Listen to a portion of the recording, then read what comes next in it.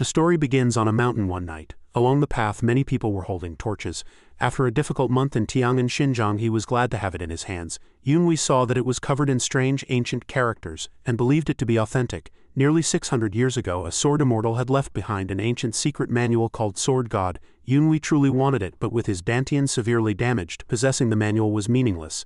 If other martial sects found out, they would covet it and try to steal it. Therefore, Yunhui decided to hide it. He tremblingly brought the hard object to his lips. Finding it somewhat difficult, he regretted not bringing any water, and just then, someone appeared. "So here you are, you spy from the blood cult. You found the secret manual." Yunhui pretended that he had indeed found it, but had hidden it in a safe place. If the other party kept their promise, he would hand it over. Yishang stroked his beard and replied thoughtfully, "That promise, I heard about it on my way here. You want me to help you remove the blood Jiao from your chest, right?" Rongxi drew out his words. "I did indeed make that promise, but what reason do I have to keep it?" He believed that Yunhui had nowhere to go after leaving the blood cult. He mockingly recited Yunhui's title, Jiao Yunhui of the Yiyang Jiao family. A crack in his past was thus revealed. It turned out he had been cast out of his family for having his dantian destroyed. 10 years ago, he was kidnapped by the blood cult and a blood Jiao was implanted in his chest.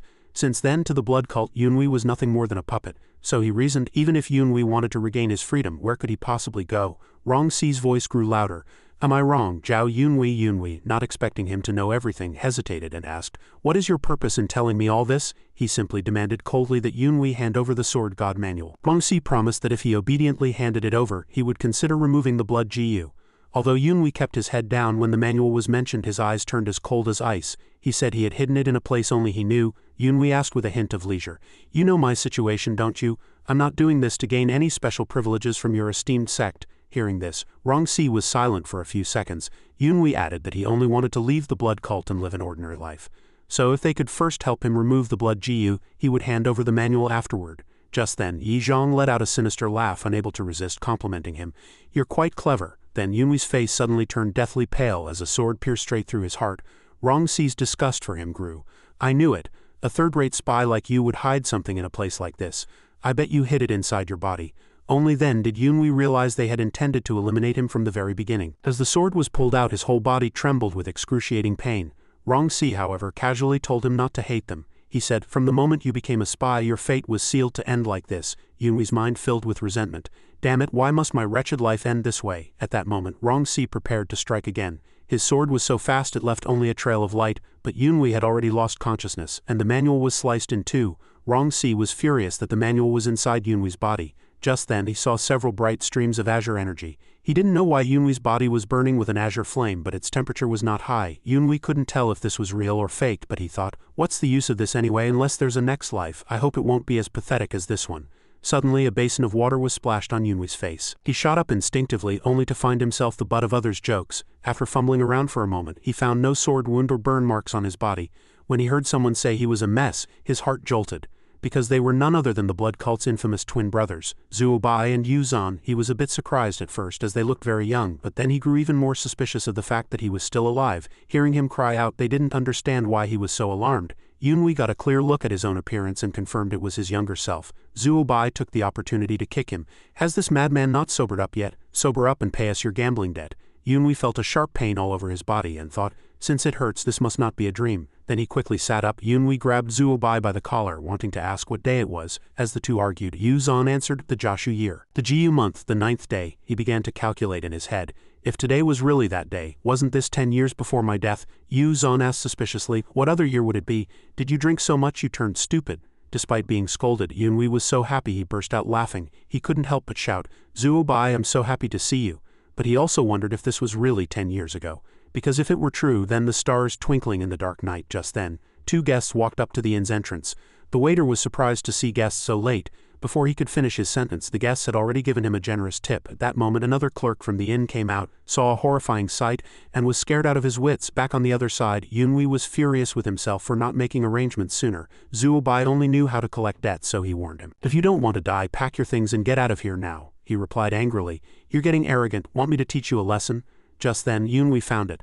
the only memento his mother had left him, the Xiaotan sword. He deeply regretted losing it in his past life. This time he had to take it, even if he had to flee in a panic. A sharp scream suddenly reached his room. Yunhui didn't know what was happening, but his ears were about to be deafened. The terrified screams put them on higher alert. The brothers, Yuzan and Zuo Bai, both guessed the sound came from outside, but Yunhui felt that if it were from outside it was far too loud.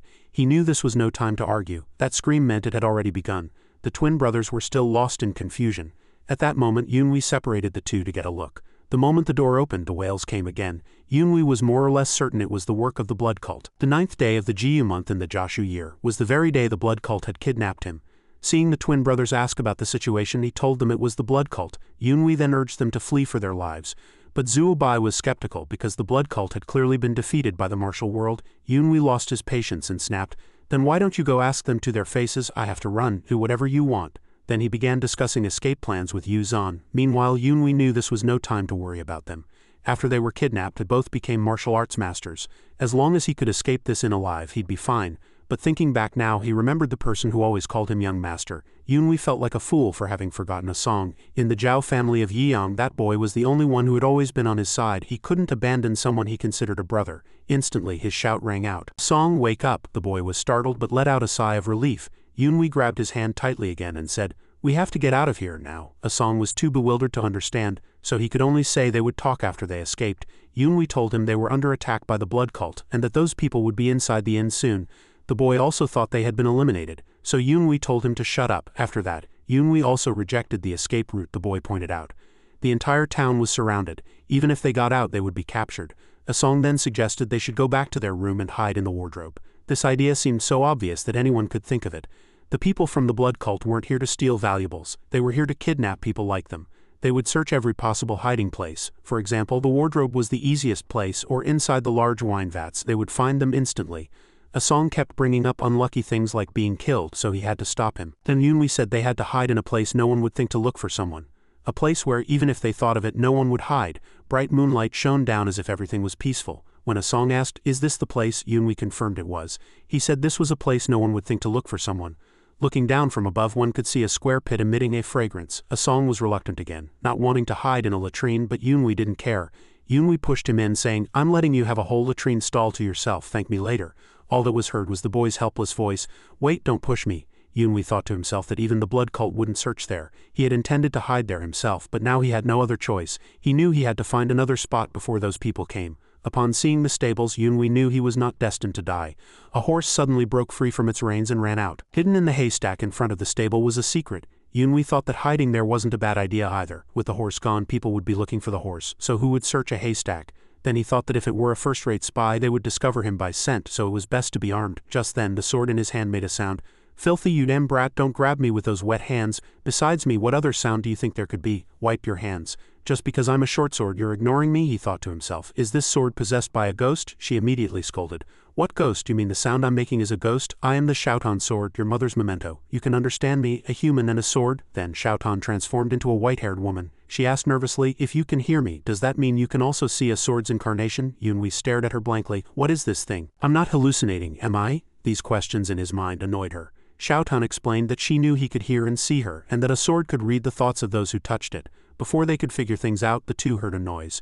Yunhui quickly told her to be quiet because someone was coming, but it didn't really matter since only he could hear her speak. Yunhui was actually asking her to be quiet so he could concentrate. The assassin was looking around, his instincts telling him to be extra vigilant, and the footprints on the ground were worth investigating. He noticed the stables in the distance, and Yunhui had already readied his weapon as a dark shadow fell over the haystack where he was hiding. Xiaotan suddenly wanted to ask him if he really dared to stab that person. She thought the power gap between them was too great. Did he have the guts? Just then, a voice sounded. "Listen to how loud your heart is beating. You're scared, aren't you?" The man's hand began to move toward him. His inner turmoil grew. The memory of Rong Si's fatal stab was still vivid. At this moment the man's hand was almost upon him. Yunhui's eyes widened as he seemed to seize the opportunity. Hay flew into the air as Yunhui lunged out and stabbed him. The man's pupils contracted abruptly as his life came to an end. Yunhui said coldly, "Scared? No, I'm thrilled. Watch closely. In this life I will survive at all costs." Xiaotan couldn't help but praise his courage. She had thought Yunhui was just a fool who drank all day. It seemed she had misjudged him. Seeing her chattering on, he cursed, "You're so noisy, my head is about to explode. Be quiet." Xiaotan pouted, saying she had only said a little. Yunhui thought to himself that he would deal with her later, but of course she heard every word. Yunhui believed the situation had worsened considerably. According to the blood cult's military doctrine, warriors operated in three-man cells during missions. He knew this guy's partners would arrive sooner or later. He had hidden the body here, but they would find it soon. If he were caught in this situation, Yunhui would be eliminated immediately. So he thought he had to finish everything before escaping. Hearing Xiaotan call his name, he grew irritated, thinking she wasn't letting him think in peace. It turned out she wanted the same thing, but she had seen another blood cult member behind him and had to warn him. Yunhui immediately spun around, and the other person spoke in a somber tone. "Am I interrupting? It's fine, you continue, don't mind me." A tall, thin figure was leaning against the door, and for a few seconds he and she seemed frozen. He leisurely continued. "I was just admiring your masterpiece. Aren't you going to continue?" Yunhui's heart sank. When did he get there? And that belt, a dark brown belt. He was a mid-rank warrior. Yunhui was angry at himself for not reacting faster, because as he was now he didn't stand a chance. Xiaotan was very excited. "Is a fight about to start? Want me to lend a hand? Let's show him the power of a short sword." He slowly walked toward Yunhui. "Aren't you overestimating yourself? You don't seem skilled in martial arts, do you?" Even though it was an ambush, taking out a low-rank warrior is commendable. In other words, he guessed Yunhui was at a beginner to intermediate level, so he offered him a favor. If he surrendered, he would have a chance to live. Yunhui decided to provoke him. "If you were planning to kill me, why bring up ranks? You want to take me away, but you're afraid of dying like that guy, right?" Xiaodan thought he was insane for provoking the man, but Yunhui thought to himself that just as he suspected, the man was just feigning arrogance. A little provocation was enough to make him let his guard down. The warrior then laughed. "Did you eat a bear's heart and a leopard's guts, kid? You're pretty smart too. It'd be a shame to kill you." Yunhui was surprised by how cautious he was. He drew his sword directly. "It seems you're trying to find a way to avoid a fight, aren't you?" He then swung his blade in an arc. "Then let me see if your skills are as sharp as your tongue." Yunhui thought that even if he was just a third-rate spy with a destroyed dantian, it was still more than enough to see through him. In an instant his sword arm was restrained. Or more accurately, it was Yunhui's hand because he was too slow. An explosion seemed to go off in his head. At that moment the opponent praised his observation skills, but his speed was not worth mentioning. Yunhui was lifted off the ground. After seizing his sword, the opponent said again, "That was a pretty sharp move just now. I'll pretend I didn't see you kill that low-rank warrior. Just come with me quietly." The sword fell backward and was caught by him. A flash of light from the sword swept swiftly toward the opponent. Yunhui shouted defiantly. In your dreams, just when he thought he had succeeded, something unexpected happened. He had clearly delivered a fatal blow, but his opponent still managed to dodge it. The sword wound left a mark across his eye, driving him mad.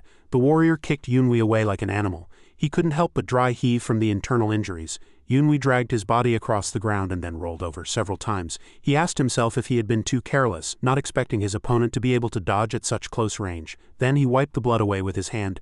Yunhui knew he had no choice but to stand up and fight. Xiaodan spoke up. "Let me help you. I'm telling you, you can't beat him without me." But he felt it was too late for that. She pressed worriedly. "Are you going to resist to the bitter end? What are you going to do now?" Yunhui thought that although the cut wasn't deep, his opponent's eye was now difficult to see with, so he would continue to attack there. The blood cult warrior was enraged. He thought he had tried to be pleasant, but Yunhui was too ungrateful, simply tired of living. He had no choice but to draw his sword. "I was just going to give you a warning and then take you to the blood cult, but I've changed my mind. I'm going to finish you here. I'll cut you into 1,000 pieces." Seeing those cold flashes of the blade, he felt fear. He swung his sword at Yunhui continuously. While dodging, Yunhui immediately recognized this as the blood cult's basic blood sword technique, but his opponent was too fast, giving him no chance to see through the moves. Moreover, he was trying to attack Yunhui with fatal blows. As he swung his sword, he questioned, "Do you realize what you've done now?" Yunhui thought in despair, "Is he really trying to kill me?" The warrior thought it was too late for regrets now. He knelt on one knee to put an end to Yunhui's final moments. Yunhui was surrounded by lightning and sword energy. He grew desperate. "He's used all his tricks. What should I do? Am I just supposed to close my eyes and wait for death?" Just then, Xiaotan whispered to him, "It's a frontal attack." Yunhui immediately raised his sword to block in front of him, and his opponent froze in surprise. After the warrior fell, he too retreated backward. Even Yunhui himself didn't expect to block that move. Xiaotan said excitedly, "Not bad, you actually blocked it. If it weren't for my help, you'd be asleep by now." He then realized it was she who had warned him of the opponent's attack. Xiaotan also explained angrily, "I told you I could see it. The feints of a third-rate swordsman like him are too easy to see through. So what do you want now? Should I keep talking or shut up?" Yunhui apologized awkwardly for ignoring her and then asked for her help. Xiaotan had been waiting patiently, as she couldn't just watch the one person who could talk to her be eliminated. When she asked, after seeing through him, "What's your plan?" Yunhui didn't know. With his current strength, it would be difficult to handle. His opponent had already seen his counterattack once and would definitely not engage in close combat again. Yunhui concluded that the guy would keep his distance. Xiaotan believed that if they made the enemy lose patience, an opportunity would arise. Back on the other side, the warrior swayed, still shocked by how Yunhui had blocked his move. He feared that Yunhui had seen through his sword technique, even though that should be impossible. Then the warrior continued to try to take his life. Xiaotan instructed Yunhui to first parry the attacks to buy time. He was ready to wait for her instructions. Xiaotan took in all of the enemy's movements and leisurely called out left, then defend, and finally right flank. He roared unconsciously, "Impossible, how can he block everything?" Just then he smelled blood and his vision seemed to be obscured. Xiaotan then said that if he attacked his blind spot he would lose his patience. The accuracy of an attack on his blind spot was low, but the counterattack would be fast. She was sure he would turn sideways, and he would be a beat too slow. When he realized he was being ambushed he immediately raised his hand, but Yunhui had already lowered his body. He had gotten the signal. At this moment the warrior was so surprised he stammered, "How could he? Were you hoping to hear this while you were stunned?" He then delivered a direct knee strike. Yunhui managed to block it with his hand in time, but the force of the blow was considerable. Yunhui was still sent flying several meters, and the sharp pain in his arm made him want to kneel. He laughed like a madman, thinking Yunhui's hand was about to break. He then tilted his heel. "Not bad, you know my blind spot, but that's as far as you go." The man leapt high like a tiger pouncing on its prey, and Yunhui's entire body trembled as he curled up. His right arm hung limply at his thigh, but he quickly clenched his fist again. Yunhui was incredibly excited. "This is it." The warrior descended with a flash of his sword while Yunhui spun like a whirlwind. He didn't understand what was happening, only feeling a sharp blade slice through the flesh below his neck, and the one who had swung that sword was him. Blood spurted out like a great wave. Yunhui cheered softly. "I did it, I got him." A moment later a gentle voice asked, "Are you okay? Can you still stand?" "Yeah, I'm fine," Yunhui replied. While praising him, Xiaotan was also shaken by the scene just now. He admitted that he was almost done for. She was still excitedly describing his spin, while he humbly attributed it all to her guidance. Xiaotan suddenly became vigilant. "Although I'm just a short sword," he immediately interjected. "What are you sulking about now?" She retorted that she was just a little surprised, then turned and told him to go wipe the blade clean. Even though he had tried to show concern, she said she wasn't angry but still chattered on about remembering to wipe the scabbard clean too. "Your mother's memento, you're too careless." Suddenly she screamed, "Jiao, Yunhui, get down!" A loud bang sounded instantly, and the man's hand was still full of force, while his face was already beaten out of shape, and the one who had just struck was Captain Hu. He said in a deep voice, "How ridiculous. I didn't see either of them return. I came to patrol and you two were actually killed by a wet behind-the-ears brat." Yunhui lay on the ground as a pool of blood spread. The tag in his hand was engraved with the following words, "Yiyang City, Yulong County, Jiao Yunhui," also alluding to this infamous libertine from Hunan. People called him the good-for-nothing of Yulong County, disowned by his family after his dantian was destroyed. The man added that since he was the scion of an orthodox family, perhaps they should take him back and train him as a spy. Captain Hu thought they shouldn't train someone without a dantian, as he wouldn't be able to endure the training and would die. Moreover, judging by the current situation, although he was the son of a prestigious family, he had already pissed his pants in fear. He didn't think he could be of any use. Finally the captain ordered, "He's not even fit to be a low rank. Get rid of him." Yunhui trembled and shouted, "Please, please don't kill me. I'll become a spy or anything you want." He finally clasped his hands together. "Please spare my life." All of this was what he had thought in his mind. Yunhui struggled desperately to avoid this situation, but it still happened this time. However, his hands were tied, and he then asked Xiaotan for the time. However, she seemed unable to answer him. Yunhui thought it was because Xiaotan was not in his hand. At that moment the other party's words were different from his past life. "For someone with a crippled dantian, this is truly impressive. You killed 2 of my men with this worn-out dagger. It seems that even without your dantian you are, after all, a child of a prestigious family." He began to calculate in his mind. "He values me more than in my past life. They have a strong pragmatic tendency. If this continues they will take me with them, right? Calm down, you'll still end up with the same fate as before." He thought he should think positively, strive to survive and look for an opportunity to escape. The man commanded coldly, "I'll take care of it here then. Finish him." Yunhui froze. The man admitted he could be a spy, but there were plenty of people with intact dantians who were more worthy of being trained as spies, so he concluded they didn't need a good-for-nothing and ordered Yunhui to be dealt with. Yunhui thought to himself that even if the assessment had changed, the key outcome was still the same. Knowing he had no choice, he could only utter the same words of begging for mercy as in his past life. Captain Hu replied sarcastically, "You were just glaring at me a moment ago. Now you're begging for mercy. Cut the cowardly act and pay the price for killing my men." Just as Yunhui was cursing in his mind, the man had already raised his sword, its target seemingly Yunhui's neck. He was somewhat desperate, feeling that he probably couldn't escape this time either. Then he quickly urged himself to think of a way to stall for time, because Yunhui didn't want to die even earlier than in his past life. Just then, a burst of laughter was heard. That leader spoke again. "The way you desperately struggle to survive is quite impressive. Why don't you get on your knees and beg like a dog?" Yunhui's attention, however, was focused on a sword. As the man was about to treat him like a pet, he seemed to recall having seen that weapon before, a sword with a white leather accessory on its hilt. If he remembered correctly, that had to be that person. Yunhui immediately kowtowed and shouted, "Blessings from the blood demon, power to the blood cult." The subordinates murmured among themselves because they didn't understand. They didn't understand why he was alluding to the 4 blood stars. Captain Hu still didn't know what was happening and only found it noisy.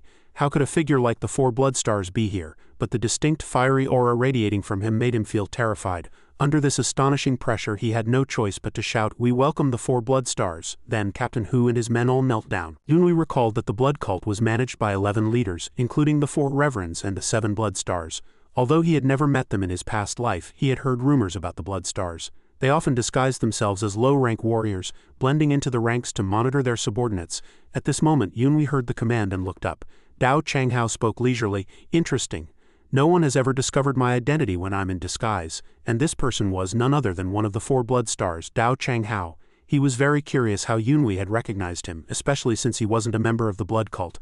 Yunhui hinted that it was because of his sword. From the accessory on the hilt and the leather wrapping, Yunhui knew instantly that it was to commemorate his prized steed, White Fragrance. Changhao quickly let out a sound of admiration. He leaned down toward Yunhui, sharp eyes. "By the way, how would someone who doesn't belong to the blood cult know about this?" Yunhui knew he was suspicious. It would be strange not to be in this situation. But in his past life he had been an undercover spy for a full 7 years. He had experienced this kind of situation hundreds of times, and he quickly demonstrated his skill at weaving stories. "That's because this junior has the blood of the blood cult flowing in his veins." After hearing this, Captain Hu was the first to be surprised.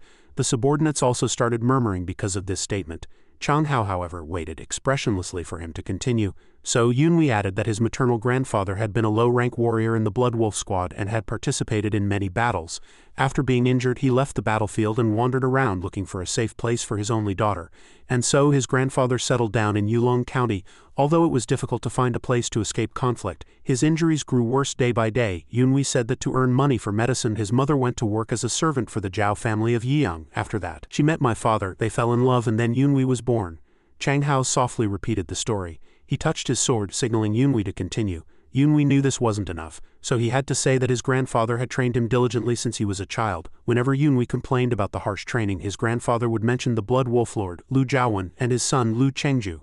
Yunhui began to imitate his grandfather's tone. "The Lord's son, at your age, had already completed all his training." The subordinates were also shocked because he actually knew the names of the 2 lords. Yunhui said sorrowfully, "My grandfather said every day that one day his kin from the blood cult would come looking for him. Even on his deathbed he was still giving instructions about the blood cult." Changhao watched him thoughtfully for a moment, then as if understanding something, said, "If that's the case, it's not hard to understand how someone with a destroyed dantian could kill 2 of my men." Just as he was about to say something, Captain Hu shouted again, telling him not to listen to Yunhui. This subordinate doesn't know where he heard these things, but the blood wolf, a sharp voice, made him shut his mouth. "Fifth leader, who gave you permission to interfere in my affairs? It seems you think that just because you're a leader, you can meddle in the affairs of a blood star. Is that it?" The man immediately knelt and said, "Please forgive me, I hope your excellency will be magnanimous." Yunhui was also moved. Just a few words and a glance could make a leader so fearful. This was the authority of a blood star. Changhao then softened his tone. "Sorry for interrupting, but something is strange. I believe that although your actions in self-defense caused a loss to the blood cult, why didn't you reveal your identity to the 5th leader and instead begged for your life?" Yunhui stammered an explanation that he was afraid of being punished if he spoke up. If they knew his identity, and also knew he had killed those 2 men, he was very wary of such a sharp person. The words he spoke were half truth, half lie, and difficult to grasp, but the other party wasn't led astray and instead seized on the illogical point. Then his arm gradually relaxed. Changhao suddenly burst out laughing, and no one knew why. Yunhui also waited silently for his reaction. Changhao then said he had taken the joke a bit too far and they would just let the matter be. If his grandfather was a former member, then he could also be considered a brother of the blood cult. After hearing this, Yunhui was finally relieved. Changhao also breathed a sigh of relief because he had almost missed out on a valuable descendant of a loyal member. So he allowed Yunhui to join as a way to carry on his grandfather's legacy. Yunhui immediately bowed his head to him. "This is truly this junior's honor, Lord 4th Blood Star. My grandfather can now rest in peace in the netherworld." He concluded in his heart, "I've finally saved my life, but I still have to join the blood cult." The ropes on his hands were also untied. Now Yunhui could perform a formal salute. "The blood demon subjugates, cleansing the world with blood." Changhao left only one sentence, "Welcome back to the cult." Yunhui, however, was thinking about something else. Although he had survived, he was still being taken back to the blood cult. If he had known this would happen, he might as well have just been captured directly. Just then someone walked up to him. "All right, finding a descendant is a kind of fate. I will listen to your wish." Yunhui could only form a big question mark in his mind, because the other party asking for his wish was probably just to test his reaction. Since the situation was still unclear, he had to make a reasonable request, and what he asked for was the return of his mother's memento, the sword. The other party was also surprised that he called it a memento. When ordered to hand it over, Captain Hu hesitated again because the sword was stained with the blood of his men. Chang Hao just said coldly, "Don't make me say it a second time," so Captain Hu had no choice but to present it with both hands. He saw that the sword was a bit old but still a fine weapon. Then Chang Hao paused again. "However, you did kill a disciple of our cult. You have to pay a price for that, right? Next time you swing your blade, I think you should be more careful." Chang Hao coldly threw the sword back. Although the sword fell to the ground, Yunhui didn't rush to pick it up, because Yunhui saw him make Xiaotan vibrate slightly. This was the sign of a person with profound inner energy, and it was also a warning. Without a doubt he knew he had survived. Then Chang Hao ordered him to stand up. Yunhui quickly replied, "I'll pick up the sword and go right away." He thought everything would be fine once he got the sword. But apparently Xiaotan was furious because that was her beautiful hair. Yunhui could only console her by saying he would find a craftsman to repair it later. Xiaotan didn't forget to curse, "If I could move on my own I would have shaved him bald." Yunhui really wanted to see that happen too. Then she asked again if his story about having blood cult lineage was true or false. To her, Yunhui confessed that it was neither true nor false. If it was her, he would tell her everything. Seeing Yunhui's serious expression, Xiaotan was very worried. Yunhui then asked tentatively, "If I said I came from 10 years in the future, would you believe me?" From her expression, she seemed to believe Yunhui. Meanwhile, something was also happening on the other side. Chang Hao had already issued a secret order to investigate Yunhui's family. Captain Hu asked hesitantly, "Could it be that your excellency thinks even a 4-blood star?" He nodded immediately. "That's right, it doesn't really matter if what he said is true or false, but he observed my every move and captured my intentions like a professional spy. In any case, he knows too much. We should keep a close eye on him." So Captain Hu followed his orders. In the carriage, Xiaotan said she wanted to summarize the information. She tried hard to recall. "You lived for 10 years as a spy, died unjustly, and were reborn here, right? You returned to 10 years before your death. And then I could talk to you, right? No wonder I felt you weren't as dumb as the Yunhui I knew." She felt Yunhui was really unlucky, having suffered so much and now being kidnapped again. When Xiaotan mentioned that he should have abandoned a song, he immediately refuted it, because a song was the only one who treated him like a human being. His voice grew deeper. "Besides, in my past life a song died protecting me. That was a debt of gratitude I owed in my heart from my time in the blood cult. Today I have repaid it." Knowing that was all in the past, Yunhui could only think about his life from now on. However, Xiaotan thought he would be deceived just like he was 10 years ago. She called to him firmly, "Jiao Yunhui, information is a weapon. You hold the best weapon. As a spy you should know that well, right? You know all the unfortunate things in advance so you can avoid them or turn them into something good." Needed time to digest her words. Then Yunhui also agreed, "Yeah, I have information from the next 10 years. Why have I only been thinking about how to survive?" He also agreed to make good use of it all. But Xiaotan reminded him to keep his voice down, and he could only explain that he was too excited. Now Yunhui understood that he still had many opportunities, and it might even be possible to learn martial arts. Xiaotan was a bit confused because his dantian had been destroyed, but Yunhui said that wasn't entirely accurate information. In short, he thought he should just ignore that matter for now, so she looked at him with a look of disdain. Then she spoke again hesitantly.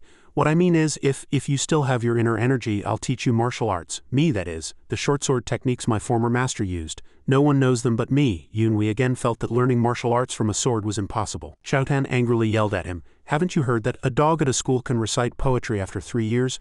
I know much more than you do. Listen up, I'll recite the incantation for you now." And just then his right hand started glowing again. Yunhui was also surprised by the azure streams of energy. He didn't understand what that ball of azure flame was.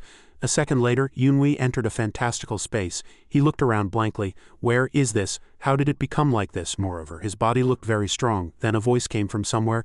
"The universe shall open for the one who obtains the sword's heart." He also recognized it as Xiaotan's voice.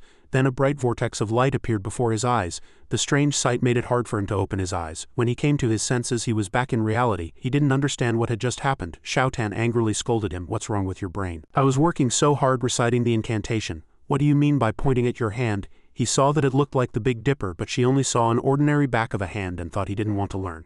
So Xiaotan angrily disappeared. Only then did he realize that only he could see that thing. Then he had to soften his tone. "Sorry, Xiaotan, but are you okay? That must have taken half a month." The sword vibrated slightly, as if surprised, but because she was still angry, she said coldly, "Forget it, I'm tired." Now Yunhui finally had time to think about what just happened. He thought that thing was very similar to the azure flame from when he was reborn. So Yunhui was sure it was related to the Sword God's secret manual. The scene switches to where the convoy has stopped. He was still inside thinking, "Isn't that thing appearing? How can I make it appear again?" Then Yunhui realized the carriage had stopped. Someone opened the door to his carriage. A shout immediately rang out, "Get up, how long are you brats going to sleep? Get up and assemble over there.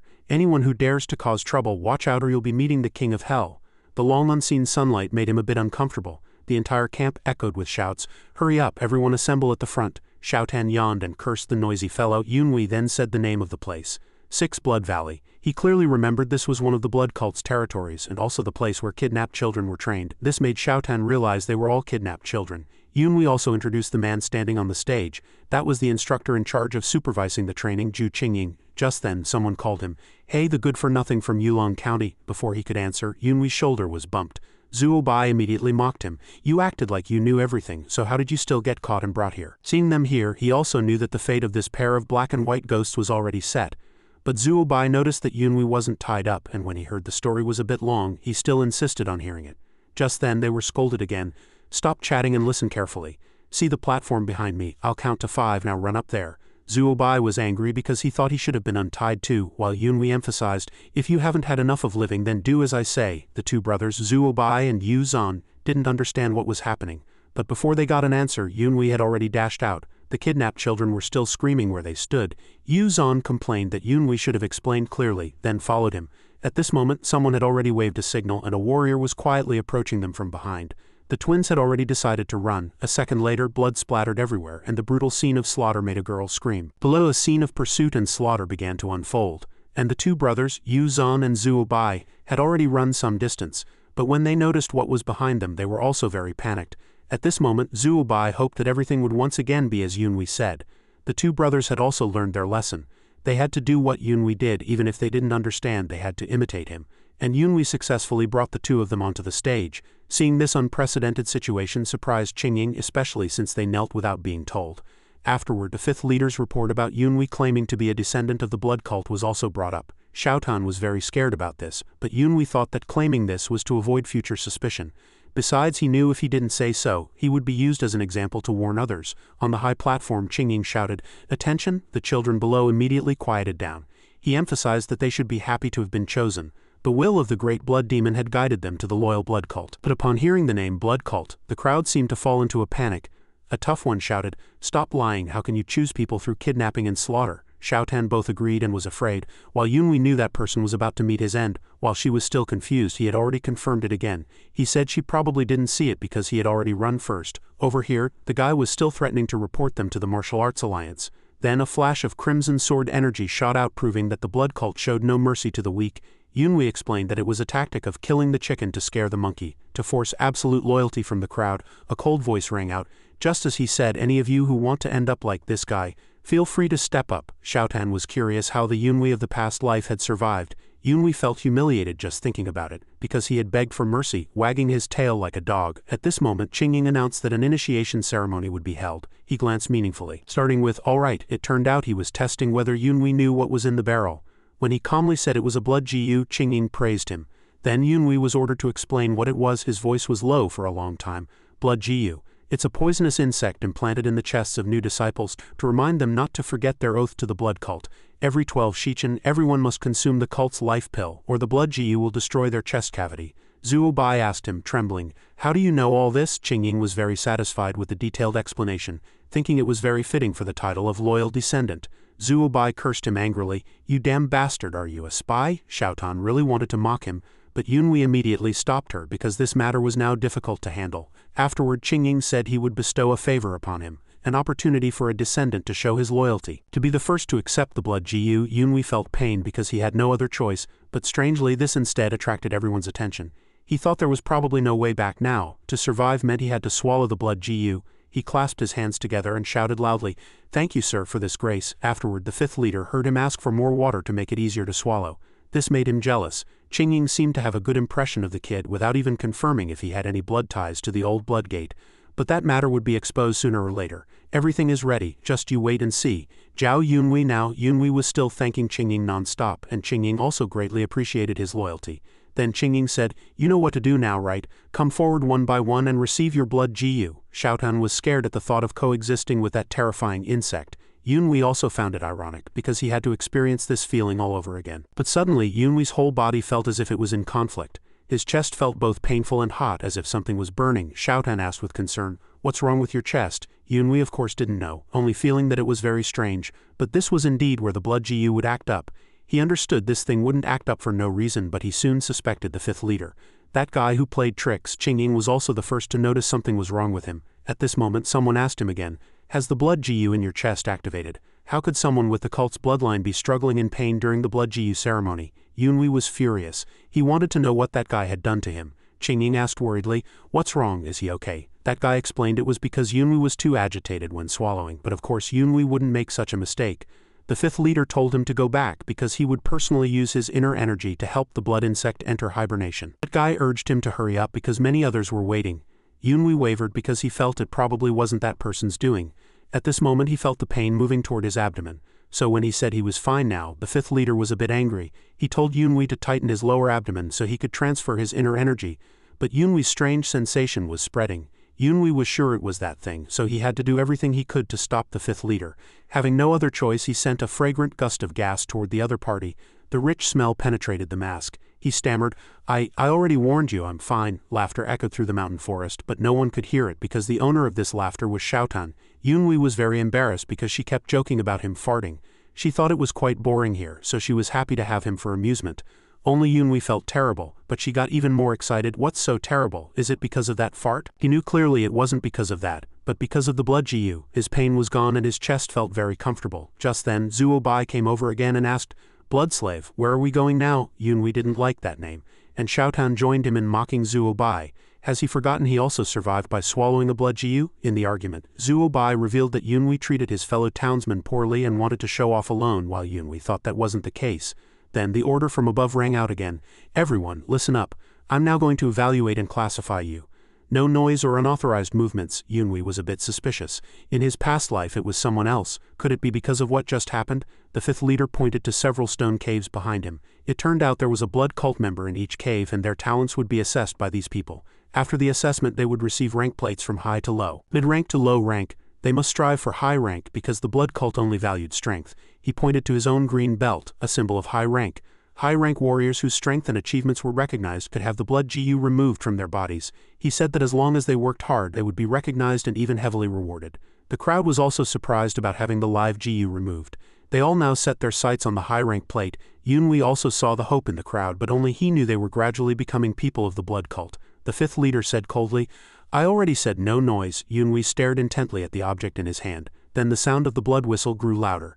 Seeing Yunhui cover his ears tightly, Zuo Bai was a bit puzzled. He didn't know if he should imitate him. Although the whistle was a bit loud, there was no need to be so dramatic. But a second later, his face fell, and screams erupted from the entire crowd. Xiaotan was very worried about Yunhui and everyone else. Yunhui explained that the blood GU would squirm when the whistle was blown. But strangely, when the whistle sounded, he felt nothing at all. The people below were already writhing in pain on the ground. The fifth captain frowned and said, "I told you about the high-rank warriors just as a matter of routine, but how many of you think you can achieve it? At most 2 or 3. The rest of you will coexist with the blood GU for the rest of your lives," he continued to roar. "How much longer do you plan to lie there? Get up." Meanwhile, Yunhui thought of the possibility that the blood GU might no longer be inside his body. Seeing that Xiaotan wanted to speak, he immediately answered knowingly, "Even covering your ears can't stop the blood GU from squirming." He wished his dantian hadn't been destroyed so he could use his inner energy to check. Zuo Bai said gloomily at this moment, "I've decided. Since I've already swallowed the blood GU, there's no turning back, right? No matter how capable you are, I'm better at practicing martial arts than someone like you without a dantian." He declared that he would reach high rank very soon. The thought of removing the blood GU and seeking revenge sent a jolt through him. Just as the fifth leader was about to speak, a hand shot up. Zuo Bai wanted to volunteer and be the first to take the challenge. Xiaotan thought he was acting out of spite because Yunhui had kept everything from him. After his request was granted, Zuo Bai immediately rushed forward. He believed he didn't need Yunhui's help and would prove himself stronger. Just then another fist landed on his face. Zuo Bai immediately fell heavily to the ground. The man said angrily that he had already given notice that no one was to move without authorization. They could only move when commanded and only answer when their superiors ordered them to. The crowd looked at Zuo Bai, seeing him as a foolish lesson, and Yunhui quickly chimed in with his agreement. The fifth leader called on him to be the first to take the challenge. He instinctively blurted out 2 words, "Me?" because he knew this guy was always deliberately making things difficult for him. The man mocked him again. "What's wrong with you? Does the descendant of the blood cult have a problem with this?" Yunhui immediately replied, "No, this junior is just grateful for your excellency's consideration." But in his heart, he had already resigned himself to the fact that this life would not be easy. Yunhui walked step by step into the cave.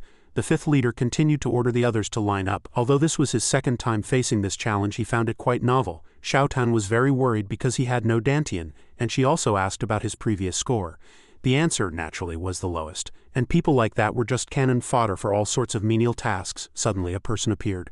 "Are you Yunhui from Yiyang City?" He was already somewhat wary. If he remembered correctly, this voice was, it seemed he had arranged this. "He's a bit younger, but I'm sure it's him." Yunhui knew this person inside and out. He was his direct superior in his past life. Xiaotan asked curiously which squad he was in before, and the answer was the Blood Wolf squad, naturally. The person before him was the captain of the Blood Wolf squad, the very name he had mentioned. Lu Xingju asked impatiently, "Why don't you answer? I asked if you are Jiao Yunhui from Yiyang City." He thought Captain Hu's plan was clever, but unfortunately for him he had even deceived a blood star, so it was easier to deceive someone he knew from a past life. He immediately spoke up, "Captain of the Blood Wolf squad, I've heard my maternal grandfather mention you many times." Xingju coldly drew his sword. "Your lies are poorly crafted. You say your grandfather was a warrior in the Blood Wolf squad. There isn't a single warrior in the Blood Wolf squad who could be your grandfather. Tell me, who are you?" Yunhui was startled and instinctively recoiled while Xingju rushed forward and grabbed him by the neck. He said murderously, "Are you looking to die? You said your grandfather served under my father. I've been training with the Blood Wolf army since I can remember. I remember all the soldiers under my command." Xiaotan said anxiously, "Draw your sword, quickly." But he knew that would only make things worse. He had to choose his words to handle this. Just then, Xiaotan warned him again about what was below, and a powerful uppercut from the man struck Yunhui's chin. All he could do was try his best to block, but the feeling of his ribs cracking was excruciating. He hadn't expected him to be so fast. If he couldn't resolve this with words, there was one thing to note: his body wouldn't last much longer.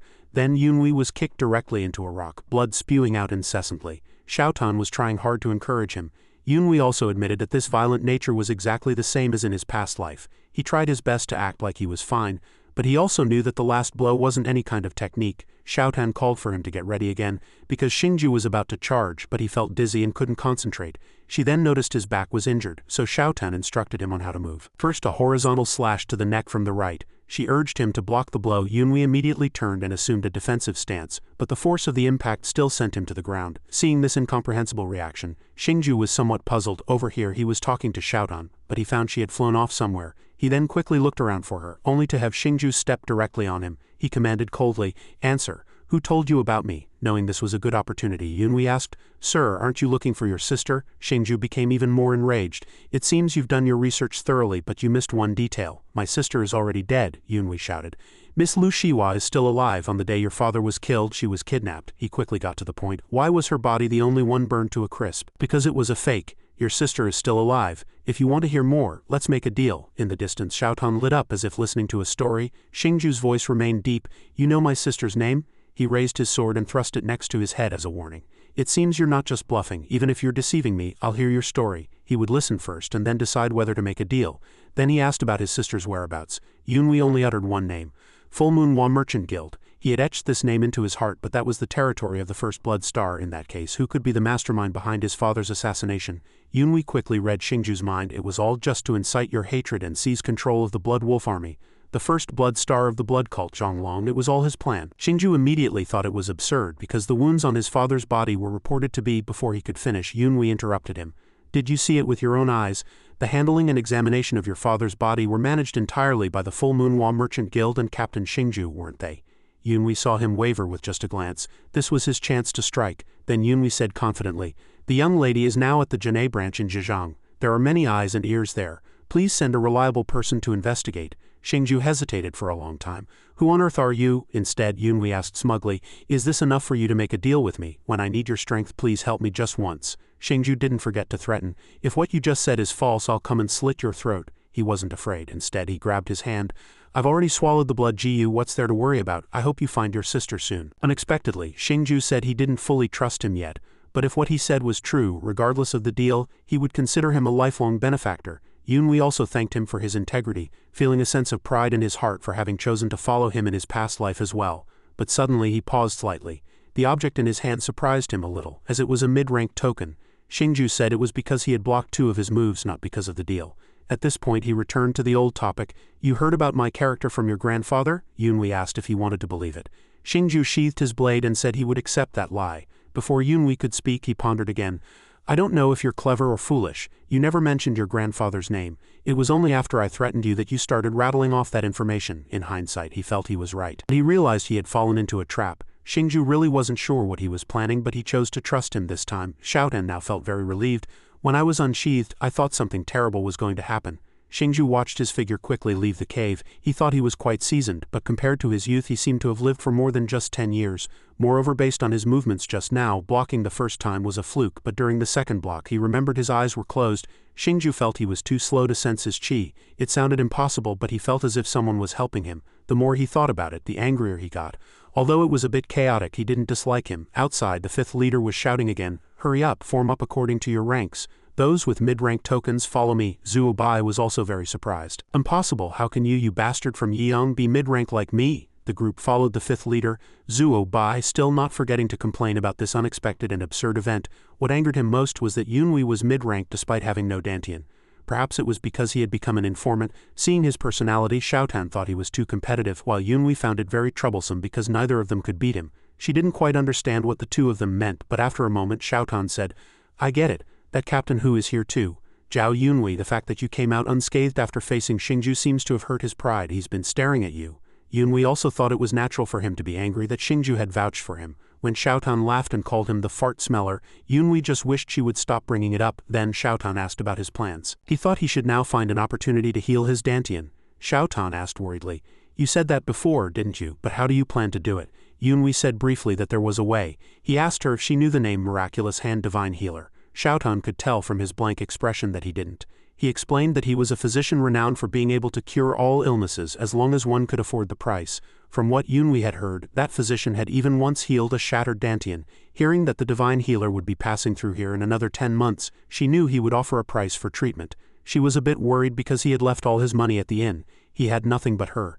Thinking Yunhui planned to sell her, Xiaotan lashed out at him. Zhuo Bai was a bit suspicious of his strangeness, while he had already thought of a way to find a certain herb as payment. He remembered that the divine healer needed a special herb when he came here. She knew he had already planned it in advance. Yunhui thought that since he was already in the tiger's den, he had to find a way to get promoted within the blood cult. Seeing her somewhat mock him for abandoning the righteous path, he retorted that whether it was the demonic path or the righteous path, they were all just people. Over here, many warriors were lying on the ground. Captain Hu quickly ordered a halt, looking at the scene with great anger. "What's going on here? Who did this?" Turning to this side, it seemed the main culprit was still standing there. Yu Tian cursed angrily. "These guys are all trash too." Hearing the noise, he also turned around, his voice as light as if nothing had happened. "Fresh meat has arrived." The fifth leader quickly backed away, not forgetting to signal everyone else to retreat. But the arm holding his sword was caught. Yu Tian said bluntly, "You're in the way, get lost." He was dispatched with a single blow. Afterwards, Yu Tian flung his hand into the air and the fifth leader flew out like a leaf, his prize sword falling to the ground. Yunhui was also terrified because he had been defeated with just one move. Only 2 words echoed in his mind: crazy. A master like Commander Hu ended up like this. Even a reverend couldn't have done that to him. He had heard that there was such a master in the Six Blood Valley in the past, and a sense of alertness welled up in his heart. He's too strong, who on earth is he? Seeing Zhuo Bai accuse him of murder, he just thought it was truly foolish. Yu Tian placed his hands on the stone slab in front of him and tapped it a few times, but just those few taps created a wave of pressure. At this moment, a wave suddenly hit, and Yunhui felt an indescribable sharp pain. Yu Tian stood there leisurely as if watching a good show while the people below were already writhing in pain. He snorted softly, then said, "Daring to cause trouble with just this much skill. Are these guys all trash too over here?" Yunhui was explaining the situation to Xiaotan. "My head feels like it's about to split open. I can't hear the surrounding sounds, it's too loud. I really want to vomit my guts out." But then he suddenly calmed down because he felt a warm current from his chest. Xiaotan looked at him with a skeptical gaze. He told her the ringing in his ears had stopped and his wounds had healed. But then he heard a roar. "Damn it, come on, kill me if you have the guts. If you want to touch my brother, you'll have to step over my dead body." It turned out it was because Yu Zhan had fallen that he was like this. He looked worriedly at his brother Zhuo Bai and then at his younger brother. But in front of a monster like this, he just wished they would simply pass out. Zhuo Bai stared blankly at Yu Tian, who then hit him with that large hand like playing whack-a-mole. Countless others behind him had already suffered the same fate. Yu Zhan ran up very worriedly to check on his brother, and Xiaotan was only worried about him. But luckily he could still move, he just didn't know what else he would encounter. Yunhui's eyes gradually darkened as he heard the calls. "There's one more." Yu Tian looked at him with great interest. Xiaotan urged, "Quick, run away from him." Just as Yunhui took a step, the person behind him had already flown over. His leg was raised 180 degrees again, and the target was that little mouse Yunhui. It seemed his intuition had already sensed it. A long time later, many voices calling for Commander Hu were heard. It turned out Qingying had come to look for him because he hadn't shown up at the appointed time. Looking around, most of the new recruits were injured. His superior asked what happened, but he couldn't remember anything except for a wild beast who had suddenly gone berserk. Qingying was also quite surprised by this. Commander Hu described how the opponent had knocked him down with a single blow, was tall, had messy hair, and wore a tiger skin. This description of a giant clad in tiger skin made him pause. He didn't understand why Qingying was pondering. He just cryptically identified that person as the perpetrator. The implied information that followed was terrifying. Elder Gui Tian, one of the four reverends, Qingying said gravely. That's right, he doesn't know because he was transferred, but recently that lord has been active outside the Six Blood Valley area. One of the highest authorities, a reverend, and also the one with the most eccentric personality, the barbarian Gui Tian, and the person being mentioned was laughing loudly. I didn't expect you to be looking for this kind of weapon. I heard all the new recruits are weak, but you have this short sword. A person without a dantian actually withstood that blow and was the first to wake up. He found it all very interesting. The scene switches to a towering hill. It turned out two people were trekking over the mountains here. Captain Hu apologized profusely, while Qingying only reminded him that Yu Tian was not someone to be trifled with. He was a bit worried that he would kill those new recruits. They were mid-rank reserves, hard to gather. He wasn't sure about Yunwei's situation, but the twin brothers were different. But in any case, Qingying wasn't clear either. He knew he came often, but he never thought he would trouble the reserves. Then he announced that they were almost there and told him to watch his words, because among the four reverends, Yu Tian was the most difficult to deal with.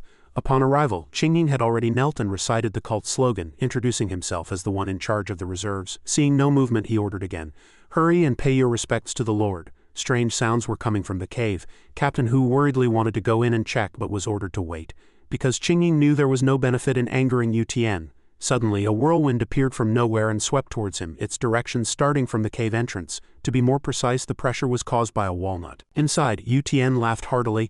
"I guess you're a pretty good commander too." Qingying humbly said that compared to him, he was nothing but an ant. Then Yu Tian asked again, "The reason you're here, is it for these recently captured children?"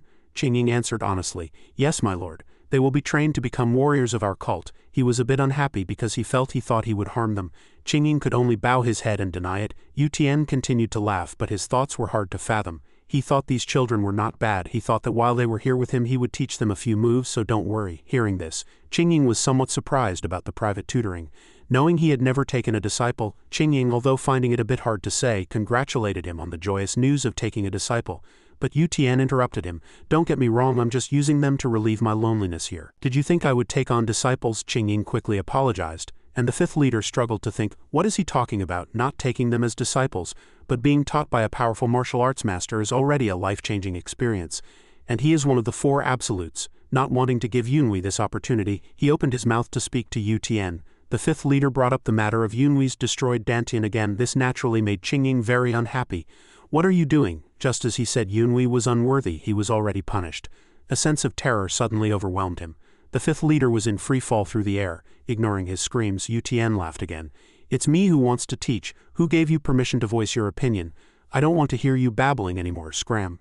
Qingying responded to the command with great reverence. As he walked away, he lamented the loss of the twins with limitless potential, but at least he could use Yunwei as a spy. In the cave, Yu Tian was still angry about being disturbed. Yunwei now understood the origin of the black and white ghosts from his past life. They were taught by Yu Tian, one of the four absolutes, but he didn't know the reason for bringing him along. Yunwei discovered another strange change. Yu Tian stood up and shouted that he was hungry again. He coldly ordered him to deliver food within 4 shichen. Yunwei was bewildered by this command. He thought angrily that he had brought him here just to find food. Then Yu Tian warned again, "Don't even think about running away. If you're caught, you'll surely face death." This sent a chill down his spine. Yunwei secretly thought of something else. He thought, if he says don't run, am I not going to run? I'll go along with his wishes and wait for a good opportunity to escape. So Yunwei immediately knelt and asked, "Sir, but I don't know, it's hard for someone who knows martial arts to find food without a weapon. And that short sword you're holding, it's my mother's memento." And before he could finish, Xiaotan was thrown at his head. Yu Tian thought he was too long-winded and threw the sword over because he didn't need it. As soon as Xiaotan appeared, she complained about him being dirty, and that he had even used her to pick his teeth. In short, it was very disgusting. At that moment, Yu Tian spoke again hesitantly. But on the left, Zhuo Bai took a kick to the face, and on the right, Yu Zhan was punched. Yu Tian was angry because the two brothers had been sleeping the whole time, and only Yunwei was worried they would die. Yu Tian's arm very roughly pulled the two brothers up. Just as he reached the entrance, he paused. "I almost forgot. I want to eat meat. Remember to bring it back." Finally, Yu Tian limped away to some unknown destination. Yunhui hurriedly ran out to see where he had gone. He only felt an extremely strong gust of wind, and then when he came to his senses his astonishment intensified. Yunhui shouted with all his might. "Where am I?" A 10,000 zhang deep cliff was just a step away from him, and he was even more furious about the task of finding food, because just climbing down would take 4 shichen. Yunhui didn't know where to get him meat. Xiaotan immediately flew over and pointed something out to him. Over here, towering mountains pierced the clouds and Yu Tian was leaping back and forth between the mountains with the twin brothers. Xiaotan was very surprised by his amazing jumping ability. She didn't know how he could escape from his grasp, and he himself had already lost all motivation. This mountainous area became unusually quiet. Yunhui was trying hard to calm himself down, because if he gave up he would become a slave, so he had to do everything possible. But this cliff was too steep. He didn't understand how a person could run away. As he was preparing to concentrate on climbing down, he stepped on a cracked rock. Then Yunhui slid down the cliff face. He fell faster and faster. Luckily Yunhui grabbed a tree branch. This incident made him hate life. He almost fell to his death. How can I be so unlucky? This is already my second life. Xiaotan thought this way would be faster, but he was in no mood for jokes. He carefully asked himself how far he had come down, but her expression made him give up. And from a preliminary observation, the ground veins still seemed to be a long way off. After a long while someone spoke. 4 shichen have passed. I can't believe you're still loitering here. You must not have heard the warning, right? Are you ready to die? He immediately stammered in reply. I remember that day. This strange sentence made him blurt out, what the hell? Switching scenes slightly, the forest below was unusually quiet. A brown rabbit was looking around cautiously, unaware that it was becoming prey. With a soft sound, the little rabbit was hit by an arrow. Xiaotan happily praised him for hitting the bullseye. Yunhui only dared to sigh softly. Xiaotan thought he was already very skilled, and he also thought that after 2 months of living like this it was only natural. He gloomily recalled that day when it took him 2 shichen to get down from the cliff, getting bruised and battered. Xiaotan also thought he would have been killed at that time. Then she told him he should know when to give up because the next few escape attempts also ended with him being bruised and battered. But she felt that today's Yunhui was fine. He happily replied, if I hunt 1 or 2 more. The next second a tall figure clad in a tiger skin jumped down. The vibration made him fall to the ground on the spot. Yunhui forced a smile and said, Sir, you're early. I was just about to climb up. Yu Tian smiled devilishly and asked, So did you hunt any food? I'm starving. Yunhui offered the fat rabbit, saying it was for dinner. When he counted that there were 2, his voice sank. Yu Tian looked at him angrily. 2 rabbits for 4 mouths. Looks like I'll have to downsize the population. Yunhui looked at him blankly.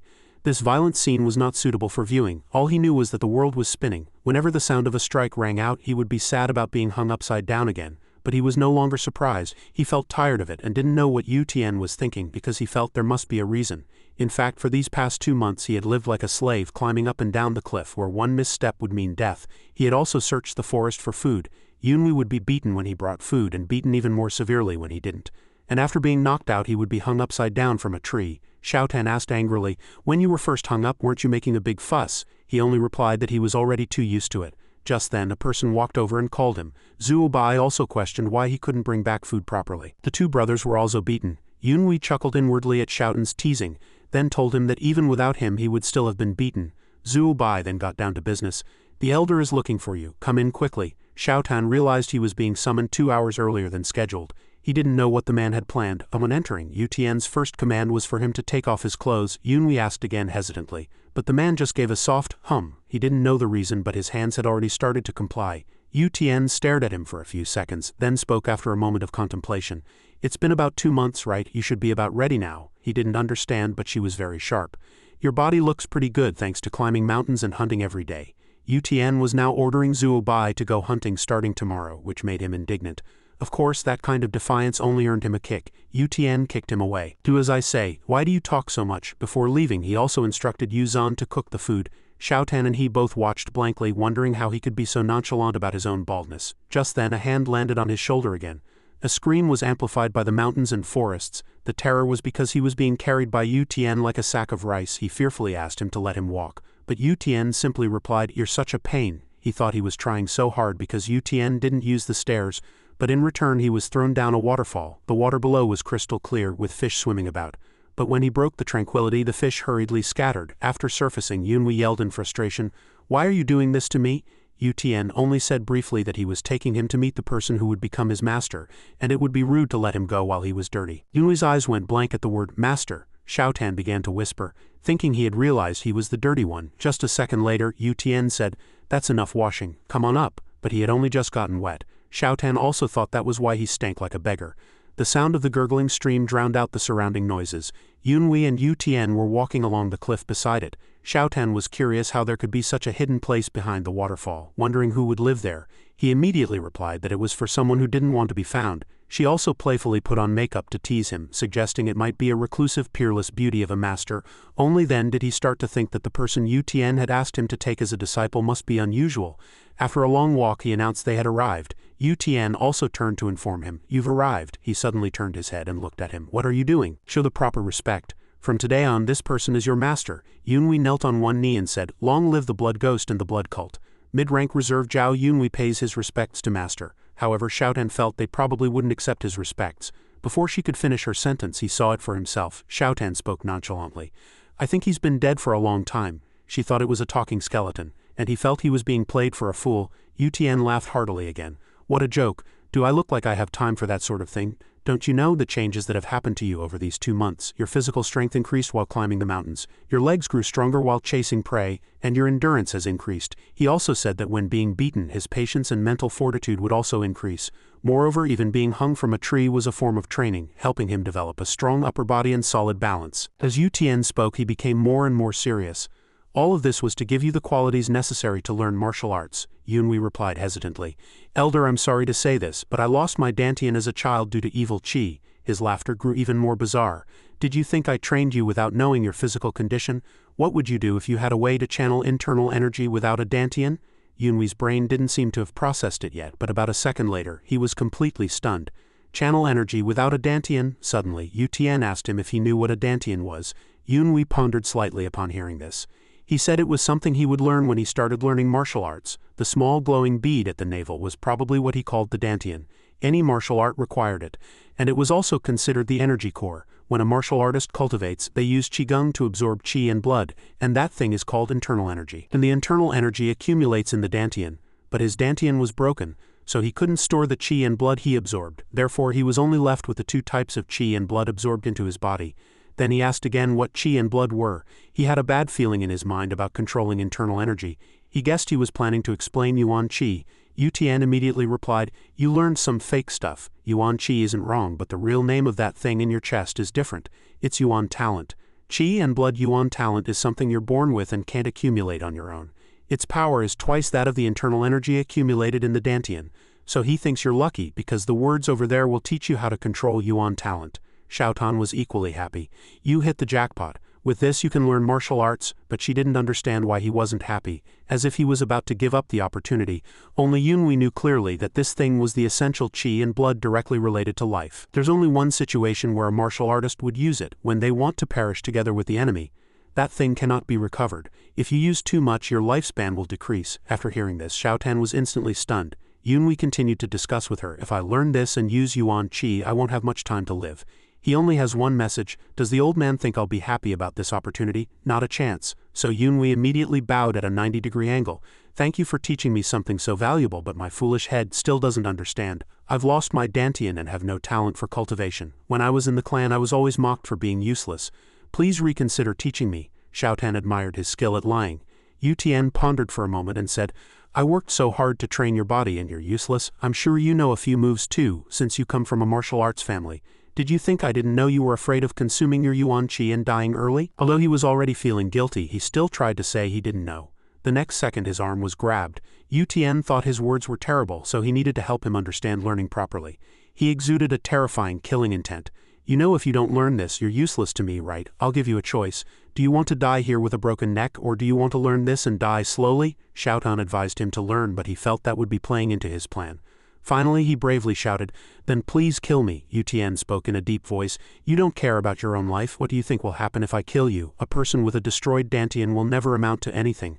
A third-rate martial artist actually has the confidence to ask for death, and he was encouraging himself to be brave. If he wanted to get promoted, he had to do this." Yunwei asked hesitantly, "You're not going to kill me?" Because that was his way of betting his life in a critical moment. Yu Tian heard his voice. "I'm so scared. But if I live like that, as you said, I'll be used for my whole life, and once I'm useless, I'll be disposed of. Because I have the blood Jiao in my body, I'd rather die than live like that." After hearing this, he was slightly stunned. "Blood Jiao?" Then Yu Tian laughed loudly again. He put him down and said, "I can't believe you're still lying to my face." He didn't understand what he meant and asked for his meaning. Yu Tian answered frankly, "Did you think I didn't examine your body? I knew from the moment I decided to take you. You'd better not play any tricks from now on." So he asked again, "If you knew, then why didn't you do anything?" But he didn't care about those things at all because there were more important matters. In this way, Yunwei seemed to understand everything. He understood that if he had wanted to kill him from the beginning, then he should have done it when he found out he didn't have the blood Jiao. He must want something from me, and although I don't know what it is, Yunwei is sure it has something to do with teaching these things. Then Yu Tian hinted, "All right, I'll make an offer that will definitely interest you. If you do as I say, I'll turn a blind eye to the fact that you don't have the blood Jiao. It's not difficult. After you learn this, you just need to fight that pair of twins.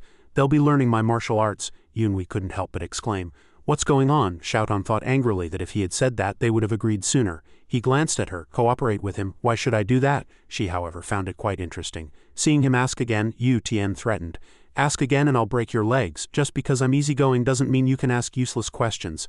I've finally convinced you, and I trust you'll do as I say now." He told him to start by feeling his Yuan talent. When he felt it, he should return to him. Yunwei answered the command briefly, after which Yu Tian also turned to leave, but not without a threat. "If you play any tricks, breaking 2 legs won't be so easy." At this point Xiaotan stammered again, "It's just my intuition, but I think that old man likes you." He, however, thought that was terrifying. He had no intention of getting close. Yunwei thought he should take a look at that martial art. Xiaotan then asked, "Aren't you going to use it?" It turned out he would use it when needed, but what mattered was whether he could learn it. He thought, if people could learn just by looking, why would they need a master? Outside, Yu Tian was riding the wind with ease. He thought of him this way. Besides being bold, he's not stupid, but it's a pity. It would have been better if that pile of words was complete. Of course, if that were the case, he would have found a more suitable person. Because of the use of Yuan talent, that martial art was a secret technique that all martial artists wanted to learn. Back here, Yunwei was shouting, "Impossible." Xiaotan was very confused, so he explained, "If I learn it to the end, I can avoid consuming my Yuan talent." Knowing she was excited, he finished, "I can't possibly die from Yuan talent depletion." She looked very happy, so he had to restrain himself. "Don't get too happy yet. I haven't finished reading." Yunwei continued to read. "Destroy the dantian with internal energy, then immediately move the Yuan Qi." When he read to the end, a line of text stopped. The final missing part happened to be the part that taught how to maintain Yuan talent. Yunwei roared in extreme anger. He should have at least written it down. How could this stupid skeleton die before finishing? Just then, Xiaotan suddenly let out a ha. Yunwei also seemed to remember, according to what the old man said earlier. Yu Tian's threat was, "Do you want to die here with a broken neck, or do you want to learn this and die slowly?" So Yunwei belatedly understood that he already knew this thing was incomplete. Despair made him curse someone even more fiercely. "Damn it, what does he want me to do with an incomplete guide?" Xiaotan was a little confused again. "That guy, why are you so sensitive? How would I know?" Yunwei was baffled by the way she spoke, and Xiaotan explained, "I'm talking to this thing. It's angry that you called it a skeleton." His lips moved for a long time, but he didn't know what to say. Finally, he concluded she was talking to the skeleton, but of course she meant she was talking to the sword. Xiaotan pointed to the thing next to her.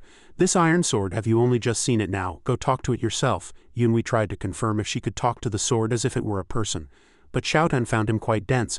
"I'm not talking to it like a person. It's because you're special that you can hear the voice of the sword mirror." He had a somewhat blank look on his face. "I see, so this is the meaning of the sword heart in the Undying Sword secret record." Secret martial arts manuals often have vague instructions, so it was described as the sword heart. The literal meaning should be the voice of the sword.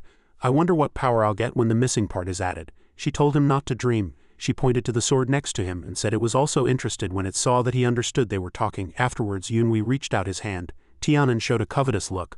"I haven't been touched by a human in a long time." Seeing him shout, Xiaotan reminded him not to make strange noises. He softly apologized and then touched Tianan again. He quickly followed up with a question. "You're Yunwei, right? Can you really hear my voice? Let me introduce myself. I am the Tianan Sword. That was the name my master, the Tianan Sword Master Hu Zhangde, gave me." Seeing his surprise at hearing that title, Xiaotan asked why. It turned out it was because he had heard that the person was famous for single-handedly overthrowing the entire town of Yunnan with just one sword. If he hadn't suddenly disappeared, he would now be one of the top martial artists in the Central Plains. And there were even rumors that he might become the 9th Grand Master. He was curious why such a person would go to an unnamed mountain in Guangdong and die like that. He angrily thought Yu Tian did it, but Tianan shook his head and said it was someone else, and that Zhu Jiang had never once defeated his master. He immediately pondered, one of the 4 absolutes of the blood cult, yet he never once defeated the Tianan Swordmaster. But who could kill a martial artist with such high skills? Even that Yu Tian couldn't win. Tianan said they'd talk about it later. As he had more important things to do now, although he was curious, he also nodded and said he did too. He said he had understood a lot after listening to the conversation. Yunwei needed to learn this move and then fight the twin brothers that Yu Tian was teaching.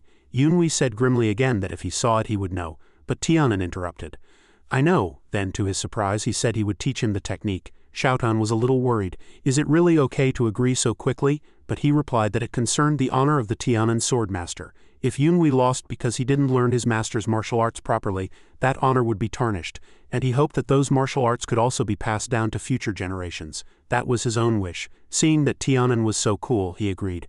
I hope we cooperate well, but Tianan suddenly said they needed to discuss something. He very seriously suggested he become the new master. Although the old master's honor was important because he was a sword, the most important purpose was not to lose his reason for existence. Tianan started to act spoiled again, complaining about being lonely and wanting him to be the new master, even saying something about touching him from sheath to blade. Xiaotan had to step in to calm things down. So annoying, you're making the iron sword act weird too.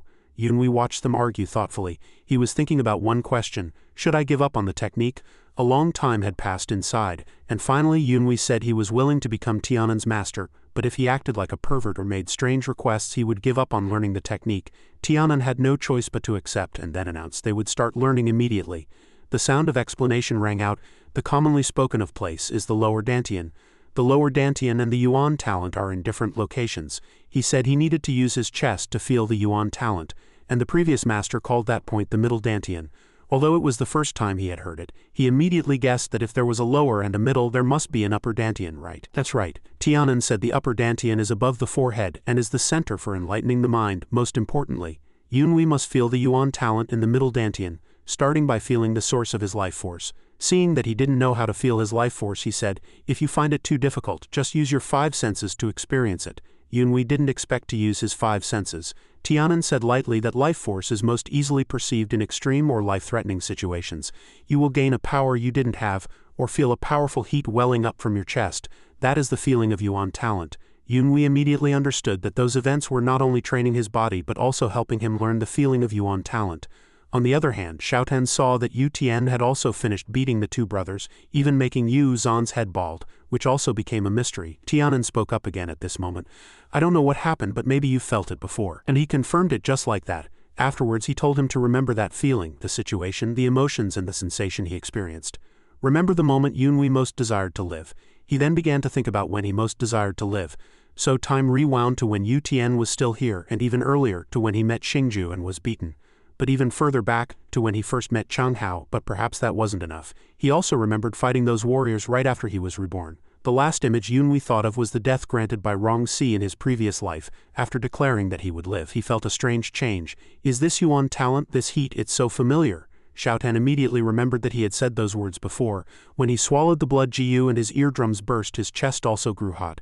Yunhui also nodded in agreement after hearing this. Tianan continued to speak.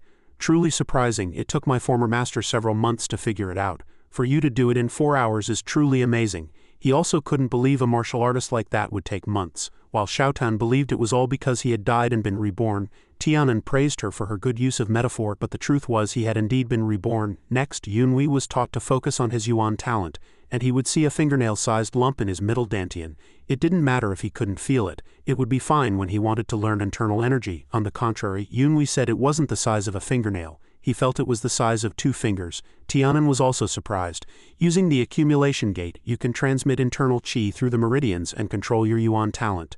He told Yunhui to try hitting a stone pillar in that state, but Yunhui felt it was a bit difficult. Xiaotan encouraged him, saying that if he got injured, his bone energy talent would restore him. Tianan also thought it would be good if that happened.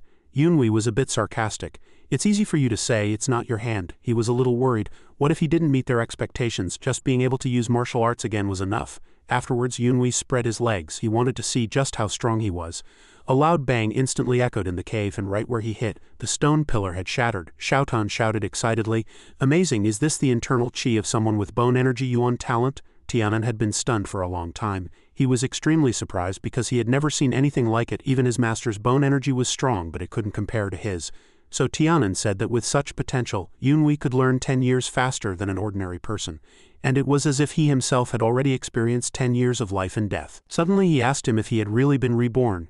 Yunhui kept looking at his hands, afraid he was dreaming because this was better than he had imagined. So he just kept pondering. Is this really the power I possess? Outside it was pitch black. Yu Tian stood there grimly. Useless fool. He stepped on him with his foot like stepping on a rag. Are you trying to run away from me? Yunhui thought he had misunderstood. Although he had been climbing up and down the mountain for about 2 months, how could a person with no talent for lightness skill possibly return on time? Seeing him say to hurry up faster, Yunhui was angry. If I had left half a day earlier I would have been back on time. Afterwards, Yu Tian asked him again if he felt the Yuan talent. Seeing him silent, he asked again, I asked if you felt it. Yunhui hesitated for a long time. About that, now Yu Tian understood that not only did he feel the Yuan talent, but he also felt nothing. Yu Tian cupped his chin and laughed again.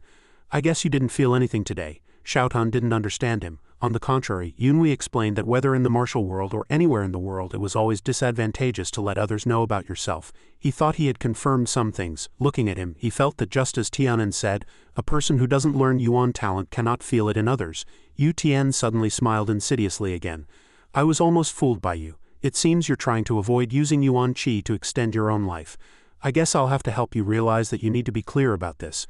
Since the bet was that if Yunhui lost he would be handed over to Commander Hu, Yu Tian explained that when he brought him here, he had already come to see him a few times. He didn't care about this culture at all, but he seemed to want to take him back. At that moment Yunhui realized he hadn't been let off the hook once, and the corners of his mouth had already sunk a little. Yu Tian also said that the twins said he cared about him a lot, and if he said he didn't have the blood Jiu, he would be a lower disciple for life. Yunhui was a bit stunned because this was not what he had promised. Yu Tian retorted that was before he tried to use various tricks to avoid the duel. When he heard him say that was motivation, he just thought to himself, so you want to do it this way? I have something prepared for you too. Yunhui spoke in a low voice. You said you would kill me if I lost. What if I win? Is there any reward? Yu Tian found this cunning interesting. He then said that if he wanted motivation, he would grant him a request if he won. Read through all of this and familiarize yourself with it. You're going to learn this pile of martial arts in the future. That Guanlun Sha technique was the answer to his questions. He had always wondered how to fight with only knowledge of body refinement techniques. Yu Tian honestly said he didn't know the soul returning art that the old skeleton used, but Guanlun Sha would help you balance the soul returning art, and there would be no obstacle to learning anything. He said he also taught the twins this way. Xiaotan found it very strange. He really wanted to help you win that match. The next book was the Starlight Sword art. He had some doubts about this thing in his mind. Yu Tian explained that it belonged to that skeleton, or more precisely it was the sword art that your master once used. Yunhui already understood that this was the sword art for wielding the Tianan sword. Xiaotan found it strange. How could he have the martial arts manual for the Tianan sword? And she also suspected if it was found among those corpses. Yu Tian saw him frown and thought he was dissatisfied, which he of course immediately denied. But Yunhui dared to ask where he got that manual from. Yu Tian seemed to be at a loss for words. He stammered for a moment, admitting that someone had given it to him. Upon hearing this, Tianan accused him, because he stole it and tried to use the Starlight Sword art to defeat his old master. Xiaotan also smiled slyly. Steal? I guess that old man really wants to win, huh? Tianan asked him if Yu Tian would show him the Starlight Sword art, and Yunhui said he would show it to him for 3 days. He stroked his chin and replied, if he shows it to you it means he has already memorized all the sword techniques. He has to use this method to perfect his own martial arts. After the twins finish their secluded training they'll probably show up to fight you. Xiaotan cursed him softly as a despicable bastard. Yunhui again felt that Yu Tian didn't want to fight him, but he also didn't understand his intentions. Xiaotan said angrily, he's a bastard. Does doing this change the fact that he lost to the Tianan sword master? Just then Tianan said something that surprised them. That was because his former master was already dead. His master had fought Yu Tian countless times, but a victor was never decided. Now that he was dead it was impossible to find out who was stronger. So he trained Yunhui as if to settle the score from back then. Xiaotan clearly remembered him saying that his master had never lost. Tianan then said he meant it was a draw. Just then, Yunhui asked softly, no matter what happens, if I lose nothing will change, right? He felt there was still time, so he would think about what he could do. She asked him how. She said if he lost to the golden sword in a fight he should use the 8 light short sword, but Yunhui felt Yu Tian probably wouldn't agree. Tianan spoke softly again. No Yunhui, you don't have to worry. The Starlight Sword art he stole is an old version before my master improved it. After his master lost the manual he practiced and improved it, so now every move of the sword art reveals countless weaknesses. Although the sword moves of the old and new versions are still similar, the revised version has made up for some of the shortcomings of the old one. In short, this is how it was improved. Yunhui breathed a sigh of relief after a day of practice and he listened as he continued. I understand you can learn the improved version. Although it's similar to the old sword art, there are still differences. If he hadn't stolen that book, my master wouldn't have thought of improving it, because whether it was modified or not, it was already too powerful. Xiaotan trembled and said, sorry to spoil the mood, but if I use the improved version, will that crazy old man be surprised? She thought Yu Tian would question him about why he didn't listen to him. Tianan also nodded. Indeed, it was too difficult to improve a nearly perfect sword move, because something like improving a sword technique only happens to people as talented as my master. Yunhui was very confused, between two problems. If he lost, he would be a lower-level disciple for life, and if he won, it would be difficult to deal with Utien. Xiaotan reminded him that if he didn't use the improved version, he would lose. Yunhui understood this, so he decided to use it. Seeing how curious she was, he smiled brightly and said he had a way. After practicing, large dents like ditches appeared on the ground. While the two soul swords were worried about him, Yunhui insisted he was fine. He wouldn't make the same mistakes as before. The natural scenery here was still very peaceful. Two figures were standing at the entrance of the cave. One of them was laughing. It turned out to be the fifth commander, happy that he was about to catch Yunhui. There was still one thing he didn't understand, how he had been lucky enough to become Yutian's prisoner. But now he could no longer rely on him. Then he ordered Duzan to display the abilities of a high-ranking disciple before him. The order to slaughter was given without hesitation. Duzan cupped his hands in salute and accepted the order. Over here, Yunhui heard someone say, "Long time no see, Jiao Yunhui." He also politely returned the salute to the captain, who calmly told him to dispense with the formalities and sarcastically remarked that he was doing a good job as a prisoner. Tianan also recognized that it was the captain who he had mentioned, and he added that he was a nitpicker. But Yunhui was more curious about the person next to him, and also curious why he was able to follow Captain Hu. After a moment he spoke briefly, "The elder will be late. What business brings you all the way from the blood cult?" In his mind, he felt that he was using his internal energy to probe his body. Captain Hu said with satisfaction, "I thought if the elder sent you to do this, there must be something special about you. It turns out your dantian is still the same." Yunhui found it ridiculous because he couldn't detect the Yuan talent. Afterwards, Duzan was appointed to serve in his place. The reason was that high-ranking disciples served much better. He also added, "I don't know how you convinced the captain of the Blood Wolves, but no one has ever seen your grandfather before. I need you to go to the Green Blood Valley to check it out."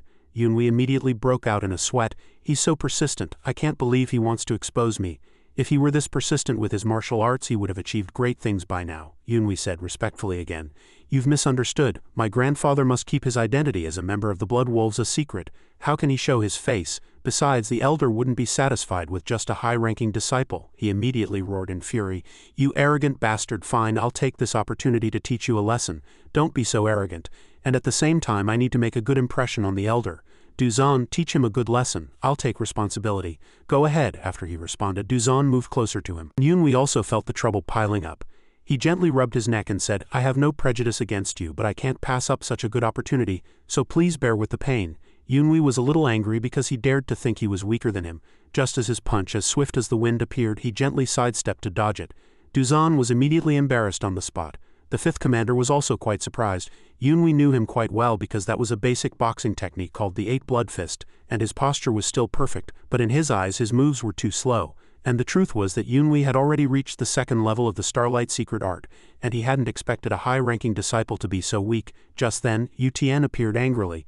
"You dare try to kill my prisoner?" This also made his face freeze. Duzan was a little scared and turned his head mechanically. The indescribable authority made it difficult for him to give a complete salute, and his hand had already gently pressed on his head. Yunhui watched the scene before him blankly. Duzan seemed to be no longer alive. Then a scream rang out. Yutian grabbed Captain Hu's head and asked who he was. He trembled and answered in detail, "I am Captain Hu, serving under the commander of the Blood Extermination Squad." Yutian thought that someone of such a low rank dared to cause trouble on his territory. He deserved to die. Yunhui was terrified because he could instantly immobilize a martial artist, and she just felt that even if she studied like crazy, it would be difficult to be as strong as him. As he answered her, another voice sounded, "Yu Lang is no good. I heard you've been learning sword arts recently, right? You look pretty good." And at the same time, Zhuo Bai found Captain Hu, while he focused his attention on the two brothers, because in just a few days their bodies had become much stronger. He didn't know how hard they had been training, but the slightly sparse hair caught his attention. Yunhui didn't know what they had to endure. At this moment, Zhuo Bai looked at the motionless thing on the ground in surprise, while a plea for mercy rang out, "Please listen to me. We still don't know the background of that guy. Please let me investigate him." Just as Yutian replied that he wasn't interested, another arm struck out. His eyes rolled back and a few of his teeth were broken. Yutian spoke in a deep voice, "I just said I'm not interested in nonsense. You brought another person." He let go of Captain Hu. Then he turned to him and said, "He even brought someone to replace you. He must really hate you." Yunhui also mentioned that he had killed two of his men. Zhuo Bai and Duzan were dumbfounded. Yutian asked curiously, "You killed his men? So stupid. How could you be killed by a guy without even internal energy? It's natural for the weak to die, it's to be expected." Then he ordered them to throw the two of them off a cliff or somewhere. Zhuo Bai and Yunhui both asked him, quite embarrassed. He cursed angrily. so he had to tell Duzan to bury Duzan in the woods. Then Yu Tian smiled again and said, "You just got into a very troublesome situation because you've been targeted by that bastard. The skill of those bastards is that once they bite, they don't let go. You won't have such good luck this time. This is your chance." Yunwei cupped his hands in a salute. He also knew he had to seize this opportunity. So Yunwei wanted to go with Zuo Bai. He asked hesitantly, "I don't mind, but can you keep up?" Yunwei said he looked like he was running out of energy. So for the second half of the journey he would help carry him. Before he could finish his sentence, a green object flew past his face. Yunwei panicked. "What's wrong with that bastard? He's running on the cliff." Zuo Bai laughed at him for being too slow while running. Xiaotan thought he should also learn lightness skill. And Yunwei also thought it would be great if he learned the lightness skill of the Tianan Swordmaster. After that, Xiaotan also told Tianan to talk about that, and he was also willing to teach Yunwei that lightness skill. Tianan hugged him tighter and then said, "But you can't run on this cliff unless you use Yu Tian's lightness skill." My master was also very impressed by it. He didn't notice the two were fighting, only thinking about how amazing his former master was, but anyway he felt he still had to hurry up, and he also didn't know if Zuo Bai understood what the elder said. After a while the fifth commander was thrown on the ground. Zuo Bai wiped his sweat and said, "I think it's fine to leave him here. He's curious if he should finish him off now." At this moment Yunwei appeared and asked what he was doing. Zuo Bai just asked faintly, "You're finally here? Was that crazy old man running in circles? Just what I need to vent." "Great." Zuo Bai said he would break his legs and cripple him. Hearing his terrified voice he just drew his sword and said, "I think you have some misunderstanding. Do you think that old man would just break his legs?" A series of question marks floated up like his confusion.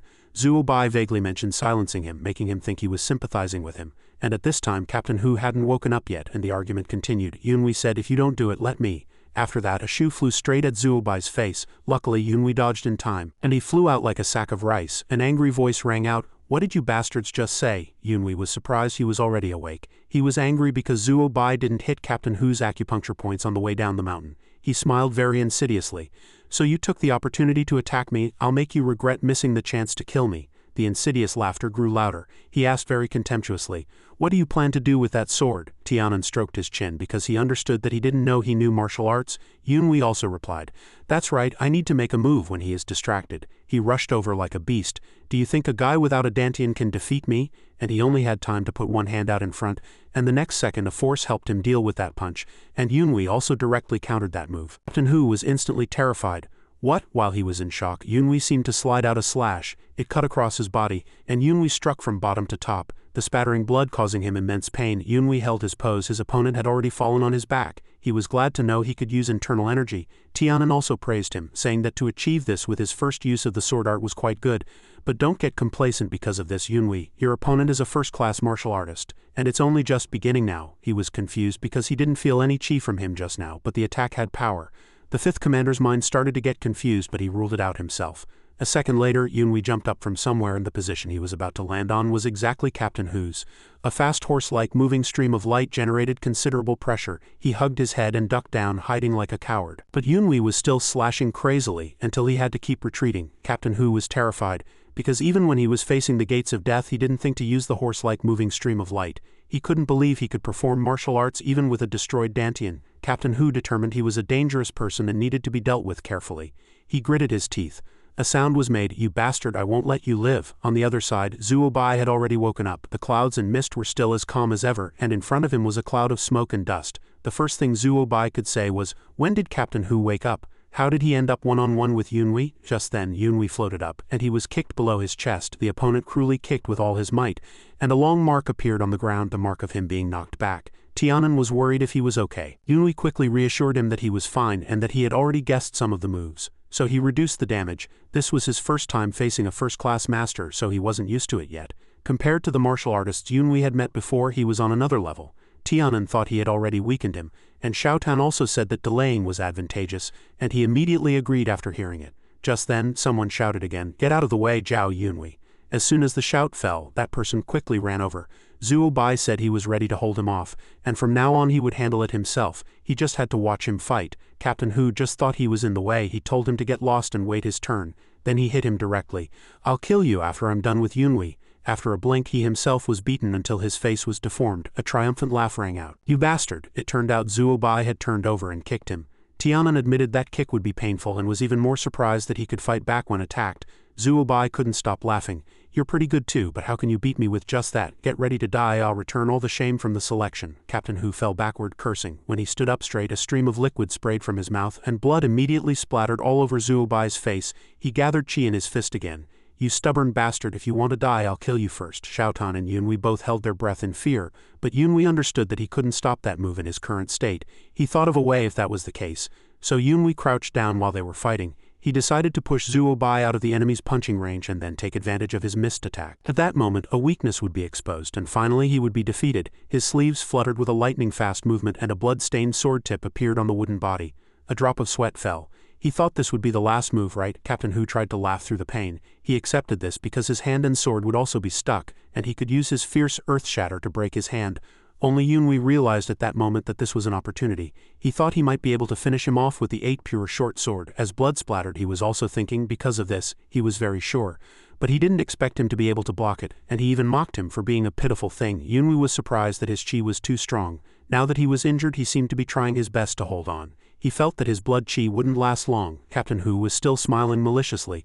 Although I'm injured, you can't kill me. Yunwei secretly thought to himself that with the first level of the Starlight secret art, he still couldn't exert his full power. Afterwards, Captain Hu warned him to hold his short sword tight. Suddenly, Zuo Bai rushed out from somewhere.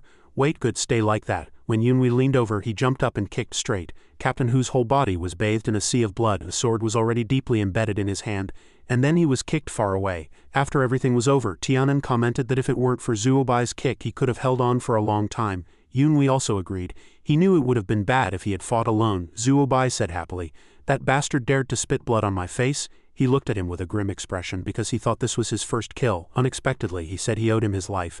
Knowing he had a chance to show off, he had to go along with him. Zuo Bai said they would have a duel soon, but the winner was already him. If that happened, he would become Yu Tian's disciple. After listening, he understood that he had already promised him this. He put his arm around his shoulder again and asked, "As far as I know, if I win, you have to listen to me too." He felt he was too confident again. Zuo Bai thought it was a matter of course because he couldn't touch him. Then Yunwei proposed, "How about a bet? The loser becomes the winner's subordinate." "I'm very confident. How about you?" After Zuo Bai agreed, he turned to leave. "All right, just you wait," but Yunwei thought he should stay and help clean up the mess. The last voice he heard was, "See you later." He was left behind, but he wasn't angry. He knew that in the future, the loser would kneel before the winner, a very exciting thing. After that, Tianan appeared again because he heard him call. It turned out Yunwei wanted to ask if Yu Tian's thunder body technique was more advanced than the Starlight secret art. Tianan nodded, thinking he was curious and wanted to learn. Instead, he just answered implicitly, "I see. My duel with Zuo Bai seems like it will be worth looking forward to." Back at the cave, Zuo Bai reported that it was done. So he received his praise, but Yu Tian was not happy to see him return alone. Zuo Bai had to explain that Yunwei's lightness skill was slower than his, and he could probably come up in another 30 or 40 minutes. He said he hadn't learned it properly, so it wasn't strange that he climbed slowly. Yu Tian could tell at a glance that he had suffered internal injuries. So he asked directly, "Who killed that Captain Hu?" Hearing it was Zuo Bai, he immediately smiled happily.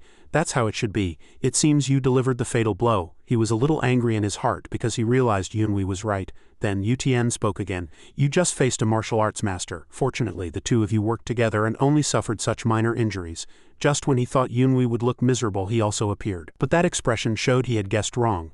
Yunwei reported briefly, "Sir, I have dealt with Captain Hu as you requested. His clothes and hair were very neat." Yu Tian then rewarded his disciple with increased practice time. His retort rang out, "It was a misunderstanding. I was the one who did most of the work." In that situation, he only threatened Captain Hu. But after that, he told him to shut up, and a gust of wind whistled past. Zuo Bai was mercilessly thrown into the cave wall. Xiaotan thought he was also quite pathetic, while Yunwei thought that speaking less would mean fewer beatings. At this time, Yu Tian told him he could leave after reporting, but he replied that he still wanted to talk about the wish he had promised.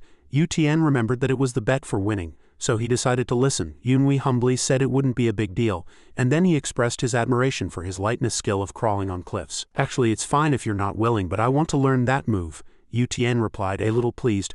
"Are you talking about my lightness skill? All right, I promise you." Yunwei thanked him very gratefully, while Xiaodan hadn't expected things to be so easy. "So you understood from the beginning because he's confident you won't win in the duel." Then Yu Tian briefly announced that the match would be held in 3 months.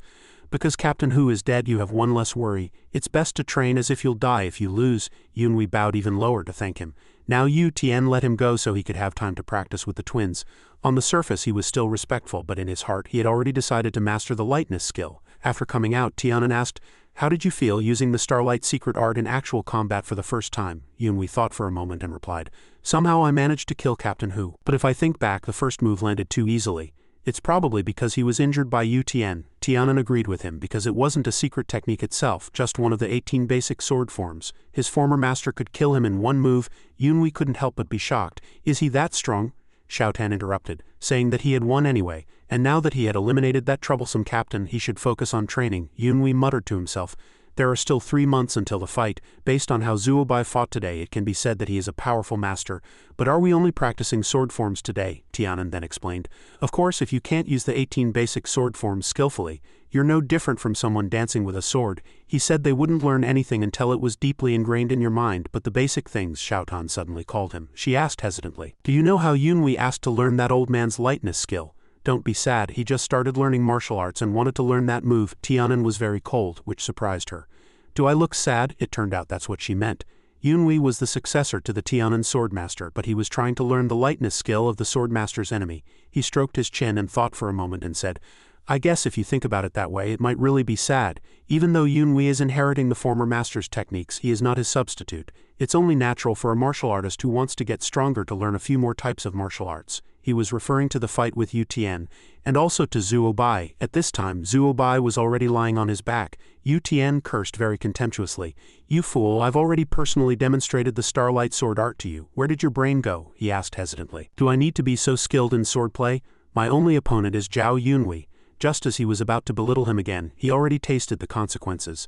The stick lit up as if to show him who's boss. Yu Tian continued to curse, you pitiful fool. Did you learn anything from today's fight? Right now, Yunwei is just practicing 2 secret manuals on his own, but he didn't suffer any internal injuries after fighting Captain Hu. Zuo Bai thought it was impossible because he saw him get hit several times with his own eyes. Yu Tian retorted, do you think I can't tell if he has internal injuries? Since you fought him up close, you should know better than me. Did you underestimate him so much that you didn't notice how strong he was? You basically wasted the opportunity I prepared for you. Zuo Bai was even angrier because he was always being compared to Yunwei, so he decided he had to win, so he asked to see the moves again. Yu Tian found it hilarious that he still wanted to see after being beaten so many times. Zuo Bai shouted loudly that this level of training was nothing. He would show him that his skills were superior to Yunwei's.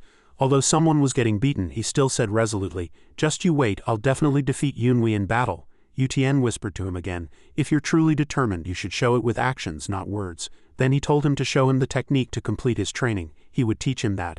Zuo Bai hesitated because he seemed to understand that teaching him that meant taking him as a disciple. A resounding voice echoed in the sky.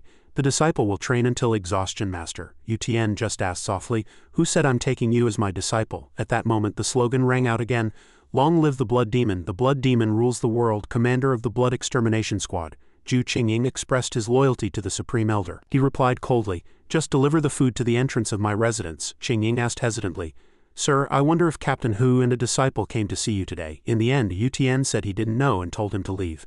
Qingying stubbornly told him that he had said he wanted to see him today. Yu Tian emphasized word by word, commander of the blood extermination squad, are you bothering me for a mere captain? Just like that, Qingying never asked about it again. The scene changed to a cold mountain, but the waterfall here was still rushing. Under a tree, Yunwei was meditating. His focus was very sharp. He sat cross-legged with his hands in a meditation mudra. Just then an icicle above his head made a cracking sound, and the ice lost its connection and fell. It was calculated that he would be injured in a few seconds, but Yunwei still sat calmly. He touched the Tianan sword behind him, and 3 slashes overlapped into a star shape. The ice was thus dealt with by Yunwei, then it turned into smaller pieces, and he continued to swing his sword to cut a few more. Tianan commented again that the posture was not standard, only Xiao Tan thought it was okay. Yunwei thought they shouldn't argue but just do their best. He walked and said that's good. Yunwei said they should go. When they arrived at the agreed-upon location for the match, the high mountains had been frozen for months and the branches had become much more desolate. Just as Yunwei asked what level his sword art had reached, Tianan thought it was still not good enough, far from his former master, but he had practiced very hard for the past 3 months. He felt it was thanks to his good teaching. At this moment, Xiao Tan was a little angry because she was ignored. Yunwei dotingly said thank you to her, but she thought a simple thank you was too superficial. That look scared him. He felt that it was too competitive for a sword spirit to have a woman's personality. Xiao Tan did a somersault and then shouted, you should pay attention to using the Starlight sword art in the upcoming match. But she felt that in the previous matches she had defeated 3 people, proving that she had never failed in those matches. Tianan calmly said, let's just say that's the case, but this time it's completely different. When it's time to stop, it's not about harming the opponent's life. Xiaotan pouted and agreed. That's right, it's a competition of skill. Yunhui pushed her away and then asked Tianan something. For the past 3 months, although he had worked hard, the Starlight Sword art was very complicated, and he had only learned 3 moves, so he didn't know if he would win. He nodded and then answered. 2 moves, although there are only 3, they are the essence of swordsmanship. Compared to my master it's nothing, but for now it's enough for a competition. 1 sword, 1 kill. It's better to be proficient than to learn a lot. Watching him make his move, Tianan felt that he was already very skilled and had learned the sword art, so he just needed to have confidence in himself. After that, Tianan also encouraged him a little. No matter how angry Xiaotan was, Yunhui thought for a moment and felt that was right. No matter how difficult it was, he had to win. As soon as he arrived, he saw Yu Tian looking at him very happily. He spoke sharply. Praise to you, I thought you were too scared and ran away. Have you prepared well these past 3 months? Yunhui replied very respectfully. Yes, everything will be shown in today's match. Just then, Xiaotan told them to look ahead. She hurriedly asked if he felt that the twins were a little different from before, and Yu Tian had already been shrouded in black aura. They first evaluated Zuo Bai. Both sword spirits felt that he was too strong, and he also felt that they had improved a lot. Next was Wu Zan. Both sword spirits paid quite a bit of attention to his bald hair while he thought he had the Iron Head skill. Yu Tian already understood that he had discovered they had changed. Yunhui was guessing in his heart what else those two had not revealed. After that, Yu Tian spoke. The rules of the match are simple. Fight until one side can no longer fight, but be aware that this match is a matter of life and death. No grudges are allowed. Yunhui immediately understood and asked himself who he would fight. Zuo Bai came out to meet him. He felt that he would have many advantages in this way, but his new gloves were very special. Zuo Bai smiled and said, "What's there to be surprised about? You use a sword, I use my fists. It seems you have more of an advantage. But I have to say first, this is the boxing technique the elder used to traverse the martial world."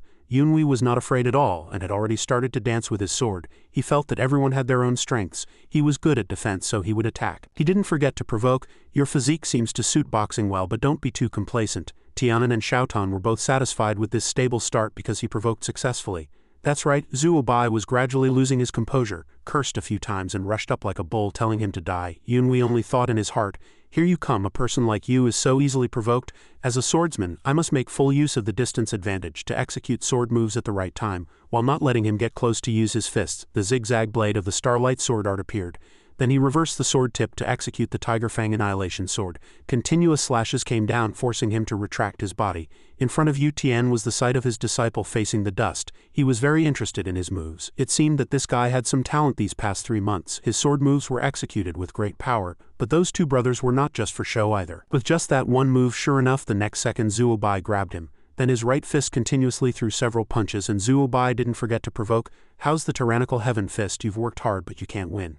Just as a heavy punch swept over, he squatted down in time and the next move stunned him. It turned out that Yunhui flipped back and deliberately kicked his chin, and he also maintained his distance, but Yunhui also felt a little dangerous because his power at close range was too strong. A second later, the match had a new development. Zuo Bai ran over and kicked Yunhui onto the wood. He wiped his wound and said, "Good legwork, a swordsman can actually kick with such power." Yunhui replied humbly, "You flatter me, you have a strong build, that was nothing, and your internal energy has also improved." "Is there a secret?" Zuo Bai replied that his internal energy had grown by practicing boxing, which made Yunhui hate him even more, because he realized he had eaten a spiritual pill. He raised the corner of his mouth to hide his thoughts. Now he had to focus on his training. In retrospect, the current battle was too early to realize that in the future, the twin brothers from Hunan would become the top masters of the blood cult, famous and known as the Black and White Twin Killers. But now he felt he was quite foolish and easily angered, but time would give him the opportunity to develop. Yunhui knew that his subjective judgment had made the situation difficult, and he muttered to himself that he had been wrong for a long time. Zuo Bai told him to say it louder, and Yunhui also emphasized, "I underestimated you. From now on I will go all out." That face was clearly shocked by these words. The snow on the ground was about to be stained with blood because Zuo Bai had received a slash, and Yunhui had already appeared behind him without him knowing when. Yu Tian also stared at the match with wide eyes. In the end, Zuo Bai still didn't understand why his sword moves were so fast. He hadn't even had time to see them clearly. The corner of Yu Tian's mouth twitched as if he was very angry. Yunhui understood it was because he didn't expect Zuo Bai to lose so badly, but he announced that this was just the beginning. The good show was yet to come. So he should watch with wide eyes. Going back in time a little, the wooden stick swung down with a loud shout, directly hitting Zuo Bai on the head. Yu Tian said why he still didn't understand. If you want to use boxing against a sword, you must follow the sword moves closely to deflect it from its path. Zuo Bai trembled and defended himself, saying that although he understood, his moves were too fast for him to keep up. Yu Tian punished him with a sentence, "If you can't see, I'll beat you until you can." Hoarse shouts thus shrouded the memory. Back in the present, Zuo Bai was thinking that although he had been hit by many Starlight Sword Art moves, Yunwei couldn't dodge all the moves he executed. He felt that level was already close to the elders, no one taught him, but the scary thing was that he was very strong. Only then did Yunwei speak. "Why aren't you getting up yet? Want to give up?" Zuo Bai of course stood up immediately. He cursed inwardly that someone like him dared to mock him. He was personally taught by the elder and practiced how to deal with the Starlight Sword Art every day. With the hellish training intensity, Zuo Bai didn't give up and was determined to fight with all his might, so he shouted and continued, "Bastard." Yu Tian suddenly smiled insidiously. Here, Tianan had already said that he had inherited all his ultimate techniques. Xiaotan didn't think he could add the indestructible Vajra body. He said gloomily, "In this case, I guess Yunwei can only proceed as planned." At that moment, his sword marks were separating the two sides and then he was pushed back by his thrust. The Xiaonan sword was immediately gripped tightly, and he held the hilt downwards. In fact, once the sword move was executed, when the blade stabbed straight at the opponent's weak point, it would inevitably erupt quickly. This was how the first form was executed, and the next second Yunwei had already drawn several sword marks. Zuo Bai continued to be suppressed by the Tiger Fang Annihilation Sword in a passive position. He understood that although he couldn't see the full trajectory if he could guess the next move, he could still block the sword, because he had been hit twice but they were only scratches, so he could still move as he pleased. But he had also mastered the plot of his locking sword moves, and his lightness skill was much more proficient, so defeating him was no longer as easy as before. He felt he should attack his lower body to limit his movement. Yunwei continued to create Cyan Sword Chi. Zuo Bai recognized that it was the Tiger Fang Annihilation Sword again, a powerful move to put great pressure on the opponent. Zuo Bai was determined to slowly get closer and then simultaneously deliver a series of tyrannical heaven fists, and when the time came he would pick up the sword move and the movements would be slower. After that, Yunwei drew another vortex with his sword light. He thought for a moment. The Void Stream Slash is a sword move that combines feints and real attacks designed to confuse and prevent the opponent from concentrating. Instead of deflecting every sword move, I will just focus on rushing in and getting close. And it seemed Zuo Bai thought this was very effective. He knew Yunwei wanted to maintain his distance again, which was a subtlety in his fighting style. Using one left hand and keeping the body always balanced is the second form of the Starlight Sword Art. The Hidden Heaven Slash is a move that collides with the opponent to create an opening for oneself. It's just that Zuo Bai knew that if the user couldn't predict the enemy's movements, it couldn't be fully effective. Now that he was off balance, the opportunity had come, so Zuo Bai immediately gathered power in his fist. Yunwei was turning around as if about to fall, and his fist was already filled with chi. Stones fell one after another, and Zuo Bai was very proud that he had broken the sword art. Zuo Bai asked in his heart, "What are you going to do now, Yunwei? I know all the weaknesses of your Starlight Sword Art. It's useless against me now." On the contrary, Tianan said the plan was already very successful. And Xiaotan was even more excited. Yunwei raised the corner of his mouth because he was just pretending to be careless to make him let his guard down. And now the moment he was waiting for had arrived. Tianan said faintly, "All right, everything will go according to plan." Xiaotan also agreed because everything was going according to plan. Those few wounds would heal quickly because he had internal energy from cultivating the Yuan talent. After circulating it for one cycle it would quickly take effect, but Yunwei still felt pain. But anyway, with this he could still show Yu Tian that the Starlight Sword Art in the secret manual had been broken. If Yunwei still used it he would be a real fool. Now he needed to fight with the improved Starlight Sword Art, on the grounds that he had figured it out himself, and no one could find fault with it. On the contrary, Zuo Bai was still excitedly hoping he would continue to attack. He thought it was useless no matter how hard he attacked, but an accident happened. In front of him was the Hidden Zen Slash move, and unexpectedly it was sharper than usual. The horizontal and vertical blades slashed over. He used so much force with his legs that dust and smoke flew everywhere. Yu Tian had also noticed that the sword move had changed. Zuo Bai couldn't help but say it out loud. "Bastard, what did you just do?" Yunwei replied with a smile. "You broke the sword art, so I changed it a little. Do you like it?" He felt scared because it was impossible to do that, but the fact was happening right before his eyes. Zuo Bai could only feel that everything was stronger and harder to approach. One of his legs had already knelt because he was injured. But that wasn't a problem. He felt that even if the moves changed there were still gaps, and Zuo Bai needed to close the distance at that time, so he had to seize the opportunity and hit him directly with a heavy punch. Yunwei was a bit permissive when he was hit, but soon Zuo Bai was stunned again because his arm was blocked by Yunwei. He blocked the attack with his left hand and maintained his balance, while keeping his distance and counterattacking with the second form. Then a cold sword chi swept out from the second form. Yunwei ran while slashing out many hidden Zen slashes, the final target of the sword tip being Zuo Bai. At that moment Yunwei discovered again a perfect execution of the hidden Zen slash. But why was his hand injured? It felt like hitting steel. He looked at him with a deep gaze. It turned out that something strange was happening to Zuo Bai's body. It seemed that the lower dantian was regenerating power for him. Yunwei heard a voice say, "It's not over yet." It was hard for him to understand how those two gloves came off. Tianan only said it was the golden body blood body, and this news hit his ears like a thunderclap. It turned out he was already using that. This battle would be very different from what he had experienced. Tianan told him to get away from the opponent immediately. A murderous voice rang out. "Hey, Jiao Yunhui, where are you looking?" Although that punch missed, it still left a scratch. Yunhui felt he was incredibly fast, because his lightness skill was already fast before, and now it had improved even more after learning it. That punch just now was just a warning to him. If he really used his boxing, he wouldn't be able to dodge it. Yunhui didn't expect to experience such a difficult moment. So what he needed to do now was to end this battle immediately, this time. The sword path meandered like a sea wave. Yunhui rode that wave and rushed over, and on this side, Zuo Bai also ran over, with scalding internal energy behind him. His sword path was even harder this time, and stabbing it had no effect on his skin. After that, Yunhui suddenly stopped his movements and a huge force passed through him. Muscular arms filled with yuan qi, and in front of him was a scene of flying dust and smoke. Yunhui had difficulty breathing because he was hit in the chest. He was a little scared of this amazing power that was even stronger than last time. A spherical figure was flying over, and Yunhui was a little surprised by its change. Zuo Bai's eyes sparked with fire. He raised one leg, and his hard calf had already come down heavily. Yunhui formed a platform with both hands to block the attack. He was glad he blocked that move, and it was hard to create a chance to counterattack. The two sword lights of the Jiao hidden Zen slashed out again. Zuo Bai's whole body was pushed against the rock by the pressure, but he could still continue to stand up. When Zuo Bai stood up, the smoke and dust from the previous blow had not yet dissipated. He gritted his teeth and said, "Damn it, I don't have enough time. Every time you see me get too close, you use the hidden Zen slash." If that's the case, suddenly countless rocks appeared in front of Yunhui, and he looked small in that hail. Yunhui thought as he cut them open, "Is he trying to mess up my direction? This move is more like a real attack." Just then, Zuo Bai suddenly appeared, and he also knew he was approaching quickly. But while blocking the sword, Yunhui was stunned. Song Zuo Bai, looking at the cracks on your body, I'm afraid you're not well. The sword in his hand also gradually tilted. Zuo Bai pushed him away and asked, "Are you worried about me?" Then he came over aggressively again. "Don't think you're stronger than me, bastard." Tianan reminded him that it would be dangerous if this continued, and he needed to come up with a countermeasure, and he himself couldn't last much longer. On the contrary, Tianan said he wasn't worried about him, but about Zuo Bai. When he was with his former master, he had seen Yu Tian's golden blood body several times.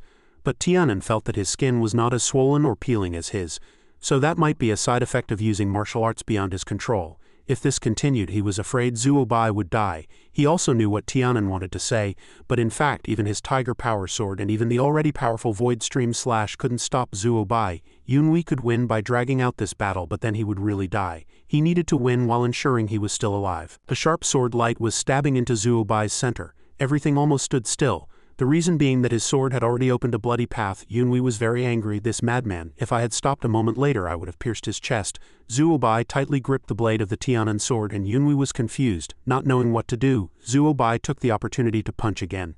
Just then, Yunhui seemed to remember something, which was the way to solve this situation. At this moment the two hands on both sides were tightly intertwined, and a hint of surprise flashed in Zuo Bai's eyes. As for Yu Tian, he looked very profound. Xiaotan shouted worriedly, "How can a swordsman get close to someone who fights with fists and feet?"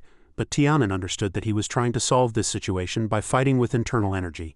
Yunhui deliberately let Zuo Bai's internal energy merge with his own, forcing him out of the golden blood body state. Xiaotan was afraid of using the Yuan talent, and Tianan also felt that it was very disadvantageous. Zuo Bai's whole body was wrapped in a scorching orange aura, while Yunhui let the Tianyuan talent release freely. Just as Xiaotan panicked seeing him being pushed back, Tianan told her to look at his expression. Although at first glance Zuo Bai had the upper hand, he would definitely run out of energy first. Tianan was impressed by his murderous determination, and Yunhui was not only highly skilled in martial arts but also had a chivalrous spirit. If things continued like this, it would be a perfect victory for Yunhui. Zuo Bai said in a terrifying voice, "Competing in internal energy, how dare you play this game with me?" But a second later he almost ran out of energy in front of him, and at that moment the blood body was released. Then Zuo Bai's whole body was thrown out and Yu Tian came out of nowhere and pulled him away, and Yunhui was also pushed away by that intervention. He fell to the ground with a loud thud. After landing he immediately asked, "Why did you interfere in the match, Elder Demon Blood Ghost Sky?" He just smiled and replied, "I saved you from exhausting your internal energy and you only have this to say." Because a winner had not been decided, Yu Tian declared this match a draw, and Yunhui's face immediately stiffened. He continued to question him why he didn't use the sword art from the secret technique he gave him, and he immediately replied, "I wouldn't be so foolish as to do that. I know you've completely mastered it, which means you know its strengths and weaknesses. So if I still used it as it is, those twins would have been able to restrain me." Yu Tian raised his chin and retorted, "So that's why you changed it?" He nodded firmly in affirmation again. He couldn't believe it and asked him if someone else had taught him. Of course he wouldn't tell the truth. Yu Tian snorted coldly. The sword art you displayed is only this much.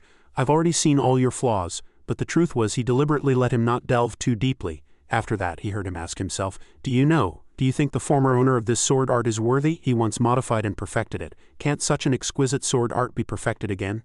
Yu Tian burned with anger and roared the two words Tianan. But in the end he calmed down and said, anyway, it's useless to say anything more. But Yunhui still insisted that he would have won without the intervention. Because you could tell by looking at Zhuo Bai's condition. Yu Tian still stubbornly affirmed the four words, no winner decided. He spoke with dissatisfaction. You're going too far. Do you really think this is fair? Please reconsider. The truth is Yunhui only has half of the technique cultivated, while that Zhuo Bai has inherited all his boxing techniques. Moreover, he knew all the weaknesses of your sword technique and even used spiritual pills to enhance his internal energy. Not to mention he was wearing a pair of rare gloves. Yunhui felt helpless, not knowing what to do in this situation. But he knew he had won a battle he was destined to lose. He forcefully questioned Yu Tian, if you don't want to admit my victory, did you intend for me to die from the very beginning? Am I just a pawn to you? Do you think he could match me in a fair fight? What if you hadn't enhanced his internal energy or given him those gloves? Yu Tian burst into a frenzy of laughter after hearing this. He stomped his foot hard on the snow-covered ground and the reactive force immediately sent Zhuo Bai's body flying up. He directly questioned Zhuo Bai, who gave you permission to use that? I told you that you couldn't fully control it. Forget that foolish thing, but did I give you spiritual medicine? Zhuo Bai could only allude to the spiritual pills he received every night. Yu Tian tightened his grip. You call that stuff a spiritual pill? You fool, if I had that many spiritual pills, why would I give them to you? Afterwards, Yu Tian asked him if he knew why he had taught them martial arts. It was because they had the perfect constitution to learn the golden body blood body. It turned out that the blood circulation of those two was faster than ordinary people, which allowed them to quickly manifest their internal energy. When they used the blood body, their blood flow became too fast, causing them to lose control of their internal energy, and their blood vessels would become overstrained and burst, leading to death. If he hadn't intervened, that guy would have been long dead. Those few spiritual pills were just to help control the speed of their blood flow. As for the weapon, you don't even know what kind of sword you're holding, yet you dare to say that? The air seemed to freeze. He said that although the sword was old, it contained cold iron, making it an ancient sword superior to others. Tianan was very satisfied because he had finally said something sensible. However, Yu Tian also felt that Yunhui was at a greater disadvantage. Because this match was originally set up for Zhuo Bai to win, however, Yunhui turned the tables, which was contrary to his expectations. The match ended in a draw, so Yu Tian cancelled his promise. Yunhui said sadly, in the end I'm still just a pawn of yours. But Yu Tian said that after this match he had decided to take him as his disciple, because it would be too much of a waste to lose a potential talent like him. Some people are considered martial arts geniuses. These people always learn by analogy. They are hard to find, and you are one of them. Yu Tian had already made his decision. Yunhui felt that he considered his talent to be a gift. Tianan encouraged him, saying it was his talent. Xiaotan also told him not to feel inferior. Yunhui thanked them with great emotion, but it was still too early. He had one more question for him. So Yunhui directly asked, even if I become your disciple, I still can't learn the golden body blood body, right? You said only those with fast blood flow can learn it. Yu Tian smiled and told him he should be grateful that he didn't teach him that, but instead helped him perfect his sword art. He continued in a deep voice, do you know that what you are learning belongs to my enemy, who was once the overlord of Yunnan? He feigned shock and surprise, and those exaggerated words confused Tianan. He asked doubtfully, didn't I already say that? Xiaotan explained that he was acting because it was the first time he had heard this, so he had to have this attitude. She told him to get used to it because it's called playing dumb. Yu Tian told him that after the Tianan swordsman's death he was the person who understood the starlight sword art the best and the one who could help him perfect it. Yunhui felt it was unnecessary because he had Tianan to teach him. But Yu Tian mentioned repairing his dantian again. Seeing his confusion, both sword spirits seemed to be encouraging him to seize the opportunity. Yunhui spoke very respectfully. Disciple Jiao Yunhui pays respects to master. It seemed that after this sentence his fate changed dramatically. Zhuo Bai called out hesitantly, Elder Demon Blood Ghost Sky. It turned out he was referring to his brother and him. Yu Tian answered generously, although you two are clumsy, I can't drive away people who have learned my martial arts. I don't like it, but I will also take you two as my disciples. Zhuo Bai quickly pressed his brother's head down and they bowed to him together. However, Wu Zhan was a bit mischievous when reporting his name, which annoyed him a little. One thing he didn't expect was, congratulations, junior brother. I can't believe I have two junior brothers so soon. I really can't believe it. The sounds of a few arguments over who was the senior brother made the corners of his mouth twitch into a slight smile. Then Yu Tian's laughter rang out. He was asking someone, Song Da, did you see that? The one who inherited your martial arts has become my disciple, so this counts as my victory. As he was in shock, Tianan said with disgust that if he became his disciple he wouldn't help him. The ice and snow on the mountain witnessed everything, and the waterfall still flowed gently. Walking inside, Yutian immediately asked, "Are you okay? I've finally surpassed you." Suddenly he frowned, except for one thing. "Song Da, tell me you've passed away so naturally you won't respond," he continued to ask. "Who dared to kill you?" The story of that year began. That day, Tianan's master received a letter which mentioned the time and place, and also included a flower. His master had received many challenge letters before, but that letter was unsettling. To this day, Tianan still doesn't know who he fought, only that the opponent had a golden eye. It's unknown how many times swords clashed in that match. At that time, the opponent was a young man in the rain, but he was able to defeat his master. In about 40 moves, that famous bamboo hat was cut down, and he was the 8th-ranked master in the martial world. The Tianan swordsman who ruled Yunnan had come to such an end. This was all Tianan knew about the person who had pushed his master to the brink. Xiaotan was very surprised by this story, and he felt something was not right. She then reminded him to watch his words. Tianan's master lost because the opponent was too strong, and he also felt he was not weak. But he just suspected something. Yunwei kept staring at Tianan. He himself dismissed the thought. It was already late, so Yunwei chose to go to sleep. He said goodnight dotingly. Xiaotan was a little unhappy because swords don't sleep, and Tianan had already entered a quiet state. It turned out Yunwei wanted to soothe the two swords so he could inquire about the Tianan swordsman, but the result was not very good. According to the Tianan sword's reaction, he felt he was still hiding something. But he said still didn't explain why his master was in Guangdong, let alone the strength of the 8th-ranked master. It was too unrealistic for someone like that to be seriously injured in 40 moves. If the opponent was very strong, it wouldn't have taken that many moves. Yunwei remembered Tianan saying he pushed my master to the brink, which meant the person who actually killed him was someone else. Yunwei deduced that after that battle, the Tianan swordsman was still alive and chose to recuperate here. Someone might have appeared later, and that person was the one who really killed the Tianan swordsman. But he didn't know if it was that man with the platinum eyes or someone else. In short, he only knew that person's goal. The Tianan swordsman had told Tianan that he wanted to find a successor but never had the chance.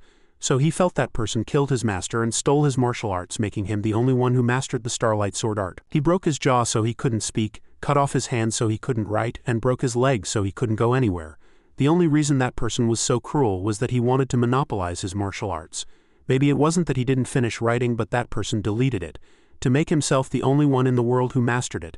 Yunwei clenched his teeth in anger. Although he was not his disciple, he was very angry since he became the successor of the martial arts. Not to mention that the Tianan sword couldn't help because it was just an object. When he witnessed all this, he wondered what he was thinking. He remembered that when they first met, Tianan avoided the topic by saying they would talk about it later. Maybe it was because it was too terrifying. Yunwei decided to wait until he was really ready to tell the story and not to mention it now. This was the best he could do. Xiaotan kept asking, and as expected he didn't answer. He just said thank you softly to Yunwei, but she misunderstood and thought she should say he was welcome. "We are all swords, of course we should help each other." And she even pretended to be very considerate. "Don't worry, if that guy named Yunwei asks about your master's death, I will immediately distract him." But Tianan said he seemed to have already figured it out, so he wouldn't ask again. It turned out that it didn't have to be through words. Tianan understood him through the connection between master and sword. Xiaotan could only comment briefly. "How can you be so good at pretending? You came months after me, and you dare to use that tone as if you know him well. Let me teach you a lesson and let you know your place." As he was about to fall asleep, Yunwei heard a loud noise. Yu Tian had suddenly appeared behind him at some point. So he greeted him but almost used the wrong title. However, he suddenly punched him. "You weakling." That punch hit him on the head, making Yunwei's whole body freeze. The anger continued to erupt. "Do you think being my disciple gives you the right to sleep in?" Yunwei apologized verbally, but in his heart he was unconvinced because he hadn't given any orders. He was taken to another place. Yu Tian said in a deep voice, "This is the first time I'm taking disciples, how can we just sit?" They were stunned when they saw the huge wine jar, and he also declared that they couldn't sleep until they finished it. When asked who would drink first, all three faces lit up. They scrambled to be the first. In the end he had to shout, "One at a time, you brats." The next morning Yunwei yawned lazily. White snowflakes were blown through the cave opening by the wind. He couldn't help but sigh that the snow was falling even heavier than yesterday. Someone else appeared. "What are you doing so early in the morning?" Yunwei asked with a bit of schadenfreude. "Awake, how are you? Are you okay?" Zuobai replied angrily. "Do I look okay? That old man can't hold his liquor but insists on drinking, and then he gets drunk and rowdy." Yunwei just thought he was too foolish and also mocked his pain of being rejected by Moonlight. And at this time, he was criticized for being disrespectful to his senior brother, so he had to bring up the old debt of saving his life. Yunwei then remembered that was when he kicked Captain Hu, and he was also the one who declared that the winner takes all and the loser is nothing. So Yunwei asked him if he remembered the bet. The pleasure intensified. "Do you want to call me senior brother or sir according to the bet? If you're not convinced, let's fight again." In the end, Zuobai whispered, "Senior brother." Of course Yunhui didn't hear him, so he shouted loudly. Yes, senior brother, but my internal energy is clearly stronger than yours. Xiaotan appeared and asked about him, deliberately not hurting him. It turned out he knew but wouldn't admit it. Afterwards Yu Tian also came out.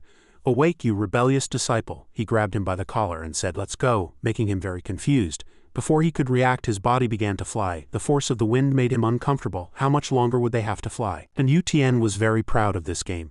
Even if he shouted loudly, he used the excuse that his lightness skill was slow and it would take a long time to get there. Before he could ask what they were doing at Green Blood Valley, its main hall had already appeared. Qingying was inquiring about a prescription, and fortunately, the other party praised the improvement in the patient's condition. Just then a sudden crash came from behind. Yu Tian said loudly, excuse me, is the divine physician here? Please treat this boy for me. Only Yunhui was screaming in his heart, divine physician, please save me, and just then, someone stopped them. Yu Tian turned around reflexively. As soon as she appeared, she greeted Yu Tian, and this character's origin was Bai Sha, the green blood star of the blood cult. She was probing into Yunhui's mysterious identity. Seeing Yunhui start to perform a cumbersome etiquette, he stopped him. It turned out that because he was now his disciple, but not kneel before his subordinates. Afterwards, Yu Tian said domineeringly, this seat wants to speak with the divine physician immediately. Where is the divine physician of 10,000 deaths? Is he here? But a second later, someone opened the door. Fourth esteemed one, long time no see, your temperament is still the same as before. Have a cup of tea. He also smiled and replied, all right, you've worked hard, have more tea. Xiaotan was very surprised by this politeness, and he also felt it had been a long time since he had seen him like this. Moreover, he felt that the newly appeared person was not the divine physician, different from what he had imagined. He should have white hair and a white beard. Yu Tian held a token and briefly ordered him to heal his dantian, and if he could heal it, he would give him the token. However, the other party requested to refuse. It turned out that during his stay in the Central Plains he had received many tokens as payment for treatment. Yunhui roughly thought about it, they were all tokens from prominent figures. And there was also the token of the #1 assassin in the Central Plains. In front of those people's tokens, Yu Tian's things were of little value. The divine physician of 10,000 deaths said again that a problem with the dantian would not affect one's life, and he had a more important patient, so he would not treat him. If he understood, he should let Yu Tian come back later. And Yunhui was curious, was that person an important patient? Who was it? Yu Tian asked angrily. Isn't it a matter of life and death? If this child is not treated, he can't use internal energy, he can only die. Are you going to treat him or let him die? Hearing the threatening words, he was a little stunned. But then Yu Tian said he could even cure a cracked skull, so he wanted to try. And poor Yunhui could only shout in his heart. What are you talking about? The divine physician of 10,000 deaths replied softly. What a pity, I heard that's your first disciple. If he dies, remember to drag him out. I'm busy. As they watched, the door slammed shut. Yu Tian coldly waved his hand back. Yunhui was lucky to be caught by Qingying. The anger grew stronger. You dare to be disrespectful to this seat. All right, if the child behind the curtain just now is gone, I suppose the divine physician won't be sick anymore, right? Bai Sha immediately rushed out. Fourth esteemed one, please stop. Step back. His movement also stopped in midair. Yu Tian shouted loudly, you dare to block this seat? You suddenly make me curious who that person is. But a second later his pupils contracted sharply. That expression made him curious.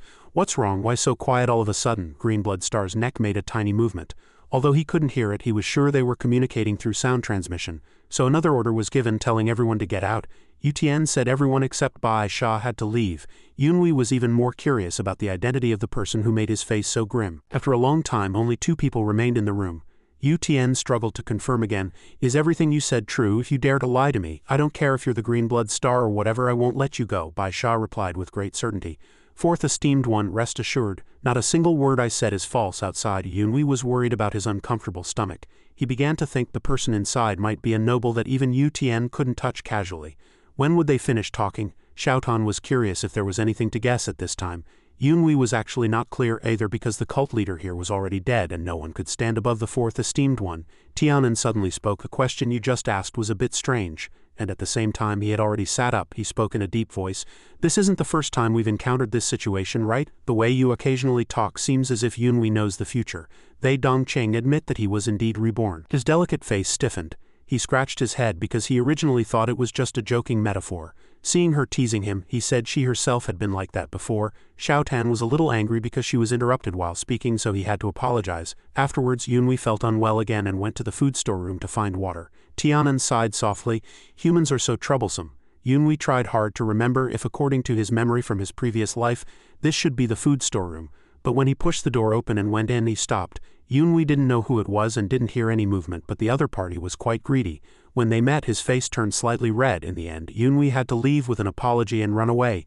Lian Sha immediately chased after him because she thought he was the fourth esteemed one's disciple, and she didn't forget to remind him to forget about her stealing food.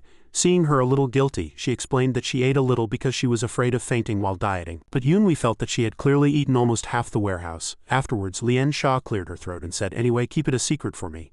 Seeing her hand him 2 copper coins, a CEO's line appeared in his mind. "This girl is really interesting. Why bring out money when we're just talking?" Just then his master called him. Yu Tian shouted loudly, "Come here quickly." Seeing him run away like the wind, she tried her best to stop him. Yu Tian punished him for not staying put, and Lian Sha also knelt at Bai Sha's feet. Seeing him question, he explained that it was because he was a little thirsty. Just then, Yunhui felt someone transmitting a message to him. Her whole body exuded a murderous aura, threatening that he would die if he told. So Yunhui continued to explain that he hadn't found water yet.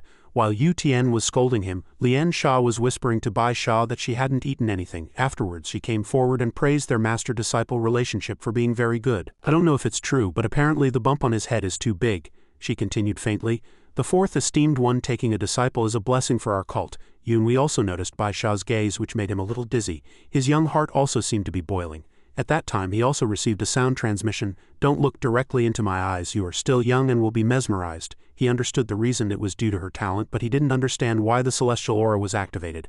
Seeing him in a daze, Yu Tian warned her not to play tricks. Bai Sha then smiled and said, "How could I? How would I dare to do anything in front of the fourth esteemed one? Since that's the case, we will take our leave first. We will meet again." The fourth esteemed one also hummed softly, then watched their departing figures. Finally he lowered his voice and cursed, "A bunch of troublesome guys." Yunhui looked at him blankly as if waiting for something.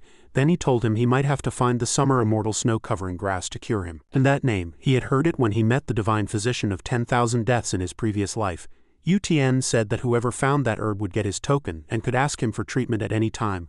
Although everyone thought it was difficult, he thought it was easy because he knew where it was. Yunhui heard him curse again. Damn it, that young lady just now colluded with Yu Tian, and then she transmitted a message to him, telling only you, "If you leak it, I'll kill you." Do you remember the person behind the curtain in the divine physician's room just now? That person is the granddaughter of the recently deceased cult leader. Yunhui couldn't help but be horrified. A descendant of the blood demon is still alive. This was top secret information he didn't know in his previous life. The Blood Demon was a major figure in the history of the martial world, who united the Dark Path and the 4 factions to form the Blood Cult. In the past, the righteous factions formed the Martial Arts Alliance to deal with the Blood Demon. After the siege was successful, a major martial arts force joined the battle, turning it into a battle between good and evil. Everything happened because of one person, just because of the Blood Demon. After the war between good and evil ended, countless masters joined forces to kill the Blood Demon. They also hunted down the descendants of the Blood Demon to eliminate the Blood Cult. Until then, this was all Yunhui knew. Countless righteous martial artists had stopped the seeds of the Blood Demon, but he never expected to have just met one. Xiaotan immediately understood why Yu Tian accepted the divine physician's proposal. He also knew there was no other way. In his previous life, even strangers were mobilized to search for it. Since that was the case, he knew he had a chance to become the benefactor of the future cult leader, but he hesitated. Was that enough? Yunhui believed that if he didn't become stronger, even with a good opportunity, he would be manipulated by others. Xiaotan asked doubtfully, "Aren't you going to look for the herb?" He felt he definitely had to seize the opportunity. Both sword spirits encouraged him, but she felt he was a bit too relaxed. She was afraid that someone else would find it first, but he replied that it couldn't be found now. It turned out the herb's buds were buried, so they couldn't be discovered. The divine physician of 10,000 deaths didn't know either, so he wasted 3 days searching. Yunhui said that after the sun set, after the others had retreated, he would go directly to the herb's location. The space in front of him seemed to be being sucked into his vision. Yunhui felt in a good mood because in his previous life he was always jealous of people who could use lightness skills. Seeing Tianan call him softly, he replied that he already knew. He thought everyone had given up, but there was still someone following him. Yunhui then asked Tianan if he knew who it was, and it turned out to be the girl he met in the morning. Lian Sha was accelerating and was about to catch up to them. He couldn't believe this possibility because no matter how much you practice lightness skills, it would be difficult to chase for a long time with that kind of body. Yunhui was confident that he could shake her off by dragging out the time. He first made the snow on the tree fall, and confusion suddenly enveloped Lian Sha. And while her vision was obstructed, if he continuously used his lightness skill to fly up the tree, he knew he could successfully shake her off. Even if she saw the direction, she wouldn't be able to catch up with that time and distance. But suddenly Tianan warned him that she was above. Lian Sha appeared like a female assassin. Her hands were casting a spell, and he stopped because of it. She exuded charm and then ordered him to stop. Yunhui felt his pupils abnormally dilate, and then Tian Sha struck down directly. Fortunately, he drew Tianan in time to block it. He shouted in panic, "Miss, wait, why are you attacking me?" In that instant his body fell to the ground. Although he landed safely, he also realized she was stronger than him. Lian Sha asked after landing, "I heard the fourth esteemed one's disciple has a problem with his dantian. How is your lightness skill so good?" A Ren scratch mark streaked through the air. Although he lay down in time to dodge it, he was still very panicked. Yunhui didn't know what lightness skill she was using. It was like a powerful eagle. Moreover, the martial art that turned her fingertips red was a characteristic of the blood hand demoness. He quickly used his sword to block the attack on his head. Now the more he dragged on, the more disadvantaged Yunhui would be, unable to subdue her, so Yunhui needed to talk. Then he made up his mind and slashed down with a powerful sword. The surrounding space was quickly obscured, and he slashed up another sword light. The ice and snow shot out like a blizzard. Lian Sha knew at a glance that he had deliberately missed. He took the opportunity to ask, "Why are you chasing me, miss? You scared me." The cracks on the ground extended into a trench. She said she chased him when she saw him running away. Yunhui was a little angry because that had nothing to do with her. Lian Sha bluntly exposed him. "Does it matter? Don't you know where the herb is?" Yunhui was startled but still pretended to be innocent.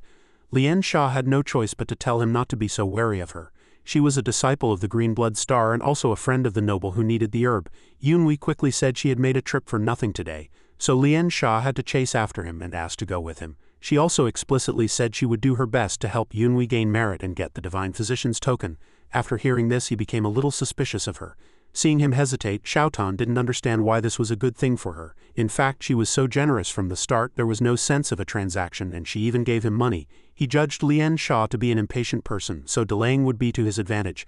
Meanwhile, her voice rang out again. "I only said that to be wary of you. Don't think about running away. You know I'm faster than you, right?" Yunhui thought that to build trust he should add another bet. He asked Lian Sha to teach him the lightness skill she had just used to chase him. He said it was a kind of advance payment. Lian Sha found the request rude, and just as he was about to leave, he was certain in his heart, "Miss will teach me because that's the kind of person she is." Sure enough, she agreed, but with a condition. He could only use it in a life or death situation. Xiaotan was quite disgusted by this because Lian Sha had agreed even though she didn't want to reveal it. Tianan explained that she was doing it for friendship, but Yunhui thought it might not be friendship either. In the end, he still asked Lian Sha to come with him. After a while, Lian Sha cried out in surprise, "You're using innate true chi to perform lightness skills. You could die if you don't want to live a short life. Stop doing that." But he thought that if his dantian was failing, he had to do it this way. He asked her how she knew he had information about the herb. It turned out the first reason was his whereabouts just today. Lian Sha had mobilized people to search for 6 hours, during which she had seen Yu Tian several times, but not him. Second, she was very sure of it. She felt it when she followed him. The way he moved was like someone who knew the destination in advance, not searching, just walking straight ahead. Afterwards, Lian Sha asked again, "Your name is Yunhui, right? I think I'm older than you. You can call me sister. A disciple of the fourth esteemed one should be like this, and I'm not that old either." After reaching a cliff, he said the herb grew below. They argued for a bit, mainly because Lian Sha scolded him for daring to think of selling the herb for money. After a while, the precious flower was also in hand. Yunhui plucked it and confirmed it was the one, the summer immortal snow-covering grass. Lian Sha breathed a sigh of relief. "So this is where it was, what luck. Let's pick it and go back together." Yunhui looked at her for a long time, so happy he was at a loss for words. Sure enough, before he could hand it over, he heard someone warn him to jump up. A guy in a cloak had come out of nowhere. Afterwards, the summer immortal snow-covering grass was snatched away. Yunhui was terrified because he hadn't sensed any trace of them. A master that even he couldn't detect.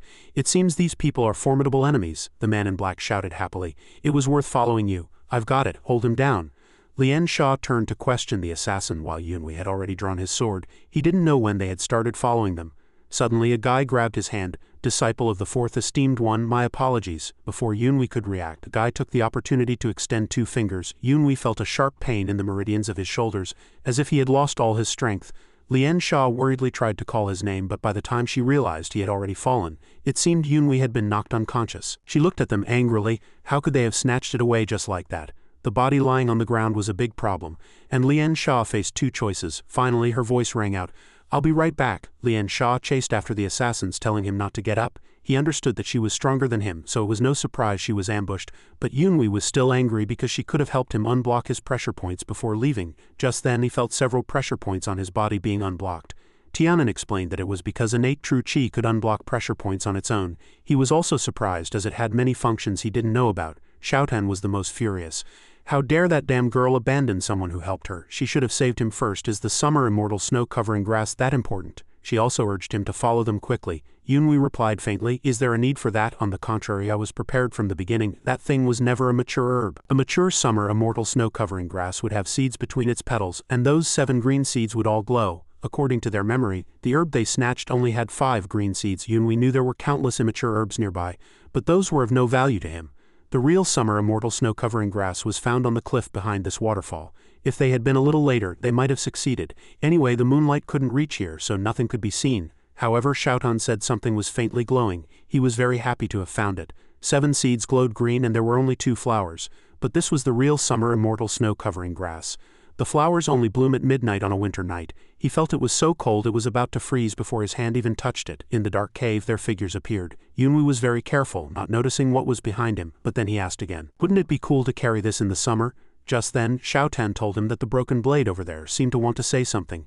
He didn't pay much attention, so she went to investigate herself. The blade's voice was very faint, as if it was saying something about hitting and then dodging. Finally, the clearest words Xiaotan heard were "run," and she immediately shouted, "Back off, don't make any sound, run out of here." But it was too late.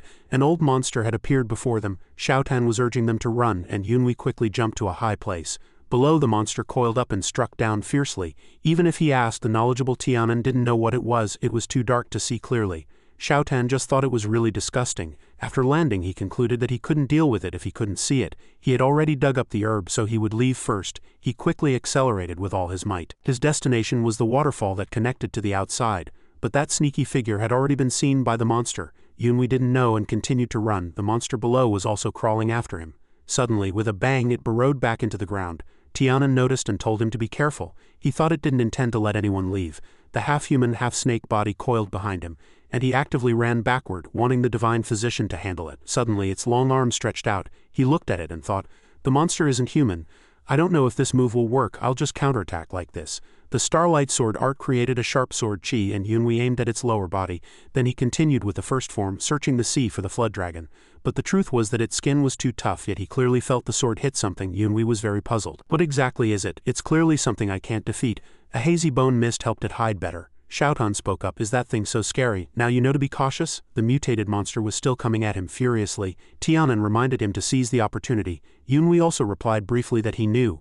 The monster swung its long arms forward, and he quickly ducked and ran back. He became even more determined to seize the opportunity because this was the moment to attack with all his might. Yunhui gritted his teeth and looked at the enemy. The Tianan sword coldly thrusting forward, he flew into the air preparing to use the starlight sword art. The cold sword light slashed across its body, but that wasn't all. He added a tiger fang stance sword move. Yunhui was happy because he had hit it this time. Tianan also praised him. Great, it fell, but then Yunhui himself suddenly froze. Xiaotan didn't know and thought it was simple. Something fell to the ground with a thud. It was his weak body falling. She quickly checked on him, only to hear Yunhui groan that he was hot. Xiaotan became even more panicked. What should I do? Looking at the black marks on his hand, he knew the poison was spreading. Yunhui could feel the heat of the poison coming from his ankle. Although he could resist the poison, the pain did not lessen. He was really panicked. What kind of terrible poison would produce such a strong burning sensation? His internal organs felt like they were being cooked. His throat felt like it was on fire. There was a fire inside his body, and his mind was on the verge of fainting. The way to relieve this heat, he could only think of the summer immortal snow-covering grass. It was a spiritual herb containing cold energy. It should be able to help. After chewing it, a few bubbles came out of his mouth. The poisoned part of his arm was still exposed, but the coldness immediately invaded his throat. An extremely powerful cold chi. The collision of hot and cold chi made his body stiff. Xiaotan, in a flash of inspiration, advised him to circulate his energy, shouting angrily, "Did you come back just to die? Wake up." Yunhui immediately understood her words. He knew he had to seize that opportunity. If he couldn't overcome this pain and chose to give up, he clearly remembered he couldn't do it in his previous life. And because of that, no matter what happened now, Yunhui would not waver. He said very gratefully to Xiaotan, "Thank you, I will definitely live." The black marks on Yunhui's hands gradually faded, and his body was being covered by a layer of cold chi. Moreover, the light spots on the back of his hand appeared again at this time. A trace of surprise flashed through his mind. How could the Big Dipper illuminate this cave? Among the 7 stars, the 2 on the right were turning blue. A wondrous voice sounded, "Listen to the sword, open the celestial aura." Yunhui realized he had heard this voice with the blue light, but he seemed to have been distracted by it. In an instant, thousands of light filaments burst out, causing him to twitch. The 2 streams of chi were attacking each other while hurting him, both wanting to occupy this body. Tianan spoke again, "Don't use the ordinary chi circulation method. Use the innate heart method to circulate your chi." He reminded him not to be swept away by the 2 chaotic streams of chi, not to try to suppress them but to guide the flow of true chi. His words made him stop all his movements. Yunhui decided to give it a try. He guided him, saying, "Imagine the innate true qi is a quiet cold lake with lightning and thunder all around." His voice repeated, "A silent lake." Two violent streams gradually lost their direction. If he could find the way to the lake, they would become small waves and then calm down. Yunhui also slowed his thoughts as much as possible. When he opened his eyes, everything became much quieter, and the two frantic streams of qi also calmed down. His internal organs felt much better. Only then did Xiaotan ask about the poison gas. Yunhui honestly said that thanks to her and Tianan he had controlled the poison gas. Xiaotan was a little surprised. Tianan helped. "Are you sure you're awake?" She pointed to the other side. "Tianan is over there. That should be enough for 5 swords." Yunhui was stunned when he saw the distant sword, and he also asked him if he really heard it. He replied that he had listened to the sword. Yunhui remembered it clearly in his heart. After hearing the sound of the blue fire, he heard his voice. Xiaotan was a little skeptical. "Is it that thing you mentioned before? Could that also be the power of a sword immortal?" Yunhui was sure of one thing: when the color changed, the ability would become stronger. She said he should take the time to read books about sword immortals, while Tianan was worried about the origin of that monster. Yunhui thought about its appearance and then said it might be a spiritual creature. But he was disappointed that a divine creature like it didn't spit out an inner core. Tianan just thought they should leave that place first.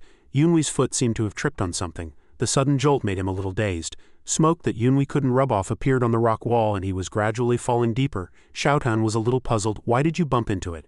Yunhui replied briefly, "It wasn't intentional. I just used a little force and my body naturally flew out." Tianan spoke sharply. "Circulate your qi with the innate heart method and observe your body's interior." He immediately understood the profound meaning. "Got it. Move the true qi in the dantian." At that moment he seemed to have made a discovery. He was surprised that it had increased, almost doubled, like 30 years of cultivating innate true qi. Tianan also replied that as expected, innate true qi is directly related to vital energy. It can be called life. He felt it was difficult to cultivate, and when in a dangerous situation, it would be stimulated. He listed everything from the monster's fire poison to the spiritual herb's cold qi, all of which stimulated the growth of his true qi. Yunhui only felt that the more he understood, the more he felt it was completely different from internal energy. In any case, this matter was also an opportunity that helped him gain powerful internal energy. And Xiaotan understood, the more near-death experiences he went through, the stronger he would become. She immediately flew over and proposed a good idea. Then she asked, "Don't you still have one more summer immortal snow-covering grass?" Xiaotan said slyly. "You also know how to restrain the poison and cold qi. Try it again. If you succeed, your true qi will double this time. In that case you will become a master with more than 60 years of true qi." No matter what she said, he turned and left, leaving her to shout behind him that she was her mother's keepsake. In the sky outside, the snow was still falling, and a chase was unfolding on the road. Several assassins thought Lian Sha couldn't catch up to them because she was too fat. That guy felt lucky because he could enjoy the benefits by following him. Then he asked curiously, "I have one more question. That kid's dantian has already been crippled. How can he still use lightness skills?" Just then a voice rang out, "You can't leave Greenblood Valley with that herb." 3 purple sword lights flashed past them, and she still looked at them mercilessly. "Lian Sha commands you, give me back the summer immortal snow-covering grass. It's mine." The guy mocked her for being too fat, unsuitable for the Bloodhand Demoness's martial arts. She attacked him head-on, letting him taste her power. Several assassins were surrounded by sword light. They were like beasts being sliced piece by piece, and the guy's eyes became desperate. The gentle face of the green blood star appeared, looking at the glowing hand. It seemed this person was the culprit. A soft female voice sounded, "Do you know who you've attacked?" Ba Sha whispered, "They were just after the bounty, but how could you act alone without saying a word?" She was relieved to see her unharmed, but then she noticed what was in her hand. When Bai Sha heard Lian Sha say the herb had been stolen, she understood she had found it. She told her to forget about the herb and go back first. But Lian Sha refused, telling her master to go first. She needed to go back to that place before she could return. Over here, Yunhui was lifted by a stream of air. He jumped out of the deep cliff wall. He was surprised it was so easy. Tianan explained that it was the power of life. It enhanced all your abilities, and at that time he also saw Lian Sha coming this way. The 2 sword spirits didn't see her, which proved that his hearing and vision had also improved. Yunhui was a little worried. Had that girl been chasing those people all this time? Amazing, even running consumes more energy than ordinary people, but she still seems to have plenty of energy. Tianan thought that if his true qi was strong, he could sense the enemy's tracks. Yunhui liked this powerful change very much. After a while he scratched his head and said, "Miss, I'm glad you're okay." Lian Sha panted and apologized to him because she forgot to help him unblock his pressure points. He said it was okay, explaining that it was because he was too weak and the pressure points unblocked themselves. She noticed again that his leg was intact. She thought he had been injured by the assassin and wanted to take a look. Yunhui immediately shook his head, saying it was just a small injury, and then changed the subject to the herb.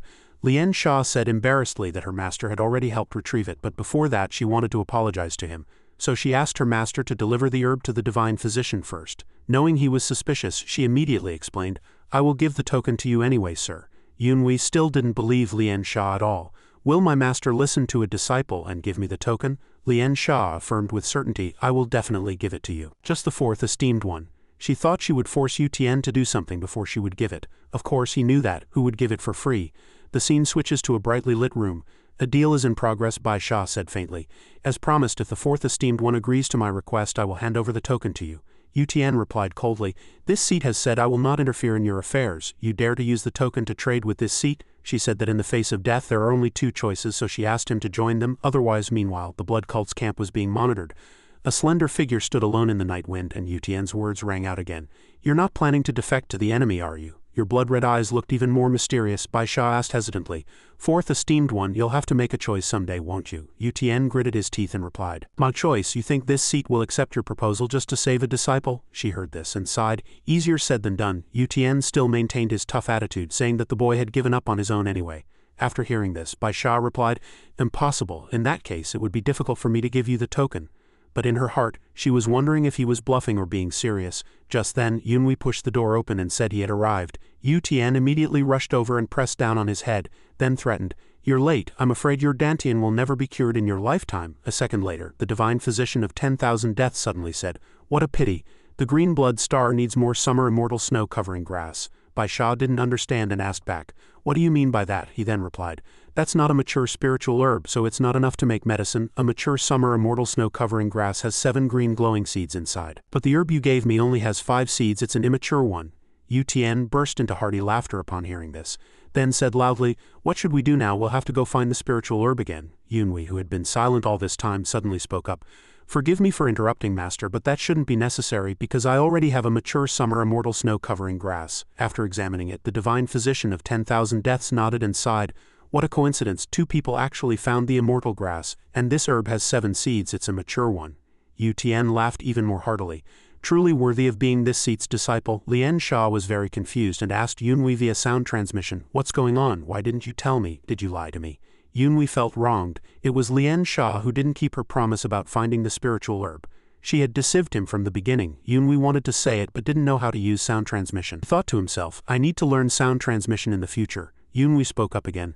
"Master, will the green blood star give you the token?" Yu Tian immediately retorted, "What are you talking about? That woman said if I don't accept her proposal she won't give me the token." Bai Sha immediately stammered a denial. "Old man, how could I do that to you?" He took the opportunity to say, "Then hand over the token." This sentence completely shut Bai Sha up. Unable to argue, she could only look meaningfully at her disciple Lian Sha. Yunhui suddenly asked out of the blue, "Am I right, miss?" After a while, he said politely, "Then I'll leave it all to you, miss." Hearing this, she could only think helplessly. That expression works too, a bet is a bet. The scene switches to before Yunhui and Lian Sha left Green Blood Valley. She was so surprised she blurted it out. "You don't trust my master," Lian Sha said aggrievedly. "I taught you lightness skills, yet you don't trust me." He heard this and explained, "I trust you, miss, but I'm sure the green blood star won't hand over the token. Looking at your master, if you don't do as miss says, I'm afraid you have no choice but to obey your sect." Hearing this, Lian Sha said angrily, "My master is the person I respect the most. How dare you doubt her?" Yunhui asked back without changing his expression, "Are you sure, miss?" Lian Sha, both angry and aggrieved, answered aggressively, "Of course, who would dare? What disciple would doubt their master?" Suddenly Yunhui proposed again. "How about we make a bet?" she asked hesitantly. "A bet?" He then comforted her. "It's simple. Miss believes in the green blood star and I believe in my own judgment. Anyway, your master has already taken the summer immortal snow covering grass. We both found it, but neither of us has it, right?" Lian Sha stammered in reply, "Yes, I'm really sorry about that." Then Yunhui added, "I've already lost the chance to get the token. Shouldn't Miss also put up something of corresponding value?" At this moment she suddenly exclaimed, "Looking closely, you're quite a gambler, sir. What should I bet then?" Having achieved his first goal, Yunhui asked casually, "Miss said you are very familiar with that noble person, right?" She immediately replied, "Yes, very familiar," but Yunhui didn't listen at all and interrupted, "All right, if I lose, I will naturally persuade my master to give up on getting the token from the green blood star." Lian Sha heard this and asked suspiciously, "You'd even give up the token? Then what if you win, sir?" At this point Yunhui said lightly, "If the green blood star is such a noble person, then I would also like to have that noble person's token." Back in the present, 2 slender fingers suddenly shot out from Bai Sha's body. This greatly shocked Yunhui. "What, using the blood hand art to sever her own arm?" Over there she bowed and said, "Green blood star Han Baixia apologizes for disrespecting the 4th esteemed one. This subordinate knows that severing one arm is not enough to atone, but I hope you can forgive me and reconsider the task assigned by the noble." After a while, Yu Tian slowly spoke. "You're still the same blood-hand demoness. For the sake of your loyalty, I'll accept your apology." Hearing this, she thanked him for accepting. The divine physician of 10,000 deaths witnessed the whole process and lamented. Truly, they dare to do anything in front of the divine physician. Yu Tian heard this and replied with a smile. "Most importantly, you have to keep your promise, right?" He immediately replied, "I will keep my promise, but I should give the token to the fourth esteemed one's disciple, not the fourth esteemed one, right?" He heard this and said generously, "It doesn't matter, I have something to ask of you anyway." A moment later, the divine physician of 10,000 deaths turned to Bai Sha and said, "I will keep my promise, but I have a prior appointment, so I will see your disciple after that. Bring your disciple here tomorrow at noon. Since there's plenty of time, I'll examine his condition first tomorrow." The scene switches to noon the next day. In Green Blood Valley, Yunhui leapt onto a cliff in a single bound. He then remarked with emotion, "As expected of a mountain rock, this is the perfect time for Yu Tian's lightness skill to shine." Xiaotan suddenly spoke up. "Yunhui, you should think about this again. Isn't this a bit strange? When that girl Lian Sha was speaking yesterday, everyone's attitude towards you seemed to change. At that moment, the divine physician of 10,000 deaths suddenly changed his tone, and so did the blood-hand demoness after glancing at Lian Sha. And that girl just stood by like a bystander when she saw her master sever her own arm. The blood-hand demoness was even completely deferential to her, as if she were the master." After hearing this, he answered frankly, "They are indeed master and servant. If I'm not mistaken, she's more than just the blood-hand demoness's disciple." Curious, Xiaotan asked, "If not a disciple, then what? Could she be her daughter?" Yunhui immediately denied it, saying she was the blood cult leader's granddaughter. Hearing this, she was so surprised she blurted out, "What? That glutton is the blood cult leader's granddaughter?" The Tianan sword just let out a long sigh upon hearing this. Xiaotan was still astounded. It was a great way to hide her identity. Who would have thought that such a harmless-looking child carried the bloodline of the blood cult leader? He nodded and added, "You're right, but it's not easy to hide your identity by gaining weight." Hearing this, Yunhui thought to himself, "Come to think of it, she seems to be on a diet. Could she have gained weight due to some illness? That must be it. But if she's the only one of the blood cult leader's bloodline, she would inevitably become the focus of the entire cult. Male or female, that's a fatal weakness." Another question popped up. Who was the woman behind that curtain? He thought with certainty. That was definitely a body double. If she was the blood cult leader's granddaughter, there would surely be more than one or two people targeting her. The Tianan sword suddenly said there was another strange thing, and Yunhui curiously asked what it was. He immediately asked, "This is the blood cult's territory. Even if there's danger, is it necessary to use a body double to hide her identity?" At this, he suddenly thought, "Wait, I think I'm wrong. Why would I assume there's only one person left in the leader's bloodline? How many are there then? What if they all want the position of leader? Who are they? Are they all in Green Blood Valley?" The clamorous cries of battle rang in his ears. Seeing his state, Xiaotan asked with concern. Yunhui explained, "I'm hearing the sound of many swords. This is probably a side effect of the new ability I've acquired." The Tianan sword also advised him to ignore the noise and asked if he could hear and understand what everyone was saying. But the sounds were too loud for Yunhui to ignore. He then asked, "What if I circulate my innate true qi?" He immediately replied, "When I move using true qi, the sound becomes noticeably quieter." A moment later, Wei Xiong asked coldly, "Who are you? What are you doing here?" Due to the interference from the sword sounds, he couldn't dodge. Yunhui had no choice but to introduce himself. "I am a disciple." Before he could finish, she silently judged him too slow and then mercilessly struck him with a thunderous palm. Wei Xiong fied coldly. As expected of a disciple, she stopped mid-sentence because she realized he wasn't dead. Yunhui silently assessed Wei Xiong. This person didn't want to waste time on a slowpoke, so she struck with extreme ruthlessness. She exclaimed, "A mere disciple was able to take my internal energy?" But he didn't answer because he was busy thinking. "After gaining 30 years of innate true qi, I was much more confident, but with just one move, my internal organs feel like they've been turned upside down." Wei Xiong didn't mind that Yunhui didn't answer.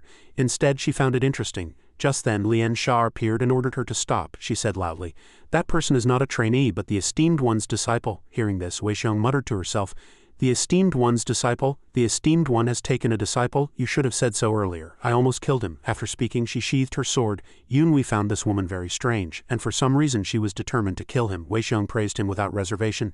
"The esteemed one has taught you well. You're the first of your generation to dodge my palm strike." With that, she asked about Yu Tian's well-being. But Yunhui thought to himself, "This woman is too arrogant, and she addresses my master as Yu Tian directly, as if she's looking down on him. She can address the blood sage and the esteemed one by name, just like senior sister Lian Sha. Could this woman be?" Just then, Lian Sha came down the steps and impatiently shooed her away. "Aren't you leaving yet, miss? Please go back, I can't see you out any further." She replied coldly, "Anyone would think you're the master of Green Blood Valley. My feet can walk on their own, I don't need you to rush me," Wei Xiong said in a provocative tone. "I'm starting to get impatient." With that, she drew her sword. Seeing the two about to fight, Yunhui thought with regret, I should have come later. Suddenly a voice rang out, breaking the stalemate. Have you come? Hearing this, he thought, that voice is. A second later, the divine physician of 10,000 deaths appeared and asked Yunhui to come in. He sighed in relief. He came at just the right time. Seeing the divine physician, Weixiong immediately composed herself. She made an excuse that she had lost interest and slipped away. Before leaving, Weixiong didn't forget to remind him. Help me send my regards to the esteemed one. Also, let's have a duel next time we meet. Xiaotan and the Tianan sword. One excitedly urged him to accept the challenge, while the other whispered a warning, you need to be careful. But Yunhui thought to himself, you two talking at the same time is distracting me. What a woman to give me goosebumps. What on earth happened to her sword? Why was it so tormented? After a moment, Yunhui suddenly remembered and asked, Senior sister, are you all right? That person is... Lian Sha didn't answer, instead cutting him off. Sir. She reminded him that the divine physician of 10,000 deaths was still waiting. Seeing her attitude, Yunhui guessed she clearly heard me but cut me off. She obviously means don't ask. I have some guesses of my own, but it's not my business. Just because I'm the esteemed one's disciple doesn't mean I can know everything. A moment later, the puzzled voice of the divine physician of 10,000 deaths rang out. Strange, why have you accumulated so much cold chi in your body? Have you used the summer immortal snow-covering grass? Hearing this, he thought in surprise, how could he know about, but he still feigned ignorance and grunted. Seeing Yunhui's hesitation, he said, I am a physician. I will not tell anyone about my patient's affairs, rest assured. Xiaotan and the others chimed in to reassure him.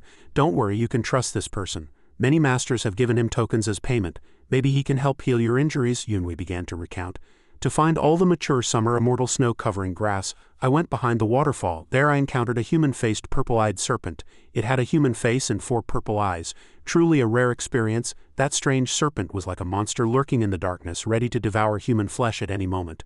The divine physician of 10,000 deaths molded over and concluded, it hates bright places, so as long as you carry a torch you won't encounter it. In any case, there's a reason for all this, but there's one thing I don't understand. The summer immortal snow-covering grass does not have purifying or detoxifying effects. Not only is your blood filled with cold chi, but there is also a scorching yang chi that contains no impurities. Hearing him say this, Yunhui guessed, impurities? Could it be because of the innate true chi? The innate true chi in the blood ancient arts has detoxifying abilities. Thinking of this, he asked, Old sir, are the yang chi and cold chi all right? What if one of them is too much? Will something strange happen to my body? The divine physician of 10,000 deaths replied, Of course it will, but that's only when there's too much of something in your body. The cold and yang chi in your body are balanced. So they are currently spreading throughout your meridians. This is no different from taking a spiritual herb and accumulating energy, Yunhui whispered in surprise.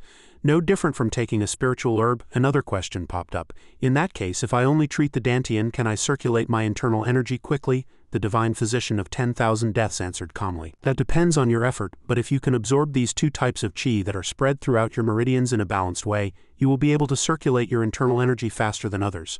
As soon as he finished speaking, he handed a token to Yunhui. This greatly shocked him, and he thought, even as payment for treating my dantian, there's no need to give me a token. Could it be? Yunhui asked in disappointment, Can't you treat my dantian, old sir? He heard this and asked back, What do you mean by healing a perfectly intact dantian?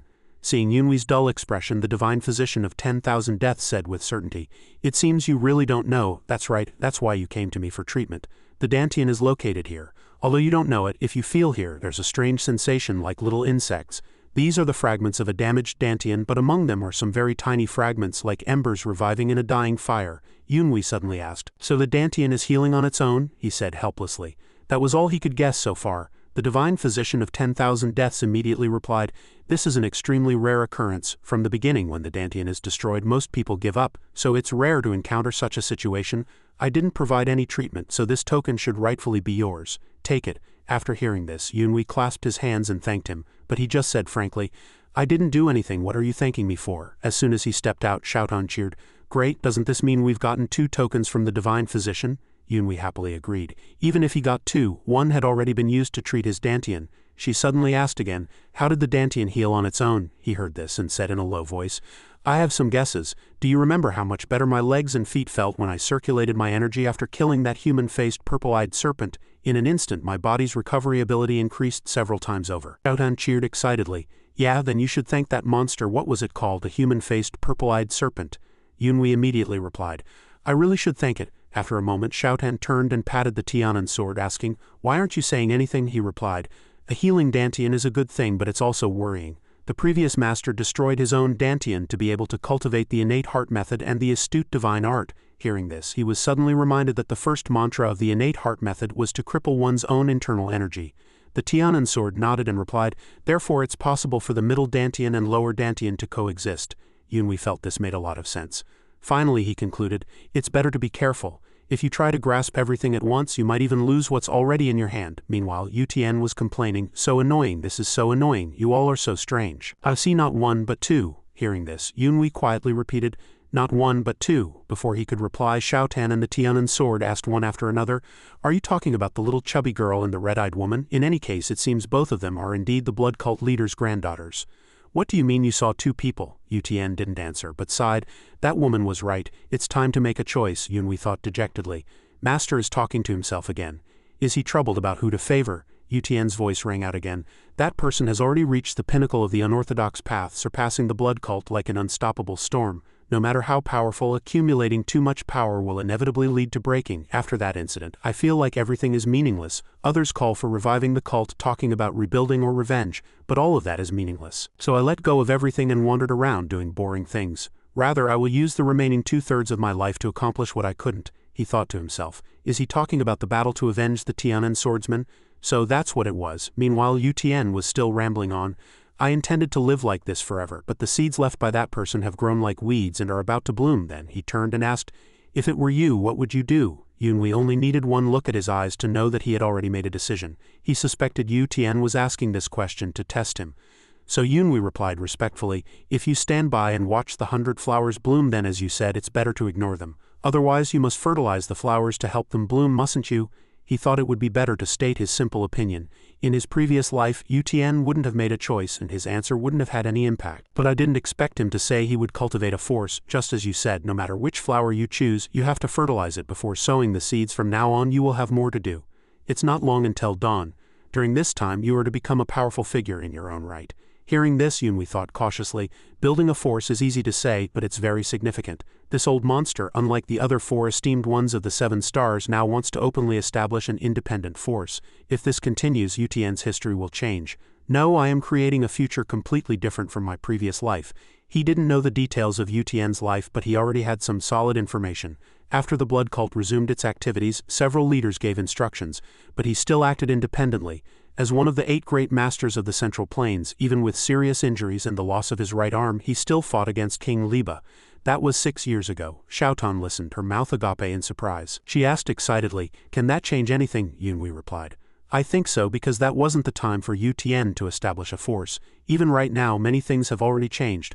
I was originally a student practicing low-level martial arts. Then I became the esteemed one's disciple and had a small connection with the blood cult leader's bloodline. Every change in every action I take is altering the predetermined future.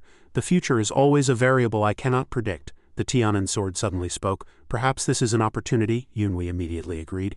"If Yu Tian establishes a new force, then being his disciple will be a stepping stone for further advancement. To do that, I need to become a powerful figure. After circulating my energy, I've become certain of this. Innate true qi and internal energy cannot be used simultaneously, but they can coexist. However, unless I can quickly absorb the yin and yang qi, I will inevitably stagnate." Xiaotan suddenly asked, "Don't you know a better heart method?" The Tianan sword replied, "The previous master crippled his lower dantian, so I don't know the relevant heart method.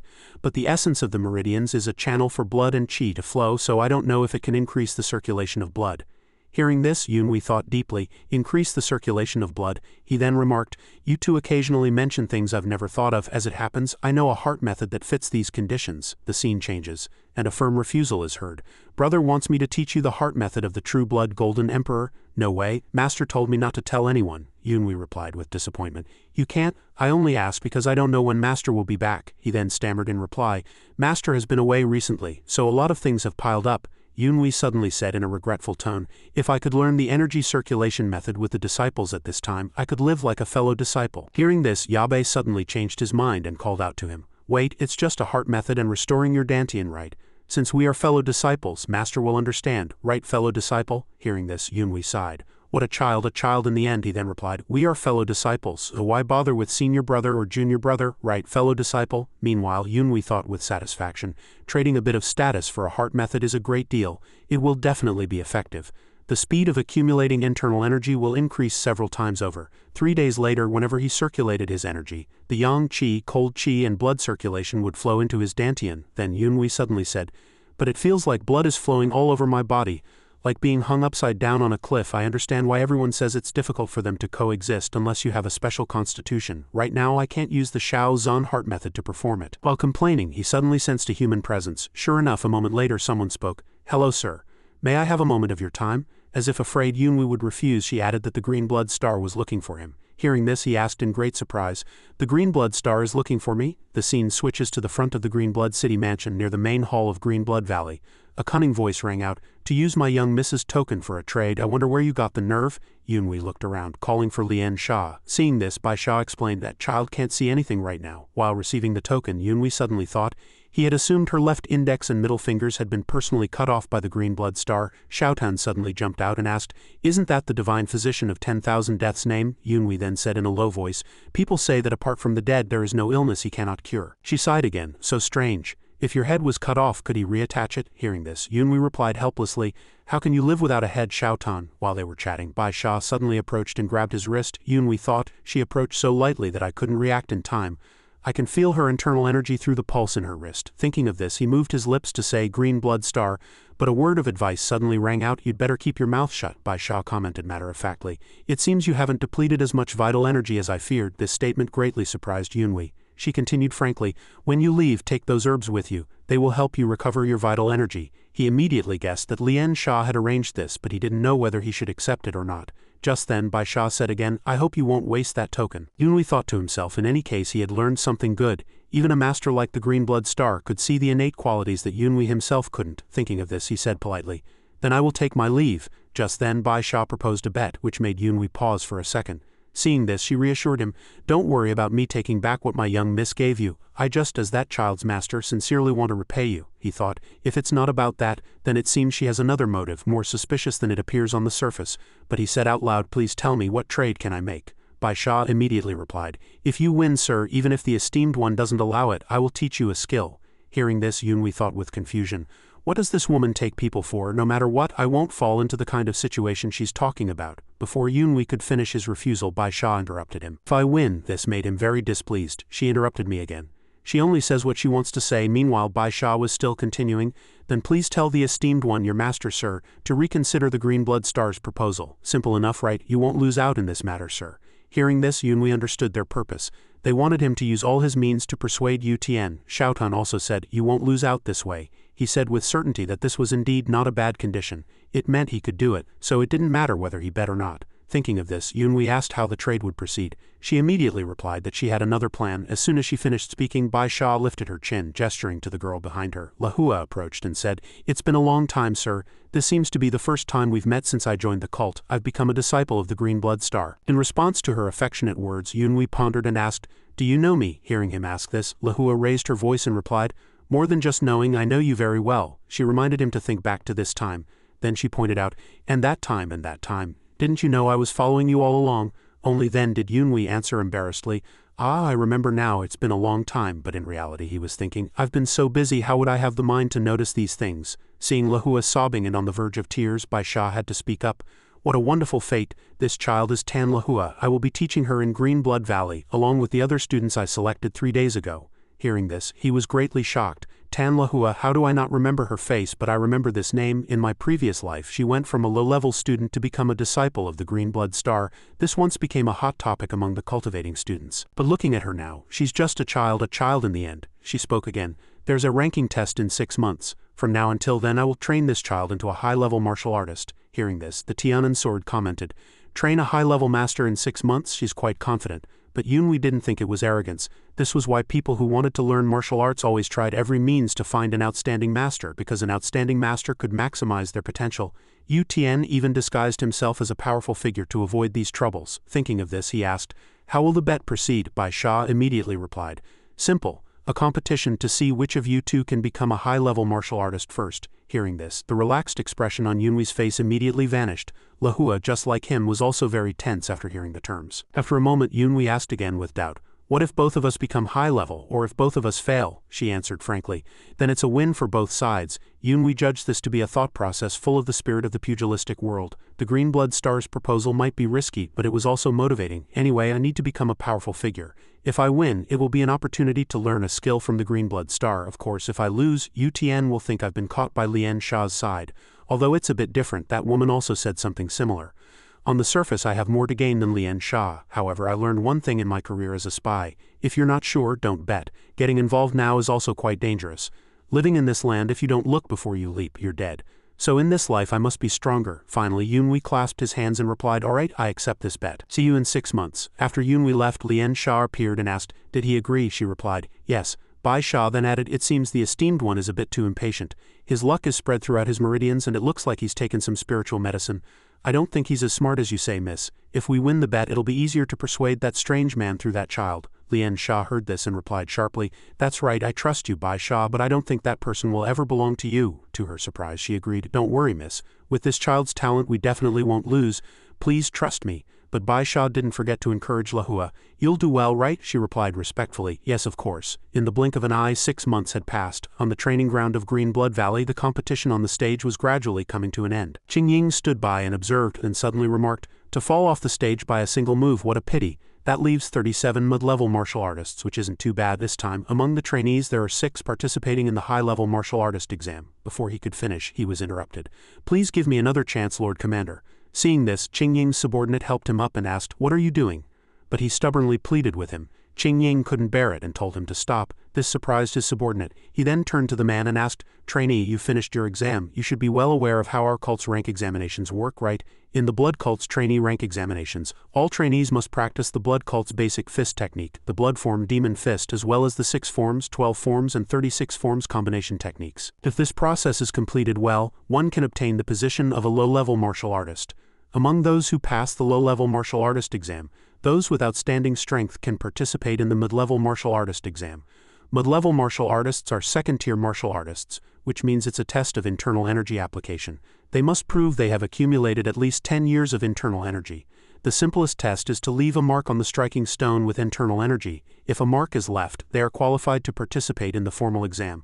The formal exam is a battle against a current mid-level martial artist. Qing Ying's deep voice rang out again.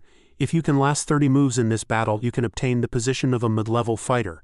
Our cult evaluates based on strength alone, giving equal and fair opportunities to all with no exceptions. If I give you a chance, what about the 3 candidates who have already failed? And what about the 8 who were eliminated at the striking stone? I understand, but instead of being angry, it's better to work hard to achieve merits and seek the next opportunity. The man obeyed upon hearing this. He then apologized guiltily for letting him see such a failure above. Captain Hai hesitated on whether he should be punished. Qing Ying slowly replied, never mind, it's not a common occurrence. Alright, let's begin the high-level martial artist rank exam. Just as he finished speaking, he suddenly saw something and discussions began to arise. Who is that guy? Who are those people in front? Are there people like that in Green Blood Valley? After coming to his senses, Qing Ying suddenly shouted, Old Senior, the one who has appeared is none other than Yu Tian and his disciples. I don't know what he said, but Qing Ying replied with distress, our cult's exam is a place where only results are evaluated. If it's the Old Senior's disciple, they can surely pass the low and mid-level rank exams. Seeing that he was beating around the bush, Yu Tian reminded him, don't beat around the bush, just say it. He bluntly asked yes or no, which left him very confused and stuttering. Xiaotan saw this and asked in confusion, what's wrong? Yunwei replied, because we cut in line, they think we're disrespecting the procedures, so we definitely won't be taken seriously. There are 106 people taking the exam in Green Blood Valley this time alone, and more than half of them only reached the low-level martial artist rank, but they get to be exempt from the exam just because they're the 4th esteemed one's disciples. They must be very dissatisfied. After hearing this, she turned and looked at them provocatively, saying, do you want to fight the 4th esteemed one's disciple? Yunwei saw this and stopped her. On the other side, Qing Ying could only say tactfully, but there are many pairs of eyes watching you right now. Yu Tian immediately replied, do I have to care about the opinions of those trainees? He then helplessly explained, no, there are other old seniors and people from the 7 blood stars there. The participating disciples are waiting for the commanders to select them. At the very least, I hope you can understand how hard those disciples have worked to prove their qualifications and strength. As Qing Ying was speaking, Bai Sha suddenly appeared and interrupted him. The 9th commander's words also have a point. 4th esteemed one, as the master of Green Blood Valley, he handles all matters according to the rules of our cult, so please hear him out first. Xiaotan saw Bai Sha appear and wondered why she was here at this time. But Yunwei thought to himself, that's right, no matter what, she should have the same idea as the 4th esteemed one. Yu Tian began to argue. I am the esteemed fourth esteemed one. Do I have to listen to others? You're here too. Is it to have your disciple participate in the high-level exam? Bai Sha replied. I don't deny the fourth esteemed one's words either. So ninth commander, how do the disciples need to prove themselves? Qing Ying pointed to the stone behind him and said, if you can prove that you are qualified to participate in the high-level martial artist rank examination, then no one will object even if the procedure is shortened. The stone behind him is the striking stone, Bai Sha then said. To give the ninth commander face, it seems I have to go this far. Lahua, who had been standing quietly behind, heard this and replied obediently, yes, master. Yunhui watched her reply and evaluated. In 6 months she no longer had a childish appearance but was full of confidence. I'm curious what level she has reached. Meanwhile she had slowly walked to the striking stone. Lahua secretly circulated her internal energy, causing both her eyes and the power in her hands to erupt. A second later she struck the striking stone directly with her palm. The surrounding people saw this and began to discuss. The disciple of the Green Blood Star, I heard she was taken in 6 months ago when she was still a low-level martial artist. Did she reach this level in just half a year? This is enough to participate in the high-level martial artist exam. After finishing, Lahua returned and reported, my apologies, I did my best, master. Bai Sha then turned her head and asked, is this level of proof from my disciple sufficient, ninth commander? Qing Ying respectfully replied, it is sufficient. Your disciple's aptitude is outstanding. The Tianan sword asked hesitantly, this exam is based on internal energy, right? Yunhui replied, I guess so. She turned her head and asked if he had seen it. Yunhui thought to himself, the heavenly immortal true chi is a secret weapon anyway. There's no need to show it here. Lahua said she was determined to win. Then thought, what I need to do now is to display outstanding internal energy. The problem is, I couldn't even participate in the mid-level martial artist exam before. How should I use my power to be considered outstanding? Think about it. Just then, Yu Tian's voice transmitted to his ear again, telling him to be determined to show his level and not to lose face for him. Hearing this, Yunhui could only say helplessly, I must be better than Tan Lahua, thanks to the famous wheel heart method and famous wheel forefront art taught by Yu Tian. My internal energy has grown incredibly in the past 6 months. There's no need for me to spare my strength because if I do, it might not even work on the striking stone. Immediately after, he forcefully struck with the star-emitting fist. A second later, Yunhui suddenly let out a surprised, ah, he blurted out unexpectedly. The striking stone, this thing, it's not as hard as I thought. The audience below was equally agitated. That punch had already pierced through the striking stone. Wasn't it just supposed to leave a mark? How is that possible? Did he reach this level in just 1 year?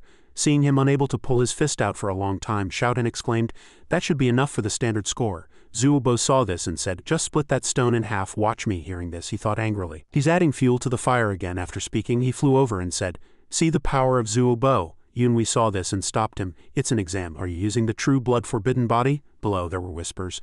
He wants to break the striking stone, how ridiculous, but that punch was quite strong, he said helplessly.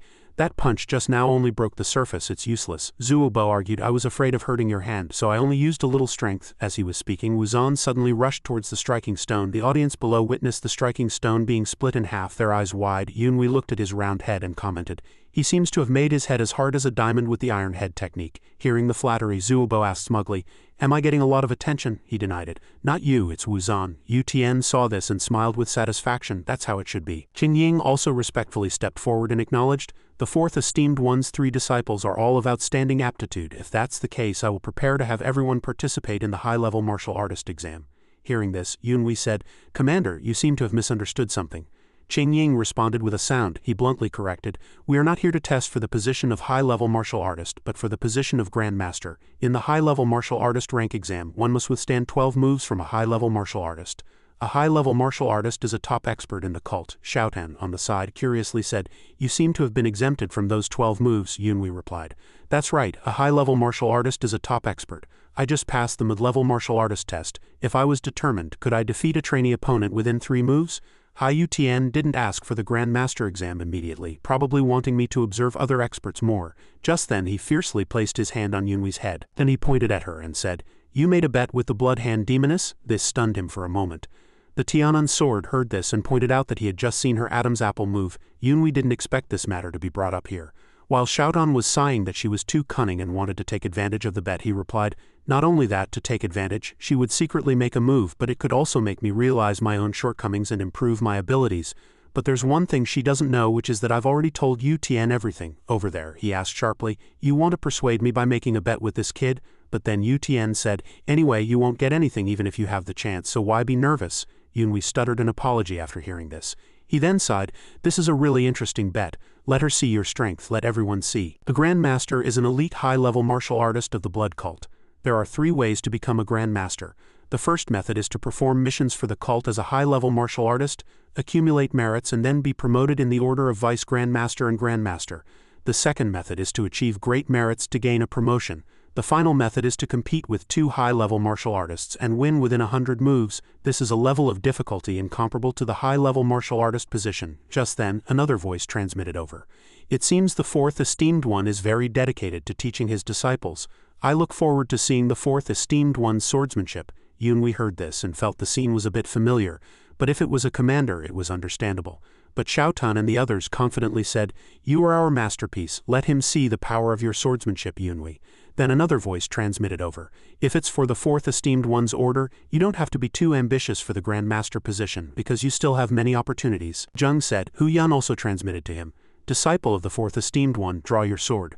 I hope to witness your swordsmanship." Seeing that everyone's transmissions were quite combative, Yunhui clasped his hands and said, "Please give me your guidance." Receiving his signal that he was ready, Qing Ying shouted loudly, "Begin." The 2 immediately rushed towards Yunhui like moths to a flame. Before he could draw his sword, the 2 were already in front of him. Yunhui jumped up to counterattack, thinking, "Good, let's end it like this." But then he heard the sound of a sword behind him. Sure enough, Yunhui glanced and saw a sharp sword tip pointing at him. He counterattacked without mercy, greatly surprising Hu Yan. He said in surprise, "How can you do that without looking behind you?" As soon as his voice fell, Hu Yan was kicked by him again. De Zheng said impatiently, "You only blocked 1 move, didn't you?" But he exclaimed, "To be able to handle our combined attack without getting flustered, it seems you have considerable combat experience, as expected of someone with the strength to participate in the Grandmaster exam." The Tianan sword and the others immediately said, "Of course he has been practicing diligently for the past 4 months. Yu Tian has simulated sparring with this pair of twins hundreds of times." Yunhui also secretly replied, "Although the memories are full of being beaten, this level is nothing I can't handle." Immediately after, he saw them exchange a glance and then nod. Yunhui suddenly felt a change in them. Seeing this, Yunhui guessed they seemed to have changed their tactics. De Zheng fiercely swung his sword. As he blocked the move, he thought, "He's using a formal sword style, not those simple moves from before. I can also respond with an equally powerful sword style. But what if I use a gentle and soft sword style?" Thinking of this, Yunhui used a move from the secret autumn form sword and attacked him directly. De Zheng immediately said arrogantly, "Very impressive." But immediately after, Hu Yan had already appeared behind him planning a sneak attack and finished that sentence. "You're still just a child." He stopped as soon as he said the words, "aren't you?" At some point a sword had been thrust into Hu Yan's foot. It turned out that Yunhui had struck first before he could make his move. He thought to himself. He rushed forward with a high-level move without hesitation, the 3rd move of the Star Bright Sword art. Immediately after, Yunhui used the returning Dragon Rising Sword, causing De Zheng to fall, and Hu Yan's side was blocked by thick smoke so he couldn't see ahead either. A second later, Yunhui took the opportunity to rush over and attack him. He said coldly, "5th move of the Star Bright Sword art." Seeing this, Hu Yan circulated his energy planning to fight to the death, but he had no chance because then he was using the Meteor Falling Sword. The sword in Hu Yan's hand had long flown far away. He looked at the sword in front of him, a chill running down his spine, but then Yunhui did not continue to attack but sheathed his sword and then instructed, "Stop the bleeding quickly. I'll pull out the short sword." Hu Yan admitted defeat unwillingly. "I lost. You are qualified to become a Grand Master." The crowd below erupted after hearing this. Using the sword right at the tip of his nose, crazy, he really won. "Isn't it not yet 100 moves? I don't think I saw clearly how many moves it was." At the same time, Qing Ying also thought in surprise, "Completely beyond my expectations. Yu Tian is famous for his fists and feet, so when I saw Yunhui's moves I thought he was just putting on an act. Thanks to the divine physician of 10,000 deaths, it took half a year to recover, and it's difficult to deal with those 2 experts after practicing for only 6 months. But is the 4th esteemed one also skilled with a sword? Impossible. His unique martial art maximizes his abilities by maximizing internal and external energy, but the sword techniques Yunhui used were multiplicative. That is not his old man's martial art. This is a sword art created by a Grandmaster level swordsman." Just then, Yunhui also returned and called out "Master" twice. Yu Tian replied with a satisfied smile, "You've worked hard." He thought to himself, "Does this remind me of the Tianan swordsman of the Central Generation?" You should have seen this scene. Lahua saw this and also requested, "Master, your disciple also wants to participate in the Grandmaster battle. For the past 6 months, thanks to you, Master, your disciple has also grown a lot. I have always believed in my efforts and never doubted what you taught me, Master. I will protect Master's pride. I will definitely win and I will definitely obtain the qualification of a Grandmaster." She said so, but reality was much crueler. Unfortunately, the result was a crushing defeat. Tan Lahua lost within 50 moves. A moment later, Yu Tian angrily scolded this foolish boy again. Yunhui replied, "The martial artists have become more cautious," but he said bluntly, "Do you think you can use that reason as an excuse?" However, he thought again. It's already been over 60 moves. No matter what, that boy is still Hai Yu Tian's true successor. The Tianan sword sighed. It seems his luck isn't good. Yunhui also agreed. In a state of eagerness for success, it's impossible to display one's original strength immediately after. Bai Sha praised again. The fourth esteemed one is very dedicated to teaching his disciples. Yu Tian, however, directly exposed her. "Are you trying to mock me?" She replied, "How could I? The fourth esteemed one's unique martial art is not something anyone can practice." Bai Sha paused for a second and then said, "But that sword art, this is the first time I've known that the fourth esteemed one, a master of fist techniques, is so proficient in sword arts." Facing such a profound question, Yu Tian calmly replied, "Shall I correct something? This doesn't seem to be your sword art. The bloodhand demoness of the world is really slow-witted. Didn't you recognize the sword art of the Tianan swordsman?" Everyone, including her, was shocked, and the discussion started again. "Is it the sword art of the peerless master Tianan swordsman who dominated Yunnan?" He continued. "The Tianan swordsman is already dead. This is the secret manual of the Tianan swordsman's sword art," everyone said. "The Tianan swordsman is dead, so congratulations to the fourth esteemed one." Yu Tian jumped up after hearing this. "What's there to be happy about? I haven't settled the score with him yet. Is this something worth celebrating?" Xiaotan suddenly said. "The truth is exposed just like that," Yunhui replied. "You could say it's self-inflicted humiliation, truly unexpected. Those people asked where that secret manual was, and Yu Tian replied that he had it. Yunhui immediately became anxious, thinking, "Take back what you just said." But then he spoke again. "This is not a complete sword manual. I have fought with him many times, so no one knows him better than I do." Bai Sha heard this and vaguely understood. Could that sentence be? Yu Tian said with certainty, "That's right, I have perfected the weaknesses of the sword art and passed it on to this boy. You could say he is the successor of both me and the Tianan swordsman." Yunhui heard this and thought, in this case the result is that it's not enough for Hai Yu Tian to establish a successor. Not only has the death of the Tianan swordsman not severed his line, but he has become the one who perfected his rival's sword art. Moreover, with this as a reason, even if someone in the blood cult recognizes the sword art, they won't raise any objections. The Tianan sword heard this and said, "That's also fortunate. In fact, this matter cannot be denied. If it weren't for that guy, the master's existence would have been cut off. And that guy also clarified that you are the descendant of the Tianan swordsman. You should be grateful for this alone." Over there were whispers again. Sure enough, that was the Tianan swordsman's sword art just now. That child must have obtained the fourth esteemed one's unique martial art. Now that boy has finished his exam too, right? In the stand, Zuobo sighed tiredly. "Damn it, my nose is bleeding," the audience below commented again. "Did it only end when it was almost 100 moves? Although he's not like that boy Yunhui, he's still worthy of that physique. He has a scruffy appearance, but he also won. As soon as he came down, he was beaten and scolded by Yu Tian. Like a rude fellow, what a disgrace." Zuobo was beaten until his head was spinning, and he could only apologize to him.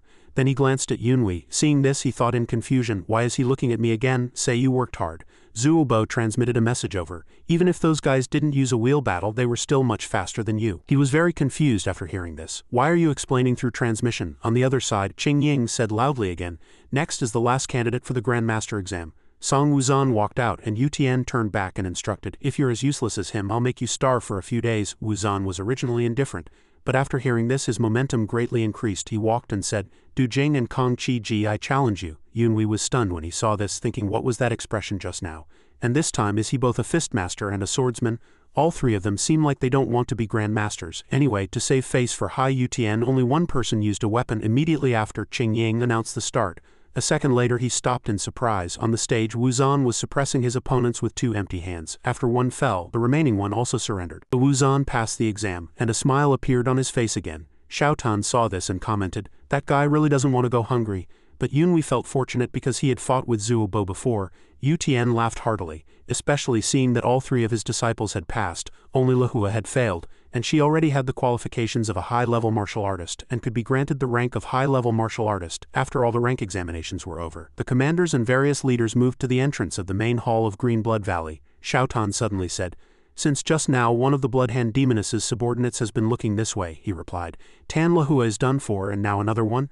Oh, who did you think it was?" It turned out to be senior sister Lian Sha, not Bai Lian Sha. She was stunned for a moment and asked, "She is Bai Lian Sha?" Yunhui replied, "She probably used the summer immortal snow covering grass to treat her illness, you can tell." Xiaotan emphasized, "That's a complete transformation, a complete change," but he replied, "Her round eyes and long eyelashes are still the same." After hearing this, she teased, "Hey, you recognized her at a glance." Is it good observation skills or, he shyly rebuked, don't talk nonsense. Zuobo asked again, why did Master go to the main hall? Yu Tian replied, from now on is the important part because I need to bring back some useful people. In front of them at this time was a board full of overturned plaques. At this time, everyone had arrived. An announcement rang out. From now on, the selection ceremony begins. Xiao Tan curiously asked what the selection ceremony was. Yunhui immediately explained, simply put, it's to assign tasks to the new martial artists. The names of the martial artists who just passed the exam are carved on wooden plaques, arranged in the order of high-level, mid-level, and low-level martial artist candidates. Then the commanders and esteemed ones of each blood star will take the candidates they fancy back to their own forces. After hearing this, she asked, so in your past life was it the Blood Wolf Grand Master who took you in? Yunhui denied it.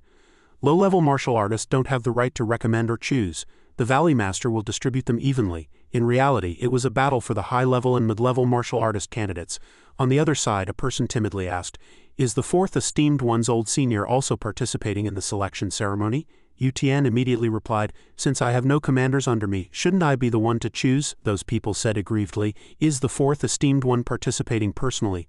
We are just commissioned, we can't just refute him. Then he turned and asked, should we start with the mid-level or high-level? The man replied politely, we'll start with the mid-level martial artists. A second later, Yu Tian said frankly, all right, I'll go first. Any complaints? If not, I'll choose. Then he placed his hand on the wooden plaque with the candidate's name. When those people saw this, they asked each other, does he only pointing at the bottom? Does he already have a candidate he likes? Who knew that a second later, cracks appeared on the originally intact wooden plaque. Yu Tian's finger slid down the plaque. He said domineeringly, there are 37 mid-level martial artists in total. I'll cross out the last 10 and I'll take all the rest above. Bai Sha and Lahua were both stunned when they heard him say he would take them all. And Qing Ying and his subordinates next to them were also dumbfounded as they listened to Yu Tian say he wanted 27 people. Xiao Tan laughed so hard she was doubled over. Yunhui thought helplessly, although I know what he wants to do, he really doesn't care about others' reactions at all. On the other side, Yu Tian still said leisurely, I've left 10 for you, which is very fair. You can discuss it and then take them away one by one. After a moment, Bai Sha slowly said, fourth esteemed one, you've chosen too many candidates. Yu Tian heard this and asked frankly, too many? What do you mean by that? She immediately replied, didn't you say at the Supreme Star Assembly that you had too many people under you? Didn't you say at that time that you wanted to act alone? If you choose so many candidates, how can you distribute them fairly to everyone? He said leisurely. What you said is exactly what I mean. This made her exclaim in surprise. What? Yu Tian asked aggressively. I'm going to build my own force. In that case you won't complain about it being unfair, right?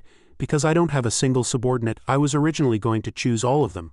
I only left some to save you some face. After hearing this, Yunhui thought, if Master had chosen them all, I wonder how everyone would have reacted. His decisive voice rang out again. Whichever commander has an opinion, go tell your esteemed one what happened here. Whoever is not satisfied can come to me, or we can settle it here and I'll tear your mouths off. Bai Sha was in the wrong, so she could only say, if you want to do this, then fine. But in her heart, she was thinking, we no longer have a reason to stop him. Now that he has announced he will develop his own force, it is natural that he wants to bring all the martial artists under his command, but for someone who has been a loner for so many years to now want to develop his own force, it will likely shake the power structure within the cult. If she finds out about this, she will definitely intervene. Hai Yu Tian, a sleeping dragon has now awakened. The young Mrs. Future Path will likely become more and more dangerous. On the other side, Xiao Tan said thoughtfully, I think this is a good opportunity for you too, isn't it? Since it has come to this, both sides will try to persuade him to take a side. In this process, the blood cult's forces will gradually emerge, and you can consider your own choices. After hearing this, Yunhui asked, when did you become so smart? This made her very angry. What did you say? Of course I'm smart enough to think of this. At this time, the Tianan sword complained that he couldn't understand what Yunhui and Xiao Tan were talking about. She said sharply, then you just shut up. So he whimpered twice and fell silent. The scene changed, and Qing Ying said seriously, we will now begin the selection of high-level martial artist candidates. The 6 candidates who passed the high-level martial artist trial, please come forward. The 6 of them replied with a resounding yes and stepped forward. Then he continued, before we proceed, I would like to ask the commanders to say a few words so that the candidates can make their choice. Xiao Tan began to sigh. They have the right to choose. The treatment of high-level martial artists is really different. Hearing this, he explained. Before I retired, the selection ceremony was also conducted this way. The candidates could choose which force they wanted to join. You could say that from now on, everything that happens depends on the eloquence of the commanders. Suddenly, a firm voice rang out, I'm counting on you. We have to get all of them. Use your magical eloquence to persuade them. Yunhui's face turned pale as he retorted, how can I do that? He thought to himself. I'm not on the same level as those commanders at all. It would be better if he went himself. Yu Tian's expression immediately became distorted. You want me to brag about myself? Hearing this, Yunhui guessed, So this old man wants me to praise him to the skies? Qing Ying had already started the selection. When he saw Yunhui step forward, he asked, "Is Captain Jiao representing the fourth esteemed one?" He replied politely, "Yes, I will say a few words on behalf of the fourth esteemed one." One of the commanders glanced at him sideways and said sarcastically, "No matter what, there's still a hierarchy here. Why don't we speak according to seniority?" Yunhui suddenly understood, which meant he would be last. Bai Zhang strongly agreed with this view, while Chang Jian asked, "Is it necessary to argue about who goes first? Who cares who it is?" The man replied easily, "Let's just go by seniority." Yunhui felt that he was no different from Hai Yu Tian. They never intended to give me a chance from the beginning. The guy named Chang Jian asked aggressively, "So Commander Song will speak first, right?" But Yunhui still had to compete for some reason. He didn't know how to persuade all 6 candidates. After hearing Qing Ying announce that everyone would speak, he decided to listen to what they had to say and then adjust his own speech. Suddenly, Yu Tian angrily transmitted a message to him, reprimanding him. "What are you doing? How did you end up last?" Yunhui could only appease him. "Being last is also good. I will do my best to persuade them." But Yu Tian said confidently, "The worst-case scenario is that no one chooses me." This made Yunhui sigh helplessly. This crazy old man who could possibly get all 6 people. On the stage, Bai Zhang was the first to introduce himself. "It's a pleasure to meet you. I am the commander of the 5 Venoms Legion, serving the 3rd Esteemed One, the Blood Serpent King. My name is Song Bai Zhang. The 3rd Esteemed One has countless talents. If you join us, you will be taught all of his unique poison techniques." Then it was Chang Jian's turn to recruit. "I am the commander of the Blood Annihilation Legion, serving the 2nd Esteemed One, the Mad Demon Sword Emperor. My name is He Chang Jian. If you join, I will personally teach you swordsmanship." One by one, they went on stage to recruit, and all 9 commanders spoke in turn. Xiaotan asked boredly, "Why do all 9 of them say the same thing?" Yunhui replied, "Because they all belong to the blood cult. There's not much difference in their status. Only their martial arts are what they are most proud of." The Tianan sword spoke again. "It seems all the commanders are observing one candidate." He didn't expect him to notice that too. That person had maintained a cold expression while the commanders were speaking. Yunhui remembered his name was Cao Chengyuan. One look was enough to know he was a first-rate martial artist, and with a little guidance he could become a top expert. Even in the high-level trial, he could counterattack within 16 moves. It was natural for the commanders to notice him, but I seem to have heard his name here before. I can't remember everything from my past life, but I definitely remember this name. Soon it was Xin Xing's turn to speak. "It's a pleasure to meet you. I am the commander of the White Blood Legion, serving the 1st Blood Star. My name is Luo Xin Sheng." At this time, Yunhui saw Chengyuan listening intently and couldn't help but be surprised. What's going on? He never cared about this kind of thing before. But now it's different. On stage, Xin Sheng was still talking non-stop. "I won't talk about the 1st Blood Star because it's pretty much the same as what the seniors said. The 4th Esteemed One and the 7 Blood Stars are all big figures in our cult, so I don't think I need to say much. But there is one thing I must say. We are the same as the 1st Blood Star. Up until now, we have been the vanguard in the Battle of Kiding, and we will continue to be so in the future." He secretly observed Chengyuan and thought. He reacted when he mentioned Kiding. "Why, that place is near the Beggar's Sect stronghold." Mentioning this, Yunhui remembered everything. He had wondered why he couldn't remember him. Could it be because Chengyuan was a spy for the Beggar's Sect? Xiaotan heard this and asked gossipingly, "What, a spy for the Beggar's Sect? So he's from the righteous faction?" But Yunhui secretly replied, "It's not over yet. In half a year his identity as a spy will be exposed, and he will be hunted down." She heard this and asked, "If we don't do anything about it, will he be slaughtered? Will you help him?" He replied coldly, "A rare occurrence. Why should I help him? He only wants to join the 1st Blood Star. It's unfortunate, but I can only leave him alone." Just then, Yu Tian transmitted a message again. "That kid you were just looking at, you must win him over." This stunned Yunhui for a few seconds. While Yu Tian was still clicking his tongue in praise, "He's very attractive. That's why you were looking at him like that, right? He also performed very well in the martial arts competition. The commander of the Blood Annihilation Legion said he's from the Cao family. You must recruit him to our side." After hearing this, he blurted out, "I'm going crazy." Then he thought with dissatisfaction, "Does this old man know he wants me to recruit a spy?" Yu Tian heard him stammering and asked, "Can I ask you for a favor?" He heard this and replied, "Go ahead." Zuobo saw this from the side and thought gloatingly, "Looks like there's going to be a good show with that old man." As he was feeling happy, he suddenly saw Yu Tian glance at him. Then Yu Tian called Zuobo over, making him quickly defend himself with a guilty conscience. "This disciple has done nothing wrong, right? Master, have mercy." While the master and disciples were bickering below, it was Yunhui's turn to go on stage and speak. He thought to himself that he must speak well and calm down first. Looking at the expressions of these people here, I've already made up my mind. If I want to recruit talent, I have to say something better. Thinking of this, Yunhui began to speak. "I am very happy to be standing here. I am a disciple just like everyone else. My name is Jiao Yunhui." Then he paused to think again. "At a rough glance, there are 6 people, but my target is the remaining 5. There's one guy who's hard to win over." A second later, Yunhui spoke again. "Everyone knows that I am the disciple of the 4th Esteemed One, Hai Yu Tian. compared to everyone else my starting point is a bit better. Below discussions began. He looks very confident, doesn't he? Let's see what he has to say. Yunhui felt it was better to pause for a moment to let everyone focus, so he continued. Although I feel I'm a bit luckier, I'm also a martial arts disciple. And I also long to become stronger and have a position in the gang, therefore I also understand everyone's thoughts. As he spoke, he thought, looking over, that Cao Chengyuan isn't paying attention to me at all, but he didn't care and continued to speak. Like the previous commanders, they are all eloquent people. I don't think mentioning my master's achievements here will be of any use to my fellow disciples. Yu Tian heard this and muttered with dissatisfaction.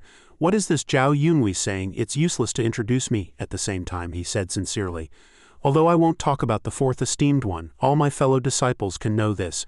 As I just said, I am a bit luckier than everyone else, and I was accepted as a disciple by the fourth esteemed one along with my 2 junior brothers. In less than a year, everyone has seen our progress in the previous exams. The candidates all secretly nodded at Yunhui's sharp words. He wasn't exaggerating. Within a year, the fourth esteemed one had trained the 3 of them into the top experts of the sect. As he was speaking with enthusiasm, Bai Zhang interrupted again and asked, Did you improve so quickly because the fourth esteemed one personally taught you a first-rate martial art? Without him having to do anything, Qing Yang had already turned around and reminded him, Please don't disturb him, he's still introducing. He obeyed after hearing that. Xiaotan was also furious at Bai Zhang's behavior.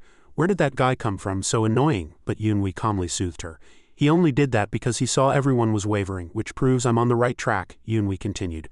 Everyone thinks we are disciples taught by the fourth esteemed one, so we were able to achieve such high results. That's also true, but now there are only 3 of us brothers. Including Master, there are only 4 of us. Although we're starting with few people, I believe everyone will see soon. The candidates below were stunned after hearing this. Someone whispered, Only 4 people, isn't that too few? This force seems too weak.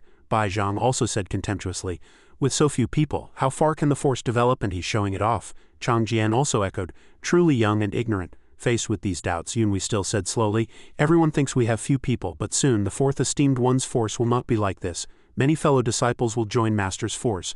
At that time, the disciples who join and achieve merits for the fourth esteemed one will become the first meritorious officials, respected like founding fathers. Although the candidates here are all highly skilled in martial arts, joining other sects means starting from a low position, what's called an entry-level subordinate. This is a fact that anyone can see clearly. What I want to say is, do you want to start from a low position, or do you want to start from a place higher than anywhere else? The fourth esteemed one's strength and his teaching experience can be seen by looking at the 3 of us. Also, because we have few people, the master and disciples get along like a family. As soon as he finished speaking, the 3 of them struck a pose of a proper family. Fearing it wasn't convincing enough, Yu Tian even transmitted a threat. Smile quickly or I'll lose my temper. This made Zuo Bo have to play along. Thank you, Master. You are truly our second parents. The candidates turned their heads and discussed again. So their master and disciples are really like a family? Xiaotan sighed after hearing this. What a smooth talker, what family? I know very well how that old man tortured you, Yunhui replied helplessly. I have to exaggerate like this to make everyone waver. Soon after, someone came to Yunhui's side to pledge allegiance. I would like to join the fourth esteemed one's faction. The man's name was Li Gui. He immediately replied, Congratulations, Your Excellency. The fourth esteemed one and my 3 brothers are very happy that you have joined. Yunhui thought happily, this way I have one person, the others will have to weigh their options and that old man won't lose his temper at me. Below, Yu Tian was overjoyed to see his side being chosen. The camera turned to the top and Qing Ying solemnly asked the candidate, Have you decided? The man replied, I've decided. Xiaotan observed him and then told Yunhui, He's walking this way. Yunhui also urged anxiously, Come on, come over. He saw that the man was having an intense internal struggle and sighed. Yunhui thought, the other martial artist candidates are too influenced by the decisions of those 2. Come on, come over. Finally that voice sounded. Captain Jiao Yunhui, I would also like to join the faction of the captain and the fourth esteemed one. That person was He Wensen. Below, Zuo Bo said happily, 2 people have already volunteered to join, Master. Yu Tian praised happily, that kid Jiao Yunhui is just to my liking. After Qing Ying called the next person up, he pondered, this counts as a success, the rest will be difficult. The person who came was Cao Chengyuan, and he thought this guy was the hardest to subdue. Even if he doesn't join the fourth esteemed one's faction, I won't be surprised. The 6 people here are all first-rate experts, but Cao Chengyuan, this beggar's sect spy, is like poisoned wine. If you observe, you'll find that those captains are all secretly transmitting messages to win him over. Although I really want this guy, he already has a goal. He wants to join and become a subordinate of the Blood Star. Does the old man want me to subdue this spy? Should I let him join another faction to avoid trouble, or should I try to recruit him? As the old man said, he has more than enough experience with deception, but how can I make him obey with just my words? On the other side, Yu Tian kept winking at Yunhui. Seeing that he was ignoring him, he simply transmitted a message and declared, He must be mine, I must get this guy. Yunhui thought helplessly. This annoying old man, it's not like you can get what you want just by wanting it. He has already made a decision, saying more is useless. It seems things are settled, what needs to be done is to survive, and not to go against this old man Hai Yutian's wishes.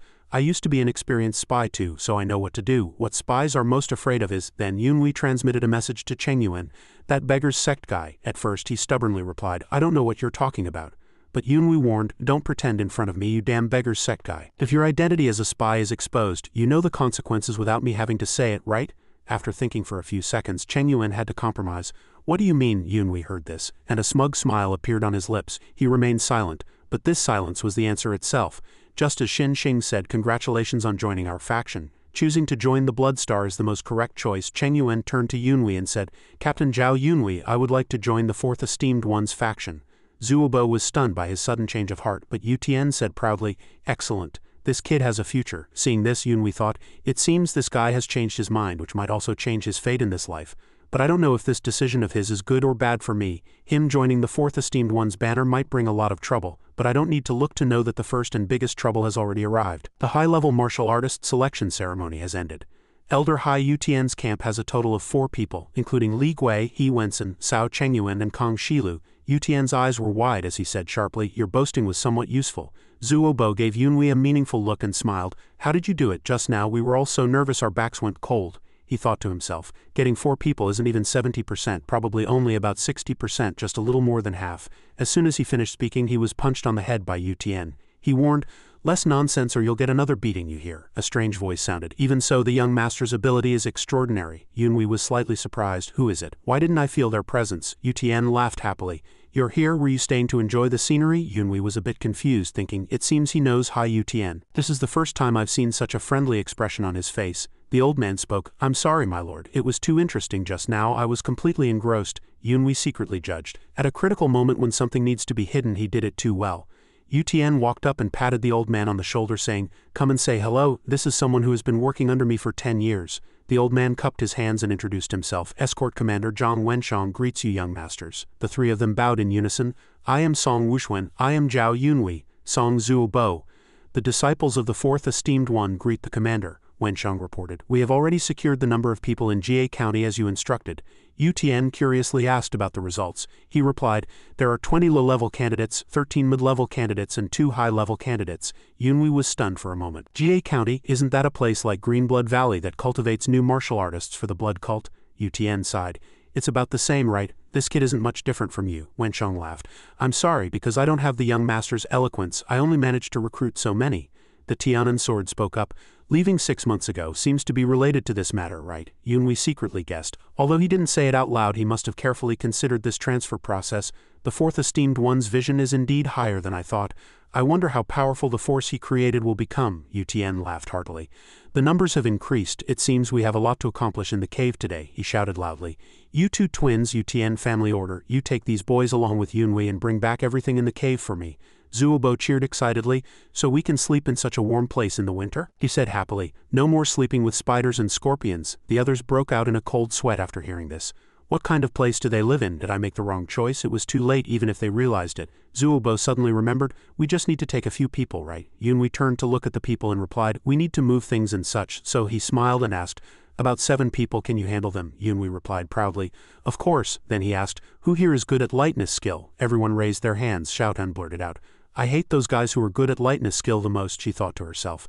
So did Master say before to be wary of this kind of person? Something probably happened that made Master unable to see his dream lover. No, Master only cares about the sword below. Everyone raised their hands in unison. Yunhui thought that Cao Chengyuan has been staring at me since just now. After moving for a while, Zhuo Bo excitedly announced, we're here, just climb up and we'll be there. The others' faces turned pale after hearing this, because in front of them was a mountain that towered into the clouds. Suddenly, someone called out in a worried tone, Captain. A boy with a terrified face. What if I accidentally slip while climbing? Before he could finish speaking, Zhuo Bo smiled and comforted him. Don't worry, you won't die. Cheng Yuan looked up and said, Captain Jiao Yunhui, I have something I'd like to discuss with you. Can you give me a moment? He laughed secretly to himself. Is this kid scared because there are other people around? Zhuo Bo turned his head and urged, do as you please, but remember to catch up quickly. If you're late, that old man, no, Master will definitely be furious. After speaking, he leapt onto the steep cliff and ordered the others to follow. Yunhui crossed his arms, thinking with a serious expression, the more I see of Hai Yu Tian's lightness skill, the more exquisite it seems.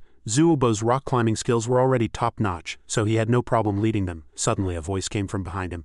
Jiao Yunhui of Yiyang Hunan. His mother died when he was born. Because his dantian was destroyed, he was considered useless by his clan since childhood. This is the information I have on you. Yunhui taunted him. Look at you, a moment ago you were denying being a spy and now you're digging into my background? As Cheng Yuan charged at him, Yunhui sneered. Are you still going to deny it? Then his body moved like a flash of lightning, retreating backward to dodge the attack.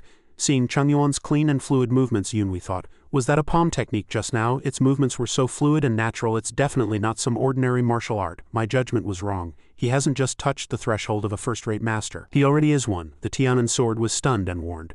Yunhui dodged. That's the 18 dragon subduing palms. He was shocked. The 18 dragon subduing palms, he was secretly suspicious. Isn't this a palm technique that only the chief or the young chief of the beggar's sect can learn?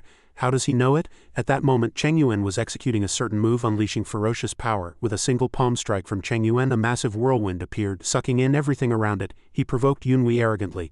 Draw your sword, it'll be easier for you that way. Forget it, you know you're no match for me anyway. He closed his eyes, demanding Yunhui answer his question. As he swung his sword at his opponent, he cursed. In your dreams. Cheng Yuan raised a hand to block the sword and cursed, fool. He frowned and shouted, you dare knock my sword aside? Before he could finish his sentence, Cheng Yuan was sent flying into the air. Trembling all over, he cried out.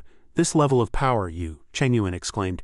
You hid your strength. A powerful aura emanated from Yunhui's entire body as he replied, it's too late to know that now. He swiftly attacked Cheng Yuan, his mind racing. Unlike other martial artists, he could use not only his lower dantian but also his middle dantian. Yunhui's internal energy had already slightly surpassed the first-rate level. A month ago, it had even reached a new realm, so a first-rate master is nothing to me now.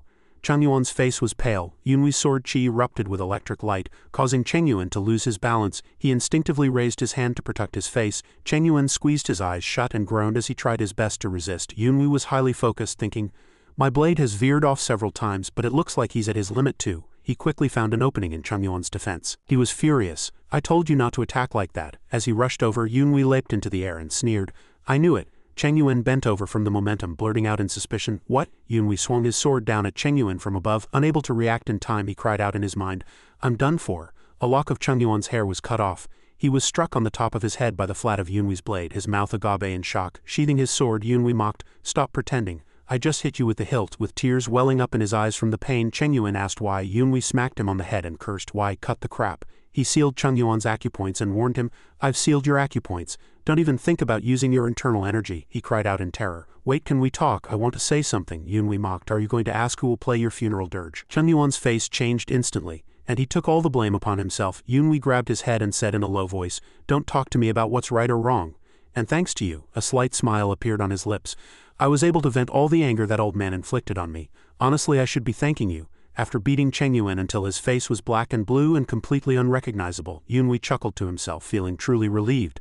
Some of the psychological trauma from the past 10 years had finally dissipated. Now I finally understand why Hai Yu Tian enjoys hitting people so much. Xiaotan spoke up. He's turned into a filthy little brat. Yunhui thought, in any case I was very measured with my blows.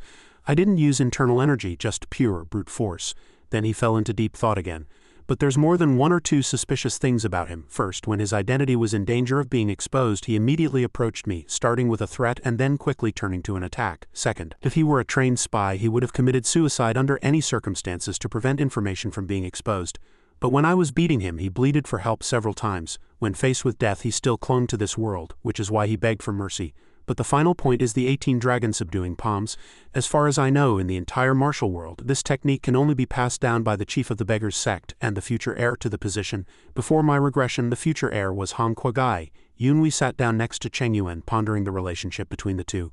If he clings to life so much, it would be faster to just ask him directly. He hesitated for a moment. Are you sure? Yunhui said seriously. Sure about what? Cheng Yuan hung his head, his voice trembling. Will that person really become the young chief? Yunhui was slightly stunned. What? Why does he sound so angry? He thought. Actually, I don't know who the current young chief of the beggar's sect is. Han Kuai was not even 30 before my regression, but by now he should have already been designated as the next chief. If he and Han Kuai were both competing for the position of young chief, he began to ask. Is there something wrong with him becoming the young chief? Cheng Yuan slammed his hands on the ground and roared. That damn old geezer, it hasn't even been a year. He began to cry loudly. That bastard Han Kuai, just because he's the chief's nephew, a guy who's only learned a tiny fraction of the 18 dragon subduing palms after 5 years of practice, someone like that is going to be the chief? If it were me, as long as I knew the first palm, I could quickly master all 18. But Yunhui quickly realized that he was the one who had been kicked out of the competition for the chief's position. He said helplessly, "Unable to bear having the position of heir taken from you, you thought of infiltrating the blood cult to leak information about their stronghold or gather some important intelligence to earn merit." Yunhui pointed at him and said sternly, "The Martial Arts Alliance is very concerned about the revival of the blood cult. Is that why you've gone this far? But the young chief has already been chosen. What merit are you trying to achieve now to gain the chief's recognition? Do you think the young chief or the current chief would let you achieve merit so peacefully?" Chang Yuan's eyes went wide as he retorted. "What do you mean by that?" Yunhui roared at him. "Have you still not figured out the situation? Suppose the chief intentionally leaked the fact that you're a spy in the blood cult, then what?" He had a look of contempt. "That way he could get rid of you without spilling a drop of blood. In that case, wouldn't all your efforts be for nothing?" Hearing Yunhui's words, Chang Yuan was frozen on the spot. "You might be remembered as a brave spy who accepted a mission to infiltrate the blood cult. That would be your only contribution to the beggar's sect," Yunhui thought to himself. "Come to think of it, before my regression, Chang Yuan was killed far too easily. Considering he was a spy who knew the 18 dragon subduing palms, there were 1,001 ways to deal with him. This kid was definitely abandoned." Chang Yuan trembled all over. He gripped the ground and said, "I understand. I'm truly the biggest fool in the world." Tears streamed down his face. "So the idea of becoming the chief by earning merit was so foolish. But what should I do?" Chang Yuan said. "I hope he keeps his promise. If even that is gone, then I have nothing left." Yunhui gazed at him, thinking this guy was only thinking about digging up information from that cult without considering the difficulties before even grasping the situation of other sects. But he spoke aloud. "How could you have nothing? You're still alive." Yunhui calculated in his head. "Since he's an abandoned pawn of the beggar's sect, I can take this opportunity to win him over." He propped himself up with his hands and said, "This is your chance. If you swear your allegiance to me." Chang Yuan was slightly startled. He continued to lay out his terms. "I will pretend this conversation never happened." As Yunhui continued to speak, he extended his hand. "Not only that, but I will also help you get what you want. Make your choice. Do you want to die as a nameless spy for the beggar's sect, or join me in taking revenge on those bastards?" And just like that, he successfully won over Chang Yuan. He gripped Yunhui's hand tightly and said, "Please promise me one thing. If you can resolve the current situation, then regardless of whether my identity as a spy is exposed or I'm expelled from the beggar's sect, I swear my allegiance to you." Yunhui blurted out. "Master, Cao Chang Yuan is not from the Under Five Gates but from the beggar's sect." This sentence stunned him for 2 seconds. In a flash, the two of them were standing before Yu Tian. After hearing the whole story, his face turned ashen. "What?" Yunhui thought. "This is the only way. If I don't want to die, I have to find a way to come clean before my identity as a member of the beggar's sect is exposed." Yu Tian furiously rushed over and grabbed Chang Yuan by the collar. He demanded, "What are you trying to do? Are you a spy?" Yunhui quickly interjected. "No, he's not." He closed his eyes and explained, "He genuinely wants to join our cult. To be precise, he comes from the beggar's sect." Yu Tian asked suspiciously, "How do you know he's from the beggar's sect?" Yunhui replied, "I saw him in Guilin County a few years ago when I was there to handle my own affairs," he recounted calmly. "He was young back then, and much darker and dirtier than he is now, so I didn't recognize him. It was only during the 4th Esteemed One's selection ceremony that I recognized him when I got a closer look. Do you remember? Cao Chang Yuan wanted to become a subordinate of the First Blood Stars Mountain and River Corps. I recognized him then and sent him a message via voice transmission. He was very flustered at that time." Veins popped on Chang Yuan's face as he glanced at him, marveling to himself at how skillfully he could mix truth with lies. Yunhui continued with his hands on his hips. "But the funny thing is, if everyone knew his identity, he might have been eliminated from the selection. So he pleaded with me not to tell anyone about this." Chang Yuan thought with some annoyance, "Even if you were going to do this, you should have told me first." Yunhui reminded him via voice transmission, "If you want to live, then play your part well." Yu Tian looked straight into Chang Yuan's eyes and roared, "So that's why you wanted to join my force?" He answered with his mouth agape in terror. "Yes, elder." Just then, a person walked in and said, "We can't trust him right away, Chang Yuan." It was Wensheng. He said suspiciously, "Although the young master has said so, we still need to further confirm whether he is truly not a spy for the beggar's sect." Yunhui cried out in his heart, "This is the decisive moment." He said seriously, "During my year in Green Blood Valley, although it's not very credible, he told me some very interesting news. He said that soon the relationship between the Martial Arts Alliance and Wushuang City will rupture." Yu Tian was stunned after hearing this. Wensheng exclaimed, "What did you just say?" Seeing Chang Yuan dumbfounded, Yunhui reminded him, "Wipe that look off your face, you idiot. This information is true anyway. In about half a year, the alliance between Wushuang City and the Martial Arts Alliance will end. The rupture between the two major powers will cause the martial world to split in two. This is the perfect opportunity for the long-hidden blood cult to rise. This happened before my regression, but for the blood cult now, this is incredibly important information." Wensheng hurriedly left, saying, "If what he says is true, we must start preparing now." Yu Tian patted Chang Yuan on the head and smiled with satisfaction. "If what you say is true, I welcome you to my force with open arms. You're a surprisingly useful person." Chang Yuan looked dazed. Yunhui transmitted a message. "It's all right." He smiled and reassured him. No problem. As Yunhui walked, he fell into deep thought. So much has happened, I'm exhausted. I don't have to worry about how the beggar's sect chief will appear anymore. All things considered, I guess you could say the situation has been turned around. Cheng Yuan was pale with fright. If the blood cult leaks my information to the beggar's sect, then not only will I no longer be a member of the beggar's sect, but I'll also become a public enemy of the righteous faction. And if the information I just gave wasn't true, I'd be treated as a mole by the blood cult. Yunhui spoke up. There's no turning back now, you can only take a gamble. Right, everything has its risks. Cheng Yuan was surprised. Can you read people's minds? Yunhui replied coolly. Quit the spy business. Your expression was too obvious at the selection ceremony. He was stunned. Who on earth is this guy? I can't figure him out at all. He even knows information that someone like me, a member of the beggar's sect, knows nothing about. He can tell a massive lie without batting an eye depending on the situation. Cheng Yuan broke out in a sweat. I don't even know if he's really that so-called useless waste, but my gut tells me it would be very dangerous to be his enemy. Thinking of this, he immediately bowed and swore an oath. I swear my allegiance to Captain Jiao, Yunhui replied. I understand, now go and get to work. He ran off in just a few steps. Yes, as you command, Xiaotan appeared and said, Is that the beggar's sect's lightness skill, using both hands and feet, running like a dog? Yunhui was stunned for 2 seconds. I have no desire to learn that. In any case, I've finally solved the most pressing problem for now. At this moment, someone was watching him from behind a pillar. Yunhui asked calmly, Who is it? Lahua said timidly. Greetings, Captain Jiao. I've come to deliver a message from the 6th Blood Star, Yunhui sneered. So you remember me this time, I'm so glad. She replied softly, Well, I am the only one who failed the captain's exam after all. Lahua laughed loudly. I bet I made a much deeper impression on you than when I first joined the cult. Seeing her acting a bit strange, Yunhui thought, Is this person all right? She continued. The 6th Blood Star said she will pay the price for this wager tonight at the hour of the rat. Please come to the open area near the main hall. The time shifted to the hour of the rat. Yunhui arrived at the appointed place and thought, Am I late? Anyway, because of the information I released, the core members of the blood cult are still up discussing it all night. After seeing Bai Sha, he quickly bowed. Greetings, 6th Blood Star, she replied curtly, her voice as cold as ice. I'm late, Yunhui replied. It's all right, I just arrived as well, Bai Sha said in a tone full of hidden meaning. It seems the young master is truly multi-talented. Our cult really values you, she proposed. Then while I fulfill my promise, can you look me straight in the eye? Yunhui broke out in a cold sweat from the shock. What's happening? What just happened? My innate true qi is circulating on its own, Xiaotan called out excitedly. Were you unsteady on your feet just now? He was stunned and asked himself. Unsteady? Bai Sha emanated a powerful aura. It was surely no coincidence that you were able to withstand the phantom eye twice, Yunhui sighed in his heart. Although I don't know what's going on, the talent of the blood-handed witch is undeniable, a voice sounded in the night. This talent was a fortuitous encounter I had 10 years ago with an unknown senior. It would be more useful in the hands of someone as clever as you, young master. Bai Sha closed her eyes and continued. It is also because of this talent that I earned the nickname Witch, Xiaotan asked curiously. If she learned it 10 years ago, then how old is she? Yunhui secretly guessed. She looks to be about 30, Bai Sha continued with an unchanged expression. This thing is called the Phantom Eye, and I will pass it on to you, young master. The Phantom Eye is a form of suggestion, a technique that causes the one affected to temporarily fall into a state of oblivion, Bai Sha stated. A person in a state of oblivion or confusion will react unconsciously if subjected to a special stimulus, Yunhui pondered. In that case, this is indeed a terrifying skill. The true martial world is a place where one briefly hovers on the edge of life and death, but if hit by this technique, one would be left completely defenseless, Bai Sha smiled smugly. I know what you're thinking, she clasped her hands and warned.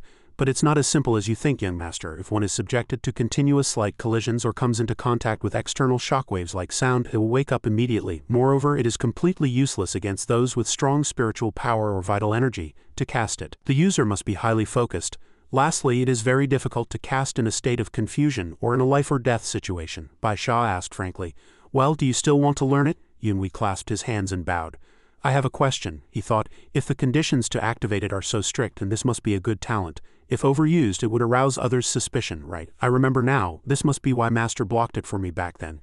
It's a pity it can't be used many times, but it's clearly very useful. Throughout the night, the 6th Blood Star used voice transmission to tell me all the incantations and uses of the Phantom Eye. It seems to be a type of spell different from martial arts, but if it requires immense concentration, as she said. Besides the incantations and application methods, she also told me other secrets related to the Phantom Eye. According to the records, the Phantom Eye has a total of 4 levels. The first level is a technique using mental suggestion to cause the opponent to fall into confusion or a coma. The second level can control the opponent's actions according to one's own will. The third level can make the opponent see illusions. Unfortunately, the records of the final level of the Phantom Eye have been lost. but the opening section records that the final level can push the opponent into an illusion and seize their 5 senses. In any case, the 6th blood star didn't understand its meaning either.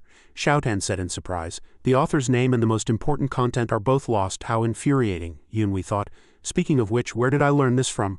I suppose there's no place to use it. Bai Sha smiled and asked, now that I've taught you everything, would you like to try it once? He was startled. Try it now? She called over Lahua, who quickly complied. Yes. As Lahua walked toward him, Yunhui thought, I was wondering why she brought this young lady along. So it was for a reason, Bai Sha gestured. Try it, Yunhui thought curiously. Since her internal energy is higher than that of an ordinary disciple, it probably won't succeed. But why did Bai Lianxia come along too? Liua's cheeks flushed red as she said shyly, Young master, please be gentle and don't hurt me. Yunhui cried out in his heart.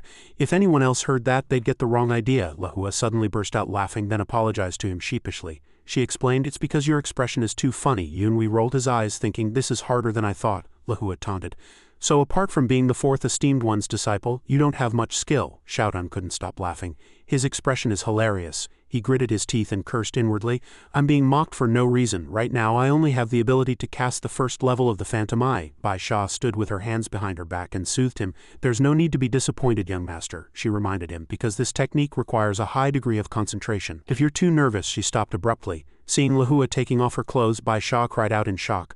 Lahua? Suddenly a heavy slap landed on her face, startling her. Lahua said in astonishment, Young master. Yunhui was sweating profusely. Are you awake now? How fortunate, he thought, his face beet red. What happened? I just had a slightly mischievous thought. How could this be? Bai Sha exclaimed. Was that the Phantom Eye just now? How did you do it? Yunhui desperately denied it.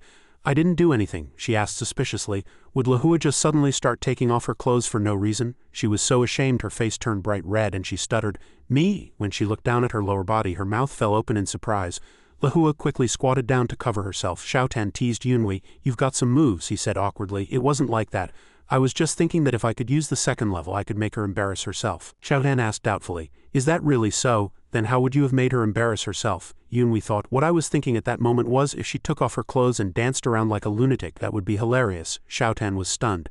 And you still dare to argue, Bai Sha pondered.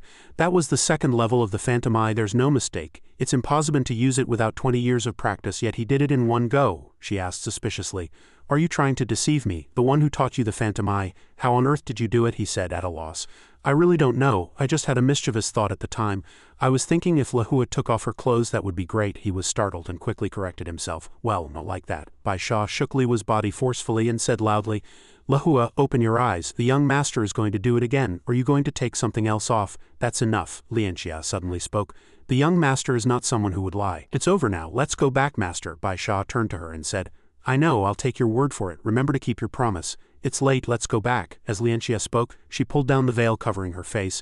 Anyway, today is not a good day for a long chat. Yunhui thought, something seems to have happened to me. Could it be? She glanced at him and said, see you next time. Yunhui was slightly stunned, thinking, she's a candidate for the blood cult's leader after all. How could she change her mind over something so trivial? Lianxia called him a lecher via voice transmission. Yunhui exclaimed in dismay, it's over, I'm screwed. Xiaotan immediately comforted him. It's okay, you can find a chance to explain later. You can do it, Yunhui said. The problem is I don't know how long I'll have to wait. She posed a question, but why were they in such a hurry to go back? Yunhui walked silently into the room pondering. Although it was by chance, I managed to reach the 2nd level of the Phantom Eye directly. This will be a very important tool for me when dealing with other masters. Zuobo suddenly sat up, interrupting his thoughts. Where have you been? Yunhui sat down on the edge of the bed and replied with a smile. Nowhere. But he didn't believe him. Is there nothing that requires you to go out in the middle of the night? Yunhui was at a loss. This is troublesome. What excuse should I come up with? Xiaotan suggested. How about using the Phantom Eye? Yunhui nodded. Good idea. I can use him as a test subject to figure out what just happened. He quickly repeated the spell 3 times. Act like an idiot. Zuobo clenched his fists angrily and demanded, Why are you looking at me like that? Yunhui thought, it's not working, looks like I still need to practice. He quickly apologized and changed the subject. I'm too tired right now, let's talk tomorrow. He thought to himself, I must practice more. He then turned his face away and wished Zuobo good night, leaving Zuobo stunned for a few seconds. Unable to believe his eyes for a moment, Zuobo immediately vented all his anger on Cheng Yuan, who was sleeping on the floor, startling him awake. As Cheng Yuan stood up with an ashen face, Zuobo cried out in surprise, Why do I see Cheng Yuan fuming with rage? He explained in vain. Wait, Cheng Yuan, I didn't mean to, he shouted. My hand hit you on its own, it's not what I wanted to do. The loud noise startled Yunhui, who sat up. When he saw Zuobo getting viciously headbutted by Cheng Yuan and crying out in pain, he was stunned for 2 seconds, thinking, So it worked. The stone Yunhui had cast, the conflict between the Martial Arts Alliance and Wushuang City, had created ripples far greater than he had ever imagined. The scene shifted to a cave deep in a forest in Jiangxi province, where two men were talking. "Where did you get this information?" the other man replied. "The letter was sent 9 days ago," the first man asked again. "Is it the same for the other branches?" The other man replied that they were the first to know. Within half a month, all of the blood cult's branches in the Central Plains would likely receive a letter with the same content. As Jiao read the contents of the letter, he remarked that the situation was getting more and more interesting. He tightened his grip on the seal in his hand and muttered, "Faster than expected." Zhang Jian didn't hear clearly and asked, "What did you say?" Jiao said calmly that it was time for the cult to rise. Upon hearing this, Zhang Jian looked incredibly excited, as if he had already guessed his meaning. "Give the order to summon Jin Yuan and Yin Kai. Get everything ready. We're going to Six Blood Valley immediately." Zhang Jian confirmed again, "Should we summon the young masters as well?" With his back to him, Jiao replied, "That's right, it's time. The cult is still scattered and not yet assembled. I must go personally." To seize this opportunity, Zhang Jian calculated silently. To Six Blood Valley? This decision makes me suspicious. Not long ago, wasn't the second esteemed one completely focused on Weixiang? The scene shifted to another location, where Cheng Yuan was standing with a dazed expression. Yunhui thought, "It's been 3 days since I learned the Phantom Eye. In that time I've practiced it countless times and have learned a lot about it. The first level of the Phantom Eye is just as the blood-handed witch said. I can now cast it freely just by making eye contact with the opponent, but the second level is a bit different. First, if someone is hit by the Phantom Eye, I can make them act according to my will for the time it takes me to count from 1 to 5, though there are slight variations. Considering this, even if I hadn't woken Lahua up back then, she probably would have stopped before taking off her clothes. Second, a target who has been hit by the Phantom Eye once cannot be hit by it again consecutively. Although Zuobo was still hit by the Phantom Eye the next day, this shows it can't be used in quick succession. Third, it's impossible to obtain the target's memories or information. The target will only act according to instructions, which is a great pity because I can't make them reveal anything on their own. Fourth, it requires extremely strong spiritual power, otherwise it has no effect on those stronger than me. In a way, this is only natural, since the blood-handed witch couldn't use it on high UTN either. Finally, the second level of the Phantom Eye consumes innate true Qi. The Phantom Eye's powerful suggestion technique must be related to innate true Qi. Therefore, the blood-handed witch has probably only reached the first level. In that case, the stronger my innate true Qi, the higher the possibility of breaking through to the third level. 20 days after learning the Phantom Eye, UTN had just knocked someone down. He frowned and said, "You can't even withstand 3 moves? My disciples surely don't intend to stop at the rank of Grand Captain, do they?" He tossed the person aside and added, "But even if the 3 of you attacked together, you couldn't get within 4 steps of me. You should be ashamed of yourselves." Yunhui cursed inwardly. "Damn it, this is so frustrating. It's because he's always like this that I want to prove my strength even more, but even so it makes no difference. High UTN is a monster. Even a peak master would be defeated by him. If I want to stand on equal footing with him, I'd need to master at least 60% of the Tianan Sword's starry light divine art," the Tianan Sword said. "Even so, I'm not so sure now. High UTN is extremely strong. In the time I haven't seen him, he has improved a lot. He seems to be on par with my former master, or perhaps even stronger. My former master's last battle with High UTN was 10 years ago. It's impossible for High UTN's martial arts not to have progressed. To completely defeat High UTN, I'm afraid one would have to master 70% of the starry light divine art. That's a realm even my former master in my previous life failed to reach." At that moment, UTN frowned and shouted, "Get up and continue." "Get up." Yunhui stood there blankly, thinking, why is he like this? Suddenly, the Tianan Sword told him to look up. Xiaotan also looked up in surprise at the person who had just appeared. The one who appeared before them was none other than Lianxia. Yunhui turned his head to look at her, thinking to himself, "After that day, although we sometimes ran into each other in Six Blood Valley, we always just brushed past one another. I thought she had found something out, but why has she come here alone?" His thoughts were interrupted by Yutian's shout. He told Yunhui to come over, then turned and left. It was only then that he realized she had come for him. Lianxia proposed they talk right there. The first question she asked was whether he knew who she was. Yunhui answered honestly, "You're Miss Lianxia, right?" But this answer wasn't what Lianxia was truly asking. She looked skeptical. "Young master, you are the most intelligent person I have ever met, yet you still don't know my identity. I find this strange. Do you really not know?" The face hidden behind the veil made him fall into thought. "The veil is just to hide her identity, but from her actions during this time I can guess a lot of things. It should be fine to pretend I've just found out." Suddenly their conversation was interrupted by a third person. "I finally found you." Yin Kai cupped his hands and asked, "To ask for directions I need to find someone from Six Blood Valley, right?" Seeing that this guy looked like a toad, Xiaotan was very curious. Yunhui agreed with this thought in his heart, but on the surface he still had to answer politely, "Yes, that's right." At that moment Yin Kai extended his hand again and asked, "Excellent. This is my first time in Six Blood Valley, so I got lost. Can you give me directions?" After hearing this, he felt that he was being underestimated. Lianxia, who had been ignored all this time, now spoke up to ask his identity. He turned his head to look at her, then introduced himself. I am Gao Yin Kai, the second disciple of the second esteemed one, Zhe Ma. Hearing this name, Yunhui was somewhat surprised, as if he had remembered something. He recalled that 10 years later his nickname would be the Bloodblade. He was given this nickname because he looked like a toad, but he was famous for killing without distinguishing between good and evil. In my past life I was his nightmare, but the current me is not. After this thought, Yunhui immediately and wisely cupped his hands in a salute. It is an honor to meet young Master Gao Yin Kai, disciple of the second esteemed one. I am Jiao Yunhui, disciple of the fourth esteemed one. This time it was Yin Kai's turn to widen his eyes in surprise. He suddenly moved closer, causing Yunhui to freeze. What's he doing? Why is he suddenly staring at me? Am I that famous? Suddenly a meaningful smile played on his lips. So you are Jiao Yunhui. Before Yunhui could react, he had already struck. In a flash, a single move shot straight toward Yunhui. Yunhui retreated backward and questioned him, perplexed. What are you doing all of a sudden? He answered. Master, you won't mind, will you? He clicked his tongue, saying with regret, Why did you have to be the disciple of the fourth esteemed one? Yunhui clutched his chest and calculated inwardly. Even though he's a disciple of the second esteemed one, he has already reached the first-rate level. My internal energy alone is not enough to handle him. At that moment a hand reached out beside him. Lianxia asked Yin Kai coolly, What are you doing? Yunhui also looked up at her. He answered without the slightest hesitation, A disciple of the sixth blood star.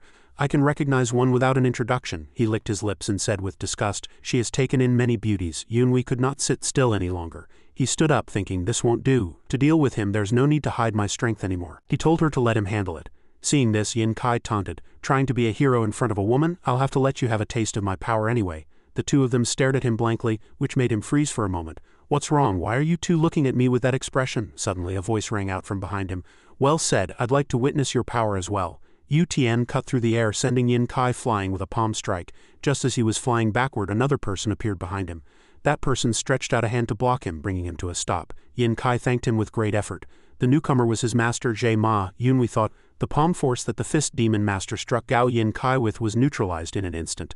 And if Gao Yin Kai calls this person master, then he must be one of the four esteemed ones, the second esteemed one, Zhe Ma of the Kunmo blade. At that moment, Zhe Ma with a stern face said word by word, It has been a long time, Hai Yu Tian.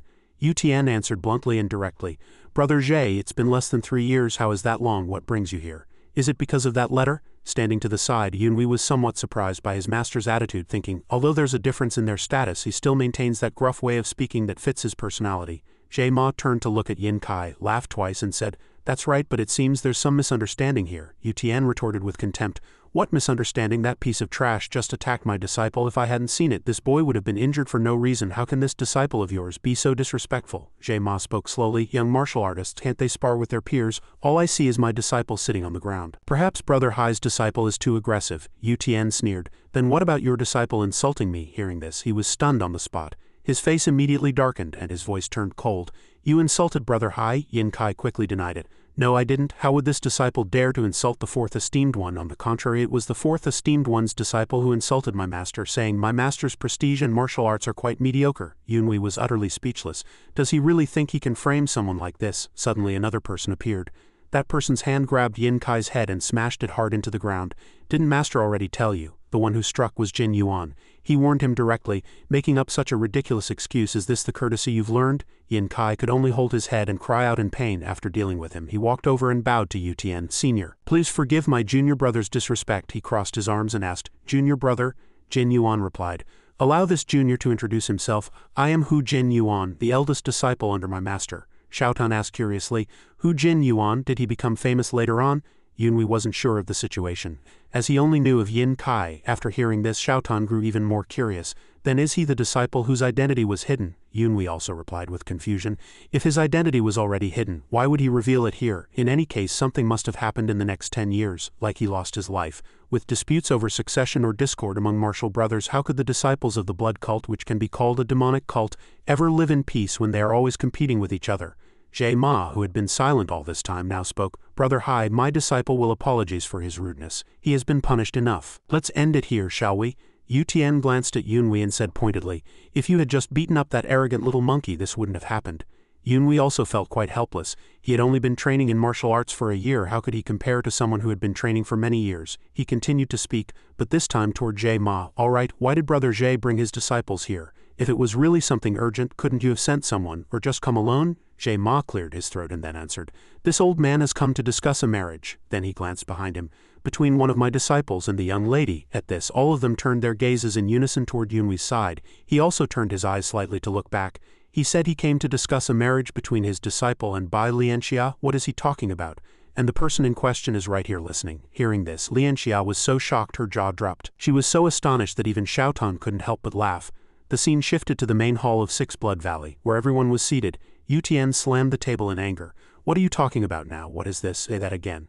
Jie Ma slowly replied, Let it be so, Brother Hai. To unify our cult and prevent further disputes, the young lady must renounce her position, then prepare to bear children and continue the bloodline. Yunwei thought, compared to Hai Yu Tian, this guy speaks bluntly and never beats around the bush. Just looking at the expressions of the disciples, including the blood-handed witch, you can tell they are trying their best to endure this situation. Yu Tian became even more furious after hearing this. Although I know the young lady has the right to choose her own spouse, how can these words come from your mouth, Jie Ma? If she were to be betrothed to that disciple of yours with the foul mouth, and then bear children, wouldn't that be ruining the young lady's life? The more he spoke, the more anger showed on his face. If you truly wish to die by my hand, then prepare yourself. Jin Yuan and Yin Kai bore the brunt of Yu Tian's fury, their faces grim and ugly. Yunwei and Zuo Bo were not much better off. He thought, this heavy feeling is like my whole body is being crushed. In an instant, the room was filled with killing intent. The aura and pressure that emanated from him made everyone present feel as if they were suffocating. Facing Yu Tian's pressure, Jie Ma's expression did not change. He slowly uttered a few words. Brother Hai, I did not come here to fight you. Think calmly. Isn't that a fact known to everyone anyway? The fourth blood star, who originates from the first esteemed one, has already decided to support Miss Bai Weixiong as the heir. This point alone gives her influence in the cult that surpasses more than half of the esteemed ones. Although my intention has not yet been officially announced, the third esteemed one has also hinted at his agreement. Didn't Brother Hai also just say that he hasn't decided which of the two to support? Now I will ask the sixth blood star if anyone has clearly stated that they would support the marriage between Miss Bai Lianxia and my disciple. Bai Sha glanced slightly at Lianxia as if pondering something. Over here, Jie Ma continued. In such a difficult situation, even Miss Bai Lianxia cannot decide this matter. Yu Tian never had a kind word for Jie Ma. That makes it clear. You're threatening Miss Lianxia now, aren't you? Jie Ma placed his hand on his sword, ready to draw it. Awe-inspiring power radiated from his body. Do I, Jie Ma of the Kunmo blade, look like someone who would endanger the sovereign's daughter for something like this? Hai Yu Tian. At that moment, Bai Sha finally spoke. Wait, what are you two doing in front of the young lady? A voice suddenly sounded in the air, calling out everyone's name one by one. Uncle Jie, the person continued to call out. Uncle Hai, is it all right if I still address you two as I used to? The two answered in unison. Please speak, young lady. Xiaotan whispered to Yunwei. What is this? The voice is spreading throughout the entire room, Yunwei replied. 6 Harmony's voice transmission. It's a technique more advanced than secret voice transmission, and it can hide the user's location. The 5 of them turning around at the same time was to prevent others from seeing her trembling voice. Although I knew her internal energy was extraordinary, to be able to use the 6 Harmony's voice transmission, which is even stronger than mine. The voice continued to ring out. Uncle Jie, you go first. He listened accordingly. She began. Since Uncle Jie has already decided to support my older sister as the cult leader, then why arrange a marriage for me? He answered respectfully. In terms of qualifications, I would also like to support you, young lady. But our cult is currently on the verge of a powerful revival and requires a more capable heir, she said again. So you're saying my sister is stronger than me? Jie Ma replied. It is shameful to say, but that is the truth. This is also to help the cult.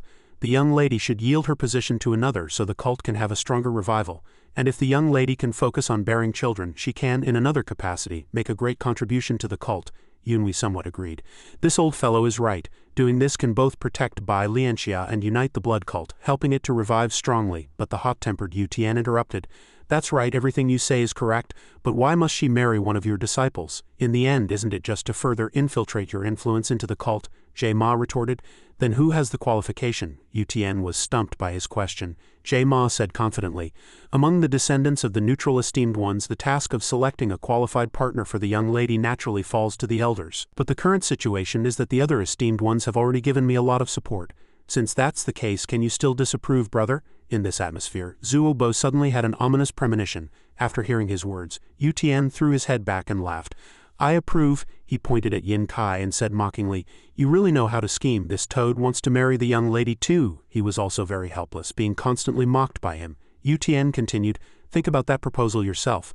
That fellow who grins foolishly at the sight of the blood-handed witch's disciples, he's to be the young lady's partner? Hearing this, Jin Yuan immediately shot a fierce glare at Yin Kai behind him. Jie Ma also glanced at him murderously, and he only dared to turn his head away to avoid their gazes. Xiaotan listed with a wicked smile. One has been eliminated. Yunwei's eyes suddenly filled with surprise. She hadn't noticed yet that he who had been standing right beside her just now was now gone. When she looked back, he had disappeared. Jiao respectfully cupped his hands and said, "Please forgive my second disciple's immaturity, but my eldest disciple, Hu Jin Yuan, is a suitable partner for the young lady."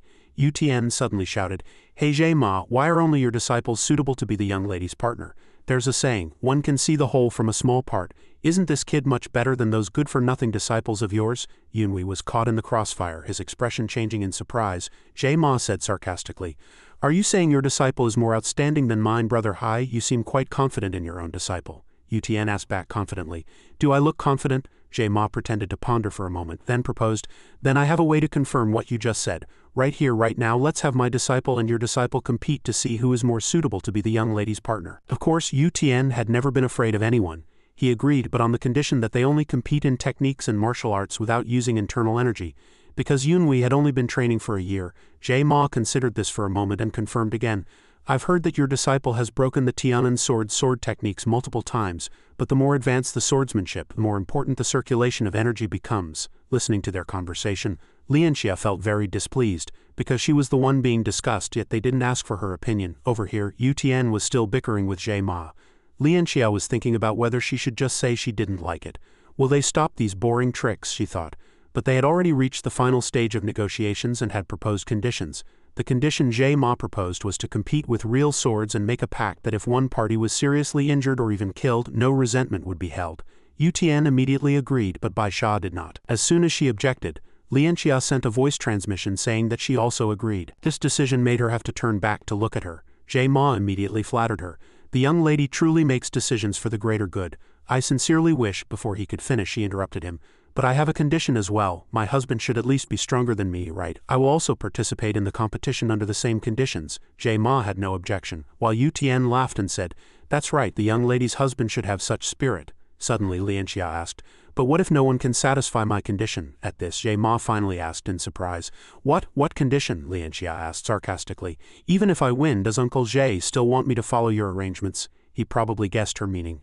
"Does the young lady mean that if you win, I will have to follow your arrangements?" She confirmed her words again. "That's right, if I win, Uncle Hai and Uncle Jie must pledge your support to me here and swear your allegiance." Yu Tian readily agreed to her terms. Lianxia then pointed to Jiao. "And what about you, Uncle Jie?" He reluctantly agreed. Witnessing this scene, Xiaotun couldn't help but exclaim in admiration, "My God, that's so smart." Yunwei also quite agreed.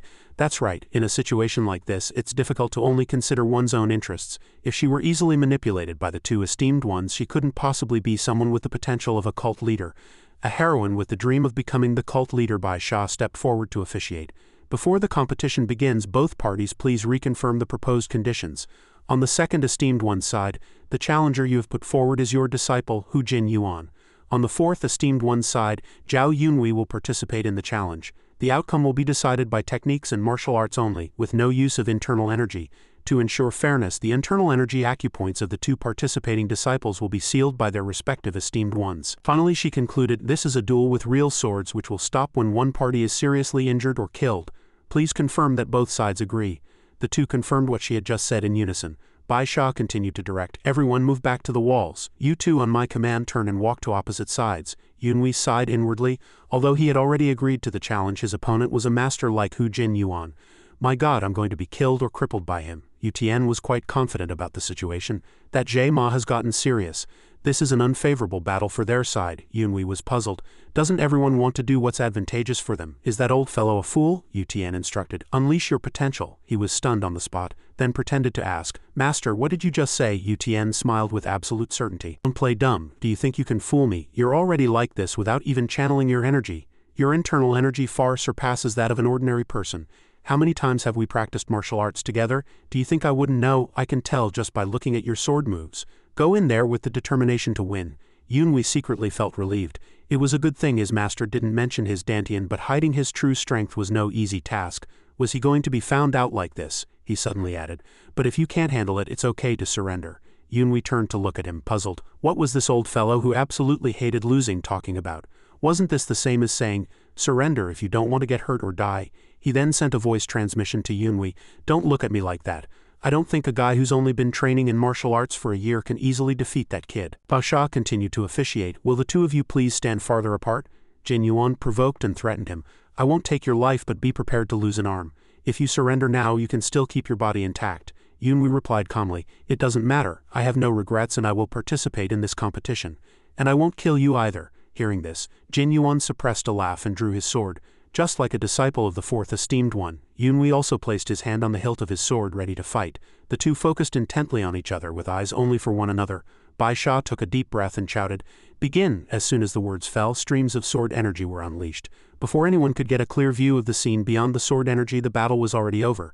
The result was that Yunhui had severed one of Jin Yuan's arms, causing him to scream in agony. Yunhui asked coldly, I won't take your life, do you surrender? At this moment, Jin Yuan was clutching his injured arm, his body trembling uncontrollably. Yin Kai's eyes widened in astonishment. Zuo Bo and Wu Zan stood to the side, one excited, the other dumbfounded. Bai Sha thought to herself, young master, Jie Ma is clearly filled with killing intent right now. What kind of competition is this? He roared angrily, did you not just use demonic arts? The scene before the duel replayed in slow motion. At that moment, Yunhui's eyes had looked somewhat unusual. Jie Ma analyzed, just now, during the standoff, the moment you made eye contact with him, Hu Jin Yuan seemed dazed. Yu Tian did not deny it. You and I both belong to the demonic cult, so what if I used demonic arts? What are you trying to argue?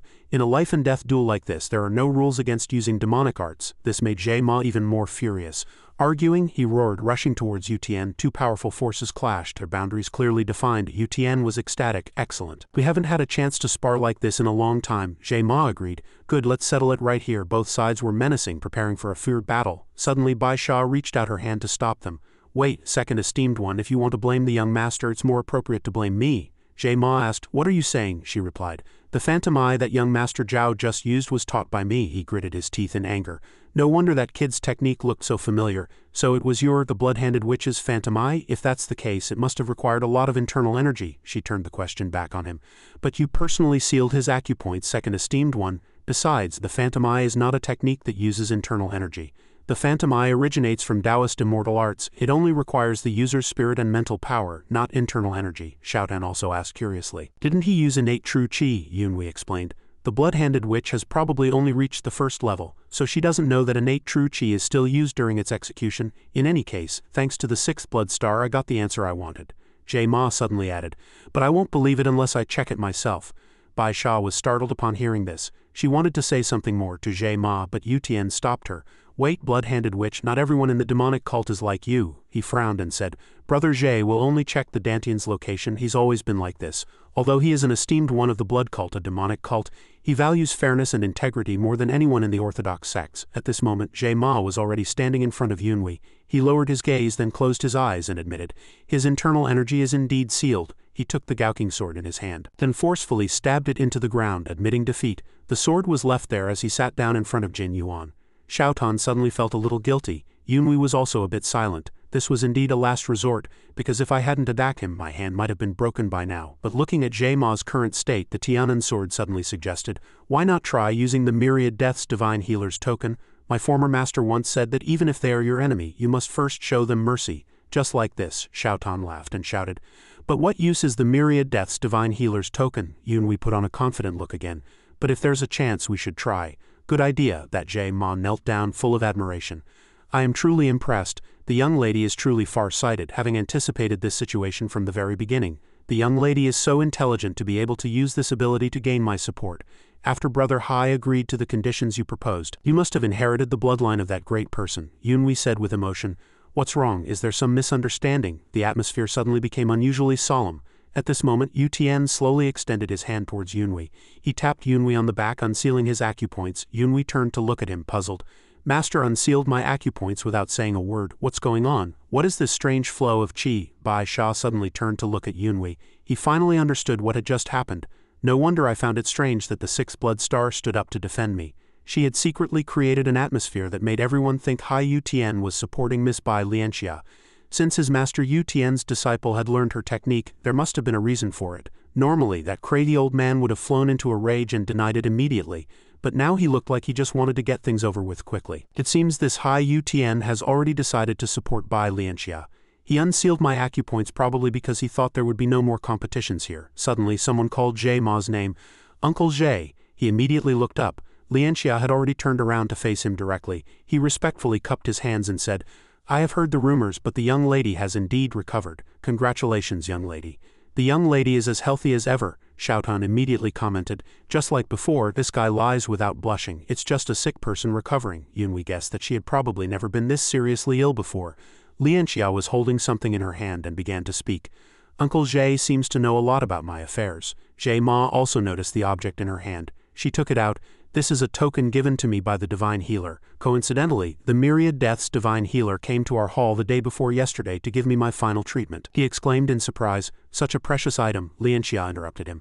I hope to use it to help treat young Master Hu's arm. Even more surprised than Jie Ma was Yunhui, he thought to himself. How did that thing end up in Bai Liange's hands, the Myriad Death's Divine Healer's token? Jie Ma accepted the token.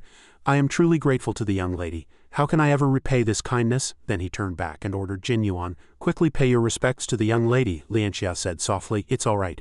If through this matter Uncle Ji's disciple can bring honor to our cult, then what is there to regret? Hearing her words, Jie Ma's lips trembled slightly, and then he kowtowed heavily on the ground. I, Jie Ma, the second esteemed one, will henceforth support Miss Bai Lianxia. You have inherited the sovereign's bloodline to become the new cult leader. Please, young lady, graciously accept this pledge of support. Lianxia smiled and accepted this pledge. Yu Tian was also about to kneel, and Yunhui felt a great sense of danger. Is Master going to kneel too? If this continues, the final winner will likely be Bai Lianxia. He immediately spoke up to stop him. He asked, gritting his teeth. What do you plan to do? Yunhui replied calmly. The game isn't over yet. Master. He looked at him with a determined gaze. Master, leave this to me. Yu Tian immediately stood up straight, as if silently agreeing with Yunhui. Yunhui walked towards Lianxia under her surprised gaze, cupped his hands and said loudly, The blood demon submits to the blood power that rules the world. Jiao Yunhui, disciple of the fourth esteemed one, wishes to challenge the young lady. As soon as his words fell, the faces of everyone on Yu Tian's side changed, a mixture of anger and surprise. Bai Sha's side was no different, stunned and speechless. Jie Ma was frozen, gritting his teeth, his face full of disbelief. Outside, the sky was a clear blue. Inside, Lianxia confirmed his meaning again. Challenge me, she pursed her lips and asked back. What did you just say, young master? He retorted. Does the young lady not want me as your husband? After hearing this, a suspicious blush appeared on Liange's face. She stammered in front of him, unable to speak, and shyly turned her face away. Does he really want to be a couple with me? But she denied the thought again. That couldn't be it. But why? Yunhui added. I'm just doing as the young lady said. If you win against me, you can do whatever you want to me. What do you say? What's there to hesitate about? Lianxia bit her lip and did not answer. He was very puzzled. Why would she hesitate? She already saw the result of my duel with Hu Jin Yuan while my internal energy was sealed. Besides, she can't guarantee that she won't be hit by the phantom eye, can she? However, as a leader, there is no choice but to be responsible for one's words. In the end, Lianxia accepted the challenge. She asked him what his conditions were. None of this was beyond Yunhui's expectations. As expected, she saw through my intentions and started to bargain. The Tianan sword, seeing that he was not having an easy time, took some pleasure in his misfortune. Bai Sha stepped forward again to officiate. The young lady has accepted the duel, so there is no other way, just like before. The two esteemed ones will seal the internal energy acupoints of the young lady and young Master Jiao. Lianxia told Yunhui to state his conditions quickly. Yunhui then spoke. I would like to represent my master and fellow disciples, and in the young lady's name ask you to grant us the right of pardon. This condition surprised her quite a bit, but Yunhui had his own plans. The right of pardon was the right to be forgiven for any crime committed within the cult. In the future, if she becomes the cult leader, it will surely be very useful. For example, if one wanted to sever ties with the blood cult, or his thoughts were interrupted by Liange's words, giving it to everyone is too much. I will only grant the right to you and Uncle Hai. Is this agreement sufficient? Yunhui walked towards Jie Ma. He agreed to her terms, but another question concerned him. However, I heard that the young lady has the Divine Healer's token. Is that right? Lianxia smiled and shook her head. That one isn't mine, it's your master's. To be more precise, it belongs to the sixth blood star. She found it while gathering herbs. As she said this, her eyes suddenly widened as if she remembered something. A memory from Liange's childhood surfaced, and Yunhui remembered it too. I also found that he Xian Fu Shui grass. Lianxia replied, I thought so too, so I hid it. I must apologize to you, young master. Because I have already given that token to someone else to use, I will give you something of equal value in return. Jie Ma sealed Yunhui's acupoints. Yu Tian did the same, and the conditions they had just exchanged would be discussed after the battle. Jie Ma's touch was heavy, causing Yunhui to cry out in pain. He mocked him. Even if your opponent is the young lady, are you still going to use demonic arts? No, it's the phantom eye, isn't it? Even if your master stops me, I will take your head, you little brat. The current dueling ground was prepared exclusively for Yunhui and Lianxia.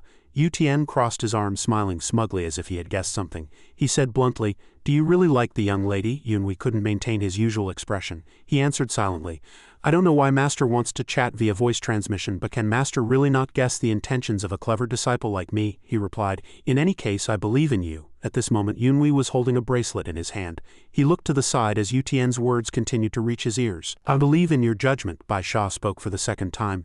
"Begin." The two immediately entered a battle stance. Lianxia closed her eyes tightly, which puzzled Yunhui. "She's closing her eyes, not even looking at me. Is she doing this to guard against the phantom eye?" As he was thinking, the tip of her sword had already thrust towards him. As he was looking for an opening, her hand had already struck straight at him. He dodged to the side, exclaiming inwardly, "So fast." He thought in terror, "If I had been any slower I would have been done for." Another series of moves came at me, leaving a scratch on his face. She slapped him hard. Before he could react to what had happened, she had already retracted her hand. He clutched his face and looked at her, his eyes filled with astonishment and disbelief. Lianxia attacked Yunhui with her palm and he raised his hand to block. When she retracted her hand, a puff of smoke rose from the arm that was hit. This power, he retreated, but his arm was already tightly gripped by her. She looked thinner and had lost weight, but that hand with red-painted nails came at his face again. If she was recuperating, her external skills should have weakened as well. His next move made her eyes widen in surprise. He jumped up and kicked, neutralizing her move with a single strike. Lianxia retreated, somewhat impressed by Yunhui, and stabbed her sword into the floor to steady herself. "I'm very clever." He let out a breath and exclaimed. That was close. Lahua watched the intense battle before her in amazement. My God, he hasn't backed down at all. At this point she began to imagine a passionate scene between Yunhui and Lianxia. Could he really be smitten with the young lady? She recalled a scene that had happened a few days ago. "Young Master Jiao, you're so bad. The other day you were so eager to see my body. The young lady must not lose." Bai Sha looked at her constantly changing expressions, completely bewildered. Over here the battle continued. Yunhui used his sword to block Lianxia's incoming hand. Her hand was suddenly covered by a red light. That power, he presumed, was a finger technique. Her fingers swiped fiercely. He thought, how can her index finger be so hard? I've heard that finger techniques are an extremely difficult martial art to cultivate, because during the training process the martial artist must repeatedly endure and get used to the pain of having their finger joints broken. My sword almost slipped from my hand. This finger technique is definitely not the blood-handed witch's martial art. Even the Tianan sword had to admit, I've never seen such a powerful finger technique. And Yunhui thought to himself, is it a martial art of the blood demon cult? Answering his question was the Tianan sword's confirmation. That's right, it is a martial art of the blood demon cult. Lianxia's fingers swiped past. He blocked with his sword's energy and retreated backward. As her fingers passed, his hair was also cut. The current situation was that he was still struggling to dodge, using his scabbard to block her moves. Jiao watched, somewhat impressed. Has that kid mastered left-handed techniques with just one sword? Not bad. The battle was still at a fever pitch with dust flying everywhere. Lianxia suddenly asked, Young master, you surely don't intend to draw your sword, do you? Yunhui immediately replied. I just want to face the young lady's finger technique head-on and with integrity, he shouted in his heart. By saying this, the young lady should understand my meaning right, because from the beginning I felt this match would be hard to win. So now I just want to face her directly and learn more about the blood demon cult's martial arts. Lianxia gave him a compliment. Young master is truly an interesting person. Then she returned to her fighting stance. The Tianan sword reminded him, this is no ordinary move.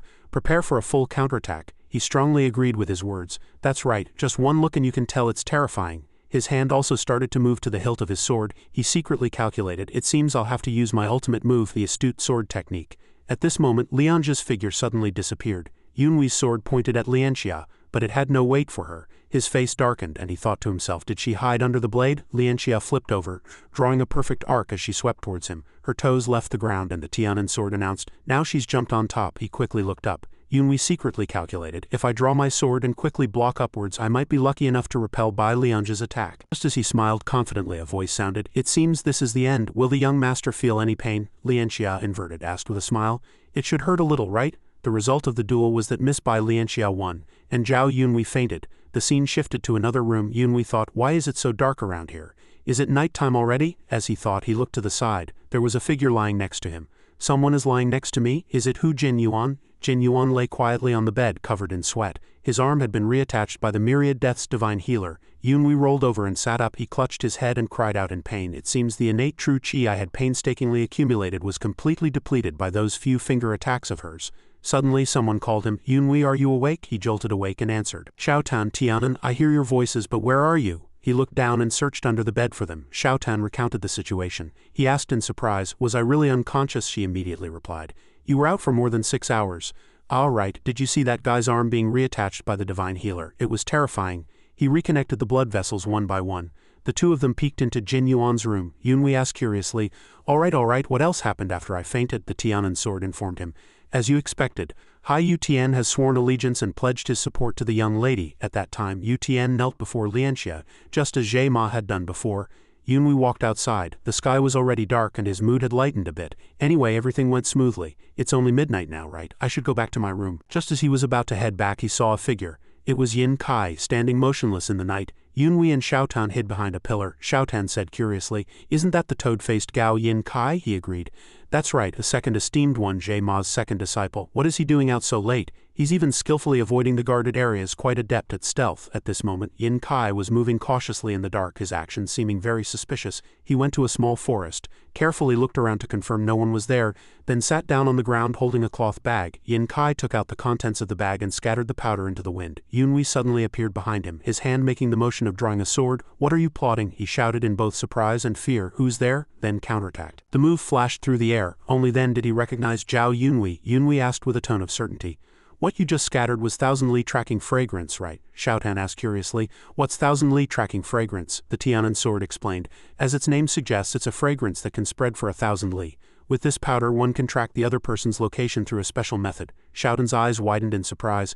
"So he's a spy?" Yin Kai looked down on Yunhui, thinking he was stupid. "Haven't you heard that curiosity killed the cat?" Yunhui immediately retorted.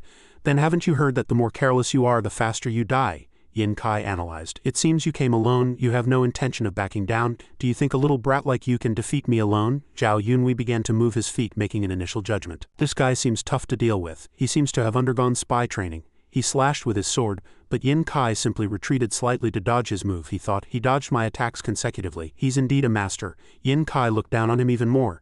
"Do you think I'd be defeated by such a boring move? My level is far above yours. Didn't you already experience that during the day?" Yunhui calculated again.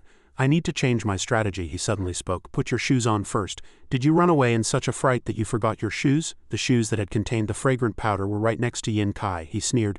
"You foolish brat, you got lucky and beat Hu Jin Yuan with your demonic arts, and it seems you mistakenly think you can deal with me the same way. Weren't you just planning to use demonic arts on me too? It's useless." After saying that, he laughed smugly. "That kind of demonic art only works on people with less internal energy than you. How pathetic. What are you going to do now? So pitiful. Instead of taking the path of life, you chose to walk into a dead end alone," Yunhui suddenly said. "Toad face." The air fell silent. Then Yin Kai flew into a rage. "You dare call me that? I'm going to kill you." Yin Kai swung his hand in a wide arc towards Yunhui, who ducked to avoid it. Seizing the opportunity, the tip of his sword shot through, attacking the opponent. He somersaulted in the air, dodging Yunhui's sword tip. A green light appeared, and Yin Kai flipped over and chopped down. Yunhui was knocked back a distance on the ground. After the two faced off, he spoke contemptuously. "It seems your skills are nothing compared to mine. Now you know what to do, right? Run away?" Yunhui was not one to give up easily. He charged forward with his sword. "No, don't even think about it." Yin Kai raised his sword high and smiled smugly. "Bring it on. I'll show you my true strength, the strength I didn't get a chance to show during the day." Suddenly, a bright light flashed before him. At that moment, he still didn't understand what was happening. In Yin Kai's eyes, all he saw was a web of crisscrossing sword energy. He had used the first form of the astute sword technique, the tusk-shaving stance. Realizing the power of all of Yin Kai's moves, the dust settled and both men took a step back, steadying themselves. Yin Kai gritted his teeth and asked, trembling, "How do you have such power? You're quite good at hiding your strength." Yunhui twirled the sword in his hand and said slowly, "It's not that I'm strong, it's that you think you're better than others, so you look down on me. Haven't you heard the saying, you should always hide 30% of your strength? You're in the martial world, don't you know that saying?" Hearing his words, Xiaotan spoke with some difficulty. "Yunhui, you're really something." Upon hearing this, Yin Kai's face filled with displeasure, and he decided to flee to save his life. Seeing his opponent's intention, he quickly gave chase. Trying to run? Yin Kai thrust his sword into the ground and leapt into the air. He stabbed fiercely, kicking up a cloud of dust and sending dirt and stones flying. Yunhui used his sword to deflect the flying debris. He found his opponent's actions very strange. What is he doing? Wasn't that last move completely useless? Xiaotan suddenly shouted a warning. "Hidden weapon," the Tianan sword also spoke. "Dodge quickly." He immediately followed their warnings and dodged to the side. He rolled backward as the hidden weapon thrown by Yin Kai stuck straight into the ground. Yunhui gripped the hilt of his sword in anger. "How dare you ambush me?" He rushed forward, attacking his opponent directly. Seeing him easily dodge his hidden weapon, Yin Kai gritted his teeth in anger. "I aimed right at him. Why didn't I hear anything?" Taking advantage of his opponent's surprise, Yunhui had already slashed at him horizontally. "I'm over here." Like a green flame piercing through the dust combined with the aura you're emitting, I've already determined your exact position. His lips moved slightly.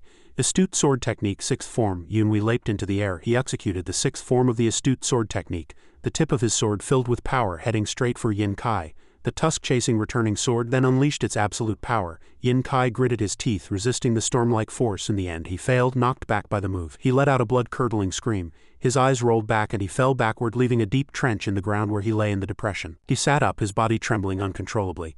Who are you? How did you dodge my hidden weapon? Yunhui raised his sword high and answered, I have a third eye. Can we end this now? At this moment Yin Kai had already stood up, gripping his sword in a defensive stance. The Tianan sword reminded him that he might try to escape and that he should strike first. But Yunhui dismissed the reminder. He thought to himself, I was a spy in my past life, so I can guess his thoughts. In this situation, a spy only has two choices, escape or commit suicide. At this moment, Yin Kai had already placed the blade of his sword against his neck. I'd rather end my own life than die at your hands, a voice suddenly sounded.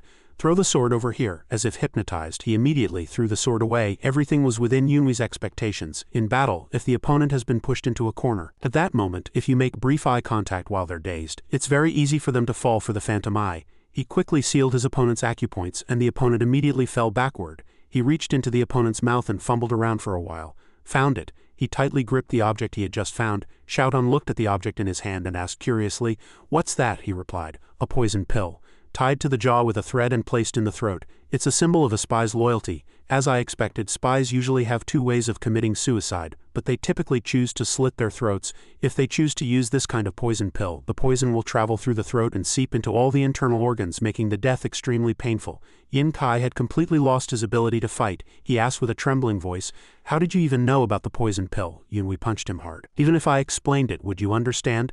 Do you remember what you just said? Are you unwilling to die at the hands of a good-for-nothing like me?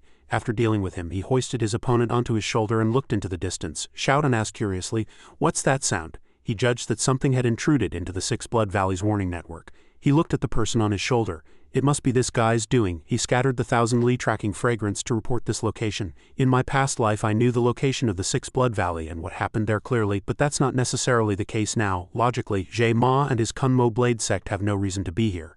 Perhaps the information I revealed changed some things. Gao Yin Kai also had no reason to do this, and I wouldn't have met him here.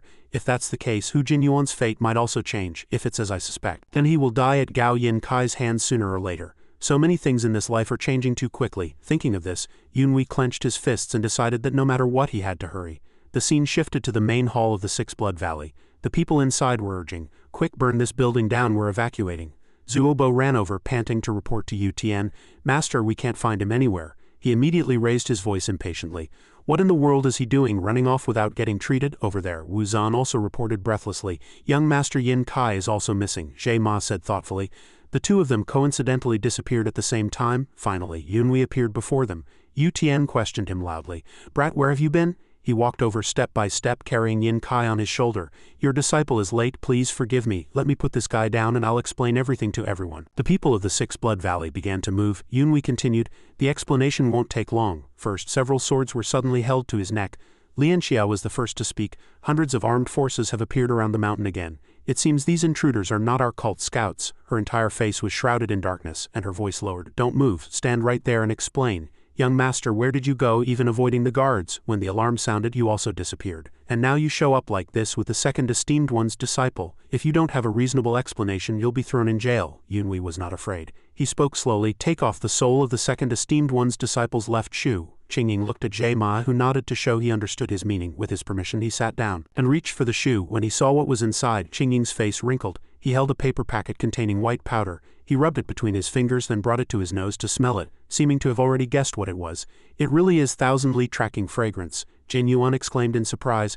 1,000-li tracking fragrance. Jie Ma's eyes also widened in astonishment. Bai Sha spoke softly with Lianxia. Thanks to that, they were able to confirm our location. Zuobo whispered to Wu Zan, What's 1,000-li tracking fragrance, do you know? He answered without thinking. No. Yunhui fumbled in his robes. I'll show everyone something else. He took out a poison pill. Qingying guessed as soon as he saw it. Is that a poison pill? He continued. It was tied under this guy's left jaw. Because it was tied there for a long time, there's still a mark. Jie Ma still hasn't recovered from his shock. Impossible. How could my disciple? Qingying also admitted. It seems the young master is right, although it's a bit embarrassing, it's the truth. Because the poison pill was tied there for a long time, the gum under his jaw has changed to this color. Young Master Gao Yin Kai's jaw also has a mark. This is irrefutable evidence. Jie Ma asked suspiciously. How do you know so much? He replied. I also infiltrated the Martial Arts Alliance as a spy for half a year. Hearing this, Yunhui was also very surprised. I didn't know Zhu Qingying had also been a spy. Jie Ma still couldn't believe his disciple was a spy. Thanks to Qingying's words, he was cleared of all suspicion. And Lianxia immediately ordered the guards to stand down. The guards sheathed their swords upon her command. Although things were clear now, Qingying still had questions. But how did you know about this? Poison pills and 1,000-li tracking fragrance aren't things an ordinary person can recognize, are they? he thought to himself. Of course I have experience, but then asked himself, should I lie? In the end, he told the truth. I woke up early and was heading back to my room. At that time, I saw Gao Yin Kai leaving his room. I didn't know where he was going. I thought his movements were very suspicious. Because he deliberately avoided the guards, I became suspicious and followed him. After following for a while, I saw him scattering the thousandly tracking fragrance. Qingying asked seriously. So you attacked him? How reckless. Why didn't you channel your internal energy and shout for help? Yunhui replied calmly. If I had done that, I might as well have run away to avoid being found and killed by this guy. Hearing this, Qingying also thought it made sense. He continued to ask. So you're saying you even defeated Gao Yin Kai? How is that possible? He answered silently to himself. It is indeed a bit unreasonable for me to say I can subdue a martial arts master who is a level higher than me. Aloud, he tried to make his answer reasonable. I was young and ignorant at the time, inexperienced, and couldn't think of any other way.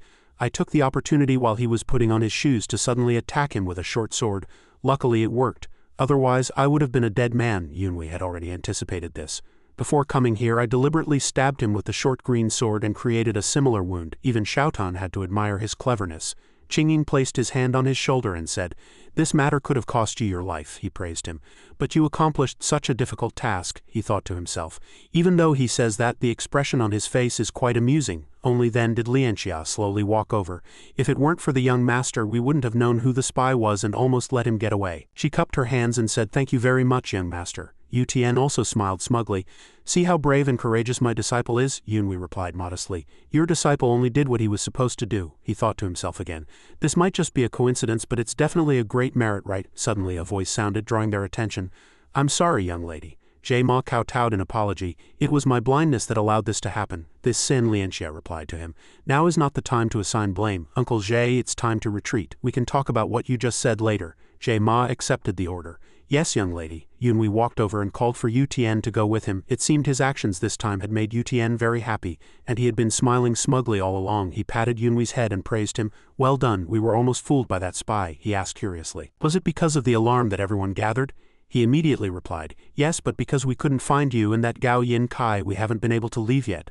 Over here, Jie Ma reached out and did something to Yin Kai's body, and a purple aura escaped from him. Watching him writhe in pain, Xiaotan was very curious about what that was. Yunhui immediately answered, His dantian has been destroyed. Jie Ma thought to himself, I never thought that one day I would have to personally destroy my own disciple's dantian. This action also means I have expelled him from my sect. If that's the case, Miss Bai Lianxia also, at this moment Lianxia said coldly, cut his hamstrings. He quickly did as she said.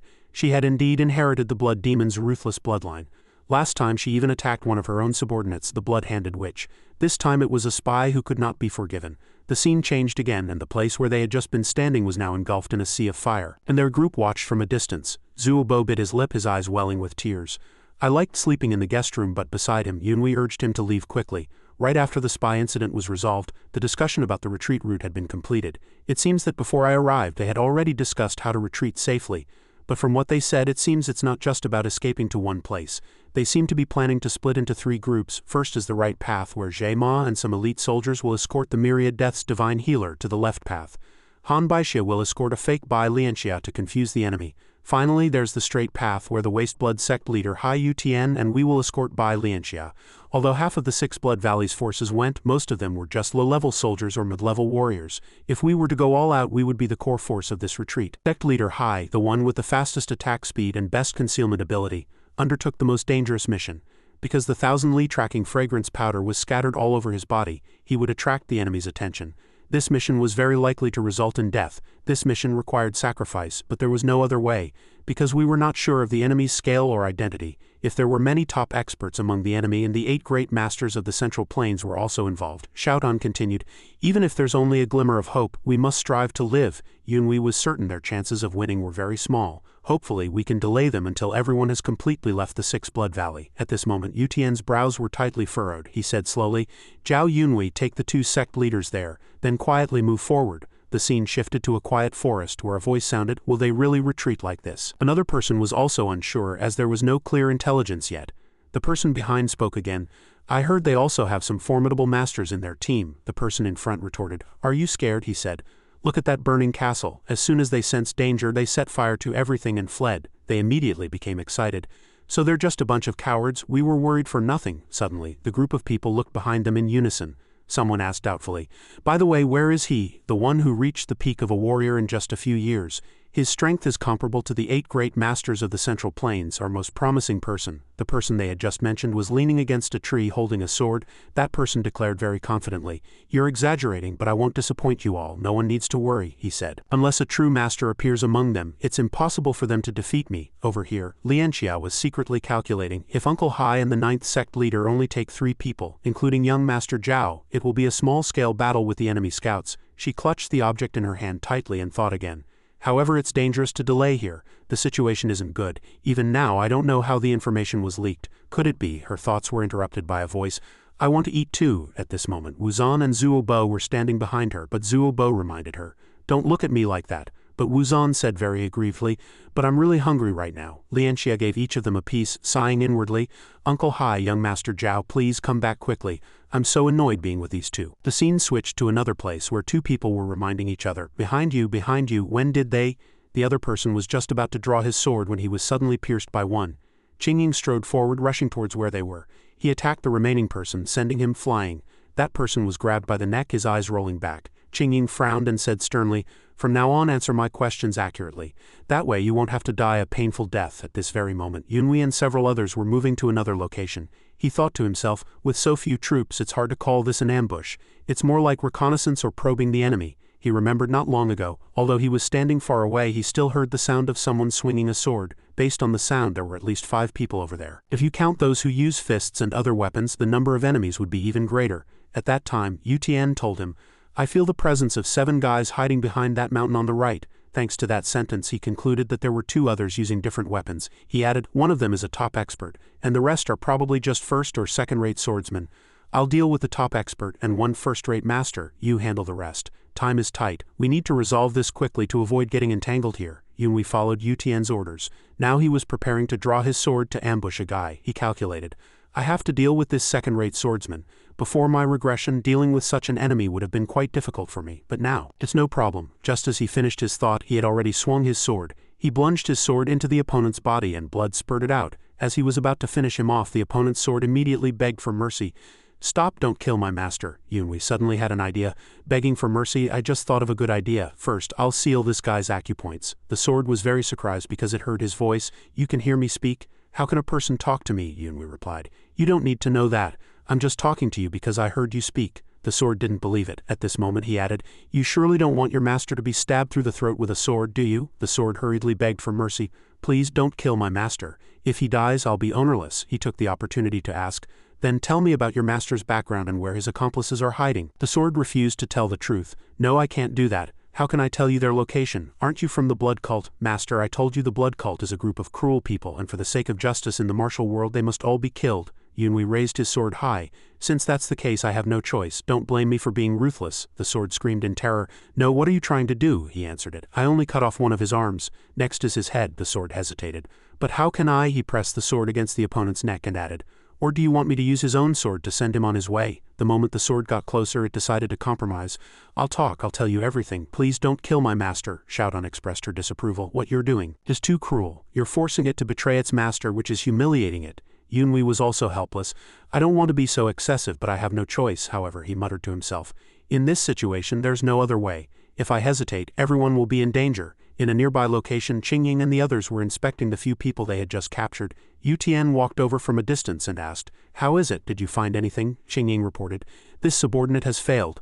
They have already bitten their tongues to commit suicide or used the poison pills in their mouths. He turned back and instructed, Forget it, it's not your fault. Hide these bodies in the bushes or somewhere and go back. Suddenly, Yunhui's voice caught Yu Tian's attention. Master, I know who they are. He frowned and asked, What did you say? He told me everything he knew. These people are from the Tianjin sect and the Halian sect. Zheng Yi frowned in disbelief. The Tianjin sect and the Halian sect. The girl next to him was also stunned. They're from the Orthodox sects, Yu Tian asked seriously. I saw you hesitate to kill him, so that was why. Speak, how did you find out? He replied. Master, I interrogated him. Behind him, the sword was desperately calling for help. But Yunhui remained focused on talking with Yu Tian. I guess there were still accomplices of his nearby, so I sealed his acupoints and then interrogated him using voice transmission. I know they have hundreds of people, and when one group fails, they use a whistle to notify the other groups to come as reinforcements. Qingying praised him, while Xiaotan angrily asked, Did you go back on your word to the sword spirit? they continued to calculate. He's just a second-rate swordsman, so he doesn't know much, but the ones sent here are all masters from the 7 major sects. They're here to ambush and probe our movements. Our biggest problem is the retreat route, because they have also split into many groups to ambush us. In addition, the leader of the Halian sect is also searching for us with hundreds of masters. Qingying held his head and asked, "So all the routes we plan to retreat on are blocked by them?" Yu Tian answered thoughtfully, "Since that's the case, there's no other way but to force a breakthrough and find a way out." Qingying shouted, "My lord, but that's too dangerous. The second young lady's whereabouts might be exposed." Yu Tian asked angrily, "But if we don't do that, what else can we do now? Go back and let them kill us?" He hurriedly stammered. "No, that's not what this subordinate meant." A foot stepped on the grass and a voice sounded, "Sect leader, fourth esteemed one." Zhang Yi stepped forward and proposed, "How about this? What do you all think about taking the path under the cliff of this valley next to us?" Qingying firmly objected. "No, that path has a sheer cliff on one side and a bottomless abyss on the other, plus the slope is too steep. Once you go in, it's difficult to advance or retreat. It would be too dangerous if we were attacked. In an emergency, if we jump into such a high canyon to escape, there's a raging waterfall and hidden reefs below, making it hard to survive." Zhang Yi spoke again, "But my lord, wouldn't such a dangerous path be more effective at confusing the enemy?" Upon hearing this, Qingying was stunned. He grabbed the man's clothes and the man frowned as he spoke his mind. "The most dangerous place is the safest place. The enemy would never expect us to take that path." Qingying brought his face close to Zhang Yi's and shouted, "Team leader Liang, are you willing to gamble the second young lady's safety and everyone's lives?" Yunhui stood to the side, thinking, "I also find team leader Liang's idea too dangerous. But we have too few options now. Returning to the main road would waste a lot of time and is too far. Should we follow the fourth esteemed one's advice and attack head-on, or follow team leader Liang's advice and take that path? Whichever we choose, we have to bear the risks." The scene switched to Liang's side. A strange sound suddenly echoed in the air. She looked up at the sky and judged that the whistle came from Uncle Hai's direction. Did something happen? In another location, a man was being choked, blood streaming from his mouth. Yu Tian choked the man until his eyes rolled back, not expecting one to still be alive. He thought to himself, "I don't know who made such a derelict mistake, making the situation so critical before the enemy reinforcements arrive." He frowned and ordered, "Gather all our people." He looked up at the sky. When the whistle sounded, he said, "We have no choice, we must make a decision now." A sound suddenly reached Yunhui's ears, the number of sounds constantly increasing as they entered his ears. From 1 sound to 32, he cursed inwardly, "Damn it, the situation is too tense." The sounds of swords rang out hundreds of times, and Yu Tian finally made a decision. "Quick, move towards the cliff." Hearing this, Qingying was shocked. "Elder, why?" he replied. "There's no time to argue. The enemy heard the whistle and has already blocked all our escape routes. Now they're all rushing this way." At this moment, the Orthodox sect members were charging in one direction, making the battle unavoidable. A voice rang out in the forest, "Second young lady, we have to split up." The one who spoke was Yu Tian. Lianxia had a bad feeling and asked, "Uncle, for you to say that, has something happened?" He answered with a heavy expression, "Yes. Many enemies are moving this way, so I need to go and attract their attention to stop them from chasing everyone." Yunhui stood to the side, thinking that for that old man to say such a thing, the enemies here must be truly strong. The leader of the Halian sect might be among them. Lianxia earnestly urged, "Uncle, you must come back alive." He turned and said with assurance, "Young lady, don't worry. I'll deal with them and catch up with everyone immediately." He also reminded those who remained, "No matter what danger you encounter, you must protect the second young lady. After you escape, you must not forget the meeting point. The meeting point chosen by the Tiger Central Group leader back then is in the forest near the mountain, which is quite safe. Everyone can hide there." Zuobo and Yunhui replied in unison, "Master, we will remember." Suddenly, he heard Yu Tian's voice transmission, "Yunhui, in my absence, you will take my place as commander and lead everyone to safety. Understand?" He was a bit surprised. "This old man is actually using voice transmission on me," he continued. "Among the remaining people, you are the smartest. I hope you can help the second young lady escape safely from here." Yunhui thought, perhaps it's because I've made significant contributions recently that he trusts me so much. In the end, he cupped his hands and accepted the order. "Your disciple understands. I hope Master returns safely." He felt a bit confused again. "I do sometimes wonder what the relationship between him and me is. I never expected him to trust me so much, entrusting everyone's life and death to my decisions." Yu Tian urged again, "All right, take care of yourself and worry about everyone's safety." As soon as he finished speaking, he had truly melted into the darkness. Qingying also instructed, "Among these people, besides the 9th group leader, you are the strongest. Young Master Jiao, Yunhui, I'll leave everything here to you." The group moved cautiously along the cliff path. The cliff was towering and below was a churning river, looking extremely dangerous. The group strode forward in the night. Yunhui had already made a plan. Since the remaining people were weaker, he had team leader Liang Zhangyi lead the way, as he was familiar with the terrain of this valley. Everyone's task was to protect the second young lady. So she walked in the middle. If we're lucky and the fourth esteemed one, the old man, can stop the pursuers, we can leave here safely without a second thought. Yunhui glanced in one direction, and a strange sound entered his ears again. He thought, puzzled, strange, why can I hear the sound of swords again now? What's even stranger is that these sword sounds seem to be coming from the valley ahead, in the direction we are heading. But from these sounds it can be judged that there seem to be fewer people in front than behind. This is just a guess based on the number of sword sounds. He gave a look to the people behind him, and Lianxia understood his meaning. But just in case, I'll have everyone stop for a moment to assess the situation. Suddenly, Zhang Yi turned around and asked, "Young master, did you suddenly notice something unusual?" Yunhui didn't hide it. "I've detected enemies ahead," he frowned, puzzled. "Enemies ahead, how come I haven't sensed their presence at all?" he then answered in his mind. "Of course, with your level of skill, how could you possibly sense them?" Xiaodan pondered. "Right, if you say you detected the enemy because you heard sword sounds. I wonder if they'll say you're crazy." Yunhui immediately replied to her. "Isn't that obvious? Of course they would," then he suggested. "It's simple to let everyone know there are enemies ahead. Just have the 9th group leader scout ahead." Zhang Yi shook his head in disagreement. "That won't work. The 9th group leader is protecting the second young lady. If he goes to scout ahead, there will be no master to protect her." Yunhui was a bit surprised that his suggestion was not accepted. He gazed into the distance, feeling a bit helpless. "In that case, how should we handle the current situation?" Zhang Yi suggested. "Young master, let's assume for now that there are enemies ahead and report it to those behind us so they can prepare. Young master, draw your sword to signal those behind." At this moment, his hand reached behind him to draw his sword. He raised the sword high to give a signal reminding them. No matter the situation, protecting the second young lady is the priority. But on a narrow path like this in a valley, there must be a master who can break through the enemy's frontline encirclement for everyone to retreat safely. The people behind had already received his signal and everyone became more cautious. As he raised his sword high, the Tianan sword suddenly spoke. "Wait, Jiao Yunhui," Yunhui asked doubtfully. "What do you want to say, Tianan sword?" At this moment Zhang Yi was still saying, "It seems we have to move faster, young master. If we delay any longer, the enemy will set up more traps." He stood behind the man, his entire body hidden in the darkness. The man frowned, his body froze, and he was cut down to the ground by Yunhui's sword. And the one who cut him down was Yunhui himself. He suddenly asked, "You people behind me, I ask you, did you see white powder on my scabbard?" The people behind replied, "Yes, we saw it." Yunhui interrogated via voice transmission, "Liang Zhangyi, you bastard, if you don't want to die, answer my question immediately via voice transmission." "Who are you?" the man asked back, trembling. "Young master, what's wrong? Why did you attack me?" He directly exposed the man. Still trying to argue, "You smeared 1,000 Li tracking fragrance on my scabbard," he thought to himself. "Just now, after I drew my sword to signal the people behind me, the sword spirit told me there was 1,000 Li tracking fragrance on the scabbard. That bastard Liang Zhangyi smeared it on. Thanks to my ability to hear the heart of the sword, I was able to escape death in this situation. If I hadn't discovered it in time, I would have unintentionally led everyone into a death trap." He angrily transmitted to Zhang Yi, "You bastard, don't even think about denying it. I've already asked the warriors behind me and they all said they saw 1,000 Li tracking fragrance on my scabbard. I was too careless, thinking the enemy had been lured away in another direction by the fourth esteemed one. I never expected there would be so many ambushes ahead. Thanks to my vigilance I discovered your conspiracy. Bastard, quickly tell me why you did this." At this moment Yunhui's sword was already at the man's neck. He thought, "There's a suspicious point here. The 1,000 Li tracking fragrance this Liang Zhangyi used is different from the one Gao Yin Kai used in the valley. Are these two guys working together or not? It's hard to guess. They might be working together, but it's also possible they use two different types of fragrance.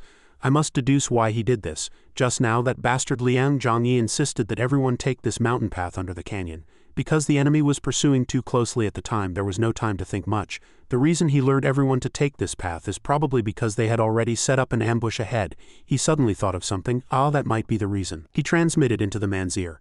"Just now in the valley, an enemy blew an alarm whistle. It was because you only knocked that person out. That way, when that enemy woke up while no one was paying attention, he alerted the group from the orthodox sects. Did you intentionally let that enemy go, Liang Zhangyi?"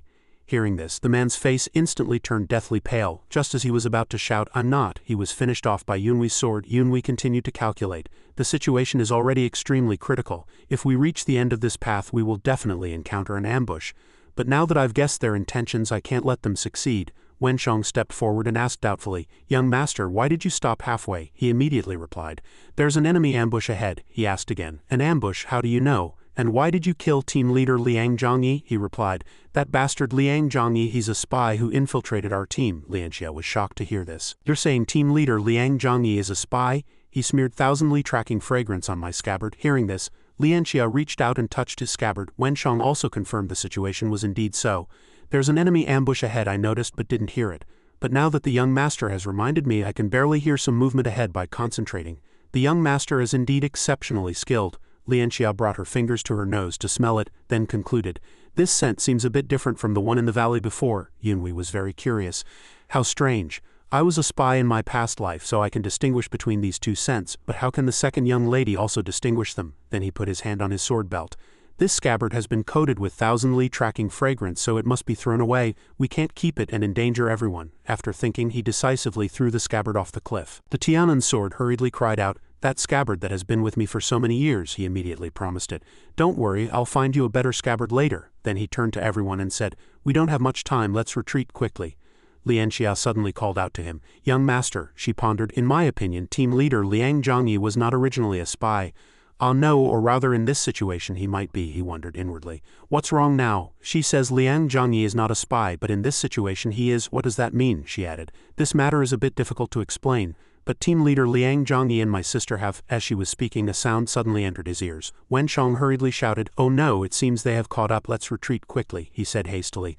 "Second young lady, they're catching up fast." Yunhui also cursed inwardly. The sound of swords was increasing. A red light flashed across the sky and the sound also came from that direction. A group of people holding sharp swords rushed quickly towards where they were standing. They charged down with great momentum, their eyes sharp. Wensheng hurriedly shouted, "All guards block the enemy with me. The rest protect the second young lady. Young lady, retreat quickly." The situation was chaotic. The people from above were constantly pressing closer and someone shouted, "They're here." Everyone prepared for battle. The newly arrived group raised their swords high. The scene switched to another place. In a cold and desolate space a voice sounded. "This subordinate is also not sure if that will happen," Zhang Long spoke up. "But what the eldest young lady has ordered, this subordinate will definitely obey," Wei Xiang said bluntly. "All right, I understand what you mean. You're showing off your foresight again, how correct it was to support me, the eldest daughter, right?" The old man replied, "As the eldest young lady has seen, this subordinate and the first esteemed one, as well as many blood essences, have always supported the young lady. As for who supports the second young lady, besides the third blood essence and the sixth blood essence, who else is there?" Wei Xiang looked into the distance, her voice lowering. "As long as we deal with them all, I can revive our cult." Zhang Long hesitated slightly. "What the young lady says is correct, but does the eldest young lady remember what this subordinate said to you?" Wei Xiang turned back and asked. "You mean not to give that girl any chance to make a comeback?" The old man replied. "Yes, because to some extent the second young lady has the cult master's bloodline. As long as she has even the slightest chance, no matter how small, she could do something we don't expect. Although the second esteemed one is on good terms with us, he still has feelings for the second young lady, so we can't predict if he will turn to support her. Lord fourth esteemed one, if he also sides with the second young lady, then the strength supporting both sides will be evenly matched. This is precisely why we need to strike first, before she gains the support of the two esteemed ones." Wei Xiang expressed her opinion. "It would be great if we could win the fourth esteemed one over to our side, but that seems difficult. But why do you say the fourth esteemed one will come here to join me? Even when I sent many lobbyists with favorable conditions for him, they were all rejected." The old man smiled confidently. "Eldest young lady, rest assured, the fourth esteemed one will come, because he has nothing left. Eldest young lady." The scene changed, and on the other side Yunhui was still fighting. Wensheng was hit by an enemy's move and everyone immediately asked with concern, "Group leader, are you all right?" The girl behind also felt why the killing power of this spear was so great. Dust flew on the other side. Here, Yunhui was secretly calculating. A flying spear thrown from a great distance injured him and forced him to retreat. To be able to throw a spear with such powerful force, one must be no ordinary person. The technique of the move, the way the internal energy was infused into the flying spear, showed that this person's internal energy was extremely profound. The person who threw the flying spear just now should be the one standing there with his arms crossed. I haven't tested the power of that flying spear yet, but seeing group leader Zhang injured after being hit, I can conclude that this person's strength is second only to our cult's fourth esteemed one and the seventh blood essence. Can I block him? He secretly calculated. If I fight him with all my might, perhaps I can buy some time for the second young lady to retreat. Yunhui was not in a hurry yet, but Xiaotan was already impatient. "Hey, why aren't you running yet? What do other people's lives have to do with you?" He somewhat agreed with her words. The sword spirit is right. I can't even save my own life, who else can I care for? I don't know since when I became such a loyal disciple of the blood cult. No matter what, if a man doesn't fend for himself, heaven and earth will destroy him. I'd better look after my own skin first. He looked back behind him where the waves were churning and then pondered. In a situation like this on a mountain path, if one were to accidentally fall, I'm afraid they would be smashed to pieces with no chance of swimming to the shore. Standing here listening to the sound of the current, you know how turbulent the water is, not to mention the hidden reefs below. But then again, if there's no way out, there's no other choice. One has to jump if one has to. Suddenly a voice sounded. "Which one of you is Bai Lianxia?" Only then did Yunhui notice the movement on the other side. "I see, so their target is her." Wu Ji's group jumped down, moving in front of Yunhui and the others. The person holding a large hammer spoke threateningly. I'm telling you, if Bai Lianxia is not here, you have no way to escape either. But if she is here, as long as you hand over Bai Lianxia, I'll give you a way out." Everyone remained silent. The guy continued, "Looking at your eyes, I can guess a thing or two without you saying anything." The masked fellow raised his voice. "As I expected, that girl Bai Lianxia must be among you. You understand my meaning, right? Hand over Bai Lianxia now in exchange for me sparing your lives." Wenchong decisively pulled out the long spear embedded in his body. He reached out and pressed the acupoints on his wound to stop the bleeding, then faced them with a dignified expression. Seeing this situation, Yunhui also understood 70 to 80% of it. It seems Group Leader Zhang intends to fight them to the death. This won't do. With our strength, if we fight them head-on, it's a dead end. He closed his eyes tightly. Forcing himself to calm down, he sent a voice transmission to Group Leader Zhang. "I'll stay behind to hold them off. Group Leader, quickly lead everyone to retreat. Fighting them to the death is not an option. Our strength is not enough to contend with them." Wenchong wanted to say something more. "Young master, please wait." But Yunhui turned and left without looking back. Xiao Dan cried out in panic, "Hey, what are you doing? Why aren't you running?" He reassured her. "Don't worry, I'm just staying behind to delay for a bit. I don't want to die yet. After everyone has retreated a certain distance, if I can't win, I can jump off the cliff to escape." At this moment, Yunhui was facing a group of people. The guy with the large hammer raised his voice. "Did those bastards not hear us? We don't have time to wait for you. Hand over Bai Lianxia now." He pointed the tip of his sword to the ground, and what answered the man was Yunhui's question. "You all don't look like people from the Martial Arts Alliance. If you are not from the Martial Arts Alliance, why are you forcing us to a dead end?" Wenchong was a little surprised to hear this. "Young master, what did you say? They are not from the Martial Arts Alliance." The guy immediately denied it. "What nonsense are you talking? We are from the Martial Arts Alliance. We were ordered to hunt down you disciples of the blood cult," he asked again. "Then, senior, tell me, why would you let us go if we just hand over Bai Lianxia?" "What you said is completely self-contradictory," Yunhui asserted decisively. "The goal of the Martial Arts Alliance is to eliminate the entire blood cult. How could you possibly let us go for the sake of one person? Think about it again. Isn't what you're saying too ridiculous and laughable?" Only then was Wu Ji willing to speak. "You brat, you dare to talk nonsense with your glib tongue. It seems you want to die sooner. Our Martial Arts Alliance has already split our forces to ambush you everywhere in this mountain range. No matter where you run, it's a dead end." He immediately grasped the key point. "The more you speak, the more you're wrong. If you are all from the Martial Arts Alliance, what difference does it make who arrives first or last? Why did you say we don't have much time?" He began to analyze. "I was always puzzled before. There was one person among us who kept saying we had to take this mountain path under the canyon to have a chance of escape. Later I found out he was a spy. He smeared thousand-li tracking fragrance on my scabbard, but I also found that the thousand-li tracking fragrance was completely different from the one the Martial Arts Alliance used before." He made a final judgment. "But now I understand. He is the person you planted in our team, right?" The guy admitted. "Frankly, you're quite clever. Since it has come to this, I don't need to deny it. He was the spy we planted in your team. Since you know we can plant someone in your group once, there will be a next time. So no matter where you flee, we can find you." He responded. "Well said, and thank you for that sentence." The guy frowned upon hearing his words. Yunhui smiled mockingly. "Thanks to your words, I now know that there are no other spies in our team. I really thank you for revealing this secret to me." Then his eyes suddenly turned sharp. "If you still had a spy in our team, you would have been able to recognize Bai Lianxia long ago. Why would you still waste time asking around? Wouldn't that spy have used voice transmission to point her out to you?" Wu Ji could no longer tolerate him. "You Brett talk too much nonsense. Are you trying to stall for time and wait for reinforcements? Since you want to die, I'll grant you your wish." When they were about to step forward, he stopped them. "Wait, if I'm not mistaken, you are the people of the eldest sister, Bai Weixiang, right?" He was sure of it. If they weren't the eldest young lady's people, why would they be looking for the second young lady, Bai Lianxia? The people on Liange's side heard this, and all frowned in surprise. "They are the eldest young lady's people?" Zuobo asked in confusion. "Then aren't we all disciples of the blood cult? Why are they?" After being exposed by him, these guys were furious. One guy raised his spear high, full of malice. "Kill him quickly." The move cut through the wind, shooting rapidly towards Yunhui. He calculated. "If I use my innate true chi, I can catch that flying spear, then reach out and grab the spear tip and then throw it back, letting these bastards have a taste of their own medicine." After returning the move, he hurriedly shouted. "Everyone run quickly," he thought to himself. "It's time to save our own skins. This is all I can do." Wu Ji lightly caught the spear tip. "It seems you are only a first-rate master, yet you were able to catch my long spear. I admire you, but you will surely die today. There is no other possibility." With that, he raised his long spear and launched an attack even more powerful than the last, straight at Yunhui. A sense of crisis began to wash over Yunhui. "It's over. I've really dug my own grave. He's serious about killing me. That flying spear is completely different from the last one. He's infused it with a massive amount of internal energy. Am I going to die here?" The spear stopped just a short distance from him. A voice suddenly rang out. "Not bad, kid." The tip of the spear was now held firmly in that person's hand. Yunhui turned to look. The voice belonged to the second esteemed one, Jima. At this moment, Jima had removed his mask, revealing his face. Lianxia also walked to his side. Young master, thank you, Yunhui thought to himself.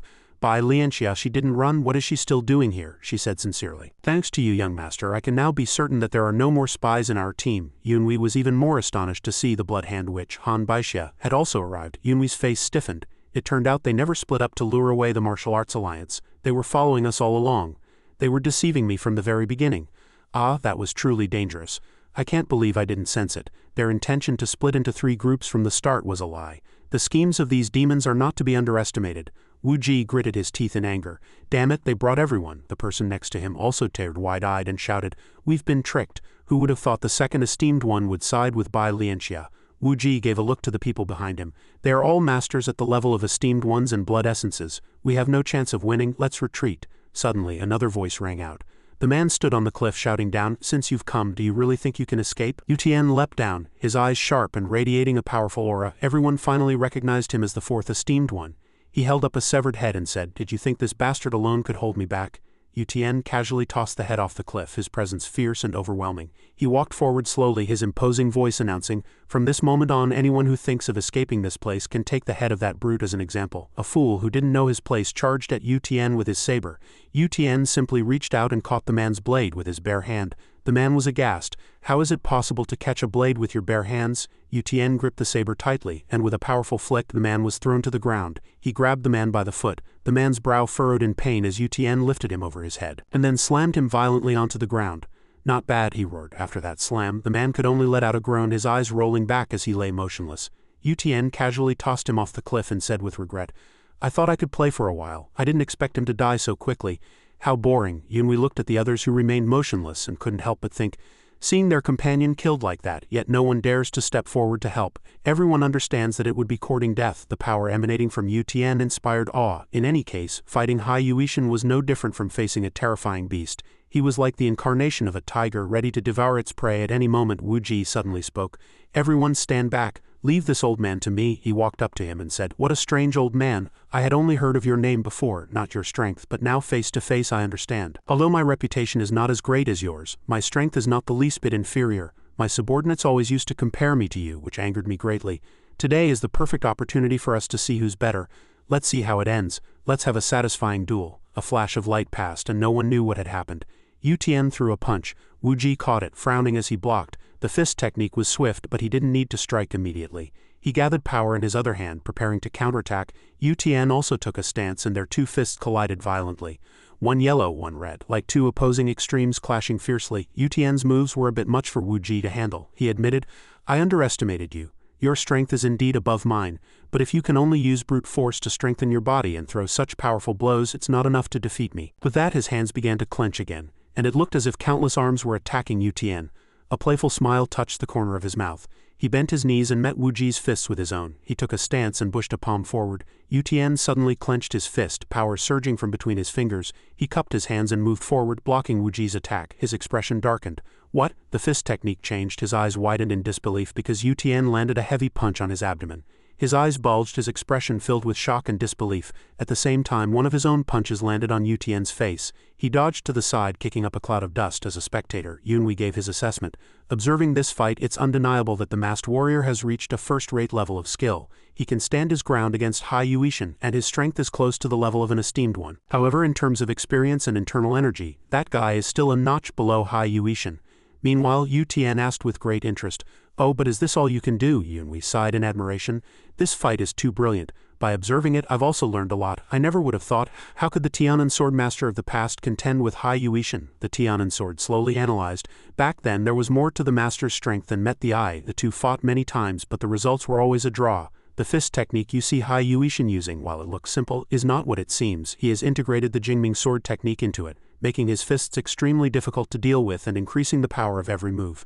Even Jima had to express his admiration. It seems brother Hai Yuishan has gotten even stronger.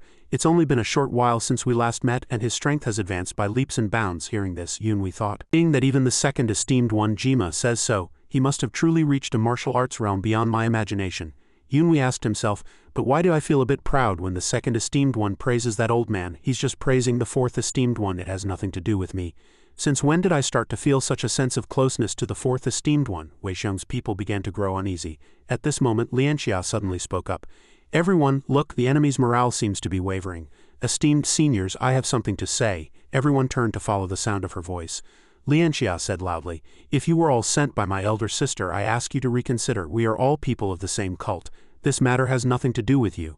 There's no need for us to fight to the death. If you surrender and tell us who gave the orders, I promise not to threaten your lives. Yunhui thought, how did she suddenly become so clever and quick-witted, to take the initiative to persuade the enemy to surrender in this situation?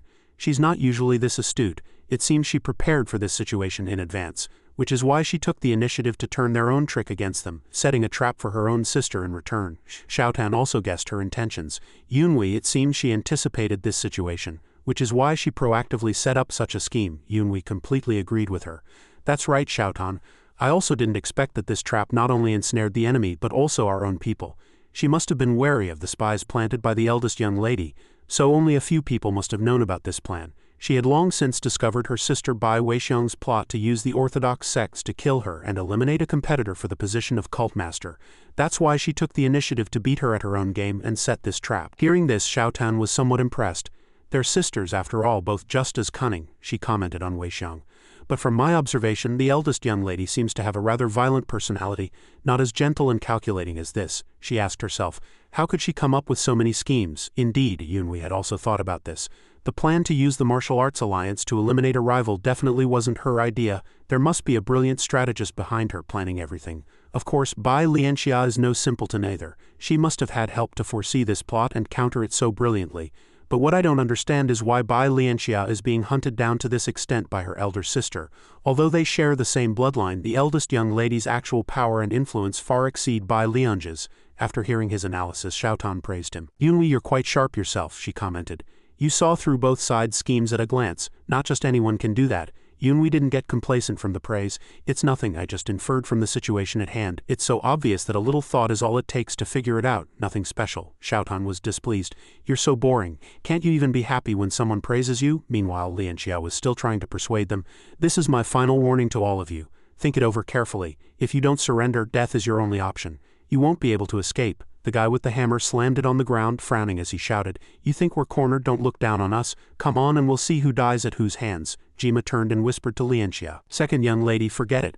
They're already prepared to fight to the death. Persuasion is useless. Since they want to die, let's grant them their wish. Just leave a few leaders alive for interrogation later. One of the men ordered, everyone charge. And his men immediately obeyed, rushing forward. Jima instructed by Xia. Sixth blood essence, protect the young lady well.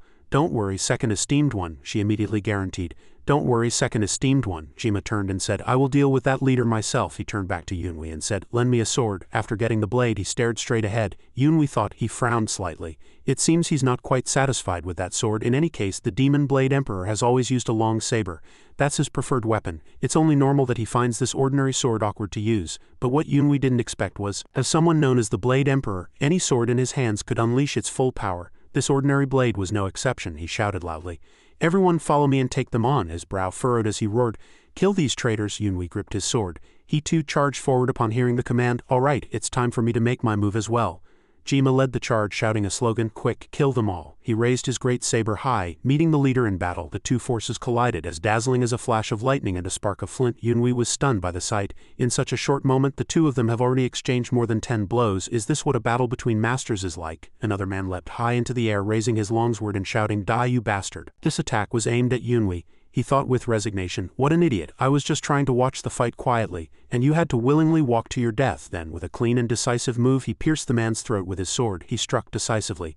In any case, I should take out a few of the enemy's small fry to earn some merit. The man's blood splattered onto his face. As the men over there prepared to rush him, Yunhui thought, it's rare to participate in such a large-scale battle. I should take this opportunity to hone my martial skills. I'll start with the weak ones and leave the strong ones alone. He moved swiftly. His sword energy flashed past the foolish men who rushed him. Two men swung their swords trying to cut him down, but an explosion rang out and 2 flashes of light burst from the dust cloud. He passed through the crowd, attacking the person standing at the back. As the two attacked, before they could even understand what happened, as if sensing something, they said to each other, look, that bastard, he seems to be picking off only the weak ones. That's right, he's deliberately avoiding us and only attacking the weaker ones. At this moment, Wenchang also joined the battle. His powerful sword energy swept out, easily finishing off 2 people. He charged towards those who were still in a daze. You bastards are quite skilled, but I'm afraid you've underestimated this old man. They cried out in terror.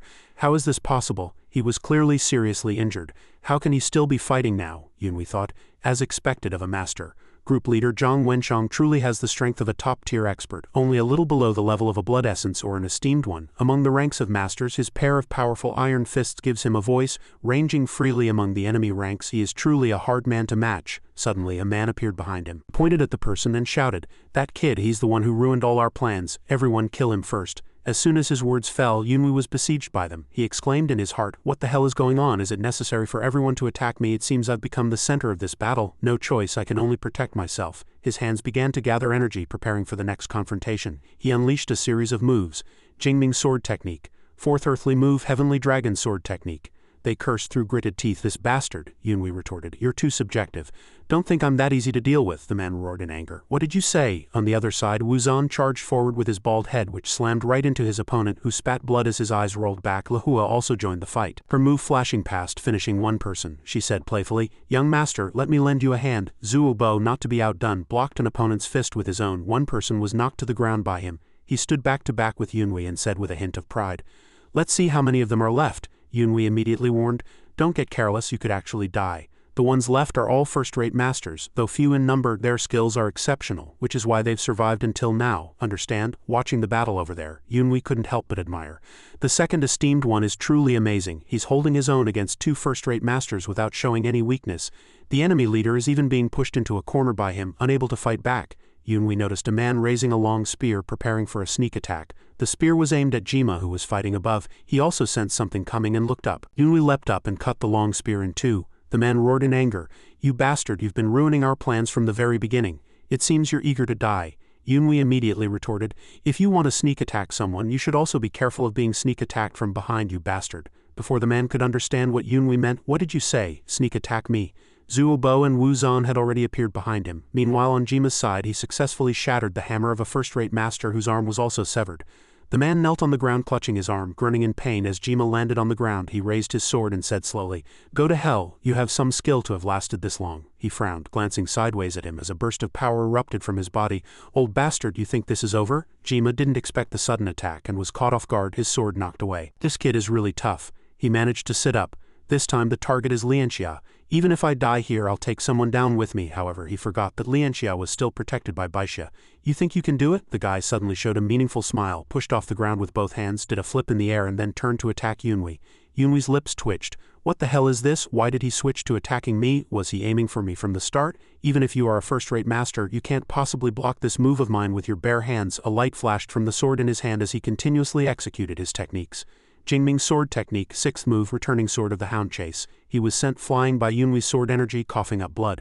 What Yunhui didn't expect was that the man closed the distance and grabbed his sword tightly. "Kid, I've got your sword. Let's see what you can do now," he exclaimed in his heart. "He deliberately took my sword strike just to grab my blade?" The guy roared in fury. "Yunhui, you bastard, you ruined all our plans. Now you will pay the price for your actions." He held on tightly to Yunhui, who also hadn't expected this. "He wants to take me down with him instead of attacking by Lianxia," he shouted.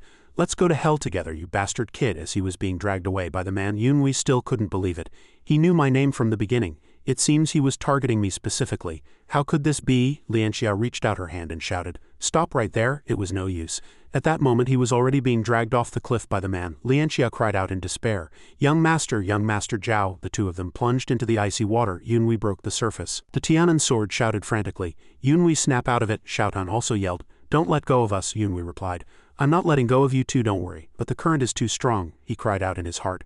"This is bad. After taking that hit, my stamina has dropped and my body is slowly sinking. If this continues, I'll be swept away by the current and drown." Suddenly, something wrapped around the hand holding his sword. It was a thread pulling him out of the water. After reaching the shore, he exclaimed, "Ha, what pulled me ashore?" Yunhui saw a faint, shadowy figure. "Which great master saved me from such a strong current?" "Thank you, senior, for saving my life." The person's figure appeared in his pupils. Looking at the person before him, he couldn't help but ask himself, what a strange person. Yunhui thanked Jixiong. "Thank you, senior, for your help." This junior was able to escape danger. Xiaotan also cried out, "Yunhui, he looks terrifying. It seems dangerous here. Let's get out of here quickly." The ground was littered with skulls and bones, which made him even more cautious. There were too many human bones piled on the ground. Xiaotan took the opportunity to scare him. "Be careful or he'll eat you." Suddenly, Jixiong stuck out a long tongue, drooling, revealing sharp teeth, and rushed over. "Food has arrived. Come here." He swung his sword in terror. "What the hell? What's going on?" He suddenly stopped, his eyes filled with shock. The old man had gently caught the tip of his sword with his hand. He thought in disbelief, how can this guy catch my sword with his bare hands, a strike that powerful? Jiao drooled with desire, crying out, fresh meat has arrived, come here. He kicked his sword away and his mind began to race. Although the situation is dangerous, I still have my internal energy. The thread that had just pulled him ashore was tightly wrapped around Jiao hand. On Yunwei's side, his hand was also entangled by the thread. He cried out in surprise, what's going on? When did this thread get wrapped around my hand? Xiaotan immediately shouted. Yunwei, cut it. Yunwei gritted his teeth and cried out, strange, why can't I cut this thread? Even though I lost a lot of strength after falling into the river, how can I not even cut this thin thread? It looks so thin and small, but it's incredibly tough and elastic. Jiao clawed hand attacked and the old man's hand closed around his neck. The old man bared his teeth and rushed at Yunwei. The old man bit his arm and he could only cry out helplessly. No, Jiao just hung onto him. He raised his sword to strike down, but unexpectedly his hand was caught by the old man again. Pain scream rang out as Yunwei's sword was flung aside. He cursed in his heart. Damn it, he broke my wrist. Jiao stuck out his tongue, drool dripping down. Fresh meat, he said. Don't even think about escaping, he gritted his teeth helplessly. Damn it, I just escaped from up there and now I'm going to be eaten down here. Is my luck really this bad? Suddenly a voice rang out. Yunwei, where are you? Before he could realize whose voice it was, Xiaotan had already reminded him, it's your crazy master. He's looking for you. Yu Tian jumped down from above, calling out continuously, you stupid disciple, make a sound. Only then did he recognize it was Hai Yuishan. He jumped into the river to find me. I have to let him know my position. With that thought, Yunwei hurriedly called out, Master, I'm here. An urgent call echoed in the dark space. Yunwei, wake up, don't die, he complained. So noisy, can you two stop it? How did I fall unconscious? He slowly opened his eyes. Xiaotan shouted, are you awake? Open your eyes, Yunwei. If you're still tired, just lie down for now. After you passed out, that strange man started acting very weirdly. It seemed like he didn't want to kill you. He dragged you deep into the cave, then ran to a corner and sat there, trembling all over as if he was afraid of something, he asked in return. Has he been like that since I fainted? Xiaotan added. It's been a long time, almost half a day, and he's still like that. He immediately grasped the key point. So I've been unconscious for half a day, although that strange man's hand was broken and he only has his right hand left. His martial arts are truly that of a peerless master, even I can't judge his strength. But I think that when that strange man was at his peak, his martial arts should have been on par with Hai Yuishan's. He wondered, I heard that old lunatic looking for me just now. How come he hasn't found me yet? Tianan floated in the air and replied, he was shouting and looking for you everywhere outside just now, but I haven't heard his calls recently. Yunwei clenched his fist and decided, it seems he has given up. In that case, I'll have to solve this myself, but it doesn't matter, I can do it. I've been through many life or death situations like this before. Besides, that strange man's mental state seems unstable. Is he afraid of something? It was only after that old fellow Hai Yuishan's voice appeared that the strange man started acting that way. Could it be that he's afraid because of Hai Yuishan's shouts? If his martial arts have reached a level as high as that strange man's in this situation, he should have sealed my acupuncture points first to ensure I couldn't move and then done other things right. Tianan suddenly said, Yunwei, he seems to be waking up over here. Jiao trembled and said, I'm hungry. Yunwei sensed the movement, and it seemed both of his legs were broken. There was a dragging sound on the ground. It appeared he was crawling this way. Damn it, my body can already feel that strange man's presence getting closer. Although I've been through many dangers, this is the first time my heart has pounded so fiercely. At this moment he had already climbed on top of him. His eyes sharpened as he secretly calculated. But this is my chance. I must use all the internal energy of my innate true chi and unleash it all at once. He focused his power into his fist. This punch had to land on his ribs with full force. However, his fist was easily caught. He thought to himself, this is bad. How could he block that punch? He concentrated his power in his other hand. But you underestimate me. That was a feint. All my strength is concentrated in this left hand. From the very beginning I intended to strike your tinling acupoint on the top of your head. The attack was successful. He was sent flying by Yunwei's punch. Tianan suddenly spoke, Yunwei, I'm here. He stabbed at him with his sword. He jumped up, grabbed the sword, and then swung it at his body. His sword was blocked by the threads. Yunwei cursed inwardly. Damn it, blocked again. Jiao stared, his voice cold as he asked, Kid, I was careless just now, but I want to ask you something. How did you manage to learn innate true chi? Impossible. This sword is. Before he could finish, the sword was closing in. He shouted, isn't this the Tianan iron sword of the Tianan swordmaster? He thought in surprise, how can this strange man recognize this sword as the Tianan iron sword? He then thought, although I don't know who this strange man is and we were just fighting to the death, now that he's back to normal I should try talking to him. With this in mind he replied, I am indeed a descendant of the Tianan swordmaster. Jiao asked in surprise, what did you say? You said you are a descendant of the Tianan swordmaster? Yunwei fell into deep thought. This strange man refers to the Tianan swordmaster as him, so it seems their relationship isn't good. But what I don't understand is why a peerless master like him would live at the bottom of a cliff. Why didn't he find a more comfortable place to live? When he's lucid, this guy is no different from an ordinary person. Does he have some hidden trouble? Suddenly, after hearing his words, Jiao shed tears, which he found very strange. Why did he suddenly start crying? He lowered his head and said, perhaps this is fate. Yunwei asked in return, Senior, what did you say? This junior does not understand. May I ask for your name, Senior? Jixiong looked up at him and said, "My name is Han Jixiong." The name sounded somewhat familiar to him. Han Jixiong, I seem to have heard that name somewhere. Tianan already knew who he was. Is it him? I didn't expect him to still be alive. If I tell you his nickname you might know who he is. His nickname is the Flying Dagger Killer King, Yunwei exclaimed in surprise. The Flying Dagger Killer King, isn't that the famous name of the #1 assassin in the martial world? Tianan replied thoughtfully. That's right, it's him, the #1 assassin. As I said back then, the Master Tianan Swordmaster was challenged by a guy with a golden eye patch, and you took the Master's innate true chi manual from that year. It was precisely the #1 assassin, Han Jixiong. Jixiong spoke again. Since you are a descendant of the Tianan Swordmaster, then let me repay the debt from back then. Tianan cautiously reminded him. Yunwei, be careful. He stole my master's manual back then, so he's not a good person, therefore don't believe what he says at this moment. Yunwei was entangled by those threads. The threads wrapped around his body, lifting him up. He raised his voice and said, I don't have much time. He immediately shouted, Senior, what do you mean by this? What are you doing? Before he could finish, he was stopped. Don't speak, let me do it. Jixiong placed his hand on Yunwei's head and said in a deep voice, This is a debt I must repay, and you must accept it even if you don't want to. I will transfer my internal energy to you through your Tinling acupoint. This is the best acupoint to receive my transfer of innate true chi. Concentrate and accept it, he asked himself. Concentrate. Suddenly his face contorted in extreme pain. A surge of true chi rushed into his body.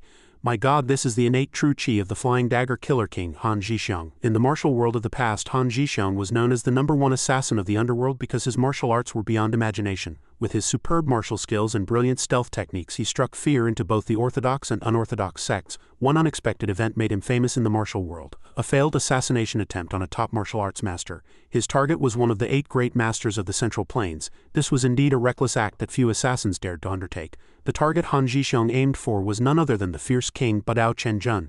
This was a top-tier master, therefore it was no surprise that Han Jixiong failed. The key point was, among the many assassins who received the order to assassinate Chenjun, he was the only survivor.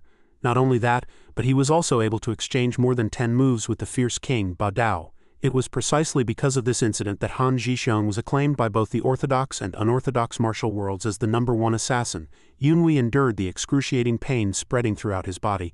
I thought I would die when he struck my Tinling acupoint, but I never expected him to transfer his entire life's worth of innate true chi to me. But what's a bit surprising is that his innate true chi is somewhat similar to mine in nature. That's right, it can't be wrong.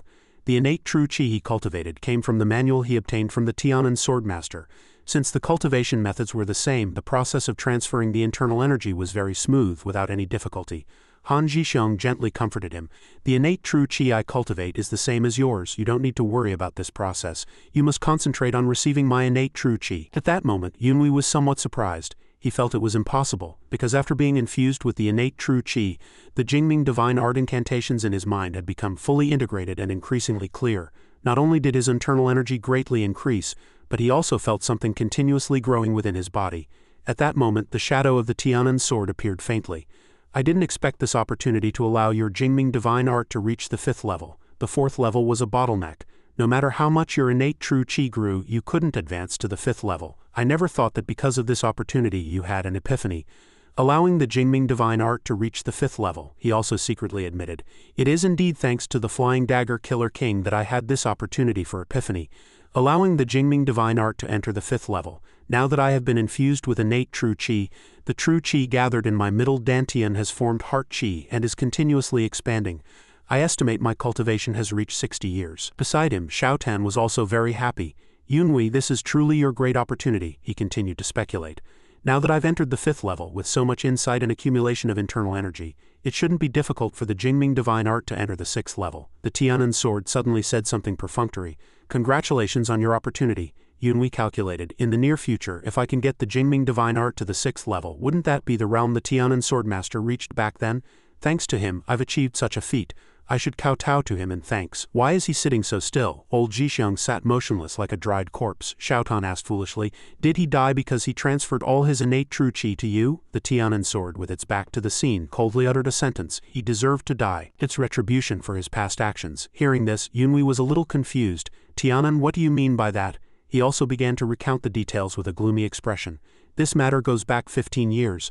I don't know who commissioned the Flying Dagger Killer King to assassinate my master. No matter what action he took, my master was on high alert. Therefore, it was also very difficult for the Flying Dagger Killer King to get close to my master. Unfortunately, my master was defeated by a peerless master with a golden eye patch. After that battle, my master's internal injuries were severe. From then on he was wary of everything, vigilant that someone would come to take his life one day. Needless to say, the master lived a very hard life during that time. What was bound to come came. The Flying Dagger Killer King came to assassinate him. With such severe internal injuries, how could he be a match for anyone? Therefore, that was a once-in-a-lifetime opportunity for the Flying Dagger Killer King. However, he did not kill him, but instead made a proposal. He said, based on my judgment, his internal injuries are too severe, and he won't live much longer. It would be better to pass on his martial arts to me. The master was already too tired, weak, and drifting in and out of consciousness, his mind unclear. In addition, he had always wanted to have a successor before he died. So he was deluded by him. You made a pact with him that he must pass on all the martial arts he learned to another person, if he was fortunate enough to obtain the innate true chi and be considered a future successor, should he ever meet one.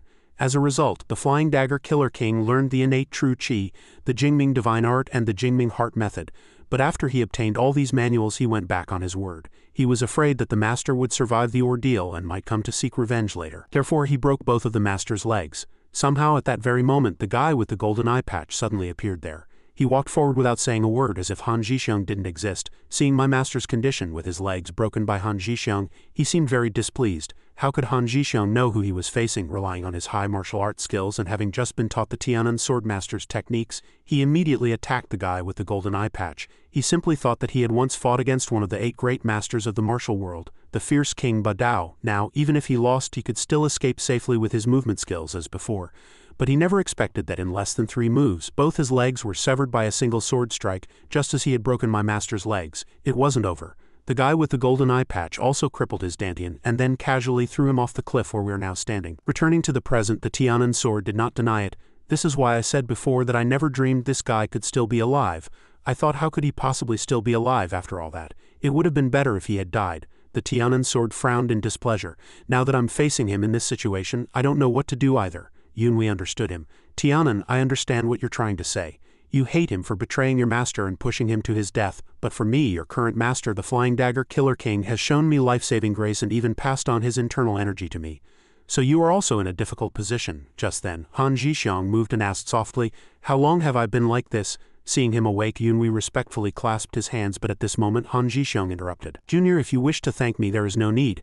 This is simply something I must do to repay the kindness from back then. He also gladly accepted the offer. This junior understands, but could senior please tell this junior why you are living here, he stated. You don't need to delve into that matter. Just understand that this is all retribution for my greed back then. I also have something to ask of you. The two stood facing each other. Yunhui was puzzled. You have something you need this junior's help with. Zhixiang also voiced his own speculation. I see you are a descendant of the Tianan Swordmaster, so you must be a member of the orthodox martial world, right? Facing this dilemma, Yunhui's mind was in turmoil. My heart is in conflict. I am actually a disciple of the blood cult. What should I do? Should I tell him I follow the unorthodox path? He continued. My request is not difficult. I don't know how long I've lived in this cave. I only know that being here without legs is extremely painful for a person. It's something you can't imagine. I was so hungry that I cut off one of my own arms and ate it all. You can't imagine how terrifying that scene was. That hunger gnaws at one's spirit in a terrifying way, to the point where I sometimes wished for death. To stay alive, I endured hunger and all sorts of intangible fears, doing whatever it took. But the harder I tried, the more my spirit couldn't bear it. At first, the hunger was just for a moment. Then it lasted for a quarter of an hour, 2 quarters, and then a day, 2 days. It was terrifying. Everything made life worse than death. Now my existence is no different from being dead. It has no meaning. In the future, I don't know when I will lose my reason and my mind. Therefore, before I go mad like you saw me earlier, I have a favor to ask of you. I have passed everything I have to you. Now all that's left is my unique ultimate technique, the Shadow Flame Flying Dagger Art, which I will also teach you. The favor I want to ask is that in the future, you pass on the Shadow Flame Flying Dagger Art to my son. Hearing these requests, Yunhui was slightly surprised. Xiaotan, standing beside him, was a little suspicious of Han Zhixiang and gave him a few words of warning. I feel like he's trying to test you on something, she judged. It seems he wants to see what kind of choice you will make as a descendant of the Tianan Swordmaster, to see if your answer and actions are the same as his were back then. Yunhui made his own decision. I think even if it's a test, it doesn't matter. Xiaotan, as long as it's useful to me, that's all that matters. In this way, I will also give him a satisfactory answer that aligns with my wishes, because I want to uphold the reputation of my master, the Tianan Swordmaster. So he answered Han Zhixiang directly. Senior, I have received a great deal from you. I will never forget this kindness for the rest of my life, so please rest assured. I will pass on everything you have taught and wished for to your son." With a promise made, his burden seemed to lift, his hand gradually relaxing as he sincerely thanked Yunhui. "I believe you. Now I will pass everything I have to you." After some time he finally saw the sunlight. He stood under a rushing waterfall. Xiaotan said with concern, "Yunhui, can you do it?" He said the core of the shadow flame flying dagger art is to use that silver soft thread to operate, so it doesn't matter if the flying dagger is replaced with a flying sword. The small sword in his hand was thrown out and Xiaotan's helpless voice sounded, "That's what you say, but don't you dare lose me." Good heavens, with a flick, that sword embedded itself in the opposite cliff face. The soft thread connected to the sword imbued with spiritual power was held tightly by Yunhui. "Now is the time to use the innate true qi in my body. As long as I pull the rope back, my body will fly to the opposite cliff face." At this moment Han Zhisheng's voice came from the cave. "Descendant of the Tianan Swordmaster, there is one last thing I want to tell you. I don't have a son at all. At that time I just wanted to confirm one last thing." Yunhui was once again surprised. He confessed, "I have no heir. So I passed everything on to you because I don't want the shadow flame flying dagger art I created to be lost. Everything I have endured is retribution for my own actions." At this moment Yunhui seemed unwilling to let him know that he had heard the confession of that despicable past. "Senior, the sound of the waterfall is too loud." This junior didn't hear anything. In the next second Yunhui had already used his lightness skill to leave, not forgetting to leave a respectful message before he went. This junior takes his leave. There are still many people waiting for this junior up there. In the gloomy dark cave Han Zhisheng sat alone. He blamed himself for his past actions. "I am a despicable monster, repaying kindness with enmity and harming the one who taught me martial arts. I even wanted to eat his descendant. When he thought of me as his savior, he wanted to leave me some face. Tianan Swordmaster, you have a truly good descendant. Those bright eyes are just like yours back then. I can finally end this miserable life." The words Han Zhisheng spoke were as if they were his last will and testament. He immediately put his words into action. Single-mindedly seeking death, blood gushed out quickly without a trace of hesitation. Han Zhisheng's mouth was full of blood and his remaining words were of gratitude. "Fortunately I met you. Thanks to you I can depart like a human being with no more regrets." On the other side Yunhui had already flown out of the waterfall and leapt onto another mountain peak. Xiaotan was dizzy and felt like throwing up, while Yunhui was concerned for her. He also praised Zhisheng. "Are you all right?" "That's right. If Han Zhisheng had all his limbs he could have easily escaped the cave." Xiaotan also guessed his intentions. "Perhaps as you say, maybe he didn't want to go out because when he heard the sounds outside the cave he was so scared he trembled. He had to run into the cave and sit quietly in a corner." Yunhui admitted that made sense too. Perhaps he didn't want to go out either. "But what on earth was he so afraid of?" she said with little concern. "Forget it. Anyway, we've escaped this cave. The air outside is much better," Yunhui happily suggested. "In that case we probably don't need to rest, right? Let's go right away." Before she could answer, his hand had already flung a length of rope into the distance. By the time Xiaotan panicked it was too late. He hadn't rested for long. The soft thread had already flown high into the sky, leaving only Xiaotan to endure in despair. "Don't do this anymore, Yunhui. My head is spinning." Yunhui quickly grabbed the soft thread, pulling himself along as he flew away, not forgetting to comfort Xiaotan. "Just bear with it, we're almost out. We need to hurry now because there's a place I must get to as soon as possible." At this time in another place, a person was surrounded by a group of Ronin by the river and spoke unhappily. "Is there something you need?" The leader of the group shouted angrily. "Where did this lunatic come from? You must be from the demonic cult." "I guessed right." The person looked like a man and immediately denied it. "What is this big brother saying? Where I go and what I do is none of your business. Why are you all pinning the crime of being in a demonic cult on me? I don't know any of you, so why are you making things difficult for me?" The leader pointed at the other person and berated them loudly. "You bastards still dare to talk back. Now it doesn't matter if you're related to the demonic cult or not. You must be related to the blood cult. By doing this you've become a target of our orthodox martial world, understand?" He questioned the guy. "What did you say? Who made that rule?" The guy answered bluntly, "The Martial Arts Alliance, of course." The man sighed with steadfast resolve as if in contempt. "As far as I know, the Martial Arts Alliance is a place that gathers all the orthodox martial artists. They can all be said to be righteous and reasonable people, but coming from your mouth they sound like a bunch of unreasonable bastards. What's going on here? You've already pinned such a crime on me, what more can I say?" The guy was left speechless by the rebuttal. "You bastard, I can't be bothered to waste my breath on you. The rules are the rules. Who the hell are you to talk back? You must be a newcomer to the martial world with no experience to dare speak like that." The other party quickly waved his hand. "Even if I'm new to the martial world, I don't accept what you're doing. Everyone is like a knife stabbing that Ronin until he's red with shame and anger. You bastard, if I don't teach you a lesson, you'll think I'm easy to bully." With that, the guy made a move and called his companions to rush forward. "You guys go, teach him a lesson and sober him up." The person on this side didn't show weakness either, decisively drawing his sword to meet the attack. "Just as I expected, you bastards only know how to bully the weak and fear the strong." But then he seemed to see something and couldn't help but be a little surprised. Above, Yunhui's figure was preparing to descend from elsewhere. Everyone was shocked. Something is flying across the sky, a person next to them was also curious.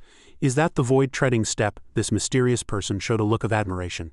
How can someone perform the void-treading step to the point of flying? That person must be a peerless master, no doubt about it. Above, Yunwei didn't seem to pay much attention, just casually talking to Xiaotan. Using the silver soft thread to travel between cliffs is much faster than lightness skill. When I fell off the cliff, I just thought I might as well be dead at that time. I just wanted to leave the blood cult and live an ordinary life. It seems that recent events have made Yunwei's existence in the blood cult known to many people. At this point, I can only join forces with the second young lady and everyone else to defeat the forces of the eldest young lady, Bai Weixiang. Only after the struggle for the patriarch's position is over can I leave safely. To do that, I can only keep getting stronger. Oh, what's happening down there? Seizing the opportunity, the person below shouted loudly. Great hero, save me, I beg you to save me. Tianan also saw the situation clearly. Yunwei, it looks like there's a fight down there. This could be a bit troublesome for you. A great hero, is he calling me? He doesn't know who I am, right? He continued. When you fell into the water, Hai Yuishan flew down and searched for you for a full 2 hours. You were unconscious then, so you didn't know about it. He searched for a long time but couldn't find you, so he left, but he probably left some people behind to look for you. He also agreed. Tianan, what you said makes sense. Then he looked at the stunned expressions of the group below. Seeing this scene, Yunwei took out a cloth and covered his face. I'm too conspicuous. They're all focused on me now. I can't let them recognize me, or it'll be trouble. Then he flew down towards the brawl below. The leader also sensed something was wrong and ordered his men. You all fall back, he asked directly. I wonder if this esteemed master is one of the 4 revered ones of the blood cult. Xiaotan was a little puzzled upon hearing this. Why do they assume you're one of the 4 revered ones? He also found it too strange. My middle dantian isn't even open right now. The aura I'm emitting is only at the level of a first-rate master. How could they be so mistaken? The sword spirit in those fools' hands has also gone mad. It's really annoying. What void-treading step? He's just flying between cliffs using a soft thread. What a piece of trash. How did I end up with such a foolish master? He's using the phantom silk, yet calling it the void-treading step. What nonsense. Yunwei cleverly muttered to himself. It seems they didn't see the soft whip in my hand, only that I flew over from the cliff. That must be it. So they think I performed the void-treading step flying through the sky. And that's why they're all terrified. All in their eyes, I can now be considered one of the 4 revered ones of the blood cult with martial arts so superb that they are no match for me. Since that's the case, I can use this misjudgment of theirs. At this point, Yunwei took the opportunity to impersonate a revered one of the blood cult. He turned to look at the person beside him thinking, but who is that man looking at me? He called me a great hero, should I help him? The young man's sword spirit also spoke. Looks like you called him for nothing, he's no master at the level of a blood cult revered one. This was heard by Yunwei. A sword that could produce a steady voice like an old man's. Hearing this, I guess he's probably not from the blood cult. Although I don't know why he's looking for the blood cult, let's deal with the people from the Martial Arts Alliance first. To make things easier, Yunwei then sent a secret voice transmission. When I give the signal, we'll attack the Martial Arts Alliance members at the same time. He also smiled and agreed. I understand. Hearing these 2 words, Yunwei smiled faintly. No one has ever called me a great hero in this life or the last. Hearing those 2 words now feels quite interesting. Xiaotan used this to tease him. Yunwei, you seem quite happy to hear that. He clenched his fist and said to her, Xiaotan, it's quite nice to be called that. But let's deal with the Martial Arts Alliance members first. Yunwei immediately got into character. Since you know I am one of the 4 revered ones of the blood cult, you still dare to draw your weapons in my presence? Watching him act, Xiaotan couldn't help but find it amusing. This is hilarious. Yunwei calling himself this revered one. He explained embarrassedly, this is the first time I've done something like this. I'm just imitating the way the second revered one, Sikong Ma, speaks. It's no big deal. The leader of the Martial Arts Alliance was a bit wary of him. You are surrounded by people from the orthodox martial world. Even if you are one of the 4 revered ones of the blood cult, it will be difficult for you to leave here safely. Xiaotan had watched a good show. That fool looks scared. It seems he's been deceived by you. Yunwei felt the situation was a bit tricky. Fortunately, the first step of tricking the leader was successful. But he didn't seem to have any intention of retreating. What should I do now? The young man's voice from the side answered. Great hero, he's lying. There are no Martial Arts Alliance members around here. Although there are some, they are very far from here. So even if he blows his whistle to call for help, it will take them a long time to arrive. Hearing this, he felt relieved and said his thanks. The man's bright smile caught Xiaotan's attention. Yunwei, he seems to really admire you. Believing it to be true, he retorted to the leader. You must be lying, the guy stubbornly said. I'm not lying. If you make a rash move and attack us, the Martial Arts Alliance members will arrive immediately. At this moment, Yunwei suddenly roared loudly, overpowering the other party. Your lie is too clumsy. Do you think we don't have our blood cult members mixed in among you 4? Seeing they were already quite vigilant due to fear, he thought that if he just said a few exaggerated things and used some inflammatory words to make them panic and wary, they wouldn't be able to tell what was real or fake. The leader tried to remain calm and argued, You can't fool us by saying that. Yunwei immediately released a deeper, more intimidating pressure to frighten the other party. You think I'm tricking you? As soon as I give the signal, someone among you will definitely make a move. At that moment, the cry of a companion came from behind him, shocking him. What are you doing? When he turned around, he saw his subordinates killing each other. No, are they really our planted moles? Yunhui watched quietly from the side, thinking that his goal was only to hypnotize one of them. He didn't expect all three to fall under his phantom robe eyes. This discovery was accidental, but from now on I know that the phantom robe eyes can not only hypnotize one person but multiple people. One of them with good eyesight watched, puzzled. What's going on? Why are my companions attacking each other? While blocking with his sword, he angrily questioned his hypnotized companions. Wake up, why are you suddenly attacking me? Yunhui also sent a voice transmission from his side. Now that they are fighting amongst themselves, their four-man sword formation is useless. Hey, now's our chance. The man's blood boiled as he gripped his sword. I was waiting for you to say that, great hero. After speaking, he fixed his sharp gaze on the target and then flew into the fray. The leader was puzzled for a long time. Why did these bastards suddenly start fighting amongst themselves? Stop it, or you'll all die. Only then did he realize the danger beside him. A move from a clever sword art, the first stance, Tiger's Fang, came at the leader in a series of strikes. He could only stand there in shock and take the hit. One of his shoulders was struck and blood immediately spurted out. How can this sword strike be so fast? The leader calculated. Even so, if I just retreat and defend, he can't immediately get close to me. But just then, another thing happened. His leg was tightly wrapped by Yunhui's soft whip, making him unable to move. Then Yunhui gave a sharp tug and the man fell backward. He could only curse in anger. That despicable bastard didn't stop. With the soft whip in hand, he gave him a clean finish, slicing the man's body in half at the waist. After the enemy fell, Yunhui spoke to the motionless corpse. This is a life or death battle. What does it matter if I'm despicable? Winning is all that matters. Seeing this clean execution, Yunhui thought to himself, combining the soft whip for a surprise approach works unexpectedly well. I should use this more often in the future. The most troublesome leader has been dealt with. Now only 3 small fries are left. Xiaotan, who had been observing the situation for a while, said to him, "You don't need to do anything. That kid has already taken care of those underlings." Looking over, he saw that the group from the Martial Arts Alliance was already lying on the ground. After observing in silence for a while, Tianan spoke. Yunhui, that guy's swordsmanship is swift and quite ruthless. The sword moves you created must also be extremely vicious. After everything was over, the young man looked at Yunhui and clasped his hands in thanks. Great hero, thank you for your help. But Yunhui was highly vigilant and had already pointed his sword at the other person. He asked coldly, "Who are you? How did you know I was from the blood cult and ask for help? You're not from the Martial Arts Alliance either. What are you doing here?" The young man immediately realized. "So you really are from the blood cult. I admire the people of the blood cult more than anyone in my life. It is precisely because of this that I came here, hoping to join the blood cult." Hearing these words, everyone was very surprised. Yunhui was puzzled. He said he was looking for a master from the blood cult, but his purpose was to join the blood cult. A moment later, the young man bowed respectfully and said sincerely, "I heard that traces of the blood cult can be found here, so I wasn't afraid to take the risk to come looking." Hearing those words of praise, he felt a bit troubled. "I'm not exactly an influential figure in the cult. How can I decide these things?" At this moment, Xiaotan noticed something strange and said, "Yunhui, take a closer look. His voice is a bit strange, and his figure is quite slender. It looks like he's wearing a lot of clothes to make himself look more robust." Yunhui immediately noticed this. He said he was a young man who had practiced martial arts for some time. How could he have such a slender figure? He must be lying, or he's a woman disguised as a man. He then thought, how can I bring a person of unknown identity back to the cult? Besides, I'm not qualified to recruit disciples for the blood cult. But on second thought, it was he who destroyed the Martial Arts Alliance's signal horn, preventing them from calling for reinforcements. It seems he wanted to do things to leave a good impression on me all along. Perhaps he really wants to join the blood cult. After some consideration, Yunhui asked again, "I still don't know your identity. Who are you and why do you want to join the blood cult?" But the other party cleverly dodged the question. Is identity really that important? Talented people can be put to good use anywhere. Heroes don't ask about origins. Yunhui immediately waved his hand and refused directly. That's only partially true. Only people who truly trust each other can say that. I still don't know your background or your origin. How can I accept you? As he was speaking, he suddenly sensed something. Seeing him looking around nervously, Xiaotan became tense. What's wrong, Yunhui? He alerted Xiaotan. Did you hear something? It sounds like a large group of enemies is running this way.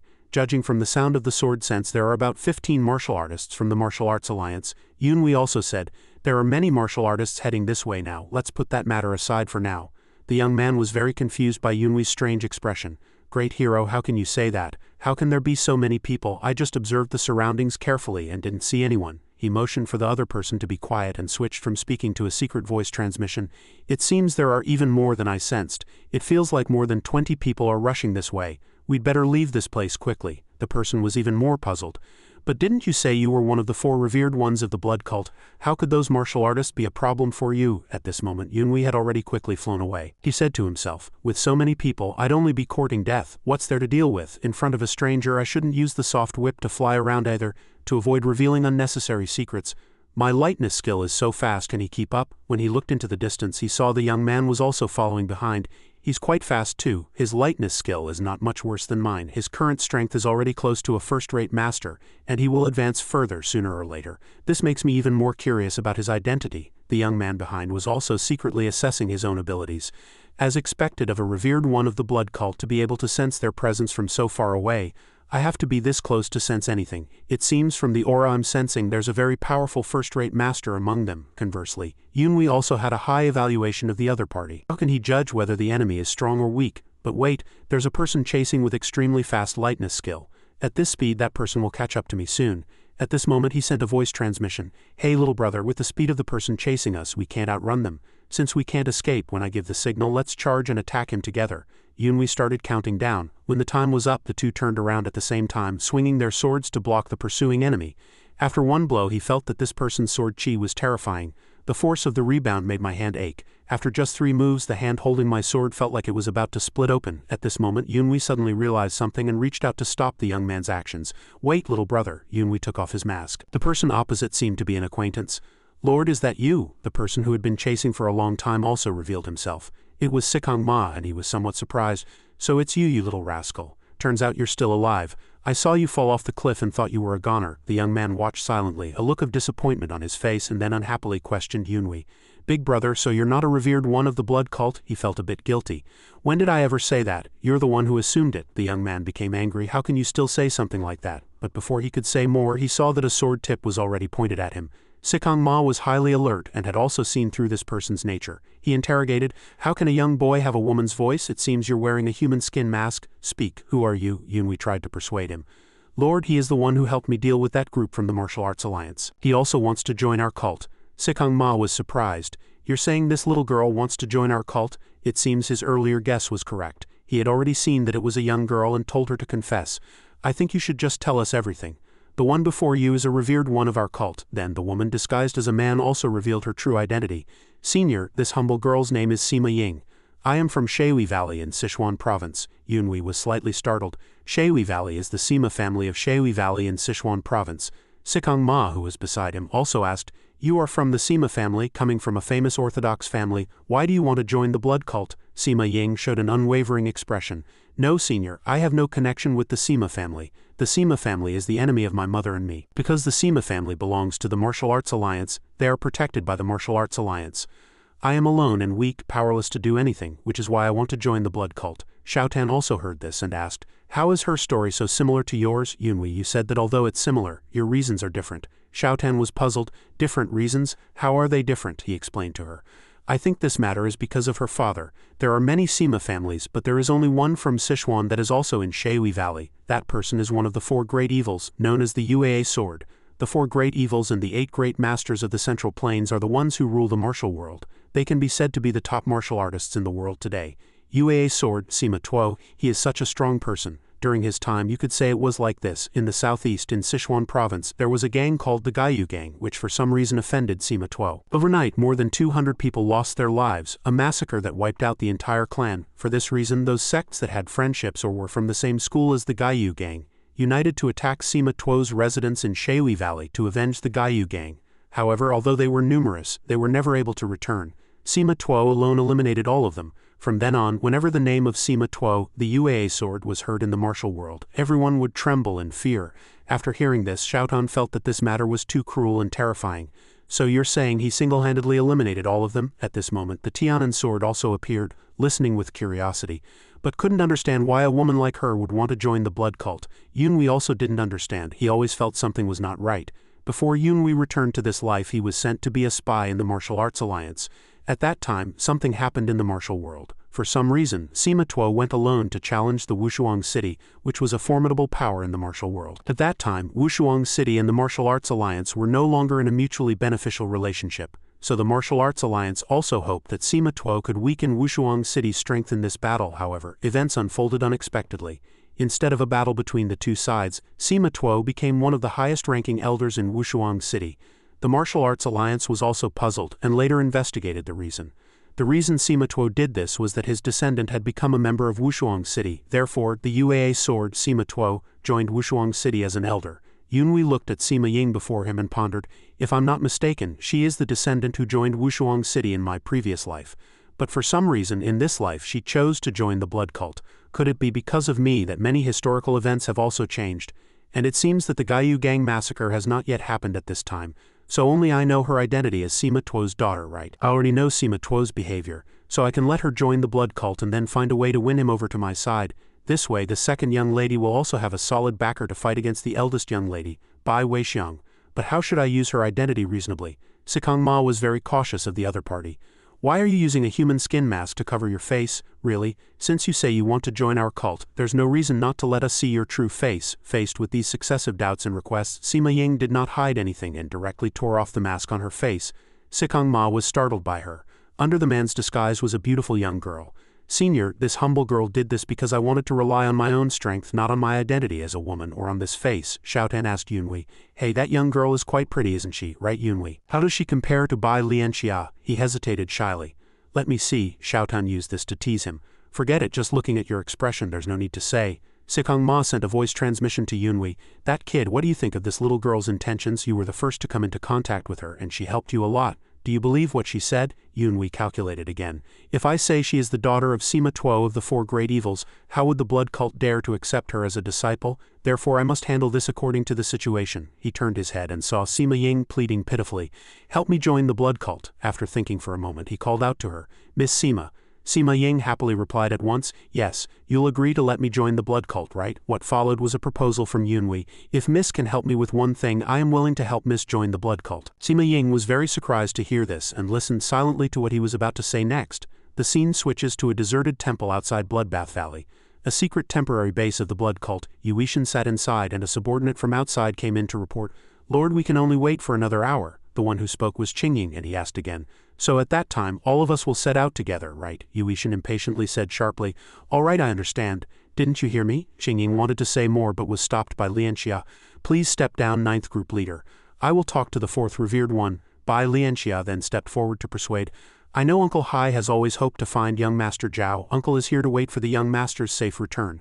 Hai Yuishan said nonchalantly. Second young lady, I'm fine. When the time comes, we will all set out together. She was a little worried about him. Yuishan also said a few words to reassure her. That child has his own fate, I can only do my best. Worrying won't help. Second young lady, we can't delay here forever, it will be very dangerous. Just then, Qingying ran in with a joyful expression and shouted loudly, 4th revered one, look outside, young Master Jiao has returned. Outside, Yunhui was smiling cheerfully surrounded by seniors who came out to welcome him back. Seeing Yunhui safe and sound, Hai Yuishan was overjoyed and rushed out, not forgetting to exclaim loudly, you brat, you're still alive, how lucky. Yunhui was also surprised by his exaggerated expression, not expecting the 4th revered one to be so worried about me. Xiaotan also said anxiously, look Yunhui, the old man is grinning from ear to ear seeing you safe. In front of him was the figure of Hai Yuishan running over, his smile as bright as the spring sun. Looking at his expression he was also ecstatic.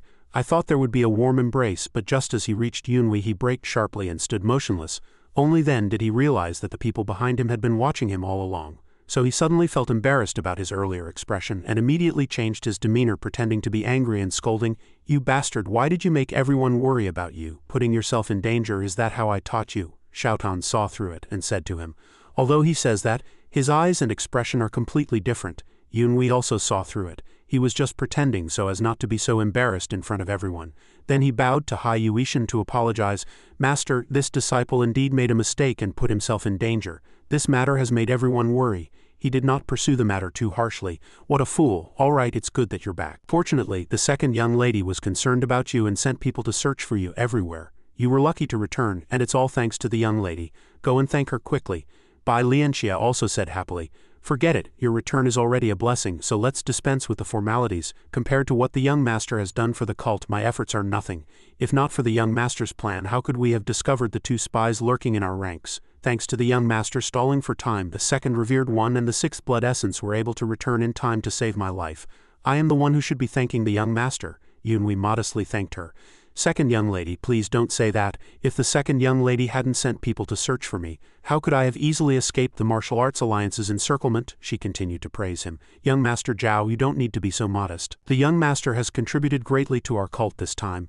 Your merits are undeniable, and you should be rewarded. However, the situation is urgent right now, and this is not the time for handing out rewards. But to boost our morale, those who have rendered meritorious service must be rewarded, so I must show my appreciation.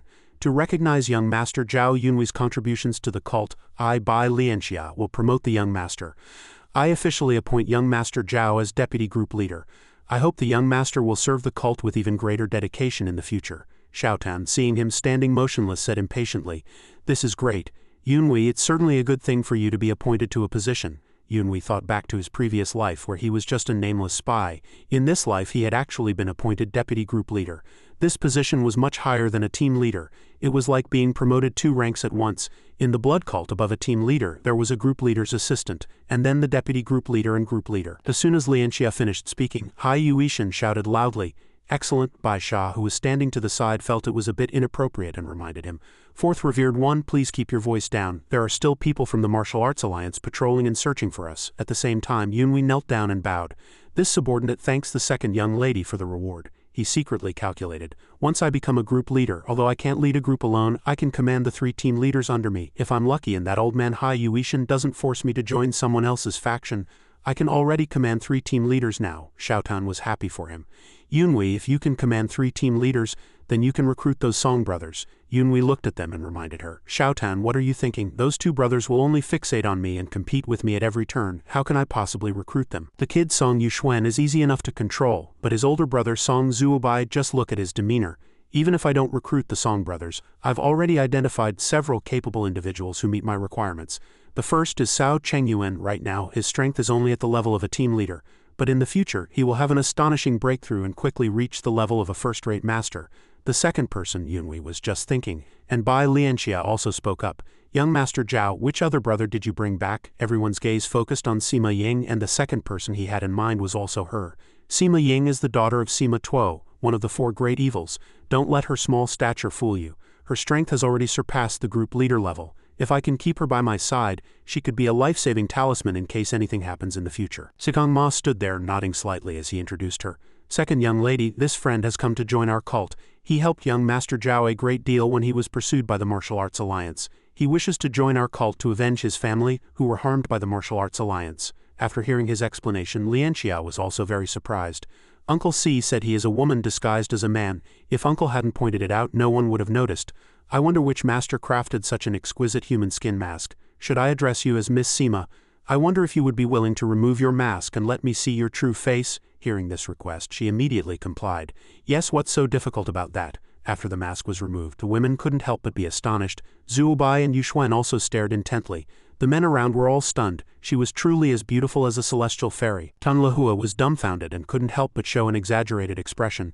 Sima Ying once again paid her respects to the members of the cult with her stunningly beautiful face. She bowed to Bai Lianxia, thanking the second young lady for allowing this humble girl to join the cult. "My name is Sima Ying." At this moment, a flash of killing intent appeared in Lianjia's eyes as she looked at Jiao Yunwei, which confused him. "Crap, why is she looking at me with that strange expression?" Yunwei also felt a chill, realizing something was wrong here and that he had to be careful. Tianan sensed the terrifying killing intent and casually reminded him, "That's jealousy." Yunwei was confused. "Jealousy? Jealous of whom?" he further explained. "Just as my former master used to say, when a woman falls for a man, she wants him all to herself. When that man looks at another beautiful woman, that woman becomes jealous." Xiaotan didn't believe it and retorted, "Nonsense. If he knows so much, how is he still single?" Tianan didn't know how to explain.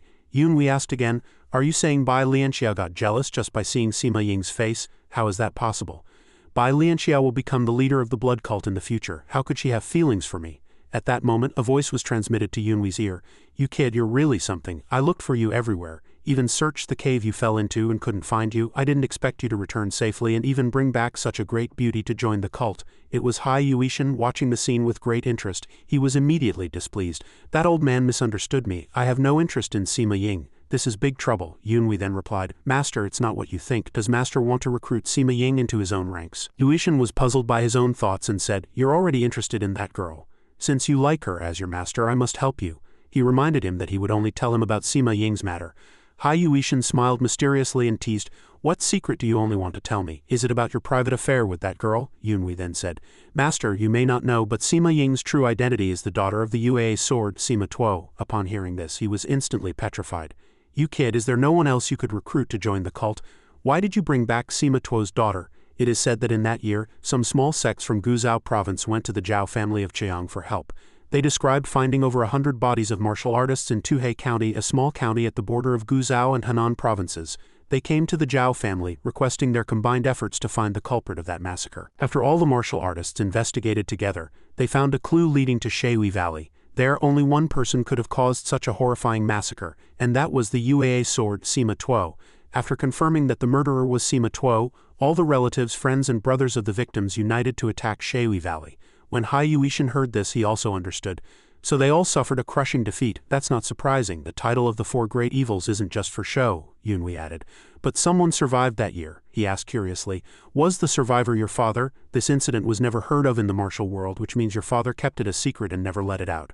I understand some of it now, but based solely on Shui Valley and the surname Sima, you guess that girl is Sima Tuo's daughter? Xiaotan and the Tianan sword were helpless against him. Yunwei, you're really a guy who lies without blinking an eye. Truly a genius in this regard. Hai Yuishan couldn't figure out Yunwei's intentions and pressed on. So what are you trying to gain here? You know who that girl's father is. If anything goes wrong, I dare not imagine the consequences. He immediately reassured him. Master, you just need to think about it from a different perspective. If we can win her over, we can form a connection with Sima Tuo in the future. Won't we then have one of the four great evils as our backer? Yuishan still found it tricky. It's easy to say, but how do we do it? Seeing his expression just as Yunwei expected, Hai Yuishan was impetuous and seemed to act on whims. But in fact the old fellow was also quite cunning, always thinking things through and not rushing into things. What he feared most in this matter was making a mistake and having to face Sima Tuo. However, having spent over a year with the old fellow here, I have grasped one thing about him that I can use. Yunwei immediately pushed him into a dangerous situation. Since Master says so, then there's no other way. So, is Master planning to reveal her identity and then use it as an excuse to drive her out of here? Yuishan was in a difficult position. This is a bit hard for me. If I anger her and she tells her father, won't I become his enemy? He feigned compliance, but in his heart he thought with certainty. Just as I expected, he definitely doesn't want to be an enemy of the four great evils. Yunwei then gave him a suggestion. Then there is another way. How about we push this danger onto the second revered one? Sikong Ma immediately noticed him. Are you saying we should let that girl go under Sima's command? The plan was about to succeed, and Yunwei revealed a nasty smile. As expected, this goading tactic worked. That old man hates to lose the most, especially in front of someone of his own rank. Hai Yuishan immediately changed his mind. Forget it. If we take that girl in, can you take good care of her? He guessed his thoughts. This old fellow seems to be wavering. I just need to step up and take all the responsibility and risk, however. Since she is already under the old fellow's command, the old fellow will also have to share part of the responsibility with me. At this moment the other side spoke up. Since the second young lady has already agreed to Miss Sima joining the cult, we should decide which faction Miss Sima will join. Sikong Ma spoke first. Since I brought Miss Sima back, I will be responsible for her discipline and training. Han Baishi's side also started vying for her. Second young lady, if Miss Sima agrees, she can also join our Blood Essence faction. Hai Yuishan watched the excitement from his side, then sent a voice transmission. Your guess seems to be right. All the factions want to snatch her. Then he also joined in the fun. Second young lady, if we're talking about who introduced Miss Sima to join our cult, it was my disciple, Jiao Yunwei. The rest of the cult members watched a good show. What is this situation? Why do all the factions want Miss Sima? Just to get one person under their command? Are the revered ones and the Blood Essence going to fight like this? Bai Lianxia had a headache. I didn't expect all three to want Miss Sima to join their faction at the same time. The simplest solution is to give the choice to Miss Sima. Sima Ying immediately spoke up. Second young lady, I heard just now that I have the right to choose which faction to join. Is that correct? So that means I can join any faction I want, right? She confirmed with a yes, and asked which faction Miss Sima wanted to join. Sima Ying didn't hesitate and pulled Yunwei. Yes, I have decided. I want to join Deputy Group Leader Jiao Yunwei's faction. At that moment, Bai Lianxia was stunned. The lively girl winked at him. Big brother Jiao, is it okay for me to do this? Seeing the stunning beauty act so coquettishly, Yunwei couldn't help but blush, but he could only bite the bullet and refuse. This doesn't seem right. His heart was filled with fear. It's over. This is just adding fuel to the fire. Bai Lianxia is going to kill me, no kidding. Just then, Luish's shout came. Young Master Jiao, you're really something. I didn't expect you to make a beautiful girl like Sima Ying voluntarily join you as a subordinate. His heart skipped a beat. Should I explain something? Xiaotan was enthusiastic. It's too late, Yunwei. Even the divine doctor can't save you. You'll just have to lie down and take the beating. With a troubled expression, he said. I didn't do anything, so I have to explain it to her right away, she sighed, looking as if it were a lost cause. What's there to explain? Once a woman makes up her mind, it's too late to say anything. He felt a chill down his spine, thinking, what sin have I committed? If I don't say anything now, when Sima Ying wants to be my subordinate later, the group behind me will suddenly become murderous. Now I can't explain anything. Bai Lianxia turned and walked away in a huff. Since Miss Sima has made up her mind, from now on Miss Sima will follow Deputy Group Leader Jiao. Everyone dismiss, prepare the necessary items, and we'll leave this place. All the members obeyed, leaving only Yunhui with mixed feelings. Her attitude changed too quickly from young Master Jiao to Deputy Group Leader Jiao. Sima Ying happily said from the side, Deputy Group Leader, are you pleased with what I did? Yunhui was helpless against her but could only think to himself, you're too naive. When I have time I need to teach you some basic common sense about talking to people. Then he wanted to say something. Miss Sima, what you did seems to be, before he could finish, Shouten's voice cut in. Yunhui, are you alright? Didn't you see how everyone reacted when they saw Sima Ying's beauty? How can you be so cold and unfeeling? Are you a eunuch? Yunhui reminded her. Shoutan, what nonsense are you talking about? She still wanted him to understand. You're the one talking nonsense. Any man who sees Sima Ying's face would be moved, but you. Just then a male figure walked towards them. Miss Sima, this humble one greets you. I am young Master Jiao, Yunhui's fellow disciple. My name is Song Zuobai. It's a pleasure to meet you. Seeing this, Shoutan reminded Yunhui. Look at that kid Song Zuobai, look at his attitude and your attitude. Don't you see he's pretending to be attentive to hit on Sima Ying? Yunhui just sighed. It's not strange. Our group has been in the mountains for years and hasn't seen many girls. Now that he sees someone as beautiful as Sima Ying, of course he's swarming her like a fly to honey. But this is also good. In my previous life, I also went through a lot of pain to understand that beautiful women are not the most important thing in this world. In this sinister martial world, women are basically scheming and extremely dangerous. It's almost impossible to find someone who is kind-hearted and without guile. The more beautiful a woman is, the more dangerous she is. They also know that their beauty is a sharp weapon, so they are more likely to use it to achieve their goals. In the martial world, all relationships revolve around benefits and losses. It took me too long to understand this. A person's appearance really doesn't matter. What is precious is whether their heart cares for others. Hearing him say this, Shoutan laughed. Not bad, huh? You must have had a rough time with love in your past life to be able to say something like that, right? He looked at the two people over there and said to her, in any case, I do see things more clearly than those two stupid fellow disciples. Zuobai immediately pointed at Yunhui and said sarcastically, Miss Sima, why do you want to be that bastard Deputy Group Leader Jiao's subordinate? When you think about it, he has the lowest rank among the people you could have chosen. Sima Ying also told the truth. Deputy Group Leader Jiao is the person I'm most familiar with here, so it's only natural that I chose to follow him, he asked. Is it that simple? Yes. I'm just telling the truth, right, young Master Jiao? As she spoke, she asked Yunhui happily, making him feel helpless. So you're talking nonsense again. The second revered one was also present when you proposed to join the cult. How can you say you only know me? Sima Ying looked at Sikong Ma and told the truth, which made him almost spit out his drink when he heard it from a distance. I just think he's a bit scary. Having one scary father is enough for me, so seeing him I also feel a bit scared. Hearing this, Sikong Ma was dejected. A disciple beside him saw this and tried his best to console him. Yunhui also found it simple and easy to understand. Her father is one of the four great evils, of course he's scary. Over here, Zuobai asked, Miss Sima, if we're talking about being scary, my master is just as scary. As soon as he finished speaking, a scolding voice came from a distance. You brat, instead of preparing to leave, what nonsense are you standing around talking about? If you don't hurry up, when I get angry, you won't live a peaceful life. It was Hai Yuishan's imposing figure scolding from over there. He was immediately scared and quickly ran off to do his task. Sima Ying squinted her eyes and smiled at Yunhui. It seems following Deputy Team Leader Brother is the real deal, huh? He sighed, tacitly agreeing with her. Fine, you can follow me, but don't overdo it. This is enough for me today. 2 weeks later, inside the Huayue Merchant Guild in Kaifeng Prefecture, Wu Ji was a bloody mess from torture, still weakly begging for mercy. My lord, it's really like this. This subordinate has already carried out the mission as you instructed. Afterward, almost all of my men died, so this subordinate has already done his best, but the person above seemed unsatisfied and struck even harder, making him scream in pain. It's Zhang Long interrogating. I said, you answer what I ask. Wu Ji, you seem to have quite the energy to say all this, huh? He still held on and said, my lord, this subordinate has done his best in this matter. But the old fellow impatiently rebuked, you're still making excuses. You failed such an important mission and ran away alone. Since you dared to do so, you must have guessed what kind of punishment you would receive, right? As he spoke, he channeled his energy and pressed down on his shoulder, making the other party beg for mercy. Please let this subordinate atone for his crime with meritorious service. In the end, the chaotic demon saber was not part of your plan, my lord. Therefore everything this subordinate did was just following Lord Zhonglong's instructions. Even for the fourth revered one's subordinate Jiao Yunhui, we had to fight to the death with him. Bai Weixiong was also there listening to the situation, but didn't hear much more information. Zhonglong had already tortured Wu Ji until he collapsed on the ground. At that moment something quickly flashed past him. It was a sword shot by Bai Weixiang. She questioned coldly. Zhang Long, this matter seems a bit different from what you told me. The old fellow bowed and admitted his mistake. Eldest young lady, there were indeed some unexpected changes in this matter that this subordinate did not anticipate. Bai Weixiang frowned in displeasure. So was this mistake your fault or someone else's? What exactly are you trying to do, Zhang Long? How could you be completely wrong about the matter concerning the fourth revered one? The old fellow assured her. Eldest young lady, please rest assured, this subordinate will find a way to make the fourth revered one submit to you, she pressed on.